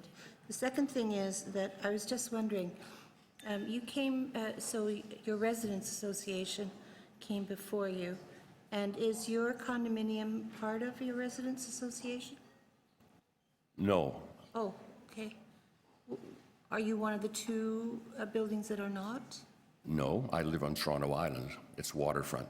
Okay. The Residents Association, as previously presented, represents a very small portion of the people that use and live in the area, a very small portion. So I don't think you can say that it's they're representative of the residents or the situation. Okay, so now I understand. So you're not from the Bathurst Key, No, I'm a waterfront resident. but you are a waterfront. Thank you very much, that's all. Okay, thank you very much, Councillor. Are there any other questions? Okay, thank you, Speaker. Thank you, Ian. I believe we have one last speaker, Voram de Pascal. Welcome, Voram. Oh, it's Norman. Okay. It's okay. I don't think it's your handwriting. I think it is. But I apologize. No problem. Welcome. So as you've already heard, I'm Norman DiPasquale. I'm the chair of No Jets TO and a member of Waterfront for All. Both organizations strongly support this plan, and we're talking about over 18,000 Torontonians and over 2,000 people from Ward 20. We fought this battle in large part to protect the wonderful Bathurst Key. It's a microcosm of our city. We have seniors and disabled co-ops, we have community housing, and we have a yacht club. So it's a wonderful mix of all the things that are great in Toronto. This neighborhood deserves connection to the rest of the waterfront to feel included as part of this revitalization, and we feel this plan achieves that for us. And it's important to understand that there's a community that happens to have an airport in it, not the other way around. And you have our support and our thanks for this plan. Okay. Thank you very much for those comments. You've clearly pleased the councillors here. Thank you. Are there any questions of the speaker? No? Okay, great. Are there any other members of the public who would like to speak to this matter? Okay, I see your hand. Please come on up. Okay. Great, welcome. If I can just have you take a seat, I will start your clock and make sure your light in front of you is on so that indicates your microphone is on. Go ahead, please. My name's Lori Stevenson. I live in the Bathurst Key neighborhood, been there 28 years. And when I saw that this meeting was happening, I thought I would come and came late, so didn't ask to speak. But hearing what people have been saying and having gone to the consultation meetings, I really support this plan. There's been a lot of hard work and a lot of consultation. I'm actually surprised that the gentleman earlier suggested that there hadn't been. And I am the biggest proponent for the pool. No outdoor pool, only indoor pool, as long as this is still Canada. But thank you, Pam. But I'm also concerned about seeing if we can get parking put underground, because we're still having huge issues with limousines and taxis parking on Bishop Tutu and just sort of sitting there illegally parked and waiting. I know that everyone's in a hurry to move on, so I just wanted to voice my opinion as somebody who's been living there, who raised my son there, who's now seeing grandchildren coming up, as well as people aging. And my only concern is that the plan be implemented as quickly as possible. And thank you. Okay. Thank you very much, Lori. I appreciate that. Any questions of Lori? No? Okay. And are there any other members of the public who would like to speak? I see you. Welcome, sir. If you want to just come up to the very front. And I think you probably have heard 5 minutes. The light's on, so that works, right? That's correct. I'm David Lake. I live at 500 Queens Quay West. I've lived there for 17, 18 years now. And I've seen this come and go, these people talking about doing this with the Bathurst Quay and that with Bathurst Quay. I see the lovely Ireland Park that no one could get to until a couple of years ago, and the park has been there for a long time. I see that these comings and goings of building the swimming pool, not building the swimming pool. It was implemented, it wasn't. The Canada malting silos were being demolished, being taken down, or being left in half up and half down. I've heard all of those things in the last 17 to 18 years, coming from some of you in the Toronto government and some from local residents.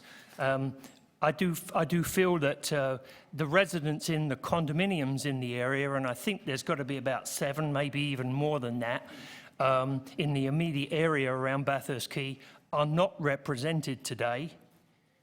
The residents of the Bathurst Quay Community Centre, they are definitely represented today, and they are right attached to the property. But the use of the property, I think, is people talk about you should be doing with the parking, should get rid of the parking, and all I see is that when I've seen in the harbourfront community along the waterfront where they put the parking underground and they had a park on the top. What a brilliant idea. You get the parking underneath, so there's no problem with these idling taxi cabs. And you put the parking underneath, and then the children and everybody else, including me, can enjoy the park on the top. And so I think there's lots of pros and cons of both parties that we really should get this thing moving and should move forward with it, as opposed to proposing to do something and having a proposal, as opposed to saying, we're going to do this year, that next year, and this the year after. You guys keep talking about it, but it's been 17 years, and all you guys have ever done is talk about it. It's time to be done, please. Thank you. Okay. Thank you very much for your deputation. Are there any questions for the speaker? Okay, thank you, sir. Any other members who would like to, any other members of the public who would like to speak? Okay, thank you. We'll just bring this into committee. I recognize there's no staff presentation. Councillors to ask questions? Seeing none. Councillors to speak? Go ahead, Councillor Cressy. Thank you, Chair. And I have a motion to move. It can be put on screen.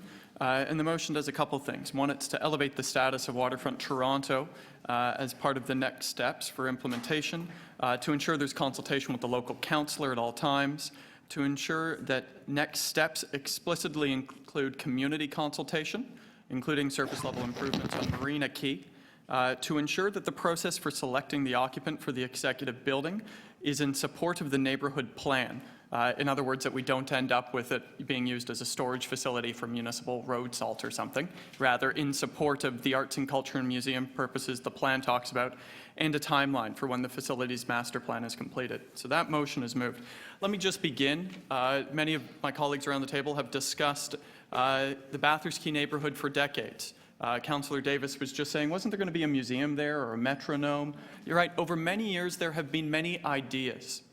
And this critical city asset desperately needs a long-term vision along with short and medium-term steps to get there. We desperately need the formally established vision for this city, for this area. It's an area that has 2,700 local residents, including co-ops, Toronto community housing, condos. It has a school, a community centre, parks. It's adjacent to the airport, and of course it has the Ireland Park Foundation. This is the place where many in our city arrived. The fundamental two objectives of the Bathurst Quay Neighbourhood Plan are, number one, waterfront revitalization, and number two, enhancing the livability of the neighbourhood. Those are the objectives. And those objectives and what has led us to this process is based on the principle that we need to determine our vision for the neighbourhood so that we are not constantly responding to somebody else's vision. Whether that other vision is an expansion of runways, that's a vision. Whether that vision is building 8 condo towers, that vision has been brought to the city in an unsolicited proposal. Whether that vision is to create a floating parking lot on the lake with a park on top. I had somebody in my office 2 months ago. We get a daily dozen of unsolicited proposals for what other parties think we should do with city land. What we think we should do is what the Bathurst Quay Neighbourhood Plan outlines. Now, getting here, the first meeting we had on this was in December of 2014. It was one of the first public meetings after I got elected. That was 2.5 years ago. Since then, there have been, and I kid you not, 60+ meetings in developing the Bathurst Quay Neighbourhood Plan. Public meetings, working groups. City staff went to every single building to consult with the buildings directly. The city staff even went and consulted with the school. Don't tell Sue-Ann Levy, but we had a kindergarten consultation with city staff talking to kindergarten kids in kindergarten, about what they want to see for the neighbourhood. That's how you do consultation to establish our vision. And so what is that vision? The vision is simply this. It starts with more parkland, and it is explicit about where it will be. It then builds on enhancing the community services that are on site, including, for the first time ever, City Council endorsing the Aquatic Centre and directing Parks, Forestry and Recreation to start putting it into their 10-year capital plan for financing. Parks, Forestry and Rec has identified the need. This will be the first time we've ever actually formally asked for it as City Council, and when we built it, it will be the pool that Dan Leckie built, because he built the community centre. It proposes to reanimate the silos and the executive building with a focus on arts, culture, animation, to create and look to what's being done in other locations, a new hub for arts and culture there. And when it comes to movement, it's to prioritize active transportation with the idea for a big move for that surface level pickup and drop off that services the airport underground. And I think what's critical here is the phasing. This is not a strategy to put on a shelf. If you've gone through the report, it is short, medium, and long-term objectives and plans for every single area. We're starting this year in every area doing work right away as we work towards the ultimate vision. I'll wrap up now.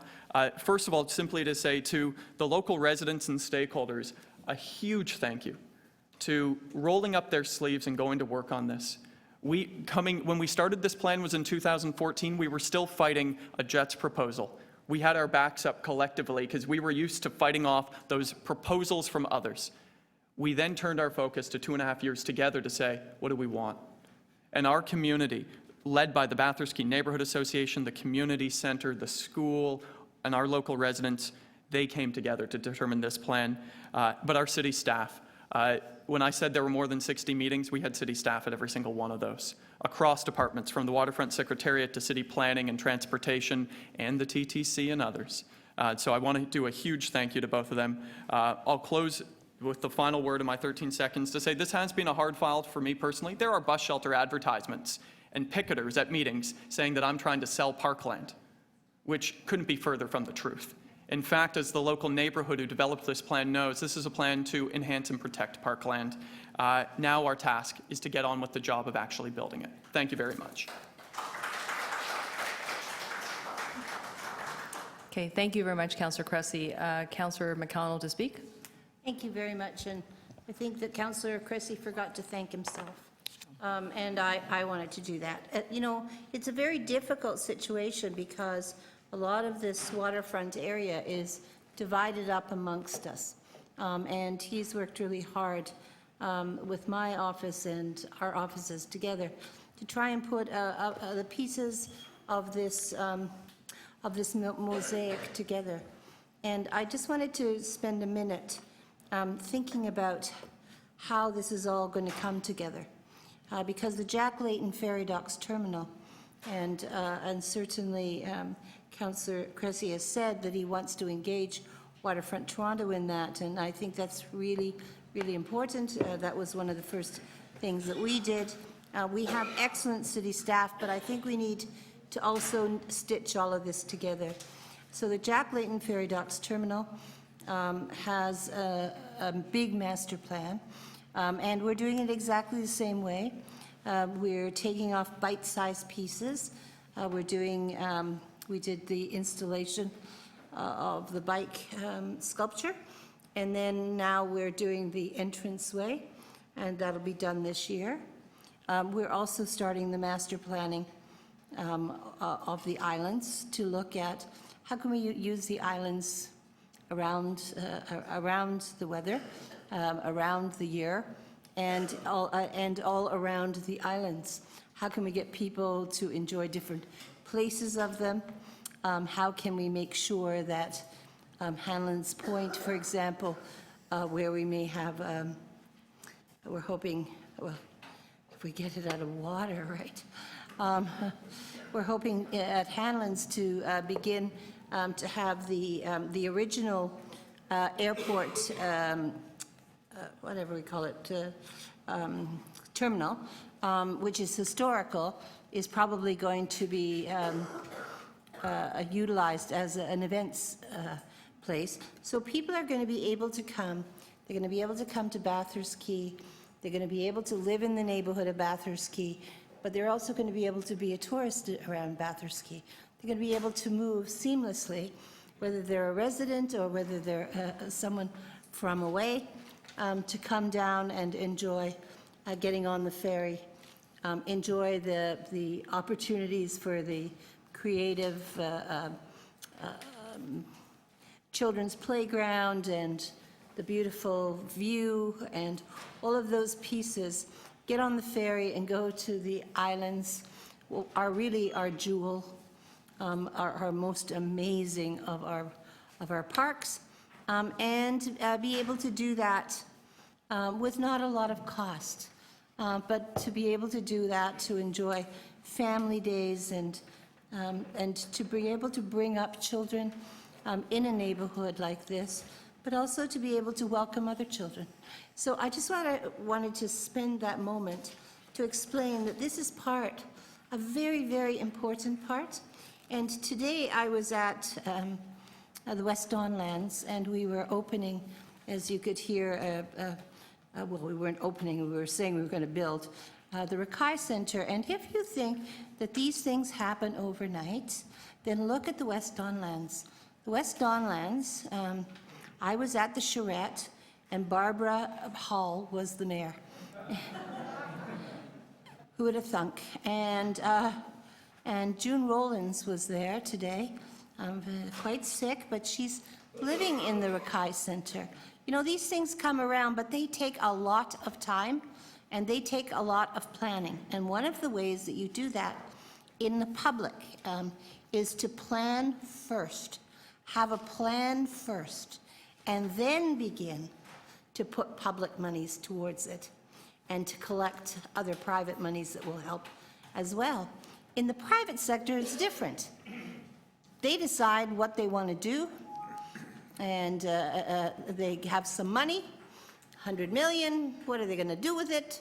And then they get a plan. But for us, when we're looking at public money, we have to be very careful to understand that we have to have that plan, and it has to be phased in. That's what this is about. And this is also stitched in with the whole waterfront. So the piece of work that Waterfront Toronto has done with the 3 orders of government, along with our secretariat, is new. But we're still left over with some of these other pieces that need to be stitched into that. So I wanted to congratulate you, Councillor Cressy, because you've energized your community, and I know how hard it is, having been in the West Don Lands, that things take time. But boy, when they go down to the West Don Lands right now, and you will see an amazing transformation, because when they go fast. So thank you for that work. Okay, thank you very much, Councillor. And are there any other speakers for the item? I suspect that we could all probably heap on a lot of praise to the local councillor and to all the waterfront councillors, and also to the local community. I think it's time for us to vote on the motion. Yeah, and there's a request for a recorded vote. Okay, all those in favor? Councillor Davis, Councillor Mihevc, Councillor Fletcher's toe is up, yeah. Okay, Councillor Cressy, Councillor Wong-Tam, Councillor Layton, Councillor Perks, Councillor McConnell, Councillor Matlow, Councillor McMahon, Councillor Bailao. Thank you very much. Congratulations, everyone. Okay.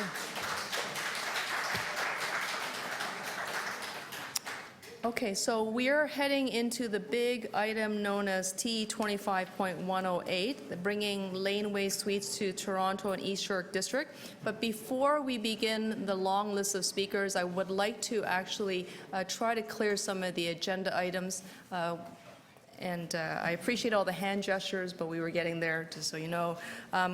Councillor Matlow, I know you have some items that you'd like to release. Okay, you want to go ahead? Thank you very much. So there's the Highburn Road parking amendments. Okay, so that's TE 25.1. If you can help me with the numbers. Just Yeah, I can. So I just want to make sure that we give the clerks the time to just catch up with us. So TE 25.119, parking amendments, Highburn Road. And I'll move the recommendations in the letter. Okay, all those in favor of the recs in the letter? Okay, this is 119 Highburn Road. Okay, any opposed? Okay, that carries. Thank you. Thank you. My next one, the 2 of 3, is the Brownlow and Sudan pavement markings, and I'm going to move the recommendations in the letter. I'm sorry, Councillor, what, is that T 25.120? I just don't have the item numbers in front of me. The Brownlow and Sudan pavement markings, you circled it on your agenda earlier. Okay, so that would be T 25.121, pedestrian safety at Brownlow Avenue and Sudan Avenue. Okay, there's a motion to adopt the recommendations. All those in favor? Any opposed? That's carried. Thank you. And then ultimately, the Montclair parking amendments, to move the recommendations in the letter.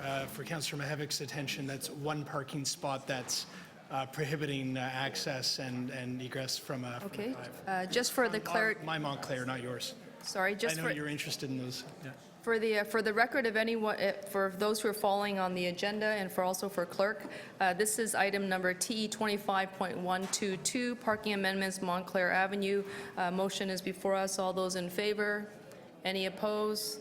That carries. Thank you. I believe, Councillor Mallow, you have one more, TE 25.120, which is the Yonge Street Secondary. Oh, of course. Yonge Street St. Clair Secondary Plan Review. And it's actually fortuitous that you were the one who reminds me of that, because this is an area that is facing an enormous amount of development pressure, as you know, and both of our respective communities, which I think you and I can fairly say is one community together, believes that it's important to do this review immediately, and city staff are very happy to help us with that. Okay, thank you very much. All those in favor? Any opposed? That carries. Thank you very much. Thank you, Councillor Matlow. I think Councillor Fletcher first, and then Councillor Cressy. Councillor Fletcher. Just going to send If I can just ask you to read the number, just so Yeah, I'm it'll help us. going to do that, Okay, Councillor. great. 2556, city services and intensifying areas. Defer that to September. Okay, motion to defer, all those in favor? Okay, any opposed? That carries, thank you. I believe I have one going, 25.52, permanent closure to a vehicular traffic of a 0.3 meter wide strip of land on the east side of the north-south portion of the public lane located at the rear of 1126, 1140 Gerard Street East and 387, 389R Leslie Street. Send to council without recommendations. All those in favor? Okay, any opposed? That carries, thank you. Keep going, Councillor. I am. I'm now on TE 25, 1.125, speed humps on Simpson, Howland to Logan. To approve that recommendation. Okay, all those in favor? Any opposed? That carries, thank you. 25.126, improvement parking on Leslie Street, Allotment Gardens, and Tommy Thompson Park. Parking on the west side of the street. I'd like to move those recommendations. All those in favor of the motion? Okay, any opposed? That carries, thank you. 25.127, extending permit parking to a small section of Riverdale Avenue. To move that recommendation. All those in favor? Any opposed? Okay, that carries, thank you. 25.128, N875 Queen Street East, and that is to remove permit parking from that condo for that address. I'd like to move that recommendation. All those in favor? Any opposed? That carries, thank you. 25.129, slowing traffic on Leslie Queen to Dundas. I'd like to move that recommendation. Okay, all those in favor? 129.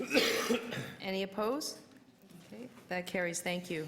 TE 130, a safer walk to Moore Street Public School, and there was an amendment that was brought to my attention by the clerk. That piece has to go to City Council. Okay, all those in favor of the amendment, the motion before us? Okay, any opposed? That carries. And do I need to, I don't need to amend the, adopt the report as well? Okay, sorry, I need to, motion to adopt the amended item. All those in favor? Any opposed? That carries. Thank you, And Councillor. the last is the Salter Street Brewery on tap license. Okay, and that is item number 137 for the clerk. Great. Okay, all those in favor? Any opposed? That carries. Thank you. Thank you. Councillor Cressy, you've got a quick item? Yeah, TE 25. Madam Speaker, we have a timed item that we had. I mean, we all could go through the entire agenda, and there's no right. more speakers. Yeah, you're and there's people that have been waiting that we had a time item since 4 o'clock. I think. Councillor, you're absolutely right. I thought there were a few quick ones. I just realized it's actually a... No, actually, Councillor, you're absolutely right. I didn't realize it was a couple councillors with a whole strip of them. So before... But before we let everybody out of the meeting, Councillor Cressy, I think there's, how many do you have? Oh, you have one? Okay, let's deal with your one, I think. Now, I have not released a single one of my quick items, just so you're aware. And I actually do need to, but go ahead, Councillor Cressy. It's just TE 25.57. It's the rail corridor. Hamish Wilson was here to depute, and he's had to leave, and so it can be released. Okay. All those in favor? Okay. Any opposed? That carries. Okay. I do need to do, yes, Councillor McConnell. If I could, very quick one. We have a very special guest who is in the room, Magali Fracata. I can never get your last name, Magali, I'm sorry, who is here from UCLG, United Cities and Local Governments. She's here to spend the day looking at our poverty reduction. She chairs the social development team and sustainability and inclusionary committee, and she is right behind the post, right there. And she's from Barcelona, which is where the headquarters is, and has been working a lot on this, on social inclusion, and was interested in all of the things that we had done. So she has had presentations from poverty reduction, from our newcomers, from our budget folks who do community budgeting. So I just wanted to welcome her here because she's always welcomed me when I've gone to UCLG. Thank you very much. Welcome. Welcome to our international visitor. And with that, I'll pass. You are welcome anytime. So I just wanted to release one quick item, and I think Councillor Cressy, I'm going to need your help on this. It's TE 25.110, endorsement of events for liquor licensing purposes. I'd like to move the amendment that the staff would have regarding the restrictions of time on a Church Street property, 580 to 582 Church Street.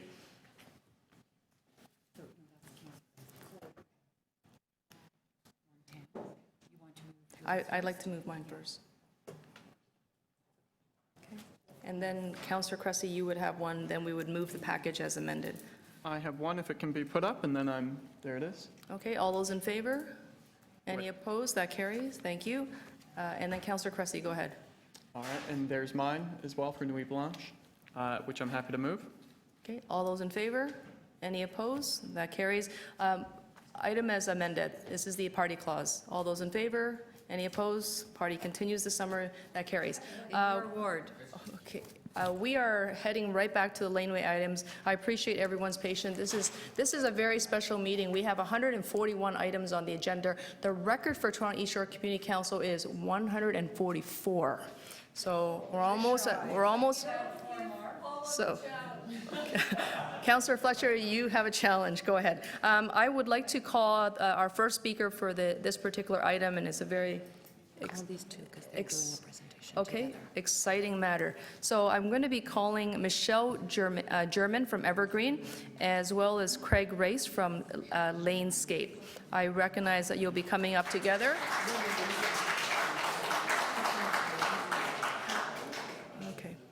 If I can just encourage everyone to keep your enthusiasm to a quiet. We're going to use these things called jazz hands. It actually makes the meeting go a little bit faster. Michelle and Craig, you each have 5 minutes if you want to combine your time. Okay? Great. I didn't anticipate a round of applause. That was very exciting. So the pressure's on.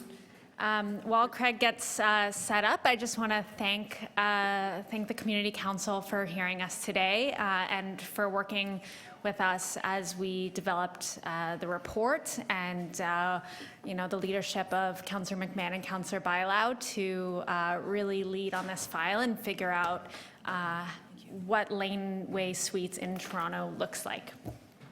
So my name is Michelle German. I work for Evergreen as the Senior Manager for Policy and Partnerships, and my colleague here and partner in this project is Craig Race from Lanescapes.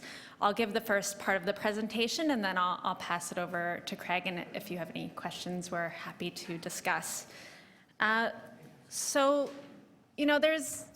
Housing is a very complicated issue, and we've chosen to focus on laneway housing for a number of reasons. First of all, we have to really identify what are the opportunities to really make change and actually build new units in the city. So the City of Toronto has about 300 kilometers of laneways throughout the city, and there's a lot of interest in homeowners in figuring out how they can offset the cost of their homes with additional rental units. So laneway housing has really presented itself as an option for adding additional units into the rental stock, which we've seen in other cities, helping to offset some of the costs of home ownership over the long term, especially for our aging populations who, people have used the term, are overhoused and may actually want to create an income or even move into one of the smaller properties and rent out their larger home in order to live more comfortably and supplement their pension and other monthly payments. And the other piece is really coming from a place of city building and environmental sustainability. So laneway housing really offers the opportunity to lightly intensify neighborhoods that are already close to amenities, close to transit, and so on and so forth. So when we were considering what a Made in Toronto laneway suite would look like, we looked to see if it worked elsewhere. And what we found that was quite interesting is I think about 12 municipalities across Canada have adopted laneway suites in one way or another. So Vancouver, the City of Victoria, Edmonton, Calgary, Regina, Saskatoon, Winnipeg, Ottawa, Moncton, and cities such as Halifax and Hamilton are also considering them as well. We've seen that it has, in Vancouver, for instance, since passing in about 2009, they've welcomed 2,500 new laneway suites units, adding to 10% more rental units that weren't already on the market. I think we're all familiar with the gridlock that people face when they're looking for the appropriate size and the appropriate location of their housing. So laneway housing certainly isn't a panacea, but it is part of the story of how we bring more units to market and also make a more affordable city. So our approach to figuring out what a Made in Toronto laneway suite would look like was similar to what you did with the residents associations and the Bathurst Key, which is to just go out and ask lots of people, what do you think? Is this a thing? So we took an arts-based approach to community consultation, we led a community engagement process. We led 3 meetings over the last year with our team.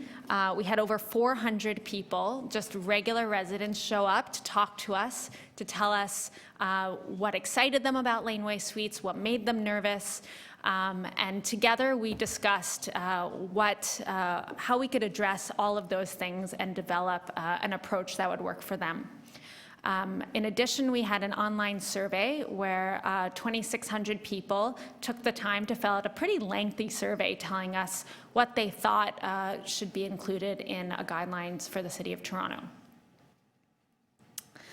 So out of all of that consultation, which was pretty fun, actually, I know consultation can sometimes be dry, but after all through that fun consultation, we took a select few of very specific recommendations for you all to consider when moving forward and bringing a Made in Toronto laneway suite option here. So I have them up there. I'm noticing my time, and I'm happy to speak to them specifically, but I think I'll just hand it off to Craig from here. Thank you, Michelle. First of all, it's an honor to be here, and it's been a complete honor to work with the thousands of Torontonians who have actively engaged in this process. I'm going to start talking about more of the specifics of the performance standards. As soon as we heard that there was a provincial mandate requiring Toronto to allow detached secondary suites, we did what any concerned citizen would do, and we called our councillors. And we were okay with the fact that it was something that had to happen, but we were very concerned about how it was going to happen. We love our laneways. Our kids play in them. I walk my dog in them. They're spaces that we use every day, and we thought that we had a unique experience to come to this with because we've had the privilege of working on a few laneway houses before, or I should say houses on laneways, not all the ones pictured here. And our experience in doing that taught us one thing, that they weren't going to work. What we envision of laneway houses in Toronto today is not something we can roll out across the whole city, which is why we chose to redefine them as laneway suites. And we came to the whole process with 2 things predetermined. The first was that, like they do in Vancouver and Ottawa, servicing for the laneway suite has to come from the main house. Excuse me. And because of that, it cannot be severable. So these can never be 2 separate properties. The suite is truly an appendage of the main house. And that took care of all the technical reasons about why laneway suites could not happen if they were larger dwellings. Secondly, we decided that we would predetermine absolutely nothing else. And everything we would do would be taking in ideas from the citizens of Toronto and filtering it into something that you guys could use here. So our engagement process gave us a few common issues that we kept hearing over and over. Specifically, the scale and density of our laneways is absolutely sacred and something that has to be protected. Parking is also sacred, and although there are opinions that it's disappearing, it's something that needs to be protected for today. Privacy and overlook is a huge concern because we want to keep our backyards safe and quiet spaces. Shadowing cannot be worse than an as-of-right garage. Affordability is always a concern with housing in Toronto. And finally, the beauty, the trees, the green space in our laneways is something that has to be maintained. So we started looking at other municipalities, which have been mentioned, that already have standards in place for this. And as you can see, many of them are our fellow Canadian municipalities who already have things in place. So there's a great amount of data out there on what's working and what's not in other places. We certainly tried to infuse that into our performance standards. Looking into the design of the suite itself, we chose to define a minimum and a maximum, the minimum being 1 municipal parking space and a code minimum staircase. It's simply not functional to have anything less than that as your footprint. The maximum would be a 2-car garage or have some ground floor living space. Then we looked at how it fit onto a typical site. Now that we have our footprint determined, we also wanted to make sure we had 1 meter separation from the rear lot line, which is in keeping with as-of-right garages. And we also kept a minimum setback from the main house so that backyards were never too small.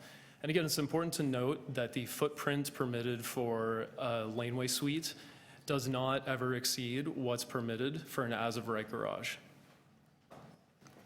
Then we started to look at it in 3 dimensions and determine how we were going to form the spaces or the objects to make sure that they responded to their context. Adjacent to the laneway, you can never have a wall taller than 6 meters, so the height of the wall on the laneway is never less than the width of the laneway itself. Pedestrians will still feel comfortable. On the rear yard side, you can never go above 4 meters, which is the current permitted roof height for an as-of-right garage. From there, we have angular planes that ensure the roof has very minimal impact visually on the spaces, and shadowing is not worse than a garage. We dictated that dormer heights had to be limited. Craig, and that I'm sorry to interrupt, but your time is up. Do you have a final thought for us? Certainly. I'll just say one last thing. We have high rises and low rises. We have mid-rises, but one area of the city that is underrepresented for rental housing is the low-rise neighborhoods. And laneway suites are a way to put rental units into the hands of homeowners, into communities where there are parks and other amenities that people want to live near. Okay. Thank you very much. Thank you very much. Are there any questions for the deputants and speakers right now? Okay, Councillor Fletcher. Great to see you again. I just have, I think you told me before, but what if you want to convert your garage to housing and then park on the street? Because do you have that somewhere in that presentation? Meaning there would not be a parking what's space? the allowable? Our opinion is that right now the zoning bylaw requires every lot to have a parking space, and we think that that should not be changed by this. And so the Committee of Adjustment, often people go there in order to try to get rid of that. What would the relationship be? What are you suggesting would be the relationship between laneway suites and the Committee of Adjustment? Well, like any building in Toronto, you can always go to C of A for variances. Our opinion is that sometimes people think this will open the door to excessive laneway development. We think this will actually slam that door shut because we've determined what is an allowable development form. And if you want to exceed that, there's really no excuse other than a personal preference, which is not something that we think is justified at C of A. And the other cities that you mentioned, you gave quite a long list. We're talking about Airbnb everywhere, that you're able to use your principal residence. I'm sure. Is that a hot topic right now? Yes, it is a hot topic right now. Interesting. That some people might think, oh, that's great, I can build that and then I can Airbnb it. Has that been happening in other places that already have laneway suites? I would say, again, it's just like basement apartments. It's a concern that we have. And what the council decides to do with Airbnbs can absolutely apply to laneway suites. There's no reason why they would be treated any differently than any other type of unit. So today you're showing us this report and then asking that the city staff look at that and come back with some recommendations. Is that where we're at today? You mean the motion put forth by the councillors Yeah, today? that's where we're at.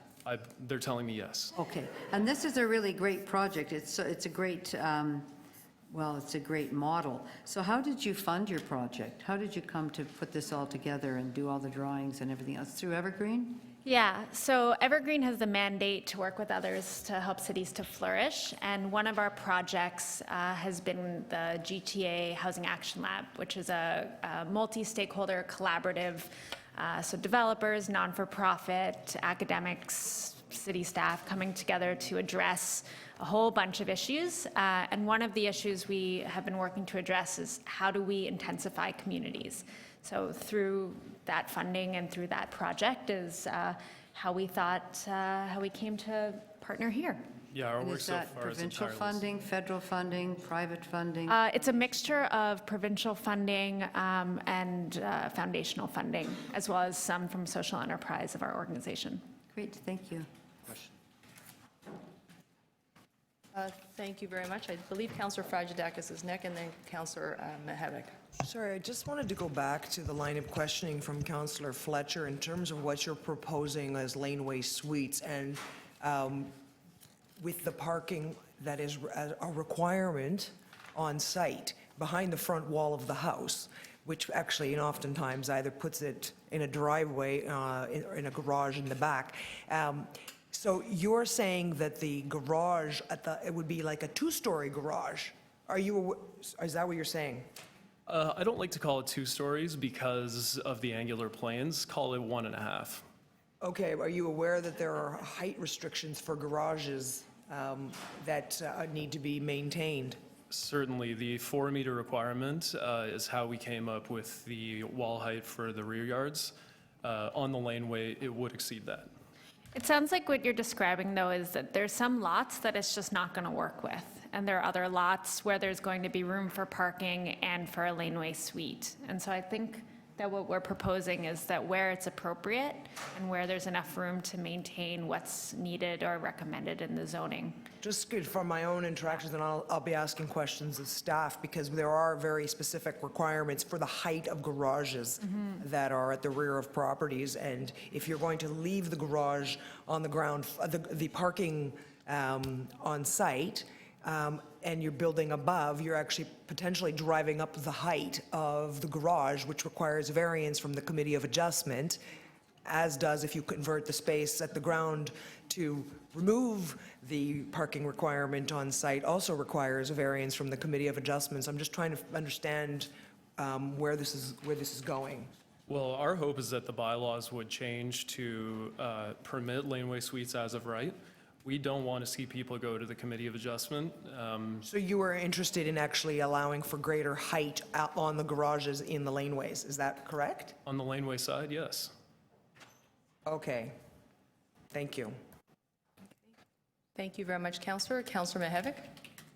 Yes, thank you very much. I brought this up when we met in a smaller gathering as well, and it is kind of apropos to Councillor Fletcher's question around Airbnb. That is around, and this is a question to Evergreen. Your interest here is affordability. Is that like what's driving it at your end, your organization's end? We want to find interesting solutions to deal with affordable housing generally. So then, would you not agree then that this rises or falls on the ability to, frankly, enforce affordability? I could use my laneway garage. I could get a lot of money for that in this market. Sorry? Oh, yeah, it is. It's a really nice garage. The raccoons love it, but they don't pay rent.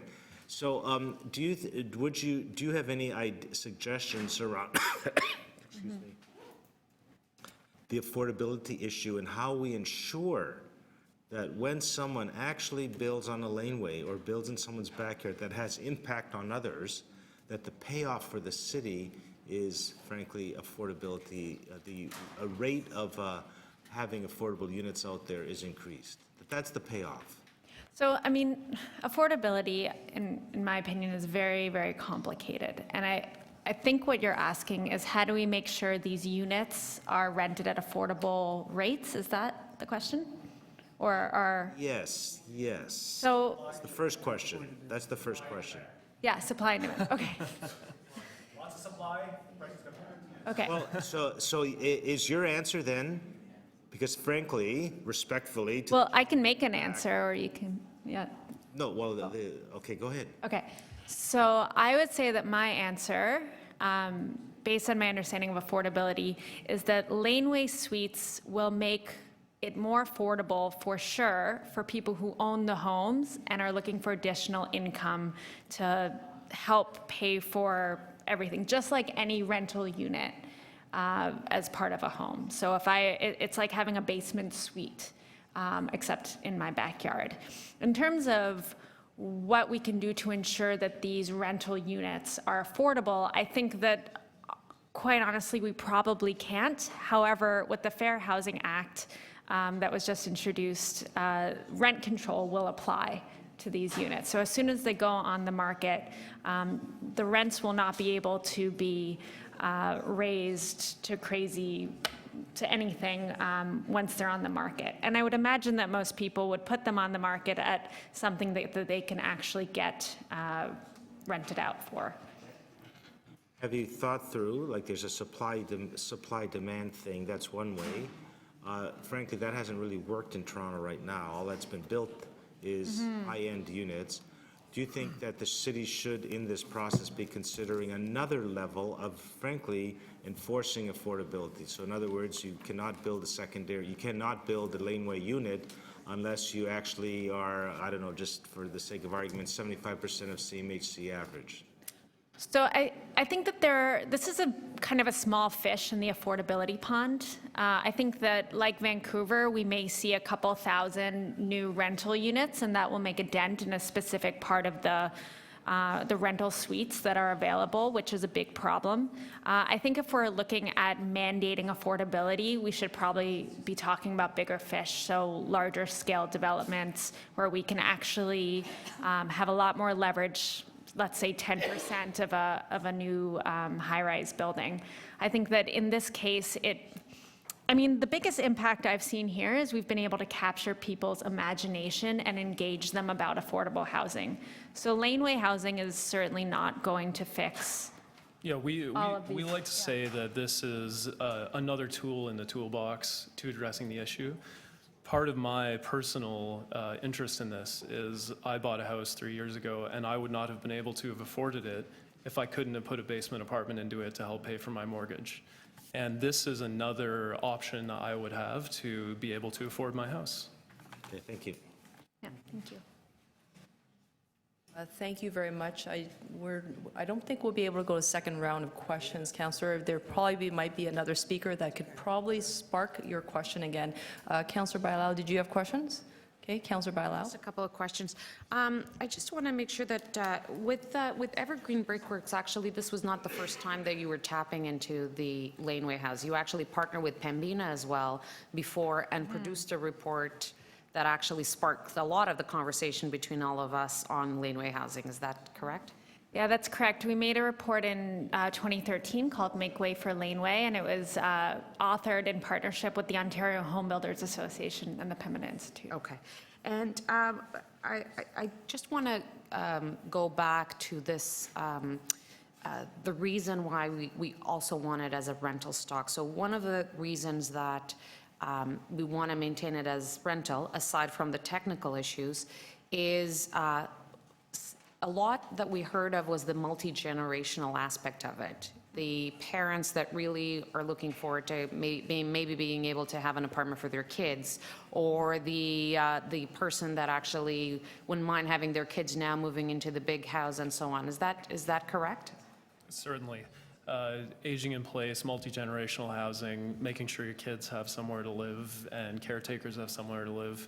We hear from a lot of people who are empty nesters and they would rather live in a laneway suite and have a long-term renter take over their main house. It goes back to just having options and making sure that we can continue to occupy the neighborhoods that we've always lived in. And is one aspect of getting rid of the red tape and having some guidelines that actually we are able to build something that fits in with the character of the neighborhoods, also a way to take away some of the costs so that this becomes more prevalent and in a cheaper way as well? Exactly. Equity was a huge concern that we heard. Right now, the process to building on laneways is expensive and convoluted. There's no guarantee of success, and half the time that leads to houses that don't make sense from a neighborhood perspective. So this creates a simple, a clear, and an affordable framework that ensures what we're building is responsible and it's affordable and accessible. And you actually modeled in a lot of the neighborhoods, and we know that this is not going to fit into every laneway, that there are just some laneways that it's not going to fit in. This was somewhat a balance of guidelines that make it sensible and suggestions to staff so they can further do this kind of work to go into these neighborhoods, make sure that it fits in appropriately, but that we know that at least the majority of the laneways would be able to get produced, but we know that it's not going to be 100%. Yeah, what we found was that it's not laneway specific, but lot specific. Because we're not relying on the laneway for infrastructure or access most of the time, it doesn't have to change. So it can still accommodate cars like it always has, and it's just a matter of the structures we build adjacent to it. Thank you. Okay. That all your questions? Councillor McMahon next. Thank you.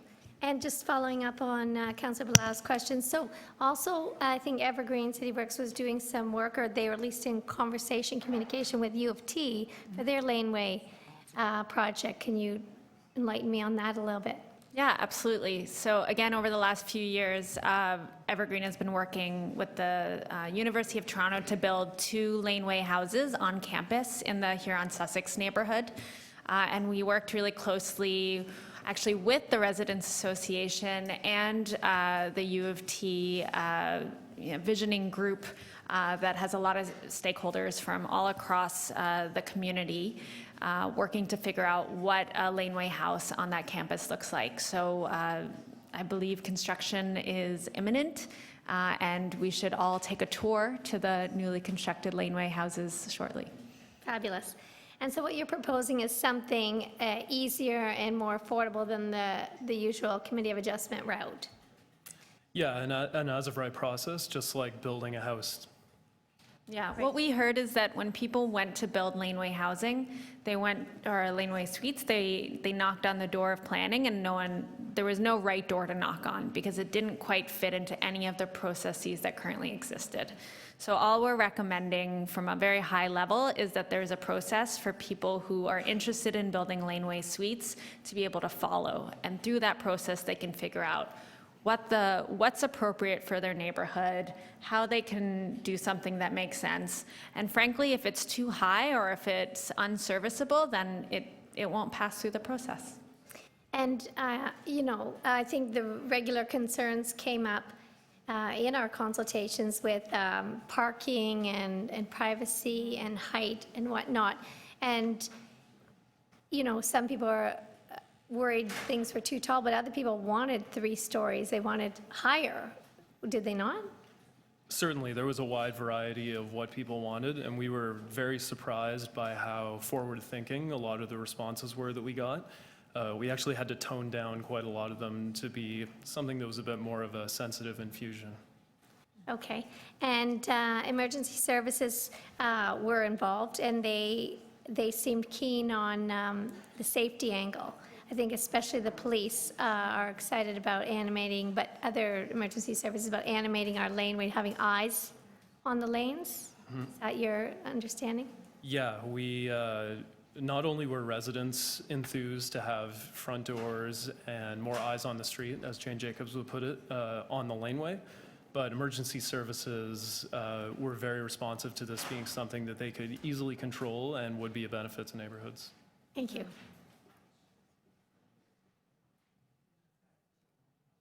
That concludes your questions. Okay, great. Councillor Davis.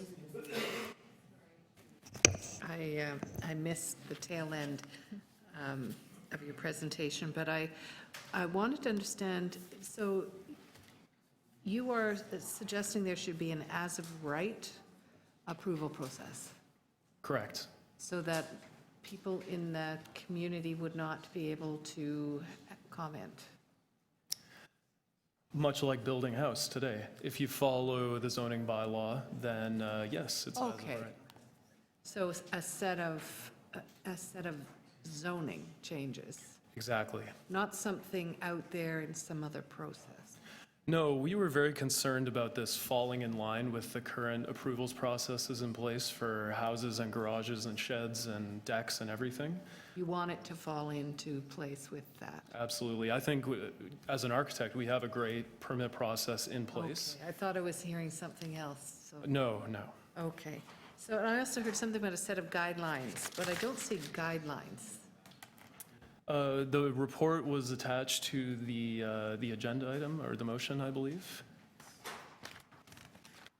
That's it that you have there. Right, but, It's a hefty tome. okay, so there are performance standards. Correct. Okay. All right. And which laneways would you think were appropriate and which ones would not be? Because the performance standards don't actually rely on the laneway for anything other than what they're used for today, we believe it should be universal, and rather the conditions of the lot are what will dictate if you can accommodate a laneway suite or not. Basically, if you have space in your backyard, then it is appropriate, and if you don't, you can't. So if it's on the back side of a very busy main street that has a lot of retail, immediately adjacent, you still think that's appropriate? We Even though think- it's a functioning loading zone for a whole lot of businesses? Right. We think this should only apply to lots that are zoned residential, mixed use and commercial lots. Those laneways that are behind them don't have the vibrancy and the livability of residential laneways, and Okay. they're often unsafe and loud. So we're not sure that they should be applied to. Right, that's what I was asking, maybe those kinds of lanes that are really functioning business lanes, Yeah, serving a commercial use. Right, we're not sure those are appropriate. And it was interesting that in our study, almost without exception, where laneways are located in the city are in neighborhoods that are well accessed by transit, already have a lot of people who walk and ride bikes. There are great neighborhood amenities. It's amazing that the built form where you find laneways reflects the societies and neighborhoods where laneway suites would be best suited. And I'm sure if I read this very thoroughly, I would see about how you were intending to deal with servicing. Correct. We don't want to change what's done already. In the majority of cases, infrastructure comes to the front property line. From there, it's up to the homeowner to sub-meter or subdivide into basement apartments, upper units, whatever. We think it should stay that way, and the homeowner should be the one running it back to the rear structure and servicing their own It would property. require snow, presumably, some snow removal and garbage pickup and some other services? We don't expect a change to that either. Again, your mail would go to the front of the property, garbage collection would all stay at the same point. It's really up to the homeowner to determine how they deal with that on their site. And our position is that it should not change from where you already get those things because it you- will just cause problems. So if you had doorways from the second, from the laneway suite onto the laneway that it currently is not maintained by the city in the winter, don't you think that would have to change? We don't think so. I mean, as it is, people walk through laneways when it's snowy out. If there is garbage collection on a laneway, that's already happening. Because we're not changing any of the fundamental uses of the adjacent spaces, there's really no need for city services to change either. There'd be pressure too. Okay, thank you. Thank you. All right, thank you. Any other questions? Okay, thank you very much. Next up is Saad Ahmed. We're going back to the beginning of the... Is Saad Ahmed here? Okay. I had a question. Well, sorry, it's not a question and answer. We're having deputations. Okay, so you're presenting with Who else? So, and we listed our name, but it didn't appear on the list. Sorry, you're not Saad Ahmed? I'm Saad Ahmed, but representing Tiny Toronto, the organization. Okay. And who is with you? We have our team members here. Here's Erwang Lee. Is he Andrew Lee? No? Erwang Lee. Okay. And? Federico Newman. Okay, and you're making one presentation? That's correct. And you'll be speaking on behalf of the group? That's correct. Thank you very much. You have 5 minutes.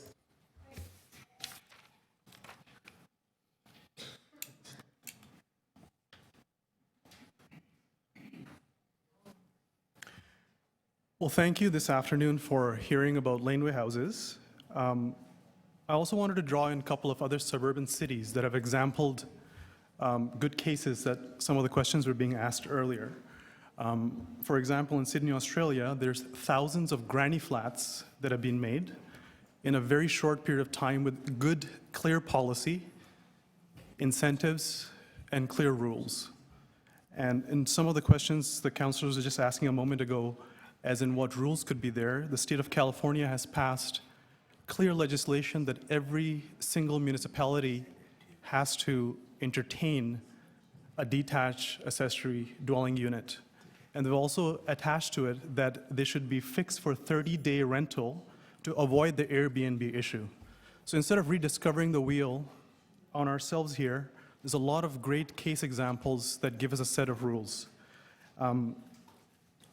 There's a great talk about Vancouver's laneway homes, but there's not enough emphasis on Ottawa's coach houses, because Ottawa is much more suburban and does not have as many laneways as Vancouver, and a lot of the opportunities are not being considered for the city as a whole. Now, why is this important? A lot of the topics that were said earlier, the income potential to replace people's income, especially when they're retiring, is a big aspect of this. And currently, this is only being considered in a smaller focus group.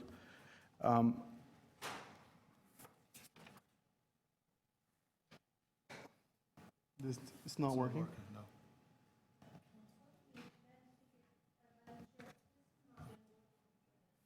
Yeah, this is really disturbing because we have a presentation that's really important to show, and we can't seem to have it work with the system here. Perhaps the AV can assist you. I thought I saw him there trying to help you. Yeah, I don't know why it's not. I'll hold your time. Oh, Okay. Clear your time.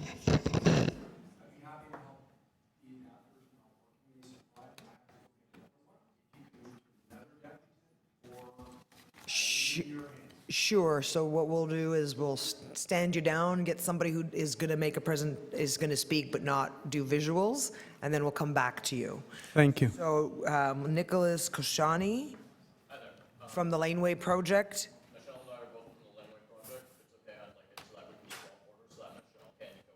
Sorry, I beg your pardon? That's fine. Okay, so we'll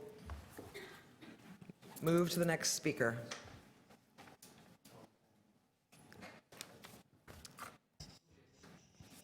Okay, welcome. Hi, thank you. I'm glad to see us considering other options for Toronto's laneways here today. My name is Michelle Sanaya. I'm co-founder and director of the Laneway Project.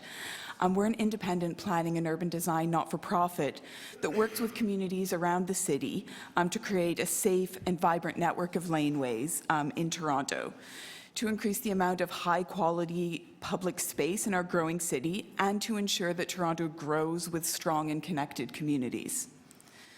So Toronto has over 2,400 public laneways running in a dense web throughout the pre-1930s part of the city, which actually comprises a lot of the downtown centers and avenues where growth is directed by the official plan. These laneways act almost as a second grid that's superimposed on the major grid of our streets, and that provides mid-block access to properties, parking, mid-block connections for pedestrians and cyclists, and local-scale public space that can supplement the other parts of our public space network, like parks, streets, and squares. So at the Laneway Project, we see these laneways as a massive opportunity that can help Toronto to grow well. With a few strategic improvements, they can ensure that Torontonians continue to have access to high-quality, local-scale and community-centered public space, as well as the local-scale service infrastructure that we know is so important with laneways, as our population grows and our built fabric intensifies. So we've worked with a whole range of Torontonians over the past 2.5 years on 20 different laneway improvement projects at a variety of scales. And that's with residents associations, BIAs, cultural organizations, universities, councillors, city staff, property owners and business owners. And there have been a number of common points that everyone has agreed on and that were brought up unprompted by us. And one of these is that active use of laneways is a critical component of the revitalization of these spaces. So to paraphrase again Jane Jacobs, eyes on the laneway make the laneway feel safe and appealing to use. So in this way, the context-sensitive introduction of secondary suites to a laneway would bring those eyes to our laneways and would work to complement the work that we're doing to transform this often underperforming layer of our city fabric into complete and people-friendly space. So with that in mind, at the Laneway Project, we wholeheartedly support the current initiative to have city planning consider this matter as outlined in the motions that are before you. Thank you. Great. Any questions? Okay, thank you. Not sure if Excuse me, Madam Chair. I didn't see you. Did you have a question? No, not a question, but I'm just wondering if I could recommend that we, or ask that we bump up Kelsey Carrier from U of T Department of Planning and Geography. Just bump her up next if people don't mind, because she has 3 cute little kidlets who are very well behaved back there. Okay. Yes. Sure. They could teach us a thing or two, I'm sure. Sure? And they have good snacks. Great. Okay, Kelsey?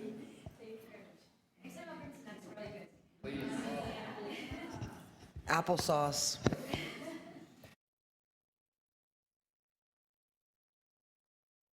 Just come to talk about how far from reinventing the wheel we are on this issue here in Toronto. We have such a plethora of research and precedents from all over Canada and North America that can help us craft a successful laneway policy for Toronto. And as well as an extraordinary potential for addressing rental housing supply and housing affordability issues here in our city. So my name is Kelsey Carrier, and I've recently finished my master's in planning at the University of Toronto. And knowing that laneway housing was coming up as a decision here, I spent the last year of my degree researching laneway housing policy across Canada and the States. And I just wanted to share some of the highlights of my research with you guys today. And all of this information is available in my report that's called Backyard's Way Forward, Assessing the Potential for Detached Secondary Suites in Toronto, which I understand has been emailed to you by the chair. So as we all know, Vancouver has permitted now over 2,500 laneway suites since they first developed their policy 8 years ago now. There's also active laneway policies in Victoria, in Edmonton, Calgary, Saskatoon, in Regina, in Ottawa, as well as Moncton and several other smaller municipalities. We also have Hamilton and Halifax currently undergoing studies to develop policies. So though each of these cities has customized the way that they've developed the laneway policies for their own growth patterns and built form, most of them were inspired by provincial smart growth legislation or by their own concern over lack of affordable rental units supply, which are 2 issues we're very familiar with here in Toronto. So across the board, the laneway suite policies were organized as a form of gentle intensification, increasing access to housing in cities in neighborhoods that are most desirable and walkable, as well as a way for allowing seniors to age in place, for younger generations to break into the housing market by sharing the property with their parents. And the social benefits are many, and I'm sure you've heard of lots of them already and will continue to hear more. But the idea is that they all have minimal impact on established neighborhood form. They're less intrusive, potentially even than basement apartments, as they're at the back of the property. So part of my research, I discovered that most cities have embraced laneway suites, didn't do so particularly because they have extensive laneway infrastructure like Vancouver does, but rather they made their policies eligible to homes whether they were on laneways or not. And they were made universal across the city. So we've got in Victoria their garden suite policy, which is a backyard housing, Edmonton's garage and garden suites, Calgary's secondary suites and backyard suites policy was written together, Regina's laneway and garden suite guidelines, Saskatoon's garage and garden suites, Ottawa's coach houses, which is both backyard and laneways, and then Moncton's is a garden suite bylaw. And so many of these were brought together with just one staff lead and often implemented within 18 months of the initiation of project approval. So all this is to say that all of the hurdles that are often placed in front of laneway housing, they've all been addressed by other municipalities, including ensuring that the detached secondary suites are for rental purposes only, that they're non-severable, that they're small in scale, and that they're oriented to ensure privacy and minimize shadowing and overlook with neighboring properties, which is something we can't even do with our neighbors across the street. So those issues have all been tackled. Parking always comes up as an issue when density is increasing, but what my research showed was that increasingly cities are not requiring parking to be accommodated with a detached secondary suite. Ottawa recently conducted a minimum parking study citywide, and the result of which was that minimum parking standards were no longer useful to their growth patterns, and they've left detached secondary suite parking up to owner discretion or market forces. In Portland, Oregon, they don't require parking provision. In Regina, what they do with parking for backyard or laneway houses is that if they're in proximity to downtown or transit, they're exempt from their requirement. And interestingly, in Vancouver, they had to revise their parking policy because required garages were getting converted into living quarters, which just emphasizes the value of living space over parking space. We also know that renters are statistically less likely to be car owners and that car ownership rates are decreasing citywide. And policies can also be two-tiered to address the different land use patterns in neighborhoods served by a convenient transit service and by more auto-dependent neighborhoods.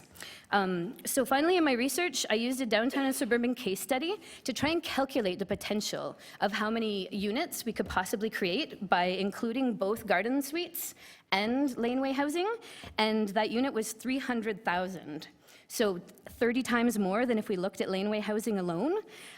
So I just wanted you to keep that in the back of your minds as we're making a decision about laneway housing, that it's the tip of a very potentially useful iceberg.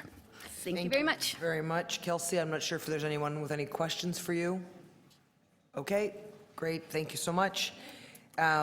So I was going to ask if Tiny Toronto is ready to go with their AV up and running.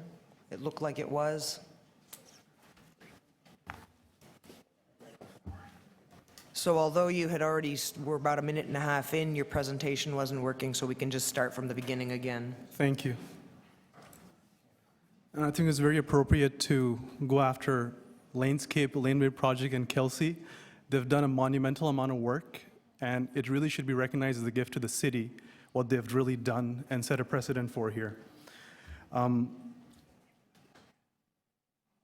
Where I was just mentioning that these cases are, again, in many other cities, they've figured out rules and policies that go stably in hand. You're having difficulty with your slide deck.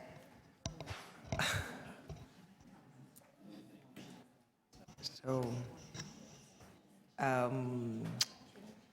perhaps we can have another speaker while we work on that, or you can do it without your slide deck. I guess so. Okay. Oh.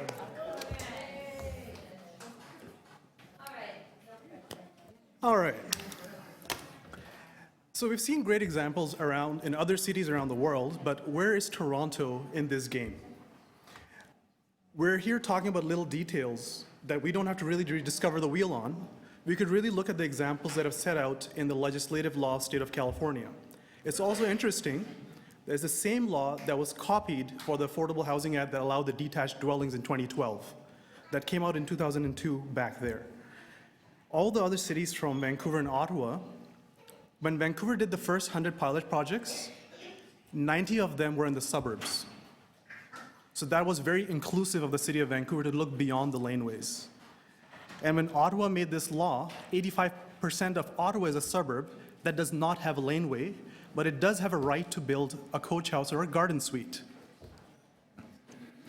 Now, when Toronto is considering its laneways,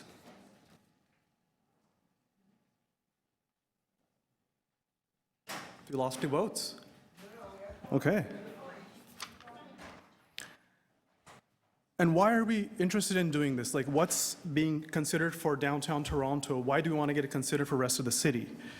The income potential to replace people that are trying to retire and cannot retire because their pensions did not do well enough.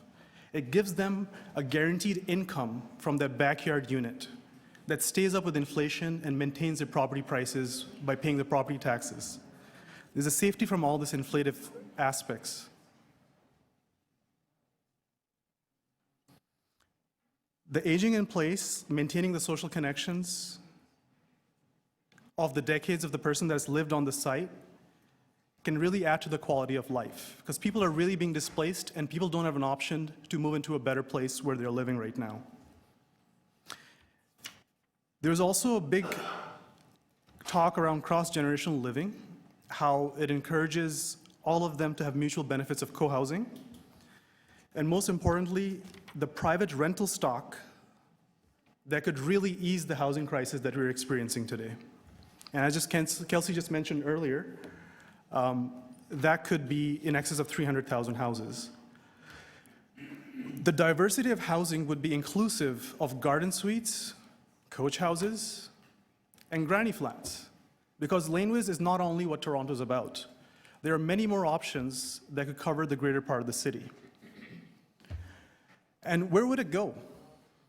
There's a label for the yellow belt that highlights the detached residential neighborhoods. These are double wide, double deep. They have no problem for a fire hydrant to get in there. There are no challenges for servicing, and there are no challenges for parking.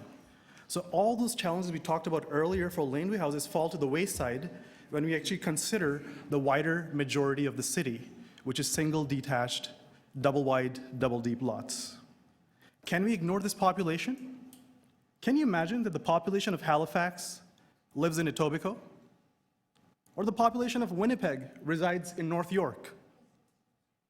Or maybe the city of Vancouver City proper lives in Scarborough. This, my friends, is the invisible density that's not being planned for or not being considered. It's out of sight, it's out of mind. Where will the 30 and 40-year-olds starting a family live? Where will they start their lives? The irreversible loss of neighborhoods by monster homes that sit desolate right in these suburbs, emptying out neighborhoods because they guarantee property taxes at a higher rate than the previous residents. These are some things we really have to consider, that are we building community and bringing back multi-generational living that's self-sustaining, or are we just breaking and ripping it apart? The updated proposal after 14 years in the making has some magic. And what happened in the last 14 years is right up on these slides. The 3 magic figures was non-severable lots, rental units, and community building for aging in place for multi-generational living. This is a key aspect that hasn't been talked about enough. We'd really encourage the city to increase their scope beyond the 6,000 potential laneway units and address the 180,000 backyards that could add to this. This is an opportunity for a generation, because this only comes every 1.5 centuries to think like this. Please wrap up. Yes, we are wrapping up. The granny flats, the coach houses, may be the last detached houses we will build in the city of Toronto. How will they shape the city for the next 150 years? And are we building something today that is worthy of heritage protection in the future? Thank you. Any questions? Oh, sorry, Councillor McMahon, did you have your hand up? Oh, okay. Thank you very much. Thank you. We have next on the list is Nicholas Kushani. I hope I said that correctly, from the Laneway Project. Yes, you did. Great. So thank you so much for staying this evening. And I originally said good afternoon in my speech, but I guess good evening is probably better. So good evening, members of Community Council, and thank you for having me. My name is Nicholas Koshani, and I'm an urban planner at the Laneway Project, which you heard Michelle, the co-founder, speak a little while ago. And we're a nonprofit planning organization that's worked in Toronto for over 3 years now, and our organization's mandate is 3 things. 1, to plan and implement demonstrable projects to improve and activate laneways throughout the city. 2, to work with the city and other stakeholders to create laneway-friendly policies and procedures, which is why I'm before you today. And 3rd, to inspire, empower, and support communities in undertaking their own laneway improvement projects. I'm here today to encourage you very heavily to support Councillor McMahon and Councillor Bailau's motion. Many speakers you've heard or will hear today will talk about the demonstrable benefits of laneway housing, including improved laneway safety, creating more affordable rental housing stock, and addressing the missing middle in the housing markets. It gives seniors the potential to age in place, or it gives, recently graduated college kids like me the opportunity to move out of our parents' basements and into their garages. What I want to emphasize today is that this is about more than housing stock. As Toronto's population grows, we have a severe infrastructure deficit, from bike lanes to play spaces to small art studio spaces to greenery. Not every laneway has the potential to fill every gap in our infrastructure system, but almost every gap in our infrastructure system can be filled by a laneway. And if I can address the affordability issue, specifically, Councillor Mihevc, I know you had issues. Allowing this motion to go forward isn't going to make affordability worse. The motion today is a step forward in turning Toronto's laneways into vibrant spaces. Other rival cities that we have to the City of Toronto have already moved forward with this style of initiative, including Melbourne, Seattle, Vancouver, Portland, San Francisco, Baltimore, Perth, Hong Kong, Sydney, even Tokyo, just to name a few. As representatives of Toronto's future, you now have the ability to improve our city's fabric today and turn our laneways from pure utilitarian spaces into community gathering points. This all starts with laneway suites. I implore all of you to support today Councillor McMahon and Councillor Bailau's motion. Thank you. The city needs it. Thank you, Nicholas. Any questions for Nicholas? Seeing none. Okay, great. Thank you, Andrew Lee. Thank you. Andrew Lee? Okay, maybe he's had to go. Rohan Walters, Spaces by Rohan, custom home designers in Toronto. Great. Have a seat, and your 5 minutes begins now. Thank you, Councillor Bailau and Councillor McMahon. I'm going to take a human approach to this. Focusing on community health and family health. About 11 years ago, I had a granny flat designed in Toronto for a grandmother. We replaced 3 car garage with a granny flat and left room for 1 car parking, bicycles, and it was barrier-free. Of course, planning turned it down. So, fortunately for that grandmother who was declining in mobility, along with selling her home, she was able to find extended care. Extended care, for those of you who don't know, will run, depending on your infirmity, $6,000, $8,000, $10,000, $12,000 a month. The granny home that we had designed, well, that would have come in at approximately $250,000 and would have been carried approximately $30,000 a year. Just for your benefit, $8,000 a month will run you approximately $100,000 a year. Anyway, she now, to be visited, her family will travel 20 miles as opposed to 40 feet. The main story that I have here is, as a designer in this town, I've submitted to many municipalities and so forth, and I get to know some of the people. So I'm going to try to keep the privacy, respect some privacy here. However, there was a day a few years ago I submitted to a planning and building clerk, and she was in the throes of tears on the phone. So I'm a human being, and I care. This is what I do for a living, and the people that I engage with, relationships are very important. I asked her what was wrong. She had literally been on the phone as I approached the desk with a provincial body, and she was ready to force legal action on them to help her with her parent, who she had been looking after for years, because she could no longer look after that parent, and she could not afford the care facilities within the reach of Toronto for her parent. So the irony here is, I gave her my compassion, I gave her space, and I offered to come back another day. In the early 1990s, I had been approached by a family, an older man specifically, in one of Toronto's neighborhoods, and he had asked me to design a grandfather suite for him as he aged. This was in the early 90s. So the point being, he understood with his emphysema and so forth that his family had agreed to rent his place out, and he would build a barrier-free place for himself in his rear yard. When I approached city planning, this individual, the same individual who was on tears on the phone, she laughed. She said, this is back in the early 1990s, we will never allow that here.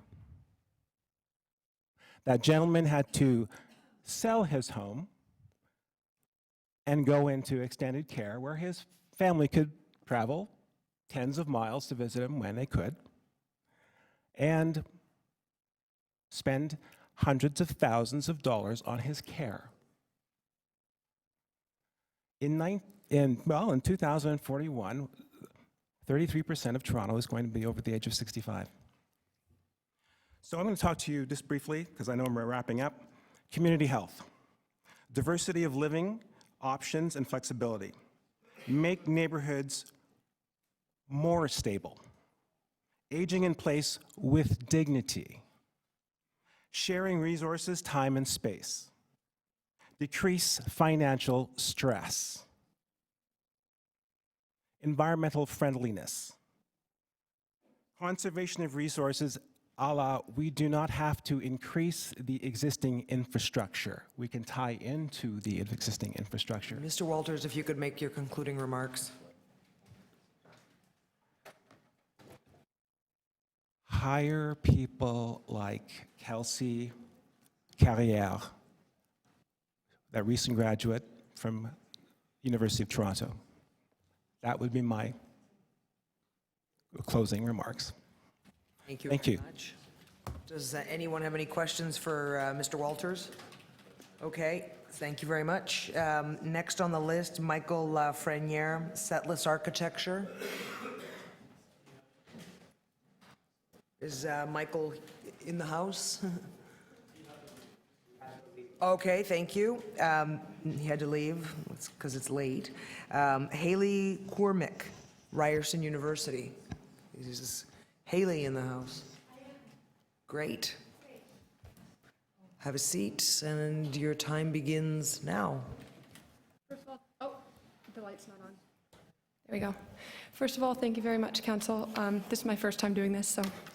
My name is Haley Cormick, and I live at 347 Euclid Avenue in Ward 19, Trinity Spadina, and myself, with the support of my City Councillor, Mike Layton, am here in support of laneway housing.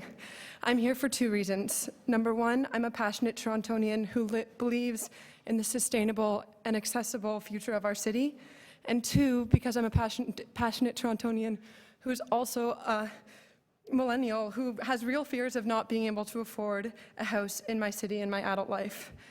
I am a Torontonian born and raised in the Bloor West Village, and I have a deep love for the city, as many of us in this room do, and I want to live here for all of it. We can all appreciate that the housing demand crisis does not have a one-dimensional linear answer. It's not just building up or building out, but one answer lies in the back alleys of our city streets. Laneway housing offers diversity to our housing stock. It lightly and organically intensifies neighborhoods, and it gives more people access to our walking, biking, public transit streets. It's really a brilliant way to build an economically, environmentally, and socially sustainable Toronto. Having worked with Craig Race of Lanescape on designing a net zero energy laneway house prototype for Toronto, and having attended the Lanescape and Brickworks community engagement workshops, I can confidently stand here today. Well, actually I'm sitting, but when I wrote this I thought I'd be standing. and ensure to you that they've thoughtfully and meticulously thought out every restriction, every limitation, and every barrier that building in a laneway may possess, and brought forward solutions unique to Torontonian and to Torontonians. And I'm not sure if you've heard of the term dubbed NIMBY, not in my backyard, but it's people, community members coming out to City Council rejecting development proposals and changes in legislation. And today I sit here in support of Laneway House as a YIMBY. Yes, in my backyard. Thank you. Thank you very much. Does anyone, oh, you have a question? I would just say it may come as no surprise that we not only know of the term, it's something that we live with on a regular basis, every single one of us. So thank you very much. Thank you. Thank you. We're next, Sue Dexter, Harvard Village Residents Association. And Sue, you come with Rory St. Clair. Rory St. Clair and Carolee Orm. Okay, and are you all making a presentation, or are you all moral support? No, you should thank us for that. And Gus promised. I do thank you. Yeah, I'm about two minutes. But before I start, this is a terrific Toronto story right here. Joe Mihevik is a member of my extended family. Paula Fletcher I met as a constituency assistant with Dan Leckie. I'll come to you later. That lady there, I played bagpipes for as a dancer. And Mike Layton I met as a teenage kid at Jack's house, and Mary Margaret McMahon lent me her green, a pea costume, a pea in a pod costume, and I played my pipes on it. She wore it and I wore it, and imagine how stretchy that was. We won't ask them all to recuse themselves. All right. We'll lose quorum, Sue, if they do, so Yeah, right. I appreciate that. Oh, that's so you're on. A bit of fun, thank you. This is a terrific love-in for laneway housing, and I'm going to present a slightly cautionary tale about laneway housing for us. And laneway housing, laneway suites and laneway housing are quite different. If you think that laneway housing is affordable, it ain't. And the one that sold on Croft Street for $1.6 million is not an affordable house, and there's one in front of the OMB, a project for over about 1,800 square feet. 17? How many? It's okay. How many square feet? Excuse me, Never. sir. A large one in front of please. the old OMB. Sorry. Yeah, so we got an irate man back there. A bigger house then that is in front of the OMB. The two severed lots are going to be smaller than the minimum allowed, and it triggers a bunch of other variances. So here we have, in response to meeting with Craig, a fine young man over there, we met for an hour and presented some of our reservations, and none of those reservations appeared in his report, but that's okay. We're inspired to go and walk our laneways and do a report, which is part of your what you've got there. So what we found, we're not against laneway suites. I want to make that clear. What we want to say is that it may be appropriate in some parts of neighborhoods and some neighborhoods and not in others. And what we would recommend and what we hope that this will be a city process whereby that this will be examined by everybody and not put into effect holus bolus. I hope that the city process will be a long and varied one and consultative. You will hear about that laneway report, our laneway report from Sue Dexter on my right here in a minute. Here's something, and I want to speak to Mr. Mahavik's concern about affordability. We want to make the point that Harvard Village has done a lot about affordability for many years. In 2006, we did a survey of every property in our catchment areas. It took us a couple of months. We did frontages, we did the size of the house, and we also counted mailboxes, and we found that we had over 400 basement apartments. Now, we welcome basement apartments. Not all communities do, but that's affordable housing that doesn't change the footprint. We're in favor of affordable housing big time, and we have punched above our weight in that respect.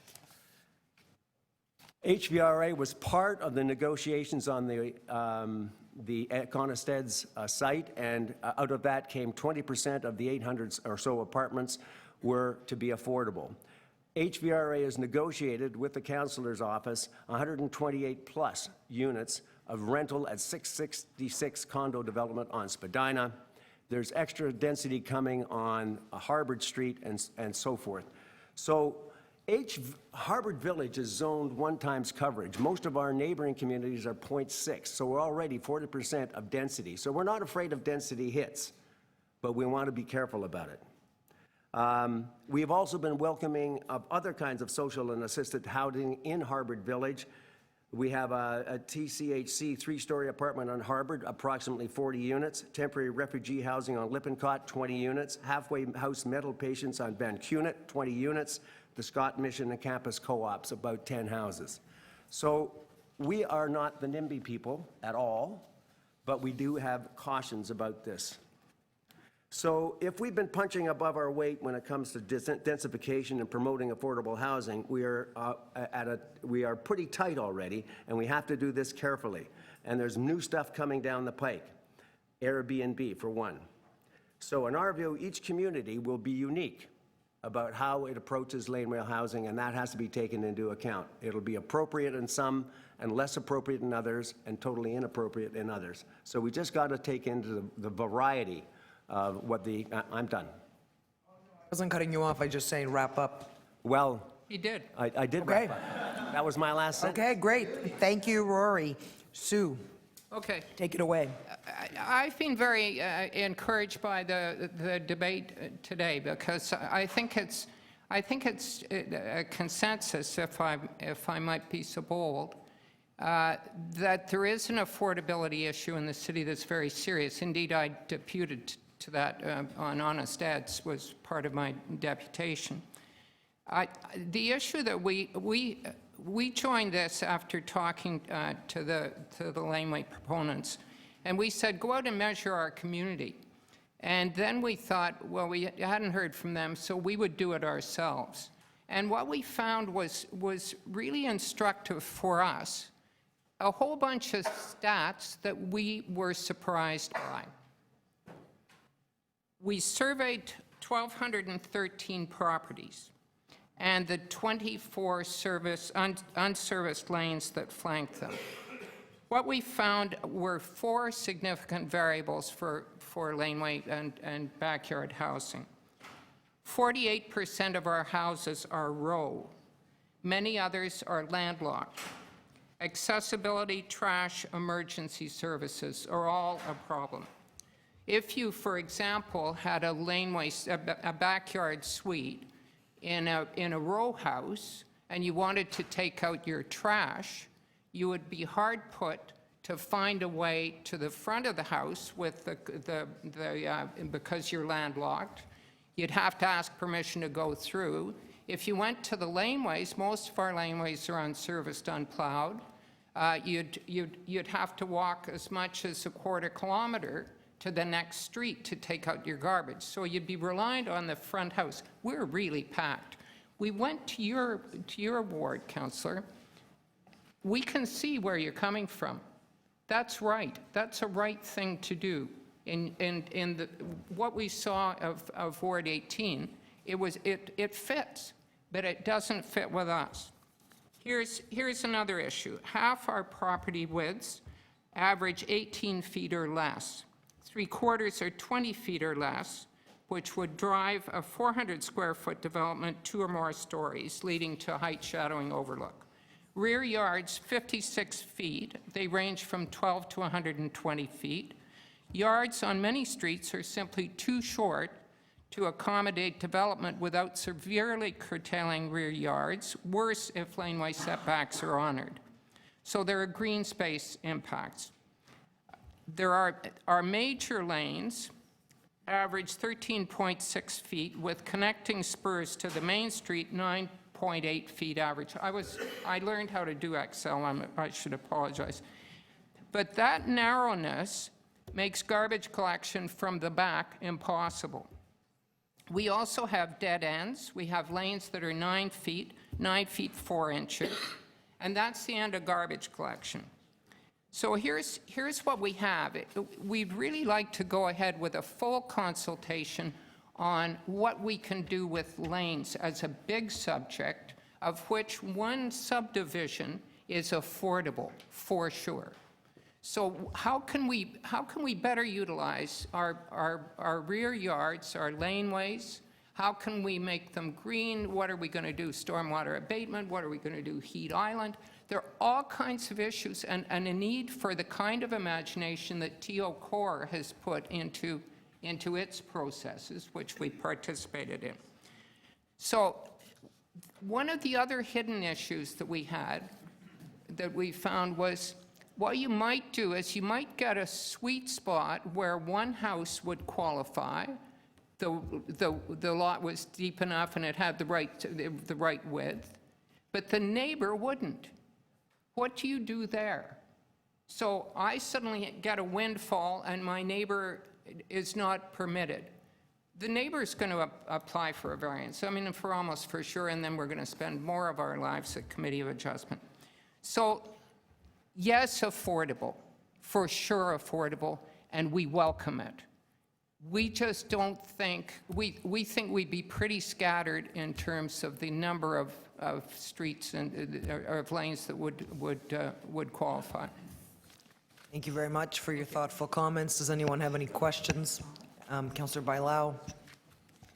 Thank you. So from your comments, it seems that you agree that this is something that the city should look at. Oh, you bet. Yep. Oh, you bet. It was a cry. It was a cry from the heart on the Honest Ed's final public meeting, and Councillor Layton and Cressy were there. It was all affordable because they thought there was going to be affordable. But the city should be looking at laneway suites. Yep. And with the understanding that we might not have it in every single laneway in every single lot. Agreed. But it is something. So You bet. we agree on that we Oh, should absolutely. proceed. We need to give staff and hopefully you can join us in many consultations going forward to have these issues. You betcha. Thank you.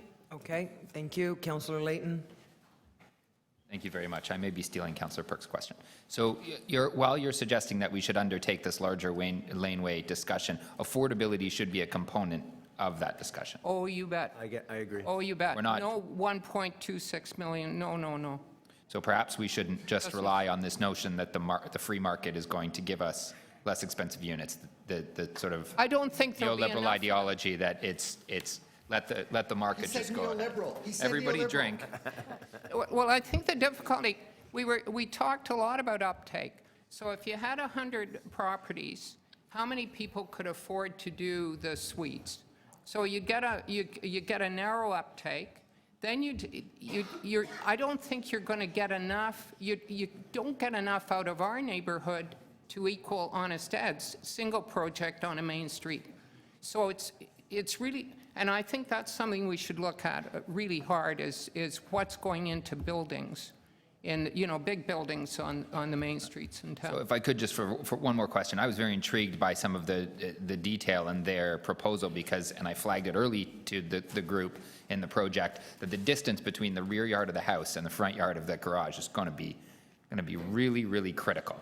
Not that it shouldn't happen, but that distance is going to be critical with respect to bringing the neighbors on board. I'm going to admit that I didn't read your comments, and I'm going to when I get home tonight. Oh, you better. But with 135 items, 140 items, I wasn't able to quite get to all of the comments that were submitted. However, what recommendation did you make specifically about that? I'm just curious where we are in that discussion. The problem is tree canopy, and we have 4,000 trees. They've been inventoried, all that. And we're really the lungs of our part of downtown and are trying to remain so. So I think what you have is the communities have evolved into something, and we're a green-based community. If you look at our lanes, they're treed. The lanes that we saw in Ward 18 last so I think that you can have a checklist and say, what kind of a neighborhood are you? Are you a green neighborhood? Are you this neighborhood? Are you an affordable neighborhood? But there in answer to that question, there should be a guideline of a minimum distance between the back of the house and the front of the new laneway suite. And some of our lots are pretty short. You know, it might have to be 35, 40 feet, something like that, minimum. But that's for the consultation to do. Councillor Perks. Yeah, Sue, Mike stole half my thunder. Oh. So I'm trying to get to a specific thing.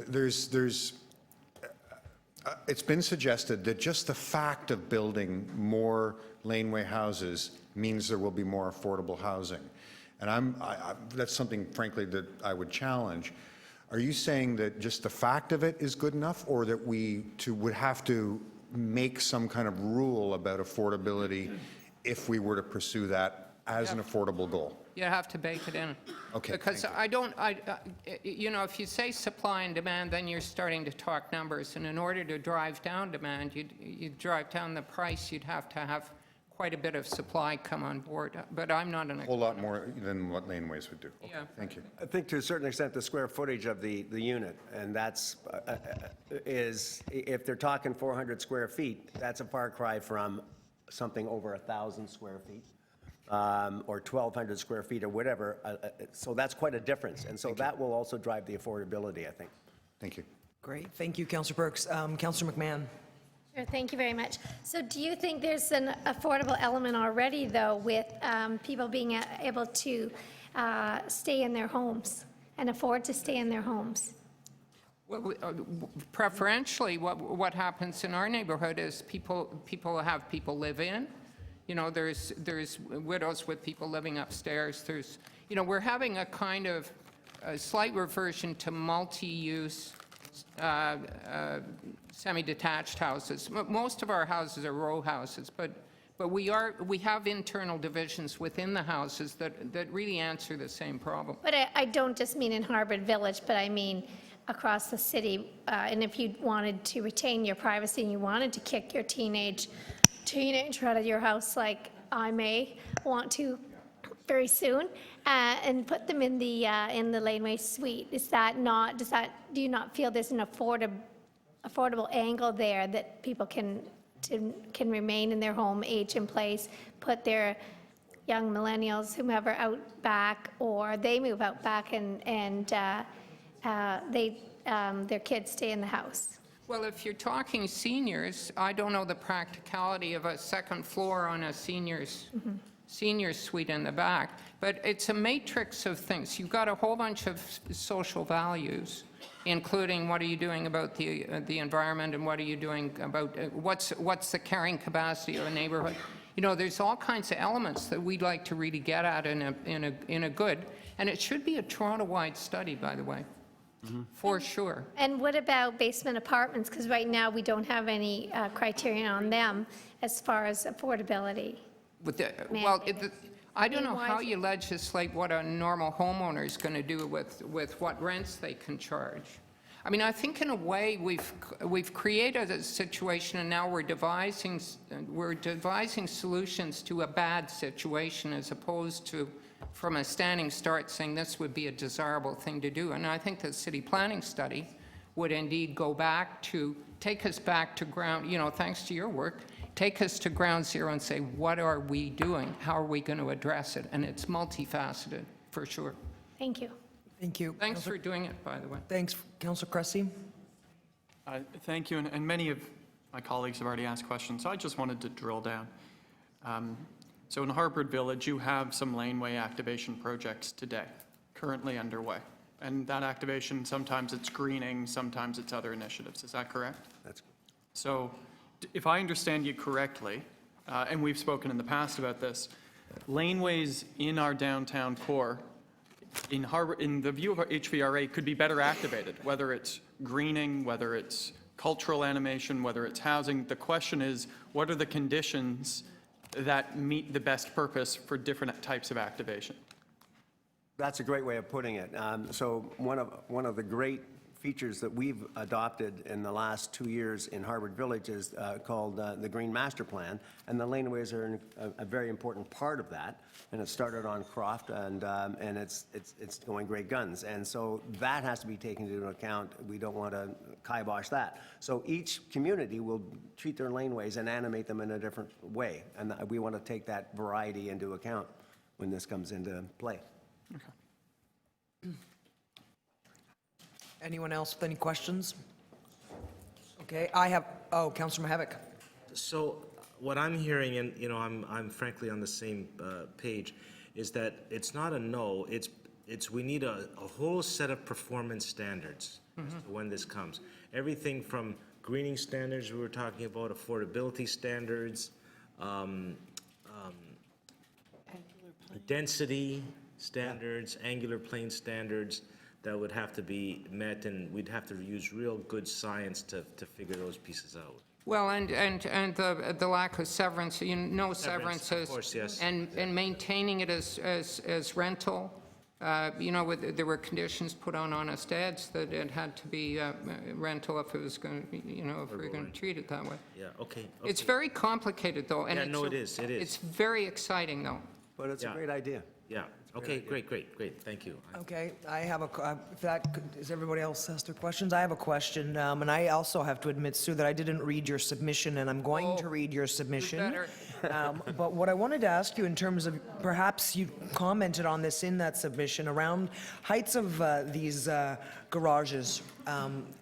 In terms, we heard from, I think it was Craig from Lanescape, who said that we should waive the heights, or perhaps I misinterpreted it. I mean, the height of a garage as permitted is 4 meters, so I'm just wondering, do you have a recommendation about the heights? Because, I mean, if you're going to have parking on site and have somebody live upstairs, do you have a recommendation for what happens with that requirement? Well, I don't think we're firm on it, but the difficulty is shadowing, and it's a wall, and then it becomes there's a ladder up, and suddenly there's a rooftop patio overlooking with the neighbors. So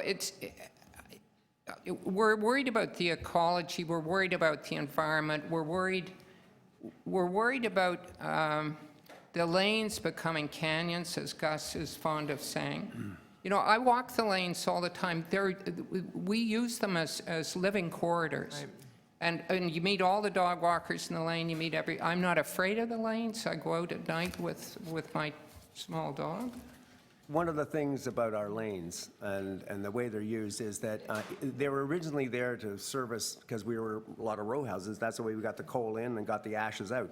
And the way the construction works is that you've got the height of the houses at the street, and then it drops down a story, and then a story to this flat area at the back where you have the green space, and it goes across the lane into the house on the other side. And it's this bowl shape, and you get sky view back there. And that's where the kids play. The kids, since the 1920s, have ruled the lanes in Harvard Village. That, you ask all the oldsters, that's what they say. And I got these kids playing basketball out there. It's the best sound in the world. So that is a concern, that the ecology of that lane will be drastically changed if they get too high. Okay. That's a serious concern. It's all really testable, though, and be careful. Okay. Thank you very much. Thank you. Our questions. The next person to dispute, Ryan Fernandez. Ryan, are you okay?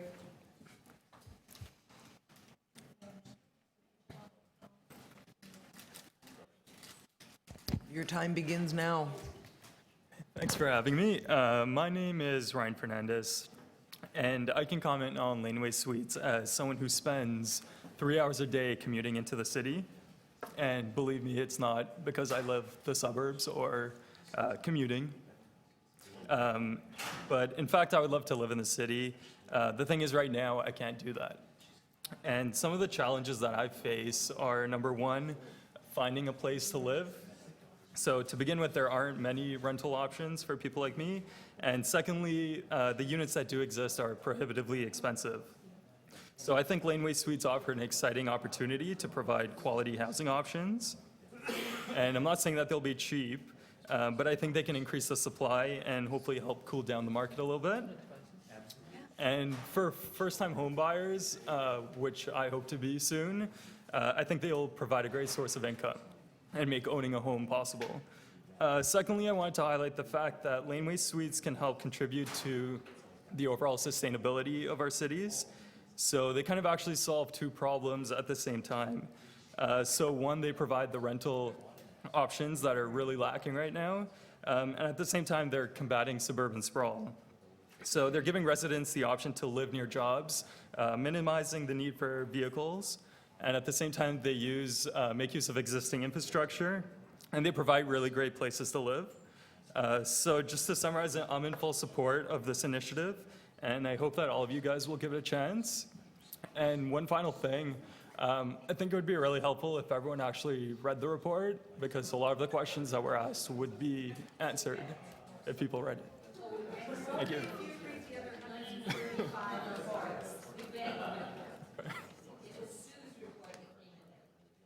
Yeah, thank you very much. Does anyone have any questions?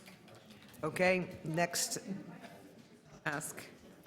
As someone who did not read the full report, who usually does. So are there size, the laneway project does not include height, coverage, and gross floor area as part of their standards. And I'm wondering if there is some kind of size you think is a minimal that ought to be, how do we ensure that there's adequate living space, both internal and external?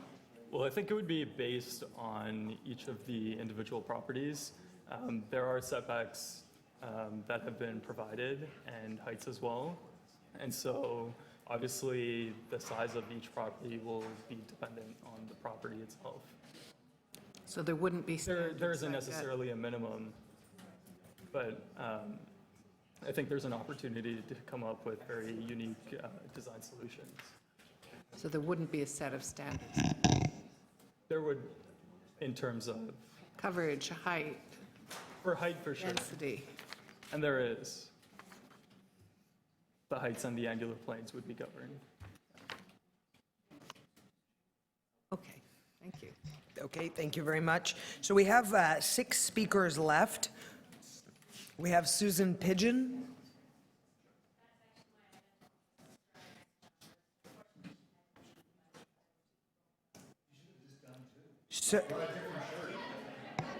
Sorry, I'm sorry, I didn't hear you.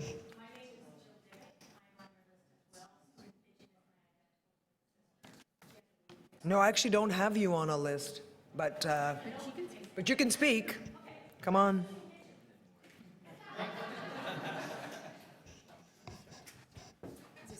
Okay, well, your time begins now. Great. Hi, my name is Jill Dimmick. I also represent Susan Pigeon. My twin sister and I live in Leslieville, and a couple years ago, about 3 years ago, we started thinking about how are we going to take care of our parents who are getting older, and we know we're going to have to support them at some point. I have 5-year-old twins, and I know, or right now I assume that they're going to have trouble affording a place in Toronto. And we started planning and thinking about, wouldn't it be great if we could build a laneway home on the back? But we couldn't do it.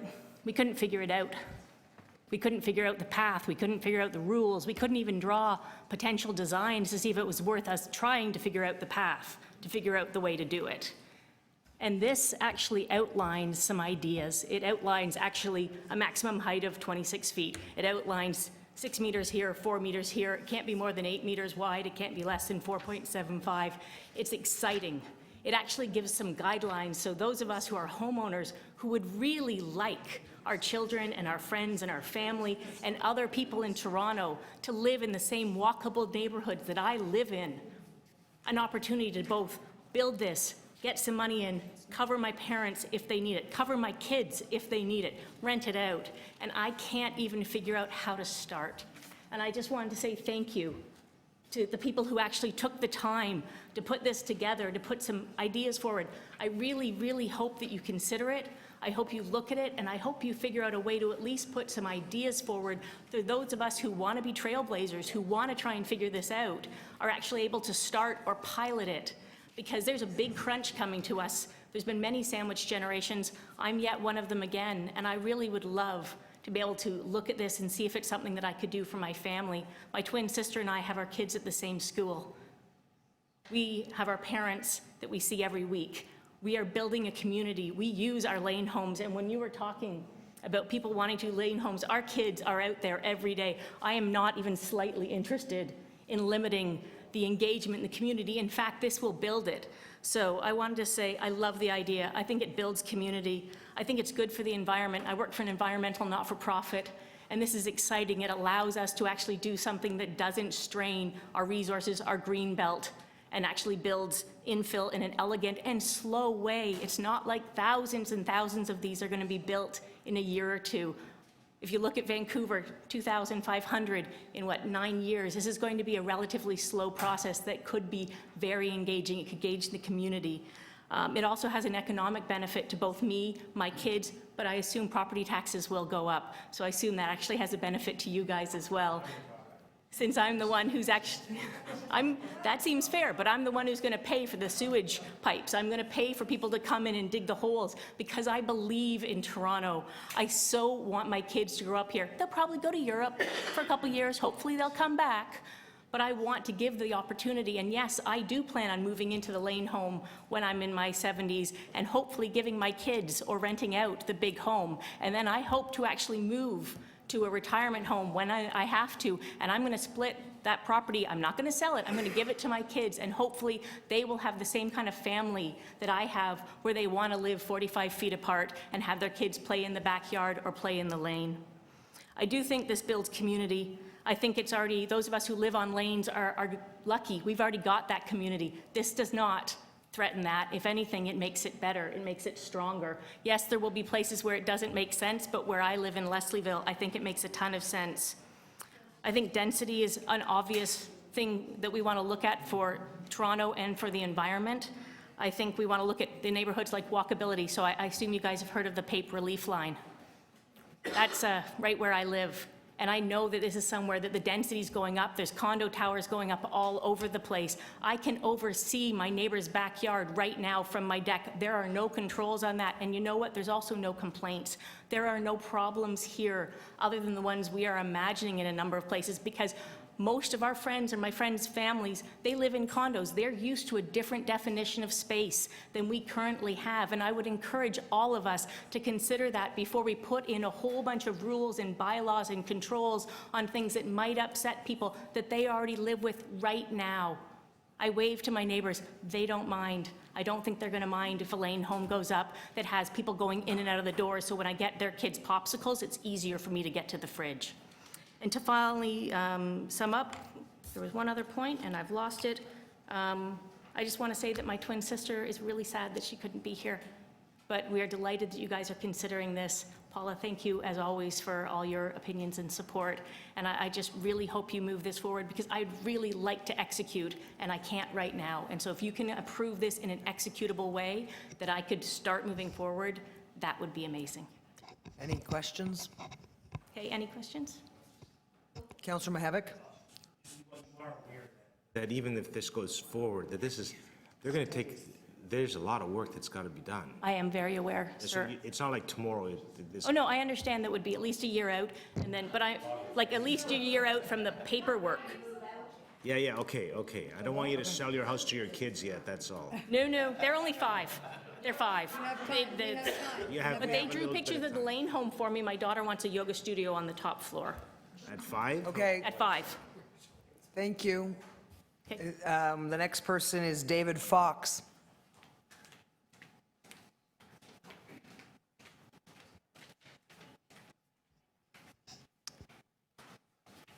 Have a seat. Your time begins now.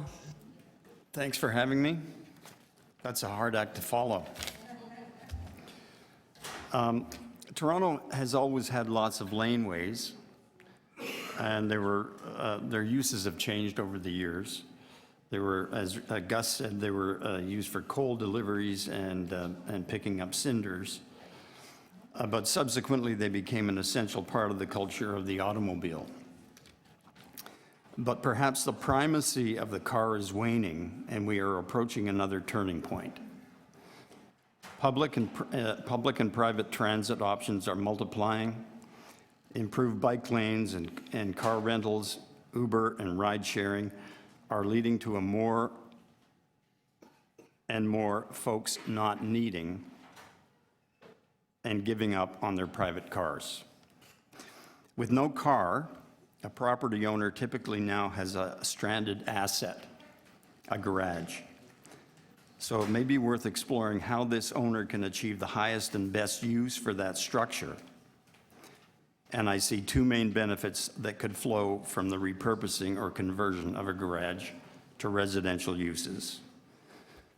The owner could monetize the asset by providing affordable or mid-affordable housing or intergenerational accommodation for their elders or children. Housing of a quality that their kids could not otherwise afford. So, and what might the alternatives be? In the cautionary position of the HVRA, the Harvard Village Residents Association, concerns are cited over the fire department's ability to respond to laneway emergencies in a timely way.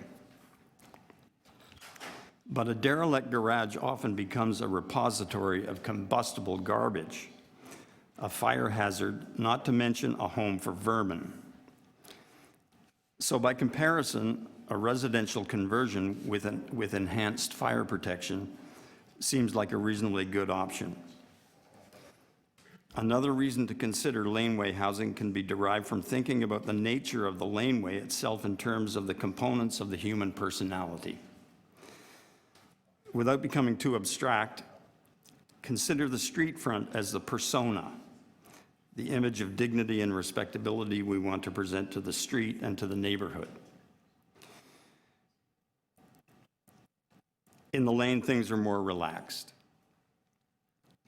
In its most dignified incarnation, it is a site for casual encounters, hobbies, or recreational pursuits. But too often, the lane devolves into the dark side, the animus, the dark alley of countless films noir, and an incubator for a host of unwelcome behaviors. Littering, vandalism, drug use, and even physical violence can result.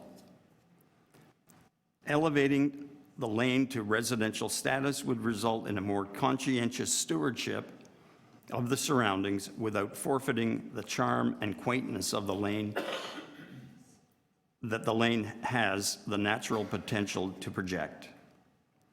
As a prime example, one need look no further than Lower Croft Street, onto which my house on Borden backs, and which has multiple residential dwellings. Here, a sense of community has evolved and has come together to make significant improvements to the visual environment over and above the contribution those structures have made to the lane in the first place. To conclude, I believe the benefits which would accrue from laneway residency significantly outweigh the negatives, the most important being the generation of unique, affordable housing options instead of a default to another boilerplate condo tower. Thank you. Any questions? Thank you very much, Mr. Fox. Next up is Rodney Litigio. Rodney? Okay, I guess he had to go. Karen Gorsline?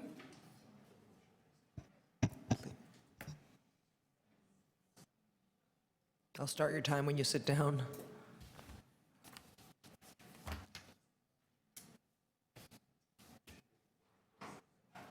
Welcome. Hi, thank you very much. Should I hit the button, or are you doing it? Hello. My name is Karen Gorsline. I'm with the ABC Residents Association. I'm on their board, and we have actually sent a letter to the council, so I hope you've been able to read it, or will, if you haven't, we'll read that. We have some concerns about this proposal. We have read it and looked at it, and wanted to highlight a number of things, and they primarily deal with higher level things rather than specific details of the report. And so let me start with saying a number of concerns we have around planning. And one is that the way we were looking at the resolutions, it looked like the city planners were being asked to take that laneway housing was a given and then figure out how to make it work and use some of the parameters in the report as a reference. So that concerned us. In that city planning, we felt, should conduct their own report, and they should be able to comment on whether the concept of laneway housing makes sense, identify where it would make sense, and where it would not, and what the requirements and specifications, and should have a free hand. The report is very engaging and thought-provoking, and the enthusiasm is evident in it, but with enthusiasm, you have an advocacy there, and so a more balanced look. And in particular, looking at some of the other planning activities that Toronto has been doing, the ABCRA has engaged in the TO core planning. In addition,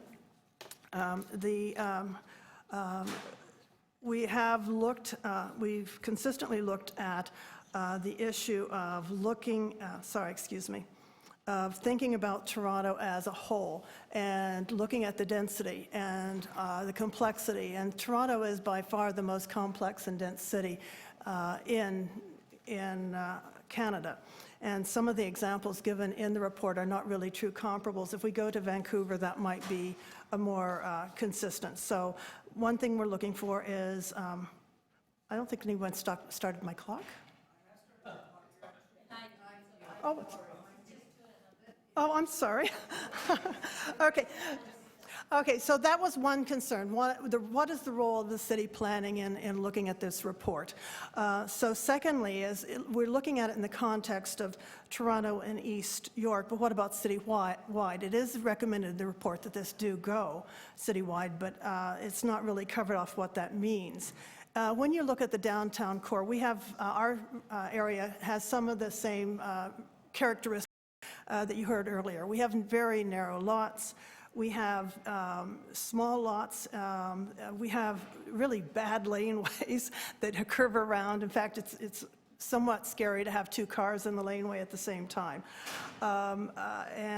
So it could be that different areas and broader areas of the city present more and different opportunities for development, just in terms of the land available, and also provide more assistance in terms of availability while still being on subway and transit in a respectable way. So we're looking at, we're suggesting that laneway be looked at in the context of the city as a whole, which takes us back to city planning and thinking about the city as a whole. The next thing around planning is looking at diverse neighborhoods and unique neighborhoods. One of the things that the Residents Association has done is we have the Bloor-Yorkville Midtown Planning Framework and Implementation Strategy. And that was a joint initiative of the Yorkville BIA, the ABCRA, the Bloor-Young Business Association, the Greater Yorkville Residents Association. And what we wanted to do was have a framework that took emotion off the table, that brought reason and planning and guidelines that were in place before you started looking at what was going to happen. So you had a vision and you had some specifications and you had a framework to work with in terms of our development.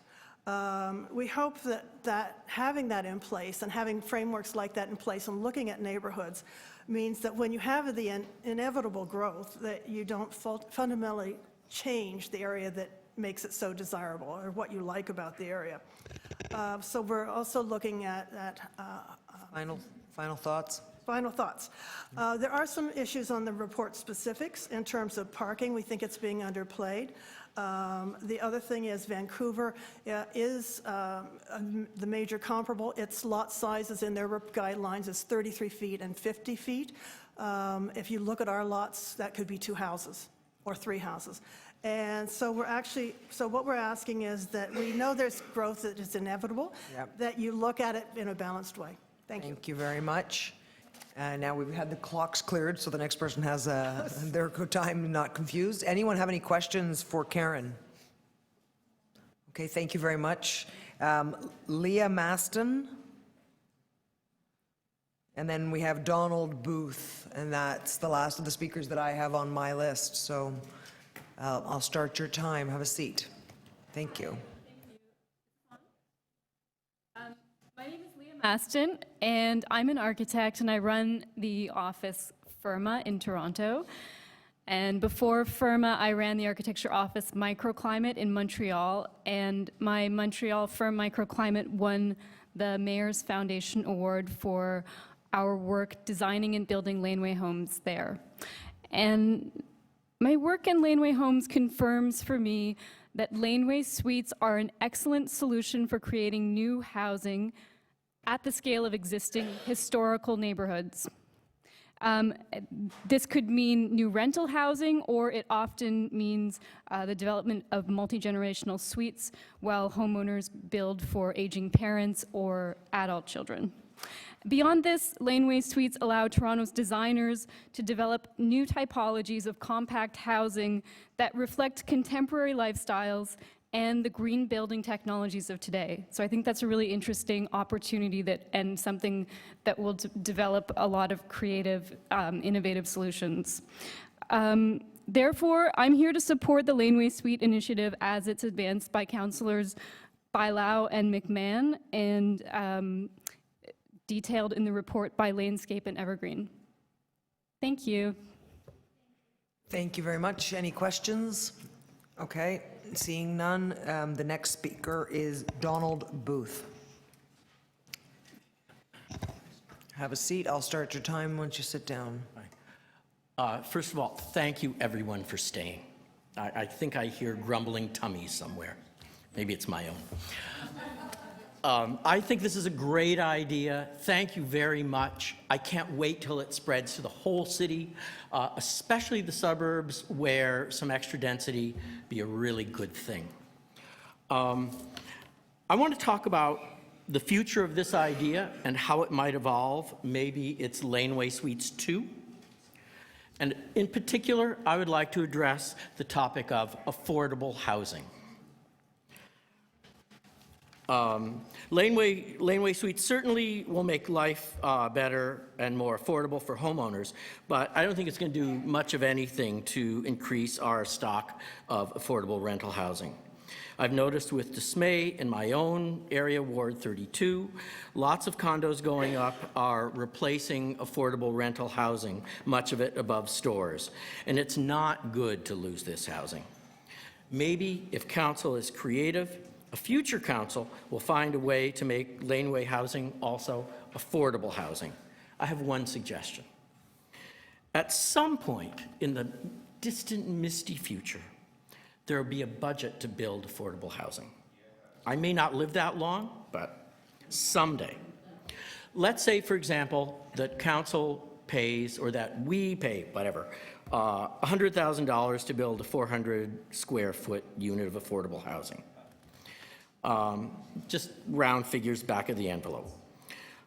If council were to give a good portion of that, say $75,000, to a homeowner who's going to build a 400 square foot piece of affordable housing, and in exchange, that homeowner will not charge more than a certain percentage of what market rent is, then we will have created more affordable housing, something that we can always use more of.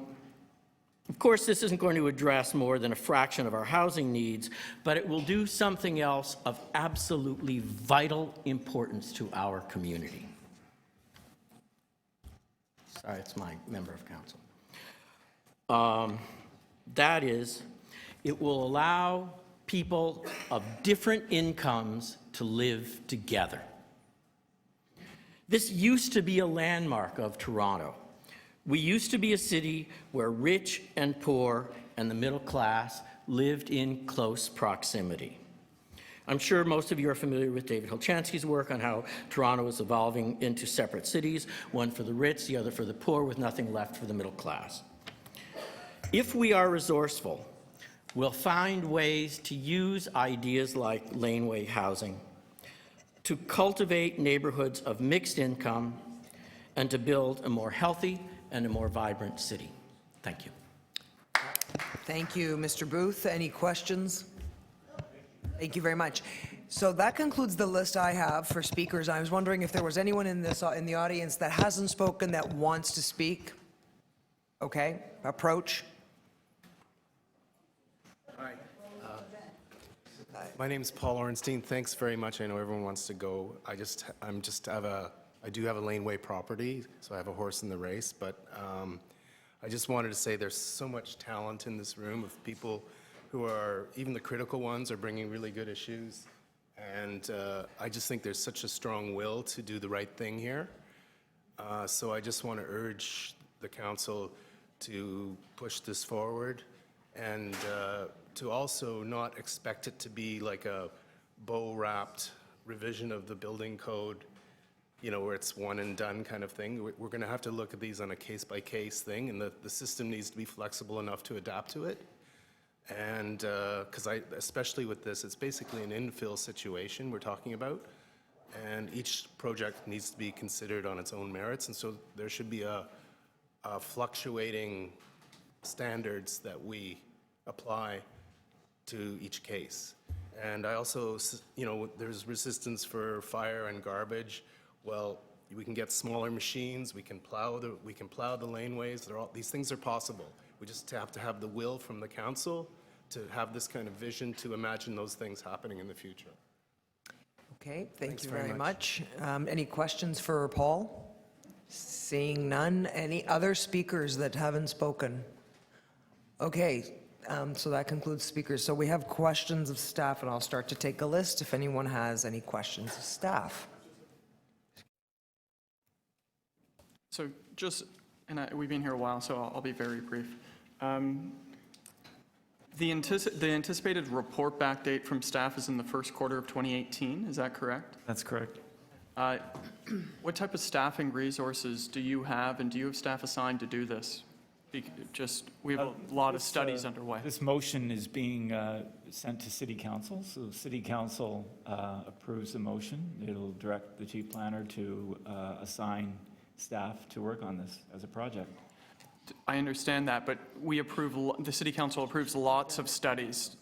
I have the Davenport Area Triangle Resident Study I've been working on for 3 years that we don't have staff assigned to it yet, and Council approved it. So I guess the question is, in the assigning of staff, have you assigned staff to begin working on this yet? We've resourced the work of Lanescape with some staff attending meetings. We've spent some time on it, not a lot of time, and we would obviously have to ramp up and create a project and a small team to work on it going forward. Okay, but you can, if council, what you're telling me is if council approves this under your guidance, you will find a way to have staff assigned to report back in 2018. Yes, and what I would caution, or what I would say, just to caution the expectations of council would be that we will have to report back in a way that makes it work from a policy point of view, but also from a resource point of view. So the initial idea with Councillors McMahon and Valao was to create a project, whether no, I don't want to use the word pilot project, but something that we could sustain both from a policy point of view and from a resources point of view, to look at the possibility of this, to develop a way of employing it that was sustainable from a resource point of view as well. So that would be very much a concern of ours. We can't roll something out from a policy point of view in a vast area and expect it to be done quickly. If there's an expectation that we have something that we can start employing in 2018, for example, then we're going to have to be selective about how we roll it out. So if I'm reading between the lines, in order to meet the timelines, you're suggesting that their staff might look at piloting this in a geographically contained neighborhood? So we've already thought about that, and the motion is written to consider geographically appropriate areas. So we might look at areas that certainly have laneways and through some First criteria. First criteria, but Wow. perhaps other criteria that we have yet to discover that would allow us to, fashion a response that again rolls it out in a meaningful way and in a manageable way. Okay, thank you very much. Councillor Davis. That was my first question. So this report number 1, I want to understand recommendation 1, and I don't know whether the questions are of the movers, but I think probably it's more appropriate. This is actually questions of staff. I was in the middle of explaining that since this was written by 2 councillors, it may have been appropriate to ask questions of the mover. However, since the staff are going to be interpreting the direction given to them, that I will ask it of them. That's what I was about to say. So their interpretation of recommendation 1 says, review the Laneway Suites report, which I have now read, Landscape and Evergreen, and undertake further community consultation and report back. So is that the scope of the work that you're understanding? No, I From the would. direction here that it's to take this document, or to look more broadly at other jurisdictions, or like how big a project Well, is it? we have to define the breadth, as I noted in my first answer, but I would read the rest of the recommendation 1, which states, with respect to any recommended changes required to implement a laneway suite initiative within the Toronto and East York district. So we'd be looking at this geography. We'd be looking at criteria that would be appropriate for considering laneway. We would look at laneway suites. We would be looking at what policy changes would be required, whether it be to the official plan or the zoning bylaw or the municipal code. Right, I just wanted to understand Any and all that it was- necessary work to formulate a comprehensive recommendation. Yes, so it would be broader than what's here. What I'm saying. They, for it will be as broad as it needs to be as fulsome as it needs to be for your consideration. Okay, because they do have a methodology for looking at the size, the massing, the et cetera, the coverage, et cetera, of the actual structure. So I presume you're going to be looking at the issues that were Yes, both raised from a policy point of view and from a performance standards point of view. performance Yes. standards. Okay. And you're going to report back with recommendations, and that is for something within just Toronto and East York. And there are particular sites that have been identified as potential neighborhoods. Would you be drawing from those ones as well, or you'd just be examining those and then coming back with your own Yes. recommendations? We'll be coming back with our own recommendations. And recommendation 4 says, in consultation, request the planner, chief planner, in consultation with Civic, to provide an implementation strategy for laneway suites. So does this presuppose that you're going to bring back a strategy for implementation? I think if it was recommended, and ultimately if council decided to proceed with something, that the thinking there was that in addition to regulatory changes, there may be other elements of an implementation strategy that might be appropriate. In the course of the consultation, for example, that Landscape undertook, there was, and it's outlined in the report, there were concerns about the cost of laneway suites. For example, charges and levies that get attached to these types of proposals are on a unit basis, and they can be quite proportionately high. When you're building a new house, you pay these charges and levies. When you build a laneway suite, you may have to pay these charges and levies, and proportionately, they may frustrate the creation of something that comes to market in a more affordable way. So, among other matters, there was interest in staff looking at that. Okay. And I know there's like 250 studies in the chief planner's list of studies, and she has done a priority setting process. Does this then, rearrange the queue, or? So there is the annual report that's expected, I believe, to September PGM. So if council was to direct staff to work on this at its July meeting, we would include this in the work program report to PGM, and we would govern ourselves accordingly with our resources that we have available. Okay. Thank you. Thank you. Any other questions? I have some questions. So I was wondering, Mr. Lintern, if you could give us the definition of affordable housing as it's defined in the official plan. Well, I don't have the official plan handy, but it relates to delivering the unit price in relation to income. So a percentile, I don't have it committed to memory, but percentile of income. Because we've heard a lot about affordability, and I've heard about how we would be able to enforce the price of these units, except that it would be easier for people to afford to buy a home if they had a second or third suite in order to cover off the expenses of and carry the mortgage. Yeah, so I've certainly you been listening to the questions of the members of Community Council and the deputations on that issue, and it's not something that I have immediately an answer for. There were some ideas that were put forward. Right now, as everybody knows, we implement affordable housing programmatically and through agreement. So it's typically attached, and in that way you can secure it. It's attached to something, whether it be in a Section 37 agreement or a housing delivery agreement or some sort of mechanism. So off the top of my head, I'd be looking for if it was the direction to include an examination of what those mechanisms were.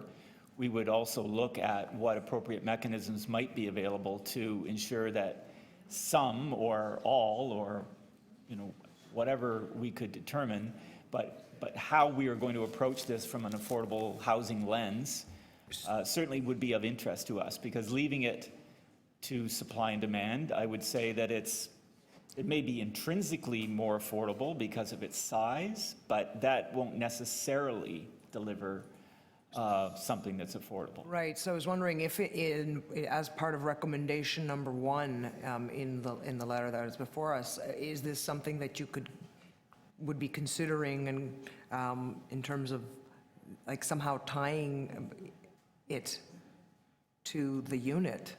Well, again, I think if it's the desire of Community Council and City Council to have us also consider the affordable housing delivery mechanisms, we will certainly look at that. Okay, my other question relates to, there were some comments made about as of right, and I was wondering, some of these units aren't as of right, and how is it, is there some thought that being given to how this could become as of right, thereby taking away other property owners in the neighborhood's right to comment on such a proposal? So as you will know, the official plan, first of all, in dealing with the official plan, is built on the premise that the prevailing character of our neighborhoods guides change in those neighborhoods, and typically it results in very little change and quite a lot of stability. Where we have laneway houses or suites, and we don't have them in very many places, One could argue now that the prevailing character of those neighborhoods would permit laneway suites and houses. But therein lies the problem with introducing more laneway suites, because typically, I would say more than 95% of Toronto and East York doesn't have a context that allows you to make that argument. So the first thing that we will have to examine is what kind of appropriate official plan amendment might be needed to support the introduction of this type of approach, because again, our official plan is built on prevailing character, and prevailing character today does not include laneway suites.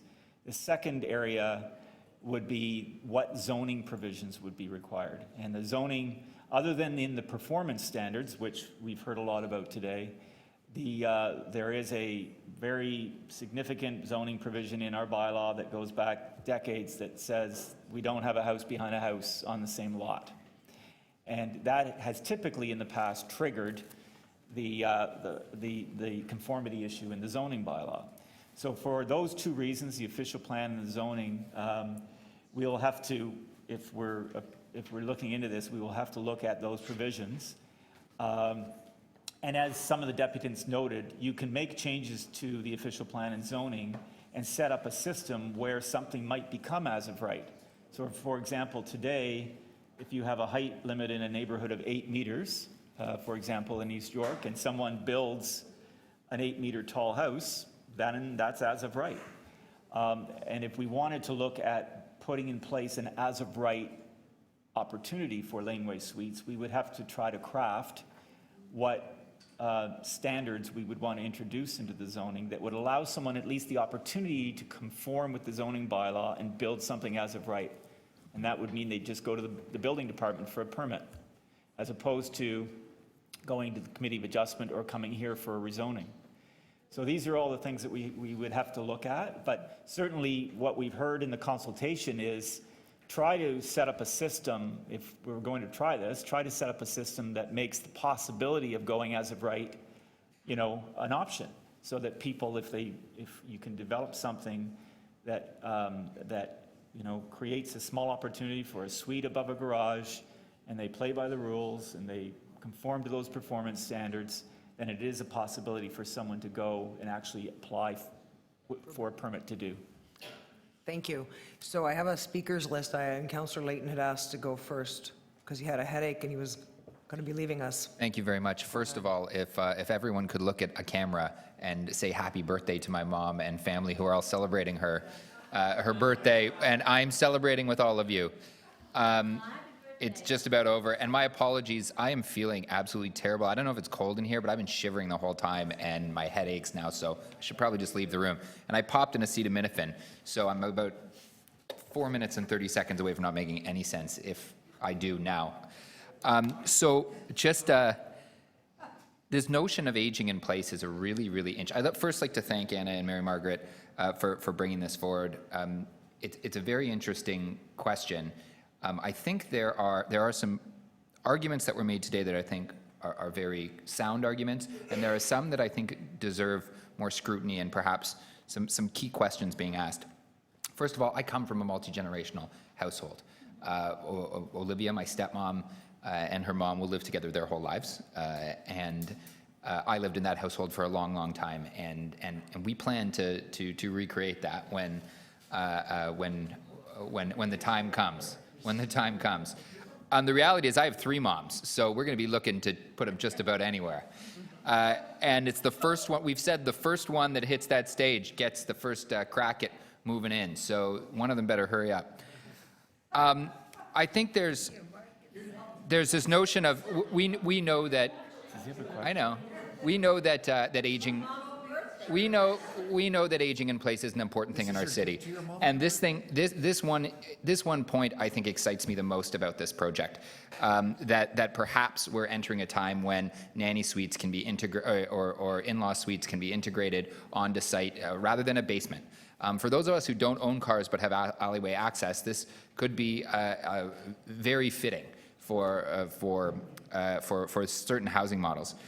Where I cautioned the group working on the project many months ago, perhaps a year ago, was on some of these concerns I had that I get from discussions with neighbors at the Committee of Adjustment all the time.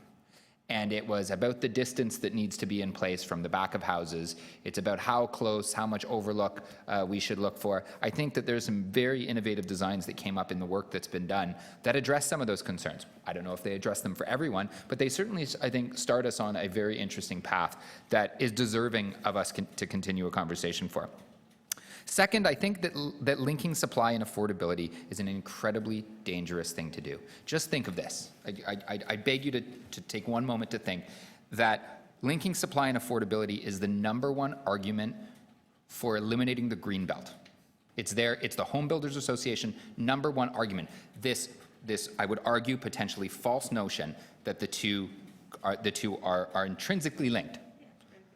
There are other things that need to come into play, and they were pointed out very eloquently by the Harvard Village representatives that we should be exploring. No doubt about it, we should be exploring. If we want these to be affordable, we need to figure out a way to make sure they're affordable. In cases of families growing and taking on some of that space, it might look different than if it's a classic rental model. But we need to get away from this neoliberal notion that supply equates affordability. I said it a second time because it's very important. Every time we say that argument, the home builders just won 3 more votes to elect a conservative to kill the Greenbelt. I'm sorry to say it, that's what's happening when we make that argument. So we need to get away from that. We don't need to say it means we shouldn't increase supply. It means there's an idea of access, of location that needs to be applied to this equation. That when we look at access and why it's so vibrant to live downtown and why we all enjoy it so much is about public transit. It's about all the facilities that we have. It's about getting to our job in under an hour or being able to bike there and stay healthy. It's not necessarily just about the availability of housing. So I think it's very dangerous. And it's a fine line. What regulations do we put in place? We need to have that discussion as well. And if we want to talk affordability, you have to talk about the role of government in ensuring it's affordable. I believe Councillor Cressy has a motion in this regard. I'm pretty confident that motion is going to pass and the rest of this is going to pass. So I'm going to go home and not make everyone in the room sick. I'm not going to my mom's birthday because it's just about over and it would take me too long to get there. I'm going to go home. I really am pleased that this came forward. But stressing the citywide notion of all of this, we need this to be a citywide investigation. It'll be tough. It's going to be a hard conversation with some of our colleagues. Eventually, we need to get there. Maybe it's not in this iteration, but down the road, it needs to be. Okay. Thank you very much to both Councillor Bailão and Councillor McMahon. I move we give Councillor Layton a seat in Minifin before every speech. So thank you very much. Councillor Mahavik. Thank you very much. I think actually, Mike, Councillor Layton hit the nail on the head. I think for this one, the devil will be in the detail.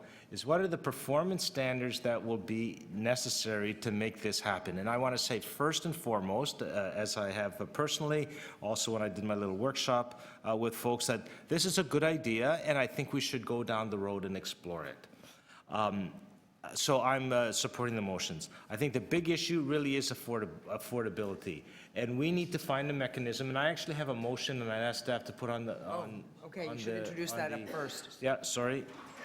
To make sure that that's part of the conversations from the get-go. I have a feeling, and I say this to staff and to folks here, that if we don't have an affordability element here, this ain't going to fly.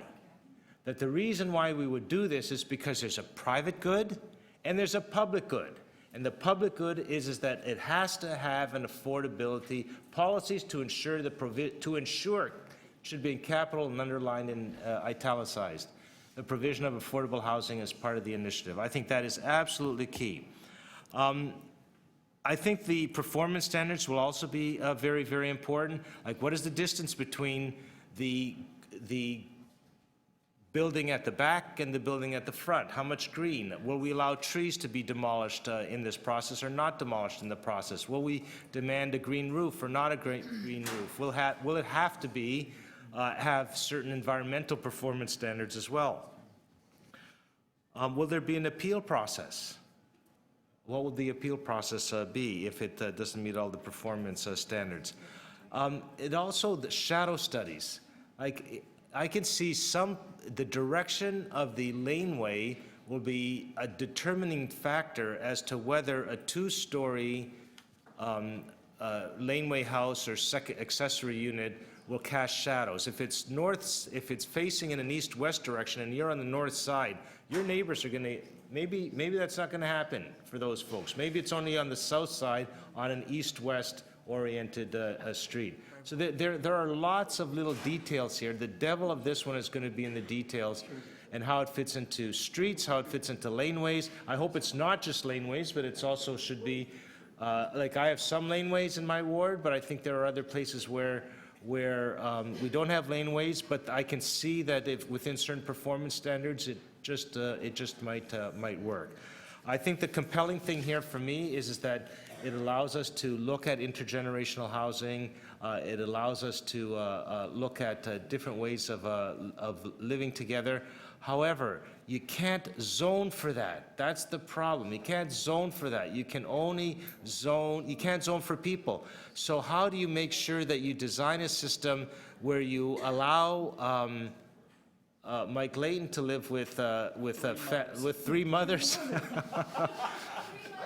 versus 3 mothers and 2 babies versus, say, an Airbnb being there as of right? Right, so that's the kind of thing that I think we have to struggle with. That doesn't mean it can't be done. It means that there's going to be a pretty high bar here. And I'll tell you, like I have some units where it's a laneway housing or housing at the back. And I'll tell you, people on the other side of the fence, they have something to say sometimes, depending on who the tenant is in the back, and overlook issues and things like that. So there's a lot of things to watch for, but I think we should go down the road. Any questions of the mover? Go down the That- lane. I'll go, no. Okay, seeing no questions, Councillor Perks. Thank you. I'm going to be supporting Councillor Mahevik's motion and the whole package. As Mike did, I really wanted to thank Councillors McMahon and Bailao for doing this. I think there is something really important here, particularly in the areas of trying to avoid sprawl by creating infilling housing into our existing neighborhoods, and something about having some animation in some of the lanes in some neighborhoods. Some of them are great. I'm going to go walk through Seton Village lanes for the rest of my life. It sounds idyllic. Harvard Village. Oh, man. Long Village. There you go. There are, however, lanes in the City of Toronto that have problems, and finding ways to animate them, I think, would be a good thing. Yes. But my advice, though, to advocates for this is don't oversell. Don't tell me this is a solution to affordable housing. It's not. At best, what you'll be providing is more mid-market housing.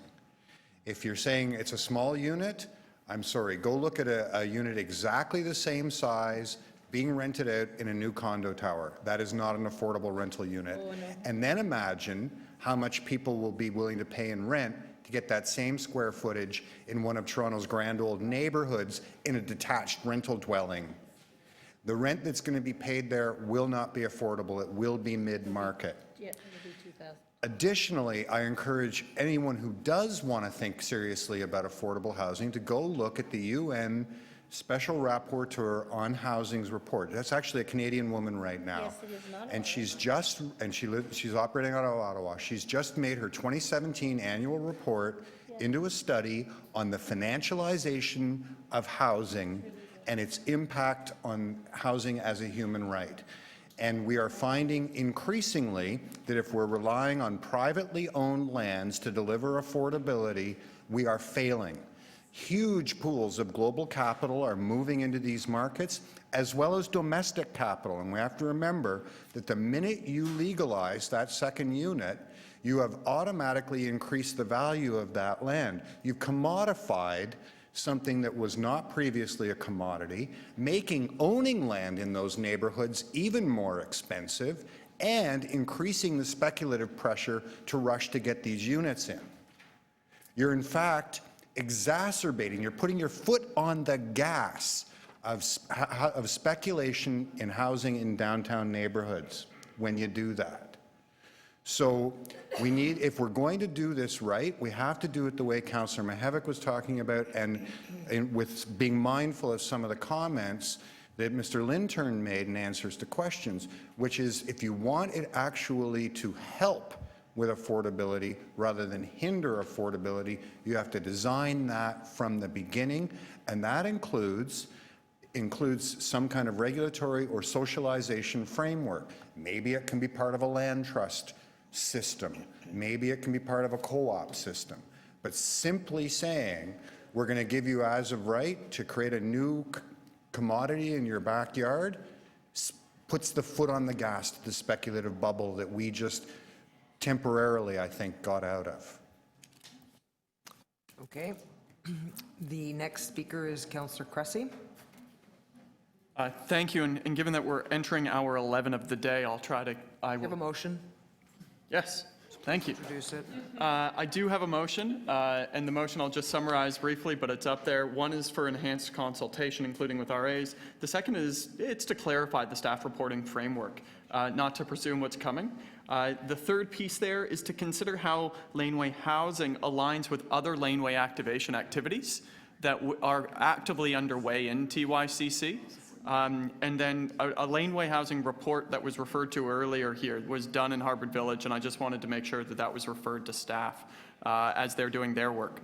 Let me be brief and begin. First of all, a big thank you to Councillor McMahon and a thank you to Councillor Bailão for kicking off what I think is a rather critical discussion and path forward on this, as well to those who worked on the report and the many who deputed and waited all day, and we're now well into the evening. There's no doubt in my mind that laneways are a tremendously untapped resource in Toronto and East York. The question, as I look at it, is what is the type of animation that works in different neighborhoods for different laneways? And how do we ensure that we're meeting various objectives in doing so? So I find when we talk about laneways, often we sort of point our own objectives onto the laneway. I take a step back and say, protecting and expanding green space should be an objective within our laneways. Building more affordable housing should be an objective. Ensuring good planning principles to enhance livability in our neighborhood should be an objective. We need to look at all of them. It cannot just be one or the other. And I should tell you, I was saying to somebody the other day, I think I'm one of two city councillors who doesn't own property, which isn't Councillor Ford. And I think it's an interesting statement. And in thinking through some of these issues, and we're dealing with it a lot in our downtown neighborhoods, I don't own. I'm a renter in an established neighborhood. And I love the idea of being able to live in my neighborhood. But what's to say that a laneway house would actually be accessible for me, and that's not affordable, what I can afford? And so I really think about that in the context of thinking through densification, is my own circumstance. In Ward 20 right now, we have 3 separate laneway activation projects underway. In Huron-Sussex, we have a housing initiative underway in laneways that we've worked with the university and the local residents association on. In Harvard Village, more than a year ago, we kicked off a greening initiative in our laneways that's being implemented now. And in Queen West, Rush Lane, that's the Rick Mercer rant lane, we have a cultural animation, laneway animation pilot undergoing right now, working with businesses and the BIA to animate it better, to bring in lighting. And so, based on the experience we've had in Ward 20, the principle to me is you need laneway activation and animation, full stop. But you can't have a cookie cutter approach to laneway activation because different neighborhoods are different. It's just like TO Core, there are different character areas. And so I'm really looking forward to the city review and the recommendations they'll bring forward. In particular, the consideration, as Councillor Hevick and Layton and Perks have started to talk about, it, what are some of the performance standards we need to think about? And how do we ensure that affordability is built in?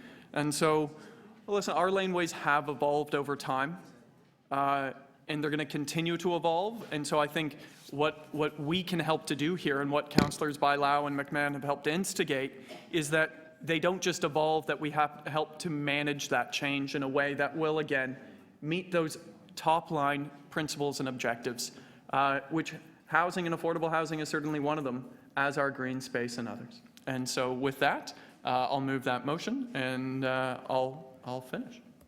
Any questions of the mover? Seeing none, Councillor Davis. Just so everyone is aware, before Councillor Davis speaks, we have this item and 16 items left. It is 10 minutes to 8, and we're... No, so, I mean, I just want to caution people that if we lose quorum, we cannot deal with these other matters, so... Councillor Davis, the floor is yours.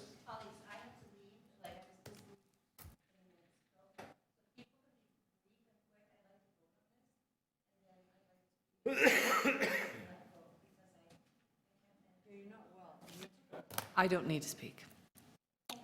Okay. I was going to speak, but I won't in the interest of time. So I know Councillor McMahon wanted to speak, and then Councillor Bailao wanted to speak. Sure. And I'll be short and sweet as usual. Big thank yous to George over there. Put up your hand, George. Wave. Be loud, be proud. You are great. And Michelle, who's not here. Greg, you know what? You were involved with Jennifer Kiesmat, who, we pushed and whined about, can we do something? And you finally agreed to get us off your back. And Kelly, you're right there with them, so I'm going to throw you in. Sure. Lanescape, Alex, Craig, and Andrew over there. Thank you. Evergreen City Works, Joe Flatt, who couldn't be here, and Michelle, who's, she's left for a barbecue and is going to send us some food. Laneway Project, Michelle Senaya, and anyone else involved, and all the deputants. Amazing. So why do we need Laneway Suites? Number one, we need to start leading again. We usually are the best leader in North America, and we're lagging behind other cities, which I won't list because you know them. Safety, we want to animate our lanes. That's been said over and over again. I had a double homicide in my back laneway, so I would sure like some eyes on that laneway to help with animation and keeping it safer. Space, we have underutilized geography. We're desperate for space in the city. We have 2,400 laneways. Let's start using them. Homeowner options, my first home in 1994, we needed a basement apartment to afford it. Back in 1994, I won't even tell you the price that it was compared to nowadays, but that's an option for people buying into the homes or staying in their homes. And also there's a great appetite for this. As we found out with the consultations, 3 amazing consultations with the crazy dames, forgot about them, and the survey, and also just hearing it loudly from all over the city and in the media. So that's why we need laneway suites. Thank you. Okay, Councillor Bailao. Thank you. I know that Councillor McMahon already thanked, but I think we really have to thank the nonprofit, the organizations, Lanescape and Evergreen, that did all this work and put together some of those performance standards that you were talking about. And what we really wanted to have was actually a challenge. We wanted to challenge City Hall, all of us. We wanted to challenge Torontonians to think about what it could look like, and I think that they were able to do that. They were able to get out there and have people think and talk about this, and I think to pave the way to our staff. We worked hand in hand. I think that there's quite a bit of work that is done, not only also by these organizations, but by other municipalities, by other universities, by other organizations, community organizations. I think that there's so much on this theme out there that really now we need to continue the conversation that has started with our local groups, with some of the groups that started here, and really apply it to our neighborhoods. But we have, one thing that I heard in these consultations, it was also time for us to deal with this issue. It's also time, not only do we have the need, but people want us to get on with it. Honestly, out there, people want us to get on with it. And change is not easy. We need to manage these change, but sometimes we need to take a risk and to have these conversations out there, because the need is there. And this is not going to solve housing. This is not going to solve affordable housing. And I will be supporting. I knew that Councillor Mahavik wanted to put this motion, so from day one, he said he was going to do this, and we left it for him to be able to do it, because there is a conversation that needs to happen around there, that the same way that the conversation that needs to happen about all the fees, the same ways that the red tape that exists right now that makes it more expensive. The same way that we're having conversation, for example, with the carpenter's unit, to have prefabricated units available, to have, that would make a lot cheaper as well. So all these things can make it easier, can make this missing middle, the same way that we talked about wooden frame, the same way that we talk about avenue studies, the same way, our city is growing at a very fast speed, and we need to create a diverse forms of housing in our city. This is another tool in the toolbox. This is increasing the density in some of our neighborhoods in a gentle way. And that aspect of multi-generational housing, to me, Councillor Layton had his 3 mothers. I had a lot of constituents actually coming up to me and saying that, you know, they'd never had a politician talk about something that was going to affect their life as much as possible. And having somebody that didn't speak the language, for example, come with their 24-year-old daughter to participate in the consultation because her daughter could not afford anything in my area, but if this goes through, eventually she would like to build a unit so her daughter could live there. And maybe if she was lucky enough, they could switch and she could even take care of her grandparents. So these are the benefits that could come out of it. And yes, we do not zone for these things, but we plan things for these things. And that's what we're asking our staff to do, is to take this work that was done here, continue the conversation, and plan for a city that has a diversified way of housing that allows for these things to happen. So I'm looking forward to continue the dialogue, and I take the opportunity to thank all of you, because I think we sat with all of you that are here, and your feedback and some of these concerns, some of these things that we needed to take in consideration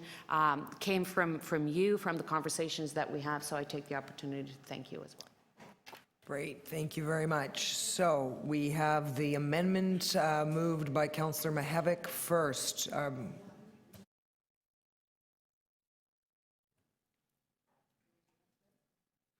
Okay, that carries. The amendments from Councillor Cressy, all those in favor? Any opposed? That carries. Item as amended. All those in favor? Okay, recorded vote. So all those in favor, Councillor Davis, Mihevc, Fletcher, Cressy, myself, Councillor Perks, McConnell, McMahon, and Bailao. That's unanimous.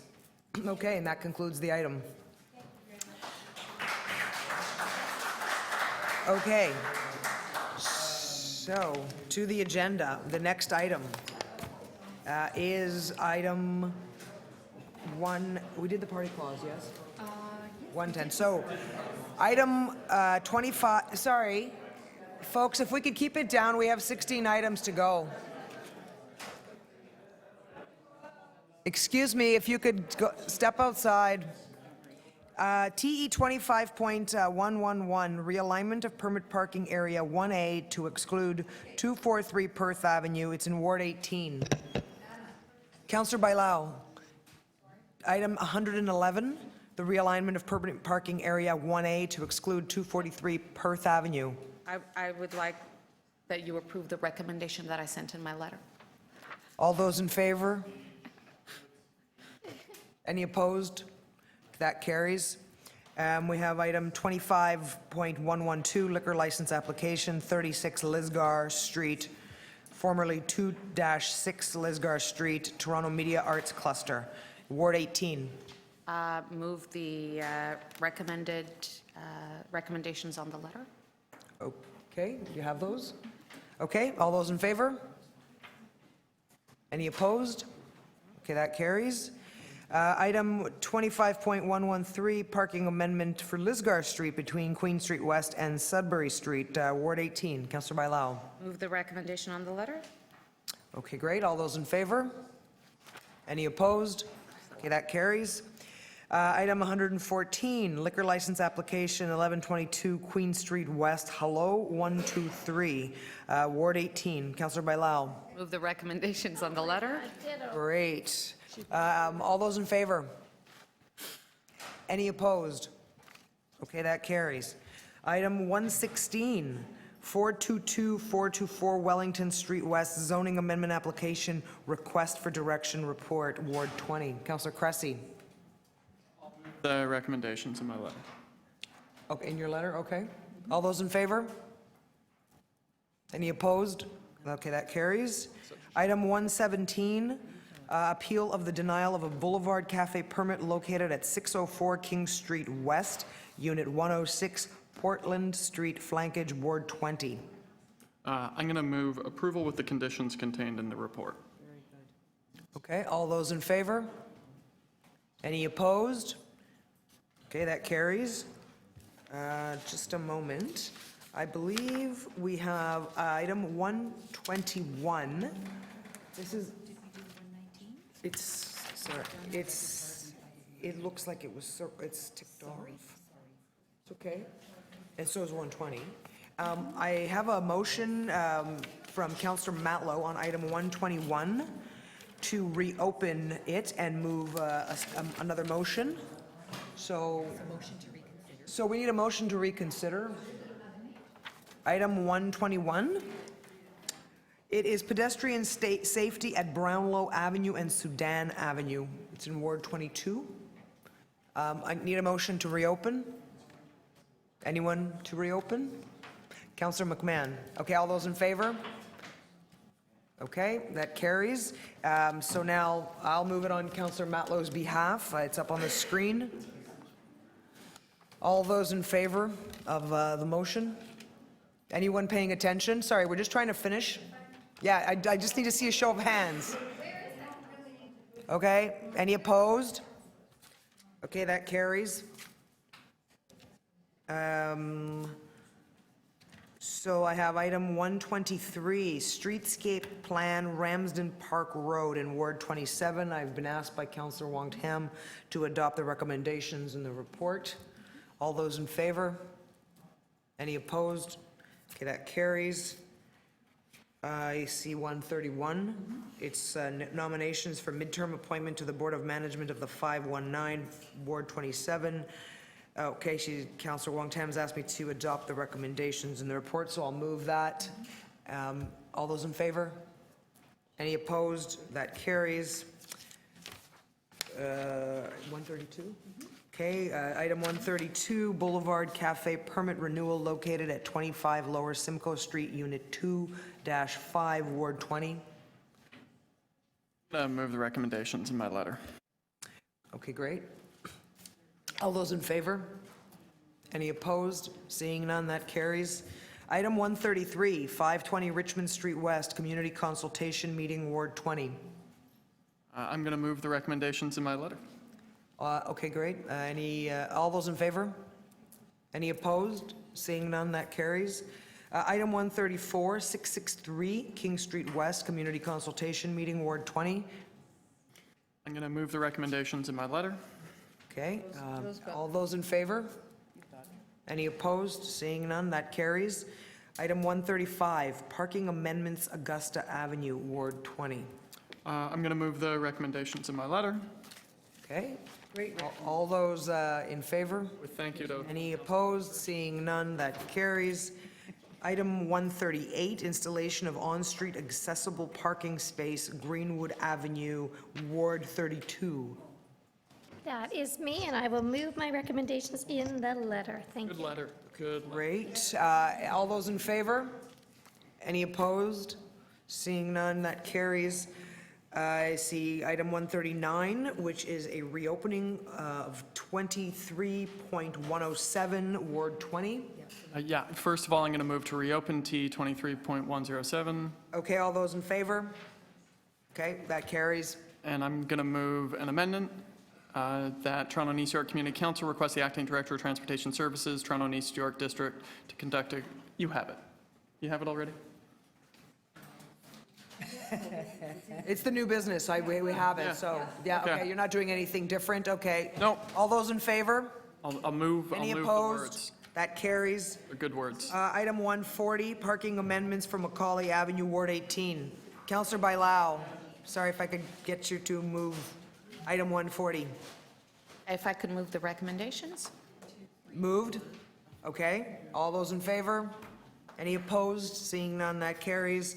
Item 141, Halo Brewery, 247 Wallace Avenue, by the Glass Limited License, Ward 18. Move the recommendations in the letter? Great, all those in favor? Any opposed? Seeing none, that carries. I think that concludes our agenda, but I will check with the clerk. We have to do the bill. Okay? Would you do the bill? Do you need my signature for this? All right, that Okay, the so Toronto and the East York bill. Community Council pass and declares bylaws Bills 654 to 689 and 693 to 709, prepared for the June 13, 2017 meeting 25 of Community Council. All those in favor? Any opposed? Seeing none, that carries. Next, Councillor Perks. That the Toronto East York Community Council pass and declare as a bylaw a confirmatory bill to confirm the legislative proceedings of the Toronto East York Community Council acting under delegated authority at meeting 25 on June 13, 2017. All those in favor? Any opposed? Nope, that carries. I believe that we are adjourned? Great, meeting adjourned.